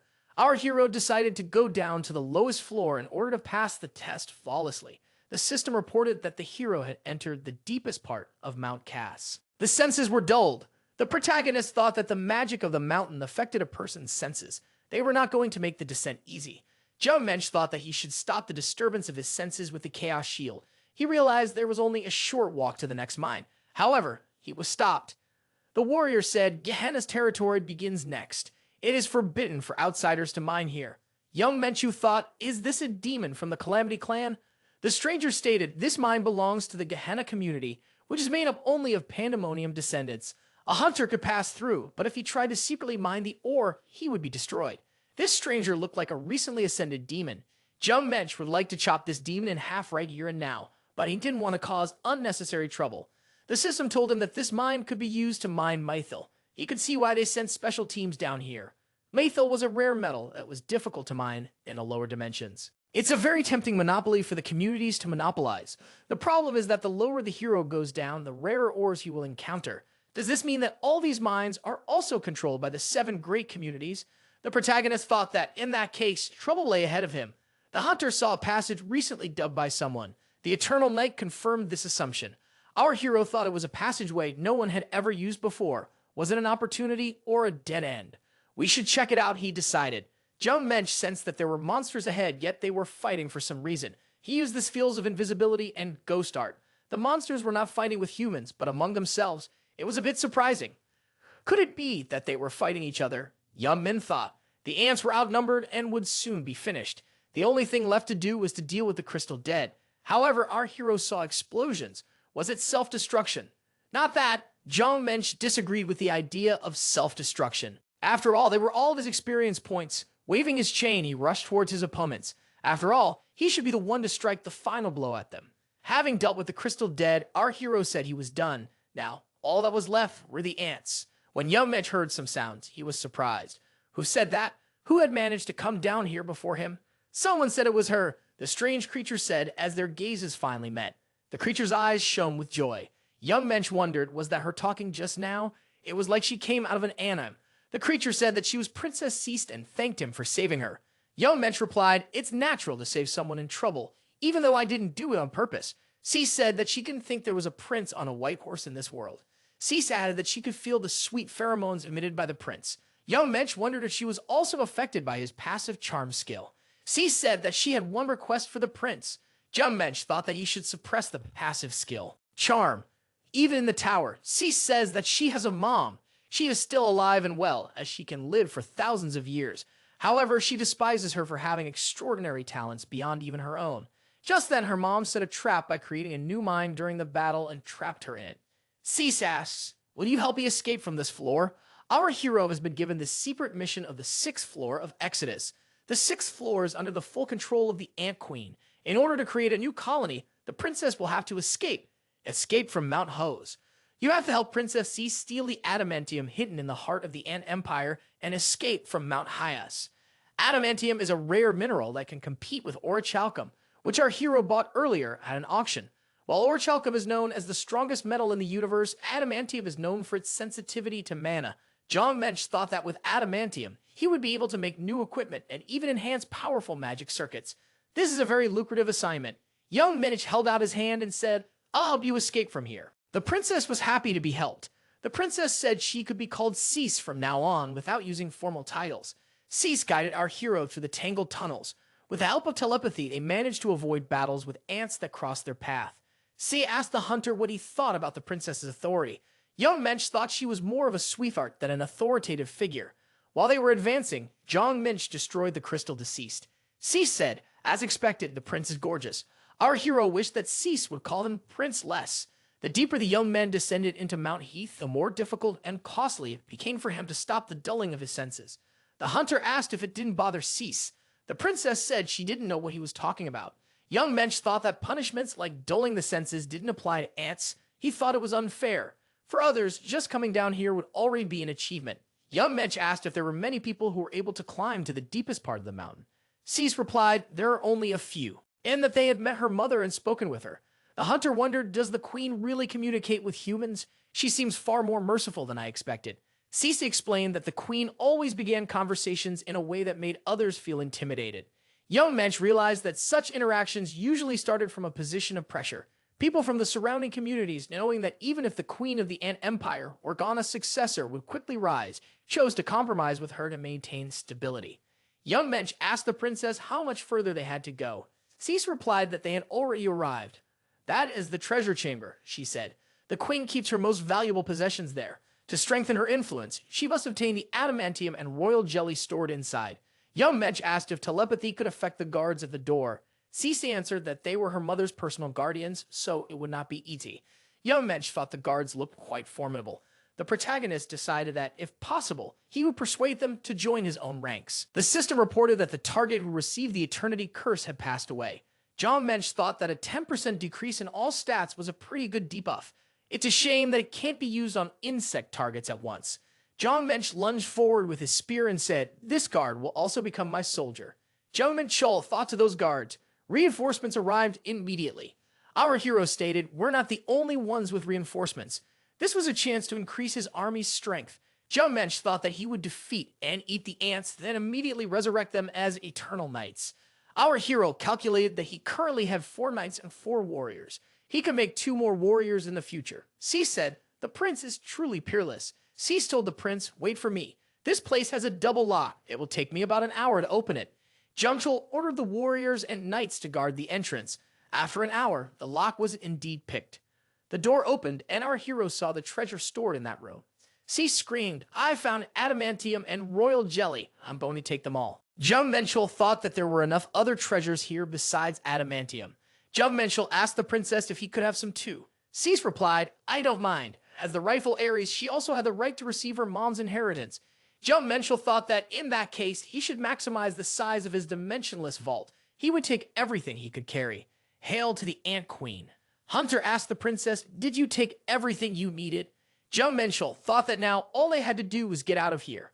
An armed ant appeared at the entrance and said, "Those who dare disturb Her Majesty's peace shall perish." Jeon Minchul was surprised. This monster not only slightly surpassed the Eternal Knight in strength, but it also possessed an aura. Cease said, "It's the Queen's guardian. Why didn't this monster appear here?" Jeon Minchul wondered. The guards are made up of strong warriors personally selected by the Queen. Cease asked for protection. Jeon Minchul realized that this guardian used aura and fought like a human. It seemed this guardian was much stronger than originally thought. However, our hero said it wouldn't work on him, and with a blow of his magic sword, he cut the guard to pieces. The guardian wondered what kind of power could overpower an aura. He had never heard of it before. Cease said, "As expected, the prince is gorgeous." Jeon Minchul told the princess to hold on tight. From then on, they began their endurance fight. The protagonist told his eternal knight to block the passage. If there are hundreds of royal guards here who aren't subject to the punishments of the mountain, it won't be easy to leave with the princess. In that case, they must escape from here before they are caught. Young Minchul asked the princess why these guards had come to the treasury. Cease replied that she didn't know. They were supposed to be guarding the lower floors in the first place. The hunter suggested that the queen must have gotten very angry, and a paralyzing bomb was used. The Eternal Knight took heavy damage and was destroyed. Young Minchul thought that all of his knights had been destroyed. We have to hurry. However, an unpleasant thing happened. The passage was blocked by a huge rock. Our heroes asked the princess if there was another way. C stated that they would have to make a slight detour. They were pretty close to the finish line now, though. Jeon Minchul put his hand on the stone and told the princess not to worry. The guy added that in his world, there is an expression at the end of the road he walks. Success always awaits him. Our hero activated the penetrator. There was a powerful explosion and the passage was open. The princess said it was awesome, as expected from a prince on a light horse who came to rescue me. Steve said, "We're almost there, almost at the top." The princess asked the hunter to help her climb another ladder. Fortunately, our hero was able to get to the top without being captured. Some men in dark cloaks appeared ahead. They identified our hero as a player on a secret mission. In their opinion, he looked quite skillful. These people were surprised that this player was still alive. Jeon Minchul didn't expect strangers to appear here. One of the outsiders said they had received an assignment here too. Nothing perfect, nothing personal. The opponent asked, does this hunter really want to know what assignment they got? Our hero thought that the ants and the players were feuding with each other. He would never have thought that the Ant Queen would give a task to the players. The Ant Queen ordered the players to catch the thieves and return the stolen treasure. Jeon Minchul thought that the queen had given out this task to harass Cease. Or maybe she was just angry because someone had cleaned out her treasury. The princess told the prince, leave Cease and go. You can still survive. Jeon Minchul thought that these players were disciples of the Mobius clan who had a contract with the queen. However, they were still apprentices. CC explained the Mobius community is one of the 7 great communities. They have Archmage support. Jeon Minchul wondered, was the princess really worried about him? Right now, hearing about the Archmages, our hero remembered the explanation that Jong Shangyi had given him on the 5th floor. One of the 7 Archmages goes to the extremes of magic to reach the state of ascension. The hunter wondered, did the princess really think he would just take off and run away? Our hero said, these guys in front of me are not Archmages. They can't run away from little brats like these opponents. One of the players asked, is this guy really challenging them? They've already erected a barrier, so no one can enter here and no one can contact the world outside the barrier. It would be better if the young man spared his life. Jeon Minchul said, in that case, we are all in the same boat and activated the power of the heavenly demon. The opponents were surprised. Did this guy really use martial arts? He doesn't realize that his life is at stake. Hung Min Shou used the Dark Starhorn Spear, increasing his combat strength by 20%. Our hero asked, are the opponents confident? Suppression was activated. The target, weaker than the host, had all of its stats reduced by 20%.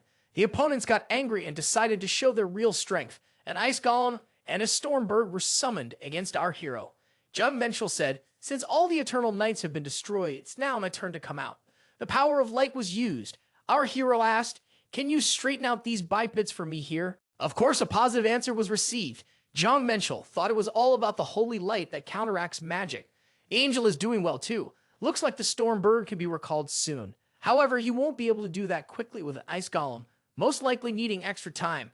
Our hero decided to take a little break and regain his strength. Super sensitivity has been activated. At the same moment, the protagonist felt the presence of the lust for annihilation. Young Men shouted to the princess to immediately move back and realized that he was facing a battle with a giant.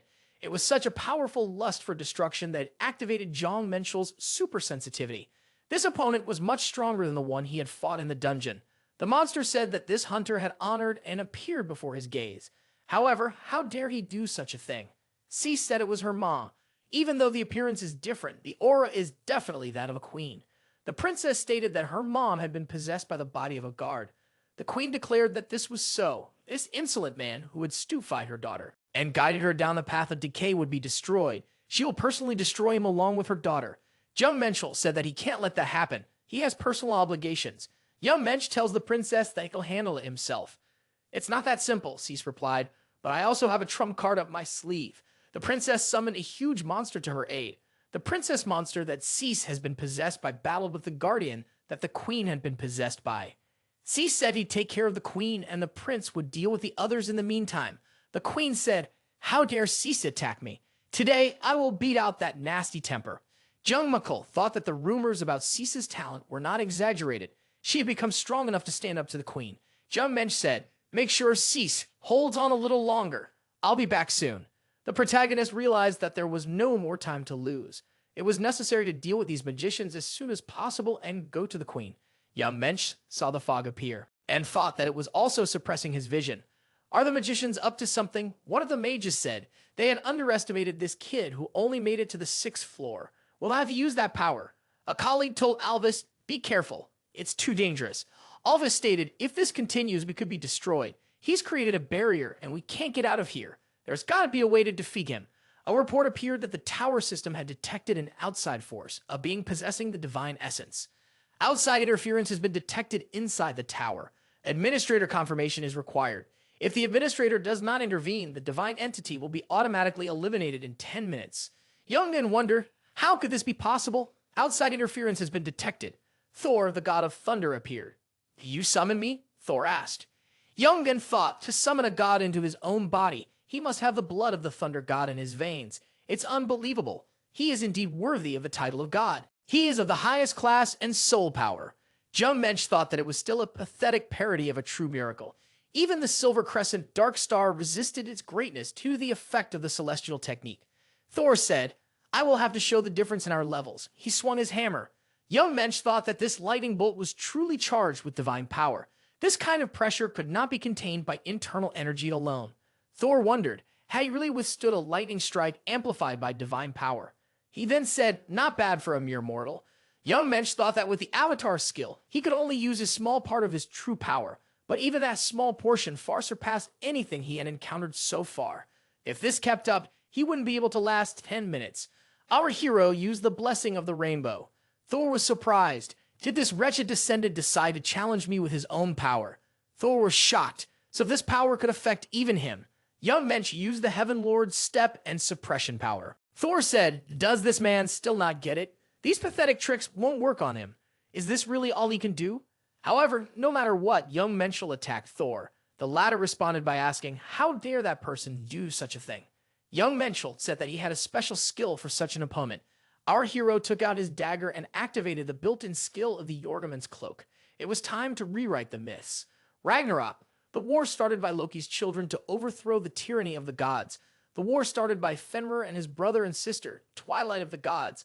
The stories of this war are well known on Earth as well. According to the myths, Thor, poisoned by Jormungand's poison, walked only 10 steps before he died. Though he didn't actually die, the other gods saved him. Jeon Minchul asked Thor how he liked his skill. Jormungand's poison. Thor swung his hammer and told his opponent not to make him laugh. Did Jeon Minchul really think that some pathetic mortal could defeat him? Jeon Minchul thought that such an attack was worthy of the strongest god. Our hero said that even Thor becomes weak when the poison penetrates his body. The single lightning technique was used. Thor shouted, this can't be happening. Jeon Minchul noted that it was a job well done. The mages were frightened. Was Alvis defeated? The Devi had lost to a pathetic upstart from the lower floors. The mage shouted, this man will pay with his life for daring to defy his master. The surviving mage decided that he needed to escape. However, due to the barrier, he could not use the return stone. Yu Hongqiu was delighted. He had not defeated a true deity, but merely an avatar of it. But he had gained an incredible amount of experience. Without this Jormungand's cloak, he wouldn't have succeeded. Not only was there someone in the tower who could accept divine power, without this cloak obtained on the 2nd floor, there would be no victory. Also, the 10 lightning blades given away to create a distraction. At least they had served their purpose. It was a shame to part with them. Anyway, I'm done with these Mobiuses. All that remained was to deal with the Ant Queen. However, the Ant Queen was losing to her opponent. Cease in monster form said her poison was merciless, even to her own mother. It's time to end this, she declared. Jeon Minchul appeared not far away and said, you did well. You held up pretty well. He then turned to the queen and asked, is he not the curly-haired man you expected? Our hero, thinking the queen who had taken over the body of a guard was a dangerous rival, knew it was necessary to finish this enemy with one blow. The protagonist used the Heaven Lord step and Zingle lightning technique. Cease remarked, when the queen is instilled into the body of a guardian, she feels pain just like her host. The princess added, her mom has probably already passed out from the shock of it. Jeon Minchul said, we need to leave this floor. The hidden task Exodus was completed. Our hero noticed that the adamantium counted as Minder too. Jeon Minchul asked the princess, does it bother you that the queen is suffering? Cease didn't answer but inquired, who are the glorious knights? Did the angels tell her highness? She must be very frightened. Protecting a lady is the duty of every knight. Cease noticed that these knights were very trustworthy. Jeon Minchul told the princess, I am going to the 7th floor. What are your plans? Suchi replied, I want to go too. Jeon Minchul asked, so, they're going together? The purpose of the new assignment was to provide Cease with a new home on the 7th floor. Jeon Minchul was surprised. Would this task really continue on the next floor as well? The protagonist stated, in that case, We are going up immediately. Cease replied, I have faith and I trust my prince. After checking his stats, our hero thought if we take into account the treasury treasures, I've made a good score. The 45th floor of the Archipelago of Measurements Test Tower. What do these names on the soul stones mean? 3 red-ranked disciples died. According to the traces of their souls, they were last seen on the 6th floor. They went to Mount Host to mine Mithril. Then someone must have interrupted them. The assistant asked the master, should we send a search party? The master replied, it is necessary. The 6th floor of the tower is dedicated to the extraction of rare minerals. It's a neutral territory agreed upon by all 7 communities. If someone's behind this, they'll be in trouble. The master stated that this was a serious matter and that it was necessary to send his 4th circle disciples. The deputy said he would send out a search party immediately, all in the name of knowledge. The master agreed with this statement, everything in the name of knowledge. On the 7th floor of the challenge tower, our hero felt the unbearable heat. The goal of the assignment was to survive for 28 days in a violent world with no rules in a wild jungle. For the informants were not mistaken, this is an exact copy of the Catahan measurement, and this is where you have to stay for 4 weeks. In the dimension of Catahan, the entire fauna consists of dangerous monsters. Even creatures from higher dimensions cannot easily survive here. Young Minch thought if he were alone, there would be no problem. But he had a burden around his neck, Princess Cease. Plus, there was another problem. The tower system affected the hero's belongings. Young Minch didn't think that food would be banned as well. All the food and water in my inventory had become useless. It looked like I wouldn't be able to sit in the corner for 28 days. Jeon Minchul thought there was nothing to do and summoned the angels. Hunter said, have the angels scout the area and gather information on the local fauna. Cease told the angels, you are very nice knights. Please protect me. Jeon Minchul remarked, if the princess is bothering the angels, I'll send her back. Young Mensch asked the princess, where do you plan to settle down? Cease replied, I haven't figured that out yet. Hunter figured they actually had a lot of things to do, but needed to tackle them all in order. The first thing to do was find shelter. Our hero had already survived in such a hell, so there would be no problems. If this place is anything like the Catahan dimension, he said, you need to be on your guard. Cease wondered, how bad could it be? Jeon Minchul climbed up a palm tree to pick a fruit, but the fruit dodged him. The hunter grabbed his weapon and used the Dark Star Ignis Tease. He chopped the tree to pieces using the shifting mountain technique. Cease wondered, are even the trees here monsters? The protagonist asked. An axe is the best tool for chopping down trees. These trees attract their prey with nutritious fruit and then attack by grabbing with their roots. Young Mensch said, there are a lot of such monsters here. Does the princess now realize what they are facing? Cease asked. I will do whatever my prince says, Cease replied. Jong Minchul noticed the angels returning and assumed that the reconnaissance was over. When the angels returned from their mission, they reported, this forest is huge and its boundaries are impossible to define. It is at least 3 times larger than the portal from which the hippos were climbing. This area has few features, the angel continued. There is a hill nearby and a river. The hill is 300 meters high. Gentleman Skulls suggested this hill could be a great vantage point. Suddenly, a huge beast appeared from the bushes and roared. Our hero realized that this was the territory of an Eo, a bear. Junko thought, if this place is a copy of the Catahan dimension, then it's possible to meet the corresponding monsters here. However, like all the creatures in the Tower of Trials, they were nothing more than faint imitations of the originals. After defeating the monster, he told Cease to collect its remains for study and to prepare supplies for the group. Jeon Minchul thought that, for the first time, they had resolved the food issue and found a suitable place to set up camp. He believed the ants would construct a shelter while the angels stood guard. Young Mensch recalled that his entire army of immortals had fallen on the 6th floor. To gather a new force, he marked the surrounding monsters with eternity crystals. Once marked, they were purified and transformed into loyal warriors. The system reported that a new host had been detected and awareness of the hero's growing power was spreading. The eternal warriors bowed before their lord. Young Mensch realized he now commanded 50 warriors of doom. Exhausted, he said it was time for him to replenish his strength. Cease was relieved that they finally had food. The protagonist noted that he hadn't eaten since meeting Cease. Though the rainbow's blessing had restored his strength, hunger still lingered. He trusted that his newly formed warriors would patrol the perimeter of their camp, so one could relax for a while. However, armed hunters appeared nearby. Young Minchul had already opened his mouth in anticipation, but he immediately received a message that his deaf warrior had been destroyed. Would he be able to eat in peace? He thought. The hunter, looking at the shards, couldn't understand what kind of creature was in front of him. He'd never seen anything like it. It didn't look like a summoner. The protagonist, who appeared near these hunters, said, this forest is so huge. I thought we were alone here. He added, "You must have a good reason to climb my mountain." Young Mensch thought he was facing a squad of 4 summoners of different races. One of the hunters asked, "Are you not aware of the loads of supplies?" Another hunter added, "For us, there is no competition here. The opponent must die." Our hero thought that apparently there was no way to avoid a fight. Young Mensch Cool used the Heavenly Lord's step and suppression power. "If you summoners hadn't been so bold," he said, "things might have ended differently." Our hero added, "Now, I want to hear the full details about your supplies." Kneading his hands, the protagonist added that he was ready to have a heart-to-heart talk with them. After a while, Jeon Minchul returned to Princess Cease. Jeon Minchul said, "There's been a change of plans. We need to get out of here." Cease wondered, "What's wrong?" Our hero said that in a few days, this part of the forest will go underwater. Of the 4 summoners, I destroyed 3 of them and cast a charm spell on the last one, the girl. Now, I have some information. Jeon Minchul asked the girl for details about the shipments of supplies. The girl told him about crates of food, water, and various useful items. A signal had been detected indicating that a cargo would be dropped here. It turns out this part of the forest periodically goes underwater and then rises back up. Jeon Minchul started finishing his cold food. Cease said, "In that case, we should run to the center of the forest as soon as possible." Jeon Minchul chewed his food and replied, "We still have time." Our hero said, "First a hearty lunch, and then we can walk in the mountains."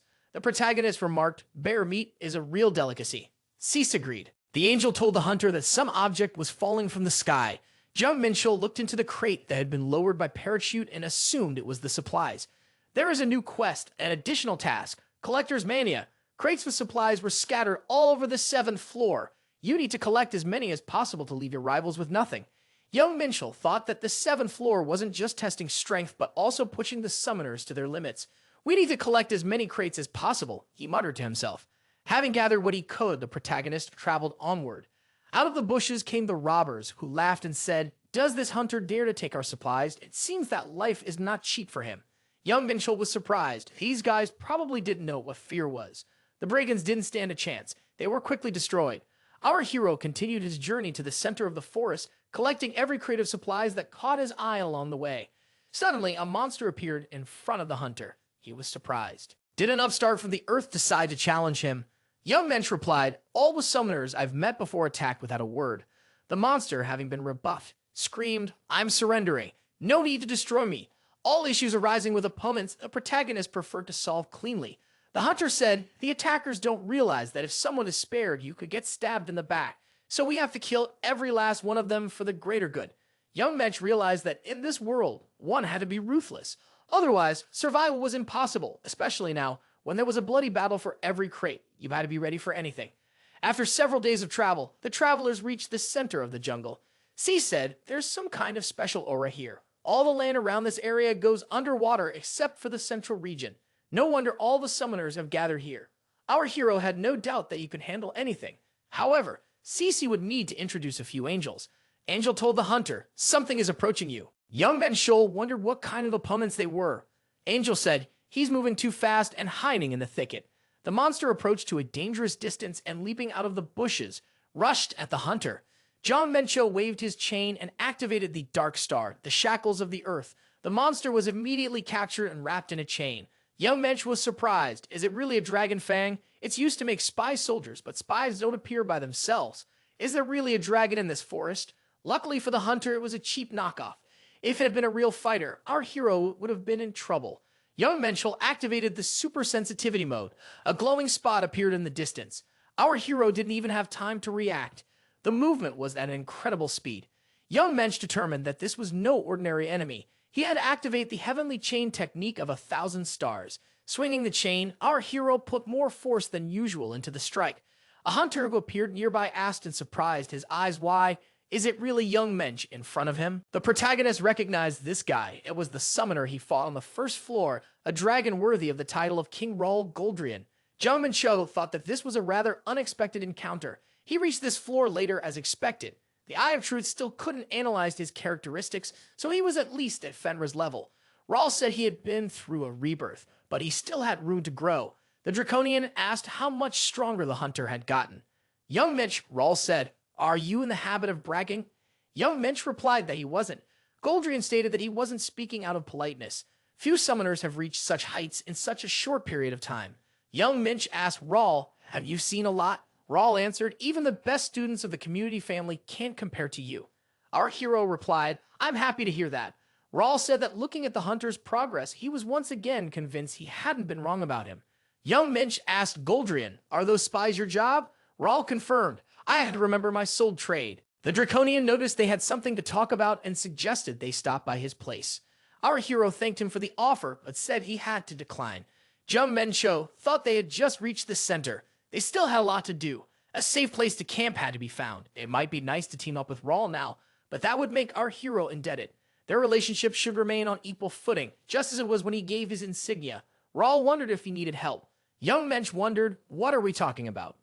Goldrian responded, it's about testing on this floor and in the central region. Young Minchul said he would probably agree. They moved to Raul's lair, the dragon's lair. Cease noticed that a powerful aura could be felt. The hunter agreed. Raul recalled that he had gotten into trouble earlier, especially with other summoners having their eyes on the central region. Young Minchul was surprised. After all, no one would come here as long as Raul was here. Goldrian agreed but noted that tomorrow his ordeal would come to an end and he would go to the next floor. Raul said they couldn't wait for him to leave, and so far they had tried to stay out of sight, judging by the emblems on their armor. They're from the Cloud Twins community. Young Mensch thought it was the first time he had heard of such an organization. Raul remarked, as soon as I leave, these people will take over the area. Goldrian said, I'm glad I met the hunter. Now those wretched creatures will be your problem. Young Mensch asked, is Art giving you all those spies? Graham replied, it's an apology for attacking you. Raul also gave away all his crates of supplies. He had no use for them now. Young Menschel thought that Raul was a true friend. An observer from the Cloud Twins community reported that someone had trespassed on the catfish's territory. The protagonist decided to spend the rest of the day training with Raul, sparring with someone whose strength could not be measured by the eye of truth. This was an opportunity not to be missed. Our hero activated suppression power. The opponent used Dragon Fear. However, the suppressive power resisted the Dragon Fear. Young Mensch thought that this was the first time he had used this technique. 7 stars Chaos Blade. A third form, the Starlight Blade, was also used. Raul initiated the Yellow Dragon apparition. Young Mensch found himself lying on the ground. It was very hard for him. Our hero lost cleanly. Jeon Minchul thought that he had used all his techniques, even Flames of Hell, and still lost. Now, he knew what he needed to work on.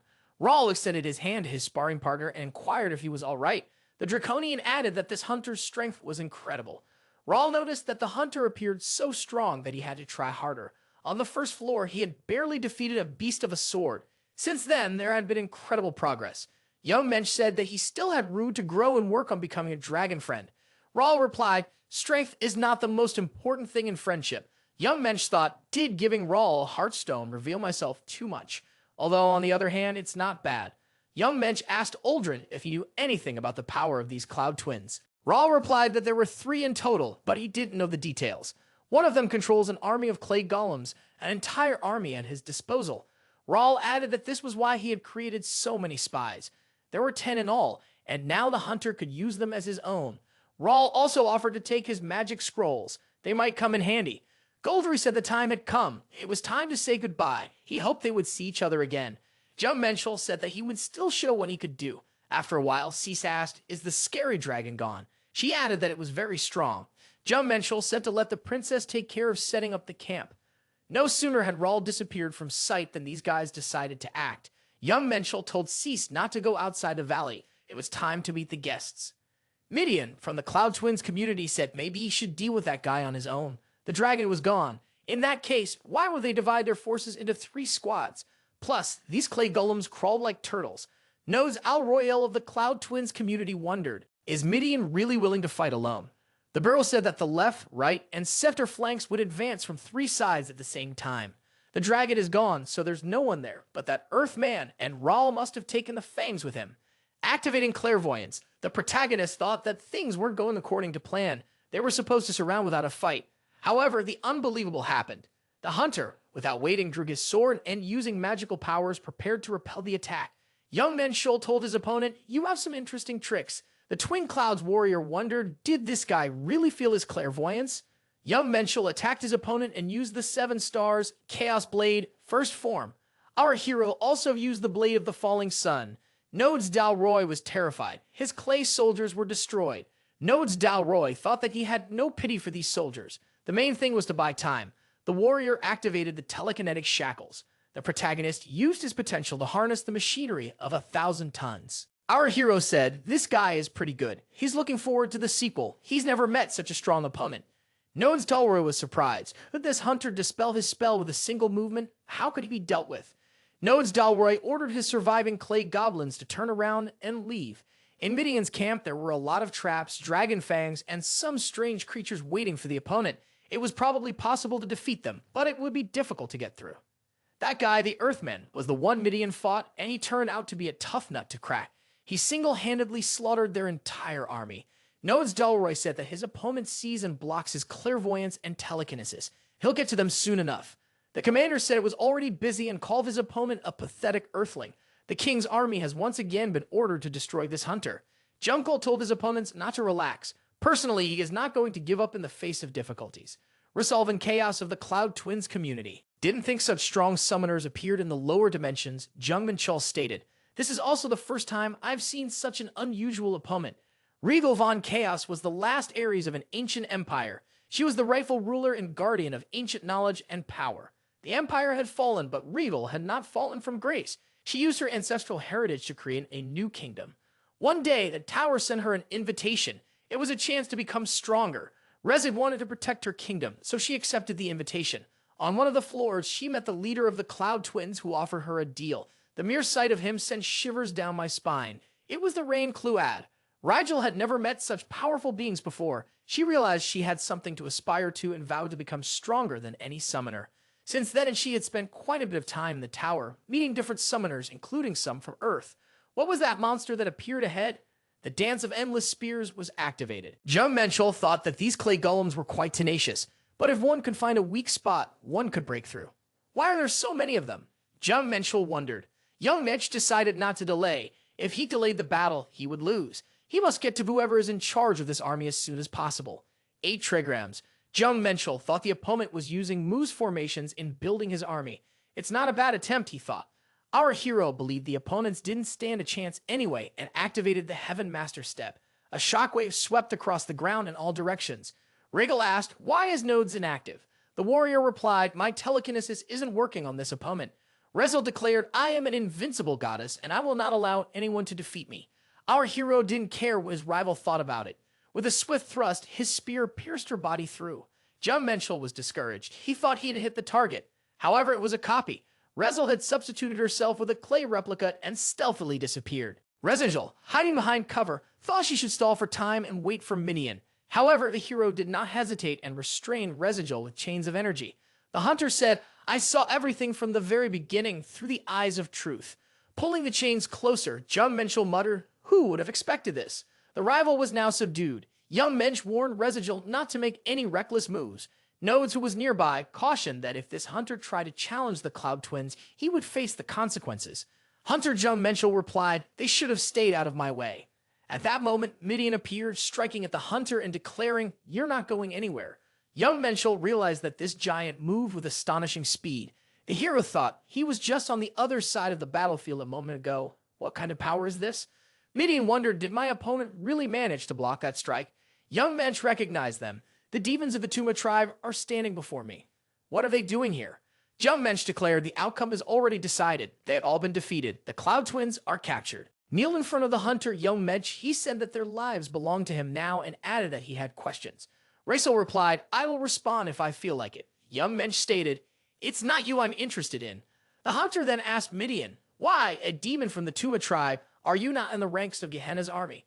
Midian said, "You know too little about demons. On the Earthman's planet, their king had been defeated." Midian added, "We lost our king, Demon Lord Demos, and were banished. Even in the tower, we had no place among the warriors of Gehenna. This is the story of our fall," he continued. It was only the leader of the Cloud Twins who offered his help. Midian added, "The Cloud Twins have 2 leaders, Rain Cloud and Jane Cloud." Young Mensch thought, Rain Cloud, that name sounds familiar. Our paths crossed in a past life, but the meeting was fleeting. The hero didn't think this boy would save the Tuma tribe. Looking at his captives, the protagonist thought that fate had decreed otherwise. Jeon Minchul stated, "I will keep them alive." Hunter thought he was going to wipe them all out, but if their leader is connected to Rain Cloud, that changes things. Midian didn't want to settle down and said that he wished to fight Jeon Minchul. Jeon Minchul thought that he had no other choice. Sometimes you'd have to teach a young man a lesson. The Tuma tribe is known for its bloodthirstiness. Jeon Minchul asked his opponent if he was sure he would survive. Our hero thought that the former king had the right to make a bit of a fuss. Midian replied that a true warrior does not fear death. Our hero fought the young man and, of course, won. Midian, he said, this hunter is strong. Young Minchul ordered all three of you, get out of here immediately. There will be no mercy next time. Regal said, we are indebted to the hunter and will fulfill his every wish. Young Mensch thought that this girl wasn't as stupid as she seemed. What should he ask for already? Princess C shouted, dig deeper. The pantry should be the deepest. The clay goblins were doing their best. The construction of the new Antil was in full swing. Jeon Minchul thanked Rez. She was very helpful. The girl wondered, was that really all the hunter was going to ask for? It was a shame. Cease was pleased. She said it was great. The new home for the Empire was ready. The clay soldiers turned out to be excellent builders. In just a few days, they built a real palace for Cease. She said it was all thanks to her principal. The hidden task, Exodus, was completed. The player received experience points in the title Godfather of the New Empire. Cease said she had one last request. I want you to share your aura, she said.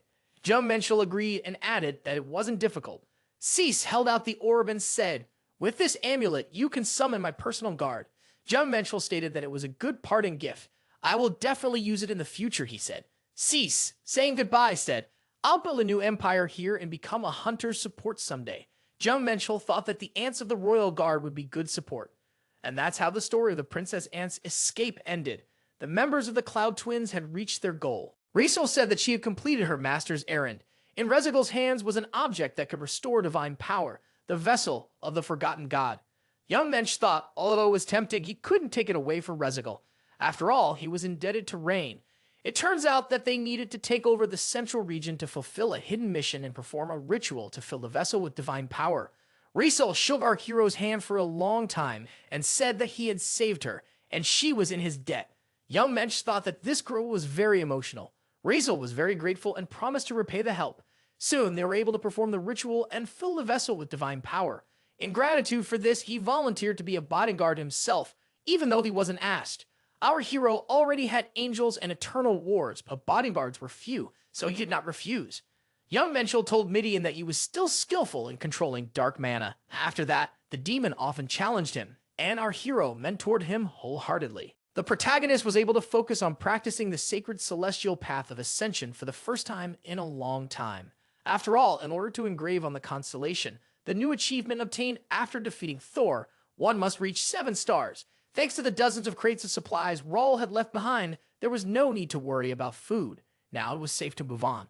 After some time had passed, Residul said it was time for her to hit the road, so they parted. Young Mensch thanked him once again for his help. Residul said, this hunter is hopelessly insensitive. Raisel added, so that young Mensch from the ground wouldn't die somewhere foolishly, but would climb to the top of the tower. She would look forward to their next meeting. Young Mensch thought that no one had ever told him he was insensitive before. What did that mean? After that, our hero continued to stay in the central zone and leisurely focused on perfecting his breathing technique. Occasionally, challengers would approach, but young Mensch would chase them away with Sparto's help. He didn't even pay attention to the side quest of collecting crates of supplies. He wanted to protect Cease and help her settle on the 7th floor at least until the end of the challenge. So the remaining time passed and it was time to leave the jungle in which he had spent 28 days. The hero had passed the test of the Law of Survival Tower. The system reported that the hero could challenge the next test, return to his dimension, or return to the 5th floor. Jeon Minchul thought he had one more thing to do. Young Shou told Haken that he had returned. It was the blacksmith from Mahane Gardens on the 5th floor. Howon was surprised that the hunter was still alive and had returned. Our hero replied, it's all thanks to good equipment, like this coat. The protagonist continued, going for the 6th and 7th floors, my equipment got badly damaged. I will have to order something new. Jeon Minchul told the blacksmith, I thought there wouldn't be many items with history, but this is too much. Our hero added, if you sell these jewels, you'll get a 10% commission. Howland replied, I agree. Thus, the jewels from the treasury of the Ant Empire were sold. Our hero ordered pants and shoes from the blacksmith. Who better to order pants and shoes from than the blacksmith? Everything he earned on the 6th and 7th floors went to pay for them. After finishing his business, the protagonist returned to the city. Ellie, as usual, asked, was young Mensch injured? The protagonist replied, I'm not someone who can be beaten easily. Ellie said, the hunter is in the tower. We're all very worried. The secretary covered her nose with her hands and added, "The young man should wash himself first." Young Mensch wondered why. All of a sudden, the girl remarked, "You smell terrible." Young Mensch remembered that he hadn't bathed for a month while in the tower. The protagonist went at once to the nearest bathhouse and washed himself thoroughly. Ellie brought our hero some new clothes. He thanked her and asked, "How did you know my size?" The girl replied, "I remembered what you wore at the last auction." Young Mensch then asked, "Who do I want to meet?" Ellie answered, "A gentleman from the Rosenberg family." The receptionist explained they're a very influential and wealthy family from the UK. The guest is waiting in the VIP room. Walking into the room, the protagonist was surprised. He had no idea why this unknown visitor was waiting for him to return from the tower. Wanted to meet him, our hero thought. However, he was surprised. Is it really Mr. Gerard, he wondered. The guest greeted the hunter, Jeon Minchul. The meeting, held on the second floor of the tower. Ellie noted that the association plans to have a hunter take the S-rank exam. The girl added that if Hunter Jeon Minchul passed this exam, he would become the 7th S-rank hunter in the country. Jeon Minchul thought that this might attract a lot of attention. If used correctly, though, it could be quite beneficial. Mr. Director has been informed that the time has come. A man asked if Hunter Jeon Minchul was ready. It was Kimbo Zhang, a member of the Council of the Hunters Association and an S-rank hunter. The assistant said that Jeon Minchul was already heading to the testing room. Mr. Kimbo Zhang had an incredible aura about him. Kimbo Zhang said he understood and rose to his feet. He thought it had been 5 years since the last S-rank exam. There are currently 6 S-rank hunters registered in the country. With the noble goal of saving people, they were comrades fighting the enemy during the Great Coup. The nobility of those times had long since faded, and Kimbo Zhang was the only one left in the association. The young man said he was escorting director Kimbo Zhang to the sparring venue. Kimbo's son did not hide his curiosity. What kind of newcomer would this one turn out to be? Reporters asked Hunter Jeon Minchul to share his feelings about the upcoming S-rank exam. Jeon Minchul wondered, how did everyone know about this and gather here? Is he really famous now? Ellie smiled and said, "It's not for nothing that I let it slip a little." Jeon Minchul wondered why she hadn't told him before. Ellie replied that she had warned him before. He must have missed it, she guessed, because he had been busy practicing for the past few days. Ellie began to wonder if maybe she had done something wrong. Jeon Minchul reassured her, "You always do everything right." Considering the plans for the future, the protagonist was glad she was getting attention. Kimbo's son greeted him. "So this is what the hunter who will be taking the S-rank exam looks like." The young men introduced themselves to each other. Our hero said, "I'm happy to meet the 3rd S-rank hunter and Pew's defense hero, Kimbo's son, an S-rank hunter who single-handedly repelled a monster invasion. During the defense of Pew, he saved many lives. He later received a presidential award and became a living legend." Jeon Minchul thought it was unbelievable that he would be facing a hunter ranked 2nd in the S-rank national rankings. "I can't wait to fight the living legend," Jeon Minchul said. The command was given to prepare for battle. This was a great coup hunter who belonged to the Alpha generation, having been active since the beginning of the Great Coup. "I wonder what his level is," he thought. The signal sounded and the athletes rushed toward each other. They clashed fists and a powerful explosion erupted. Our hero deployed Suppression and Demon King's Rule. However, the opponent did not relent in the slightest. Kimbo's son applied double AoE debuffs. It was impressive. He asked, the department head said in one voice that it was unbelievable. This hunter was said to have awakened less than a year ago. Usually, sparring with an S-rank hunter is aimed at mentoring the newcomer, but he fights as an equal. At first glance, it may seem like a battle of equals, but in reality, Timbos realized that he was starting to lose. Kimbo Sunam had heard about all Hunter Jong Mencho's past exploits, from how he single-handedly stopped the gate from bursting shortly after his awakening to his feats in the measured gate. He had also heard that bosses Lee Wan-taek and Kim Dong vouched for his character. Kimbo's son thought that this guy had impressive accomplishments. He didn't expect to meet such an opponent. Jung Shol said, "Thanks to my opponent, I'm enjoying this too, as expected from an S-rank hunter." Jeon Minchul thought the opponent's fighting ability was only slightly superior to that of the strong opponents from the tower, but his accumulated experience allowed him to fight tactically. How many years had it been since he fought like that? The opponents fought with minor injuries. Scratches appeared on their bodies. It certainly looked like the opponent was nearing his limit. Jeon Minchul, threatening with his sword, managed to dodge another attack from Kimbo's son. "I guess that's enough for sparring," Kimbo's son admitted. They both did their best. Kim Dom announced, "This concludes the sparring for the S-rank exam." Jeon Minchul told his opponent that he had done a good job. Kimbo's son thought that if he continued to fight, he would probably not show his best side. Kimbo's son took a bow to his opponent and thanked him for a good fight. Young Minchul said to Kimbo, "Don't do that." Kimbo said that thanks to the young man, he was able to see higher horizons today. Young Minchul said that he was feeling embarrassed. Thus, the S-Rank exam was quickly completed. About 30 minutes later, everyone gathered in the association's conference room. Our hero was congratulated on becoming the 7th S-Rank hunter in the country. The S-Rank award ceremony was held immediately. The protagonist was asked why he was so calm despite becoming an S-Rank hunter. Jeon Minchul replied that it was because he expected. Our hero said that his goal as a hunter was world peace. Everyone recognized that this was a noble goal. Jeon Minchul thought that now the press and the association's board members were listening intently to his every word. The hunter was asked if he had a plan of action to achieve world peace. Jeon Minchul thought that world peace was just a pretext to achieve his true goal. Mr. Gerard said, "If it is a request, I will do what I can to help." A machine developed by Mr. Gerard's family capable of separating magical energy from the gate is Gaia Farmer. Using it, our hero will strike a blow against the Pandemonium forces that have settled in the Lost Lands. Jeon Minchul decided that he would rebuild the Lost Lands. This would be the first step to world peace. At the S-Rank award ceremony, our hero, disguised by the noble goal of saving the world, announced a seemingly unfulfilled wish. Jeon Minchul then announced to the public that he would restore the Lost Lands. However, what he really wanted to do was to mess with the Pandemonium Interstellar Alliance Janssen branch. Mr. Martin said Jeon Minchul is the best hunter. Can the Lost Lands really be brought back?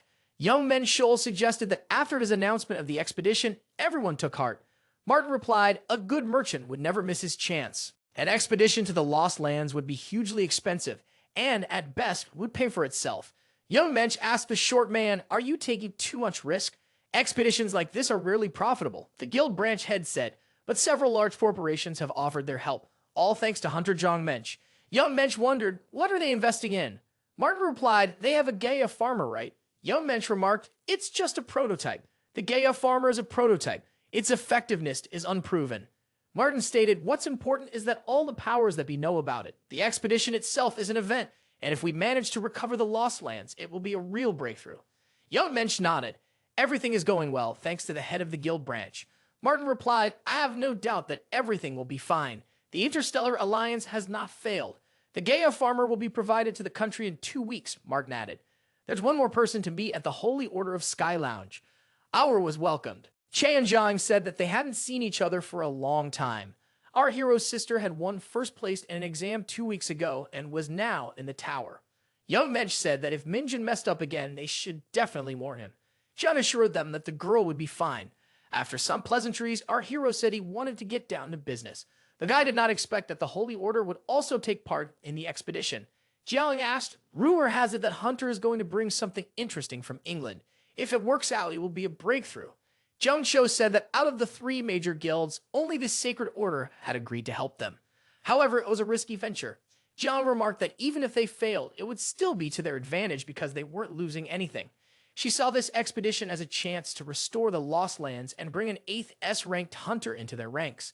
They would be able to surpass Warren and Gumson and become the strongest guild in the country.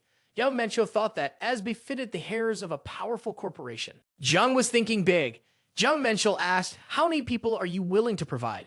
Jung replied, 3 squads composed solely of experienced hunters as well as help with food, resource gathering, and more. The guild had added that Park Min-soo would be participating in the expedition.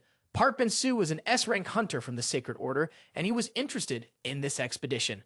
Jeon Minchul thought that the Saint Guild was really determined to become the strongest. It was reported to the guild leader that the man she had summoned had arrived. Jeon Minchul asked, who else is supposed to come here?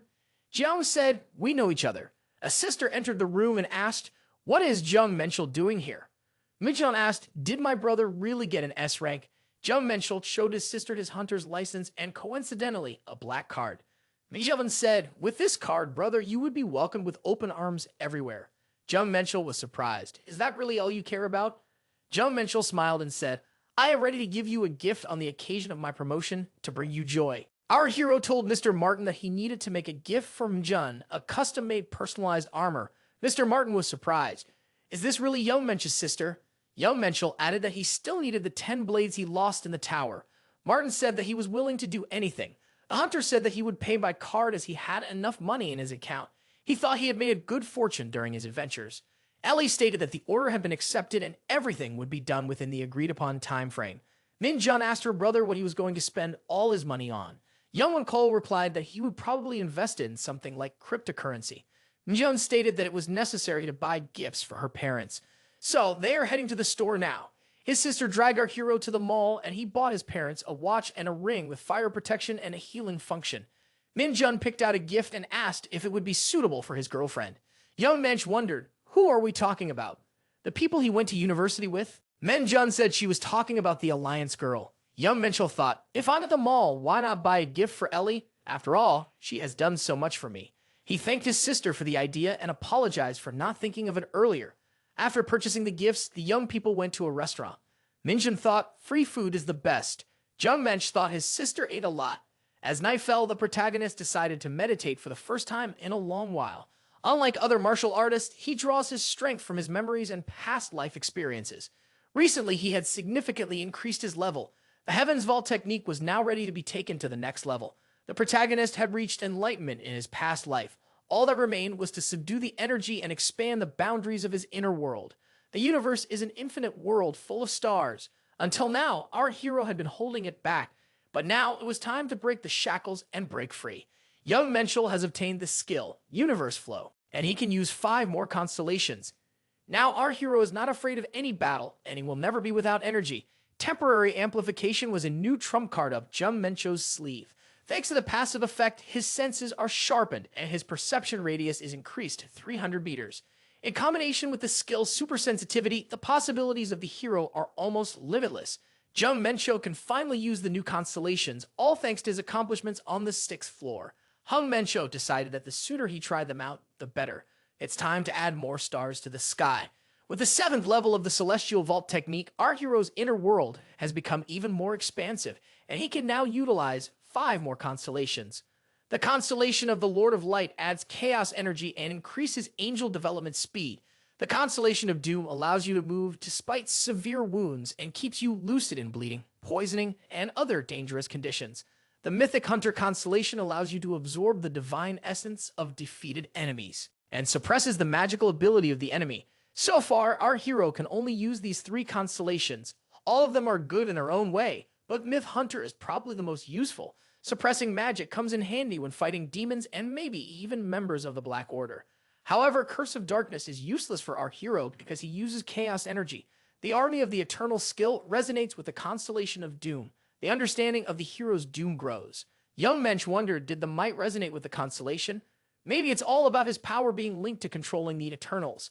If a constellation is linked to his power, it gives him extra bonuses. The protagonist felt a surge of strength. Now our hero definitely won't have to worry about running out of energy. However, what ends this Azure rank? This was the first time Young Mensch had heard of it. Erling James, the new angel, said, taking advantage of an opponent's weakness is unacceptable.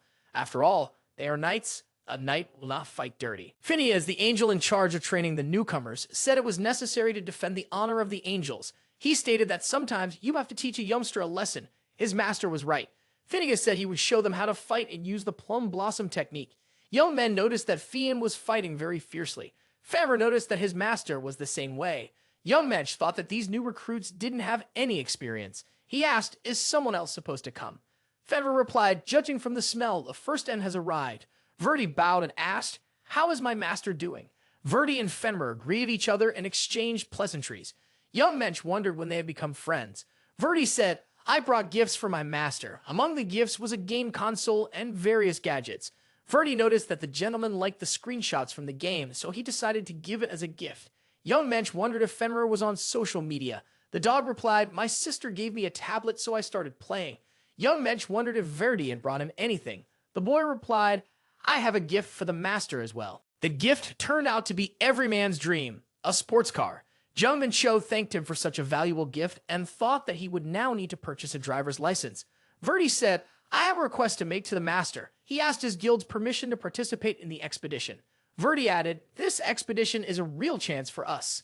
The High Command no longer gives any assignments. They only repeat old ones. He said, I'm now contemplating the meaning of my stay on this planet. The guy said he realized why he created this guild. I want to give it to my master, he added.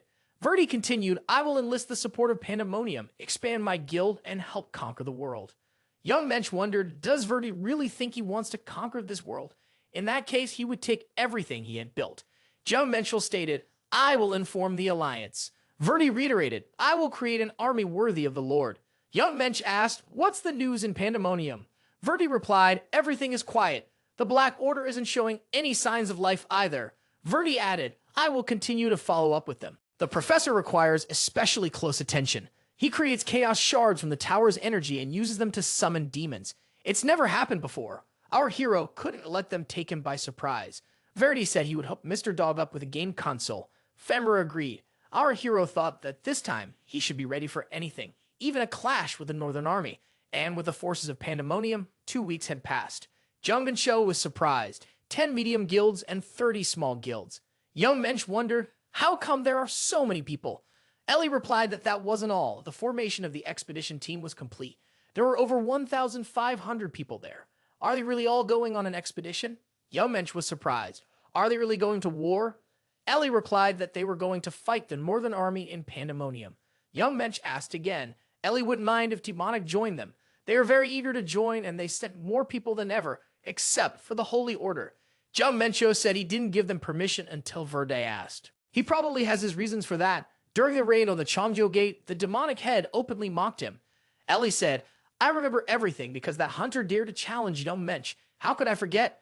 Young Mensch was surprised. The raid on the gate in Chongjo was a long time ago, he said. Ellie thought that the expedition would start soon, and they wouldn't see each other for a while. Young Mensch told her, I have something for you. When Young Mensch went shopping with his sister to buy gifts for their parents, she suggested that he buy something for Ellie as well. Our hero, he added, this is in gratitude since Ellie does so much for me. Ellie thanked the hunter for the bracelet. Young Uncle thought his sister was a real genius. Ellie said, I'll wear it later. Young Mensch replied, I want to see how the jewelry looks on a girl. Ellie smiled. I'll wear it when you return from the expedition. Young Mensch said, in that case, you should wear it when I come back in one piece. Unification Bridge, Faju. The plan for the expedition to the Lost Lands is as follows. First, they go to the lair of monsters discovered during the pursuit of the Black Society. This is point A. Their first priority is to clear it out and build a base there. When the expedition begins, their forces will be divided into 3 squads. Each squad will receive a Gaia and take their own route to Case. The first squad will be commanded by Parkman Su, Holy Order, and 14 other guilds. The second squad will be commanded by Jang Yong Su, Demonic Order, and 13 other guilds. The third squad will be commanded by Li Yong Jun, Dark Moon, and 11 other guilds. Another fighter, who is not part of any squad, is Jeon Minchul, the one-man army. Mr. Martin smirked. In the expedition to the Lost Lands, he didn't think he'd end up here again. Jeon Minch wondered, how did Mr. Martin end up here? Mr. Martin replied that he couldn't miss such a serious matter. The guild branch head said that someone had to settle conflicts between guilds. Martin asked that the hunter, Jeon Minch, show his strength in the first fight. Jeon Minch said that the mid-level guilds don't like the balance of power in the expedition, with many questioning the need for a separate squad. Young Mensch thought that they didn't understand why he needed a separate squad. Young Mensch guessed that there would be no conflict, so he had to show who was in charge. One of the squad leaders said he had been here once before. Nothing had changed since then. Li Yongjun, the commander of the Dark Moon, said for all the hunters in the vanguard to prepare for battle. The clairvoyance mode was activated. A group of forest trolls, about 100 individuals, was discovered. Jung Mensch said that it's not worth wasting energy on them. The protagonist added, let my colleagues rest. I'll deal with them myself. Our hero summoned an army of light to help and told the angels to show up. In the same way, Jung Mensch activated the power of eternity. Jung Mensch ordered his assistants to eliminate everyone. Our hero's task at this point was to show what he could do. Li Yongjun said, it's unbelievable. He saw Jung Mensch's fight with Kimbo's son. This guy didn't give that legendary hunter a single chance. He's really strong. However, the Dark Moon commander thought that this hunter would not be easy in large-scale battles. Is this really the strength of one man?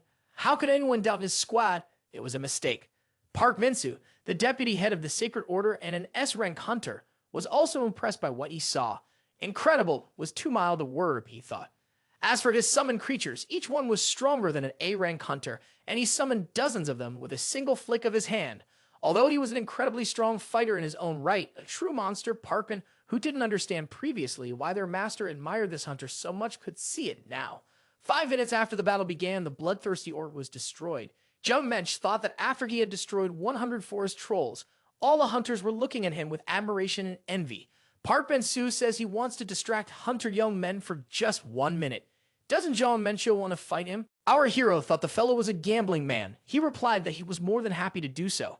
However, after the expedition, Park Nu agreed that there was no time for that right now. He decided that this hunter knew how to separate the personal from the professional. Our hero's task was accomplished. Mr. Martin said, Hunter Jeon Minchul did great. Jeon Minchul thought the scriptwriter was satisfied. With the help of the angels acting as scouts, they were able to avoid unnecessary battles. In fact, the hunters had traveled quite a distance. They scrutinized all the tracks left behind, deep scratches in the bark of trees. It was how they marked their territory. Young Minchul said, We are in the area, the territory of the Slinkies, the A-rank monsters. The Holy Order and the Demonic Order came forward and prepared to attack. We've been ordered to set up fire turrets. One of them said, It's necessary to contain fast Slinkies.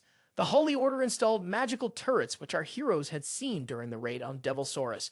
Multicolored crystals were dug into the ground in front of them. They emitted some strange energy. However, it's not magic. It's a formation. Looks like Heron sold her development to the Holy Order. The young people watched carefully as the situation unfolded and the current circumstances changed. Very, said one of them, this will be our first fight. Very nodded. We will show everyone what the Demonic Order is capable of. The young man activated the Black Tongue skill. Allies enchanted by the player had their potential increased by 20%. However, there was a small chance that charmed allies would fall into madness. Young Mencho thought that Very was using a simplified version of Demon Lord Rosalind's skill. Now I can see why it's rumored that joining the Demonic Order makes you stronger, he thought. Lai Jun then turned to the hero. We are ready. Pakmu punked his warrior. I want to see what they can do. These were the 3 strongest guilds in the country. Pakmu shouted, The monsters are advancing. The Vanguard is only 100 meters away. Very quickly ordered, the Demonic Order will hold back the right flank. The commander doubted that they were ready for what was coming, and victory would be in their hands. Under no circumstances could they retreat. Park Emsu stated, The Demonic Order is holding up pretty well. We still have to try harder. Young Minchul, watching the battle, thought that the hunters were holding up pretty well as long as everything went according to plan. The plan to capture point A was simple. The Sacred and Demonic Orders would hold off the attack while he, along with Dark Moon, flanked them. Jeon Minchul thought that now it was his time. It was time to use his secret weapon. Jeon Minchul stated for his guys' amusement and proceeded to attack. Polymorph to cancel, the dog growled and lunged to attack. The hunters, looking at Fenrir, wondered, where did this monster come from? Jeon Minchul stated, there is no need to worry. It's my pet. The protagonist applied the Heavenly Chain of 1,000 Stars technique. The following attacks were used, mind-splitting, multiple overlapping black tentacles, and black palm. Park Mansu stated, the reinforcement has arrived on time. This hunter activated a unique skill, multiple control. Jeon Minchul used combat spheres charged with magic, and it wasn't bad. The slicings were squeezed on both sides and soon laid down. There were 9 seriously wounded and 31 lightly wounded. No fatalities. It was an incredible victory. Fenrir was magnificent and devoured souls. The morale of the hunters skyrocketed. Park Binsu said, I'm even embarrassed to call Jong Minchul Yumsu. Jong Minchul stated, we did well altogether. They fought the A-rank monsters. Not a single hunter died. It was unbelievable. Mr. Martin said he had news for Hunter Jeon Minchul. Martin said, Geoformer is reacting to this place. Jeon Minchul wondered, what does that mean? Martin explained, this is the same place where the core of the gate is located. Jeon Minchul thought that Gaia was their main hope, and they were already forced to use it. His goal was the northern military in Pandemonium. But if he's here, why not give it a try? Martin said, the information Q picks, so that means they're in place. The nucleus has been discovered. The commander said they did well. The expedition was a real success. The Gaia former did not fail. A great start. The core was extracted, and they began to build a camp. The Interstellar Alliance golems, under Martin's leadership, did the job in half a day. That was the end of the first day of the expedition. Fair stated that there was no need to worry. He would see to it. The next day, our hero left Fenrir and 50 battle golems to guard the camp. They divided into squads and continued on their way. The orc shaman shouted that they had been invaded. Jeon Minchul activated the fire flash and shouted that the monster was about to die. The Slimes were the largest group of monsters in the area. Not surprisingly, security was stepped up after their deaths. Jeon Minchul was surprised. Could it really only be possible to create warriors from them? For large-scale battles, though, it's even better. Looking at this structure, the protagonist wondered, is there really a gate core here too? His premonition had not deceived him. The core had been discovered. Yesterday Slinkies, today orcs. The cores seemed to be in the largest monster settlements. Jeon Minchul thought that he would soon reach the 60th level and obtain the 4th divine skill. Judging from the reaction, it was clear that the second squad had encountered monsters. They were harpies. The demonic order would not be easy. Young Minchul thought they were lucky he was here. It was decided to see if there was a nucleus in the harpy's nest. From afar, it was noticeable that there was an appearance on the horizon. One of the harpies thought, something's not right here. Jeon Minchul used the heavenly chain of 1,000 stars technique. The guy believed that the best defense was offense. The harpies screamed that they were under a vicious attack. However, who dared to do that? Without wasting time talking, Jeon Minchul moved forward and used his internal energy. The power of suppression and the Heavenly Lord's step were utilized. A report came in that the harpies were returning to the nest. It was necessary to leave. The harpies ignored the angels and went straight back to the nest. Our hero and the harpies met on a narrow road. The boy wondered who should give way to whom. Jeon Minch was ready for anything and said, they can come. The harpies realized that they couldn't handle Jeon Minch, so they decided to take him on in numbers. Jeon Minch said, I can use this skill without restriction. Those who tried to escape, Jeon Minch destroyed with the lightning blade technique. The protagonist killed all the harpies. As our hero thought the nucleus was in the center of the nest, it made sense. Jeon Minch wondered what was in the other places. Our hero continued to travel the lost lands, rescuing hunters from different guilds.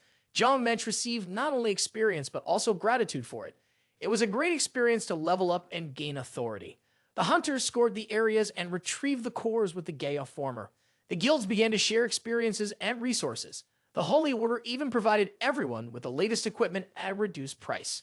Our hero was thanked for his help. A separate squad is a great idea. 2 weeks passed, and the monsters were destroyed. Young Min Shaw said that everything is ready here too. The protagonist has defeated level 60. It's time to get a new skill, All-Seeing Eye. As expected, it was only the All-Seeing Eye of the demon Baylor. Grandiose Serpent, Gyron, and Baylor. Our hero had defeated them all in a past life. The system recreated our hero's past deeds. The hero became the possessor of the power of light and darkness. The All-Seeing Eye was transformed into the Eye of the Absolute. Jeon Minch thought that the system was getting more and more interesting. The system said that at the 100th level, the hero would receive the last divine skill, but he had only defeated 4 demon lords. Wasn't there someone else? Is this really the power of Demon Lord Deimos? Jeon Minch thought that he already had a lot of powerful skills. Would it be possible to add Deimos' own power now? The bloodthirsty orc tried to catch up with the protagonist. He thought that even without this power, he would be stronger than in his previous life. So it was time to try out a new skill. Jeon Minchul activated the All-Seeing Eye.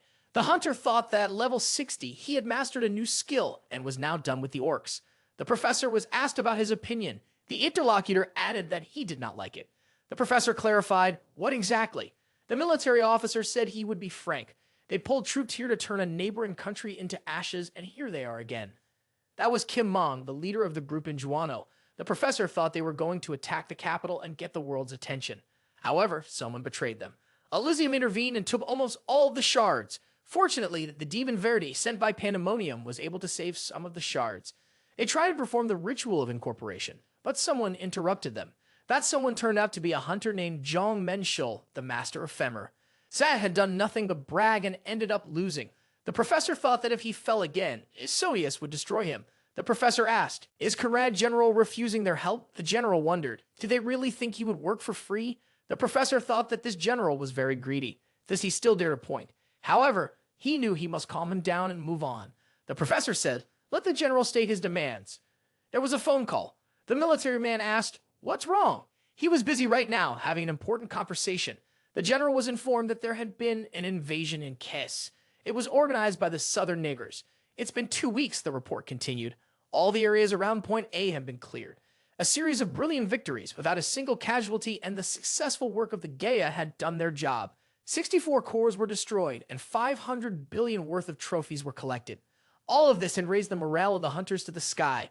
Parkman Sue said, I am supporting the commander. If they're already here, why not go further?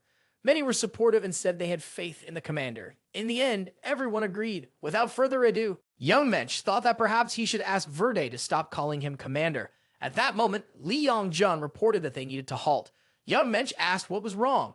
2 kilometers north, there's a military unit, but something about them is strange. Using pressure sensing, we discovered that there are far too many. Yes, giant cockatrices and bears.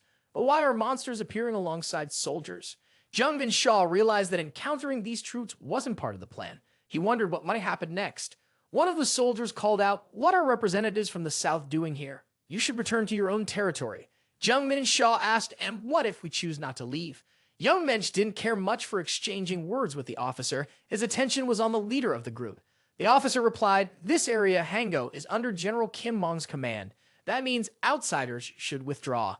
Jeon Minchul repeated, "And if we decide to stay." The hunter thought that it seemed they had unintentionally provoked these military men. The officer then gave an order to his subordinates. "Bring me what I asked for. Here." Immediately, devils and S-rank monster appeared in front of the hunters. But how did it get outside the gate? The military man laughed. Were the Southerners really scared? After all, it's a metal devilsaurus. Young Mako wondered, did they really modify this monster? Judging from its characteristics, it was even stronger than the one in the Susan Mountains. Now he could see how they were so confident. I wonder what that monster has on its fangs. Is it really blood and tissue? Jeon Minchul asked the bald military man, "What are you feeding that devil?" The military man laughed. That would be the case with anyone who dared to disobey General Kama. Jeon Minchul thought about how he had destroyed quite a few people in his past life, but he had never fed them to monsters. Looks like these guys are worse than I thought. He could deal with them alone. Park Bin-soo said, "There's nothing to negotiate with those who feed their people to monsters."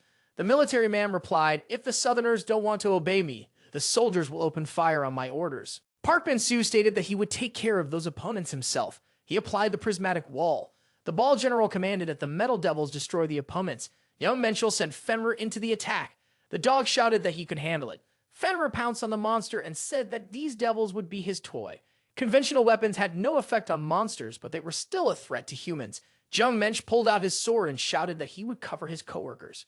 Lee Young-jun ordered them not to back down from the commander. He swung his sword and led his men in an attack. He added that no one was going to be intimidated by these monsters. The commander applied the turtle's information. The military man asked our hero, "Is he in charge here?"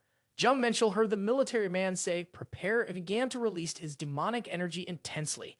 Our hero didn't think he'd ever see a soul mage again, so Kim Mongan and the Black Society are connected. Young Mensch said that Fenrir should come and eat all the enemies. Fen looked at the iron monster and asked his master what to do with it. Fenrir looked up and saw the Eternal Warriors approaching to help. Jeon Minchul told those warriors to take care of the metal monster. The protagonist told his dog that he was now free and could take advantage of the special dinner. Phineas, one of the angels, reported that enemy artillery units have been detected. Young Minchul issued an order to destroy them. The enemy military could not understand what was happening. Why are they being defeated? The military man said, "I am Kim Bong-won, commander of the 3rd Corps and cousin of General Kim Mong. I should be given due respect by the Southerners immediately." Young Minchul said, "There are proven means for people like this military man." Our hero activated the Dark Star Stick. Baldy repeated once more, "I am the general's brother." However, it did not help. Young Minchul swung his baton and rushed at his opponent. Kim Bong-won ran away and shouted, "Stay away from me." At the temporary base in Kong, our hero said, "Everyone did a great job." Jong Minchul added, after the defeat of Kim Bong-won's 3rd Corps, it would be good to take stock. He asked what the casualties were. Martin replied that everything had been counted. Martin noted that they had 10 dead and 311 wounded. The enemy had been 50% destroyed, with about 500 captured. Jeon Minchul thought this was the first time there had been casualties in the entire expedition, and that was always a tragedy. Jeon Minchul added that the northern troops considered them their enemies. Further action was then inevitable, but the atrocities could not be allowed to continue. In fact, this army clash had been planned from the beginning. After all, the real target had been the Black Society in Pandemonium. However, the traces of cannibalism found on the metal monster awakened our hero's rage. Jeon Minchul thought that since then, anger, pure, indescribable rage, had been growing inside him. Jeon Minchul asked the squad leaders what they had to say about it. The protagonist thought his anger was genuine. Park and Mansu said that he couldn't just leave, but it wasn't the decision of the whole guild. So he would help the commander, even if he had to do it alone. Verde said that he would lead all the guild members. Young Mensch was surprised because Verde hadn't even consulted with him. Lai Yongjun said, "It's difficult for me to make a decision alone. I will gather the opinions of all the guild leaders." Jeon Minchul replied, "That's right. We'll discuss it one more time after the preparation." The protagonist thought that he could manage on his own. Park Men-soo and Verdi would help him even if he was alone. Jeon Minchul asked, "Why did Verdi stay and not leave?" Verdi replied, "I'm waiting to help." He added, "I'm ready to pry information from the prisoner, addresses, names, identities. I'll also learn all the secret ciphers and passwords." Verde said, "There are different methods for that besides physical pain." Young McCall completely forgot that Verde was a demon. Young Mensch said, "More pain could be inflicted on this prisoner." Verde replied, "It will be done." The general was furious. Had the Third Corps been destroyed, the Metal Devil Soar, and the SWAT team been destroyed, they would have had to retreat. The general added that it was necessary to attack. The professor thought that soul magic and modified monsters were all his work. The professor decided it was even for the best. If he weakened both sides, he could take advantage of it. The general received a report that the Southerners had attacked the Second Corps. But how was that possible? Jeon Minchul stood with sword in hand against the cunning opponent. Kim Bong-win was able to get some information from Kim Bong-win. The information was about the location of the troops and other things. Kim Bong-win resisted, and for a while, the Verdai knows his business. As a result, Kim Bong-win shouted that he would tell everything, and answer all the questions.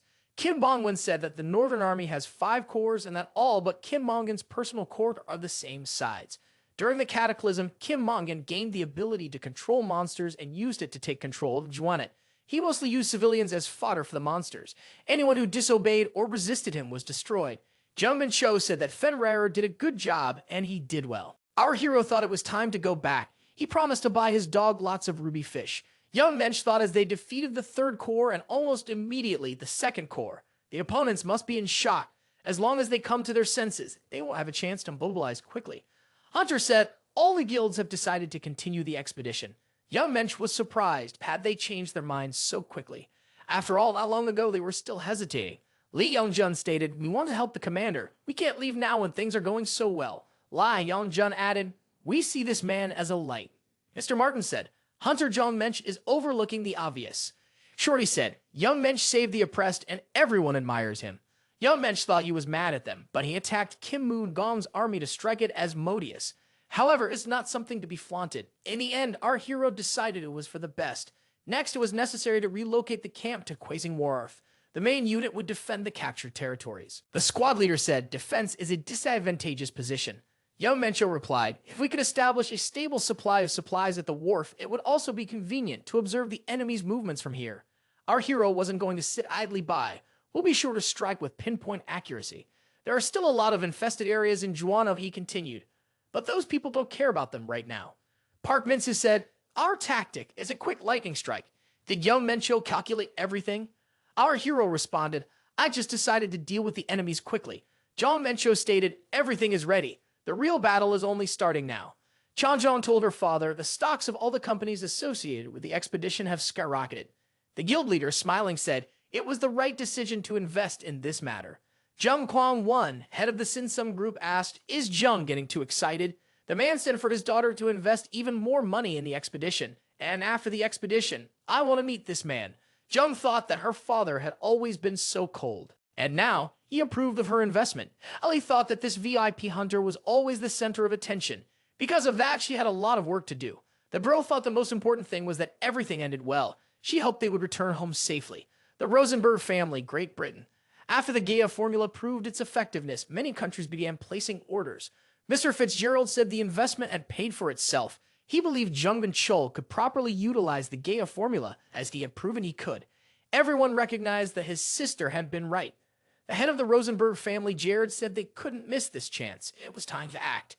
In the central office building in the northern region, the general shouted, "It's impossible! How could you calculate a location, send an elite unit, and immediately retreat? Only the Phantom would do that." Did the information leak out? The professor replied, "It looks like it." Kim Mungan shouted, "We've been looking for a lead for a month. Professor, you should come up with something quicker." The scientist replied that even if he was yelled at, nothing would change. In the past month, more than half of Kim Mong's troops had been wiped out. The professor thought he would love to leave, but so far they had accomplished nothing. He had failed twice already, and if he failed again, Modius would not forgive him. The professor told the comrade general that he had a plan. The general was naturally pleased and agreed to listen. The professor suggested that the general accept the demon's power.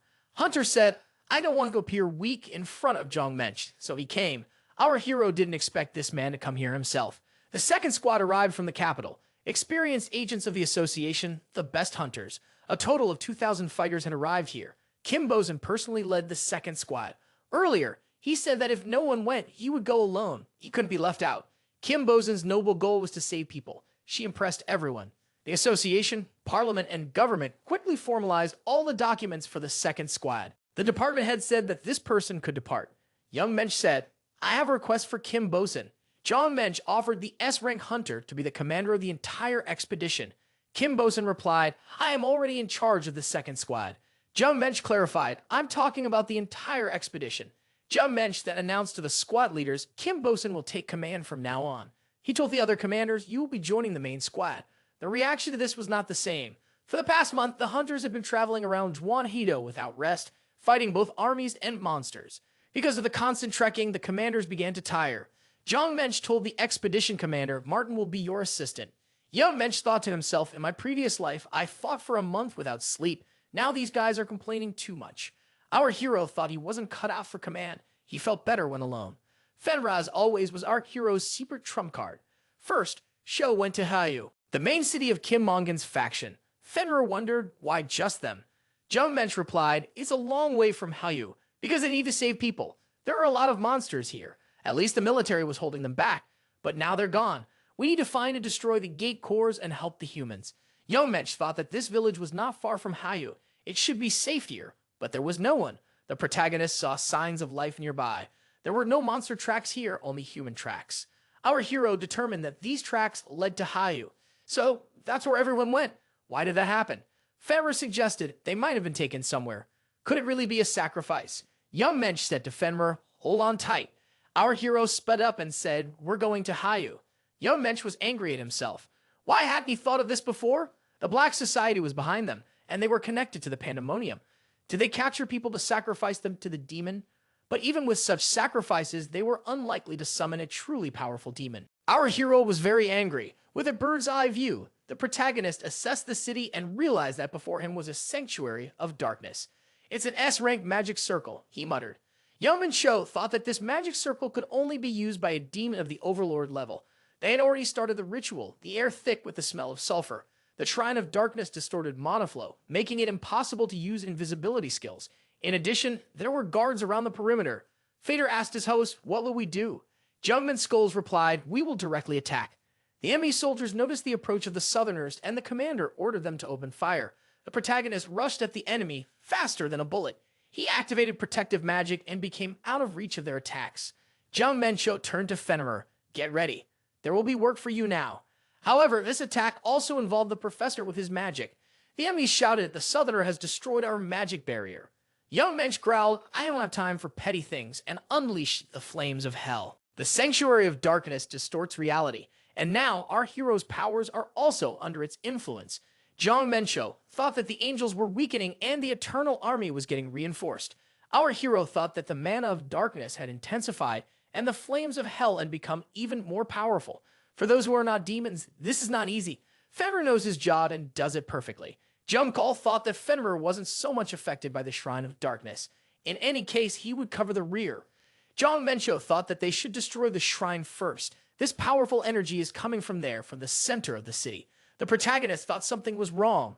He could not understand why there were no civilians among the destruction. There were no civilians in the surrounding villages either. They must have been dragged away or used as sacrificial animals. Jeon Minchul thought that these crazy people were using people as prey. On the ashes, our hero saw the professor and the general. Were they waiting for him? He asked the general if he was Kim Mong. The general told the Southerner to keep his mouth shut. He should know who he was talking to.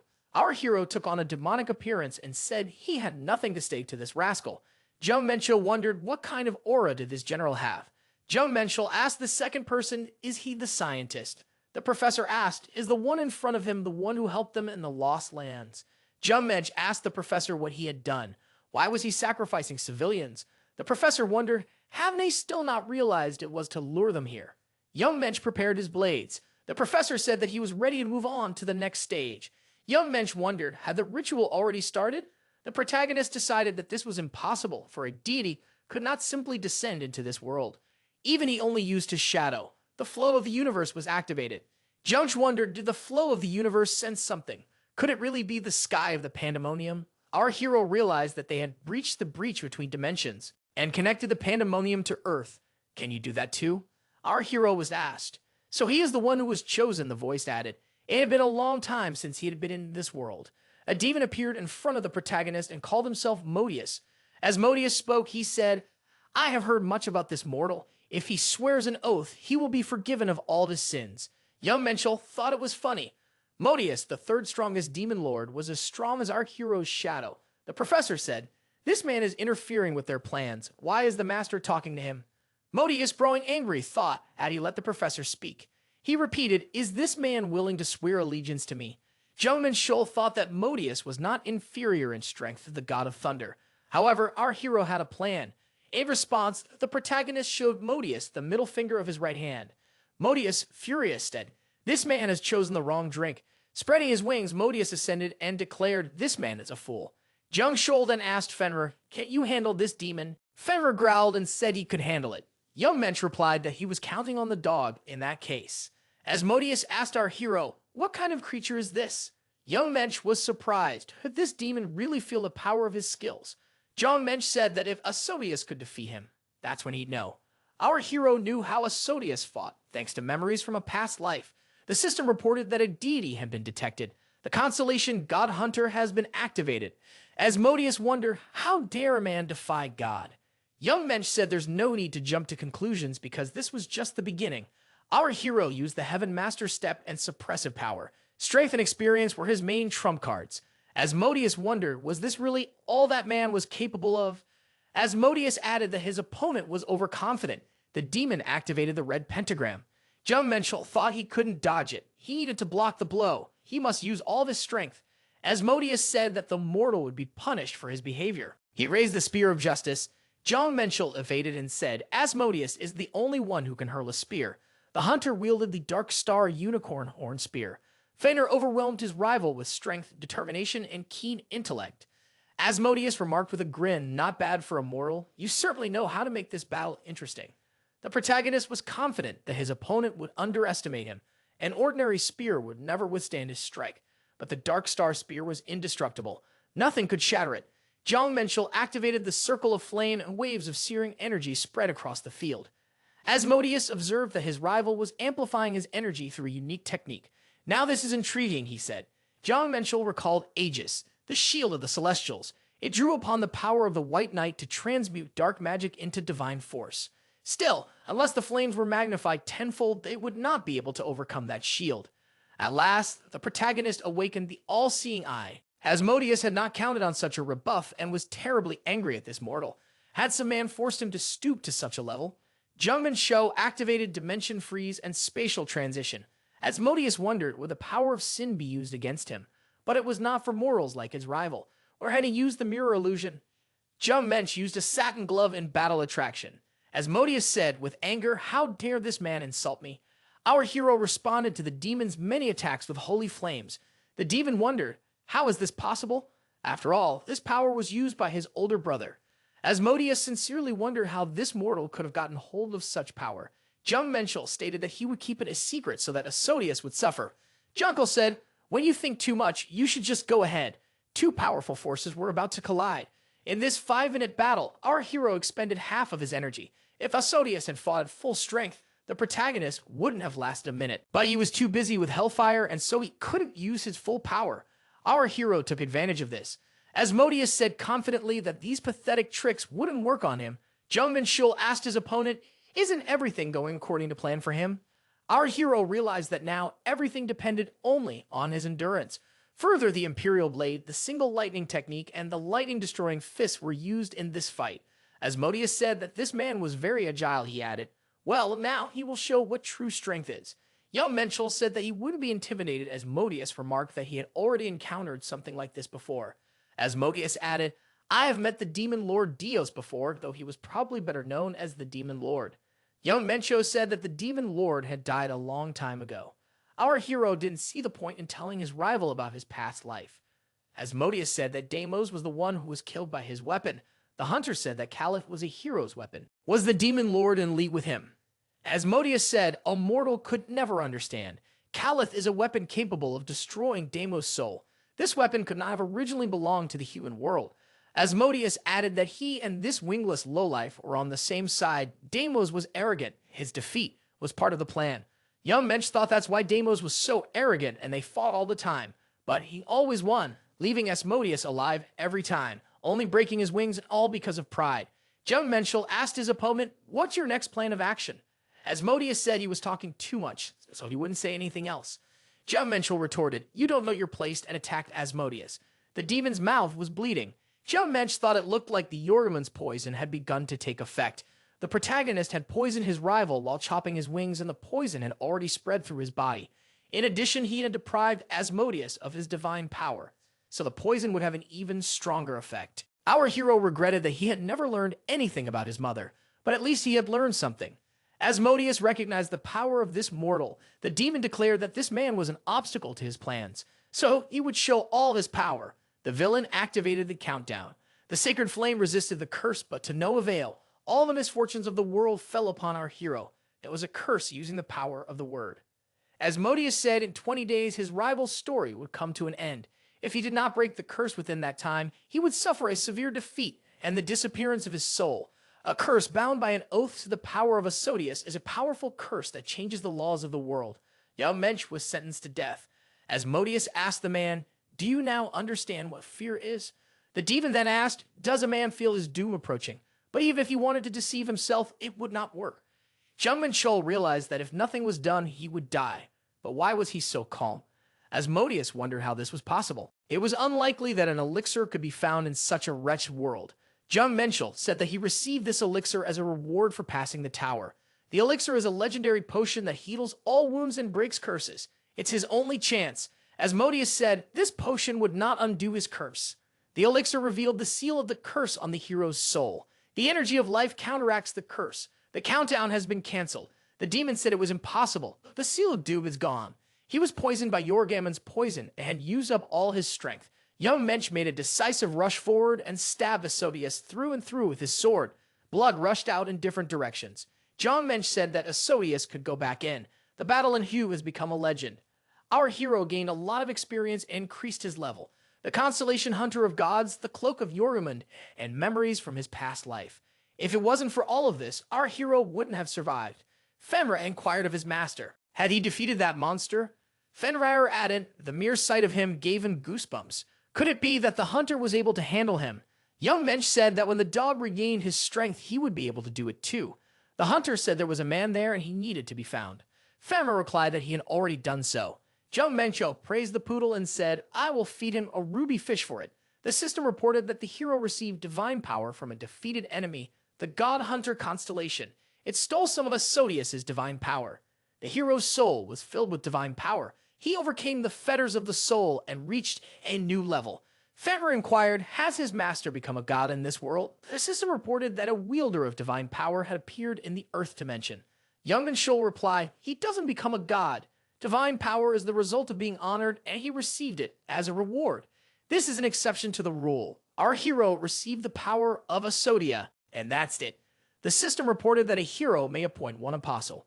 An apostle of God is one who exalts the divinity of the Lord by glorifying his name. The speed of his ascension depends on who becomes an apostle.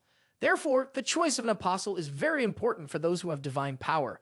Jumkul thought that he had stolen his divinity, so it wasn't a big deal. But if he could appoint one, why not empower one of his subordinates? Kim Bosong said that Kim Mong's brook had been destroyed.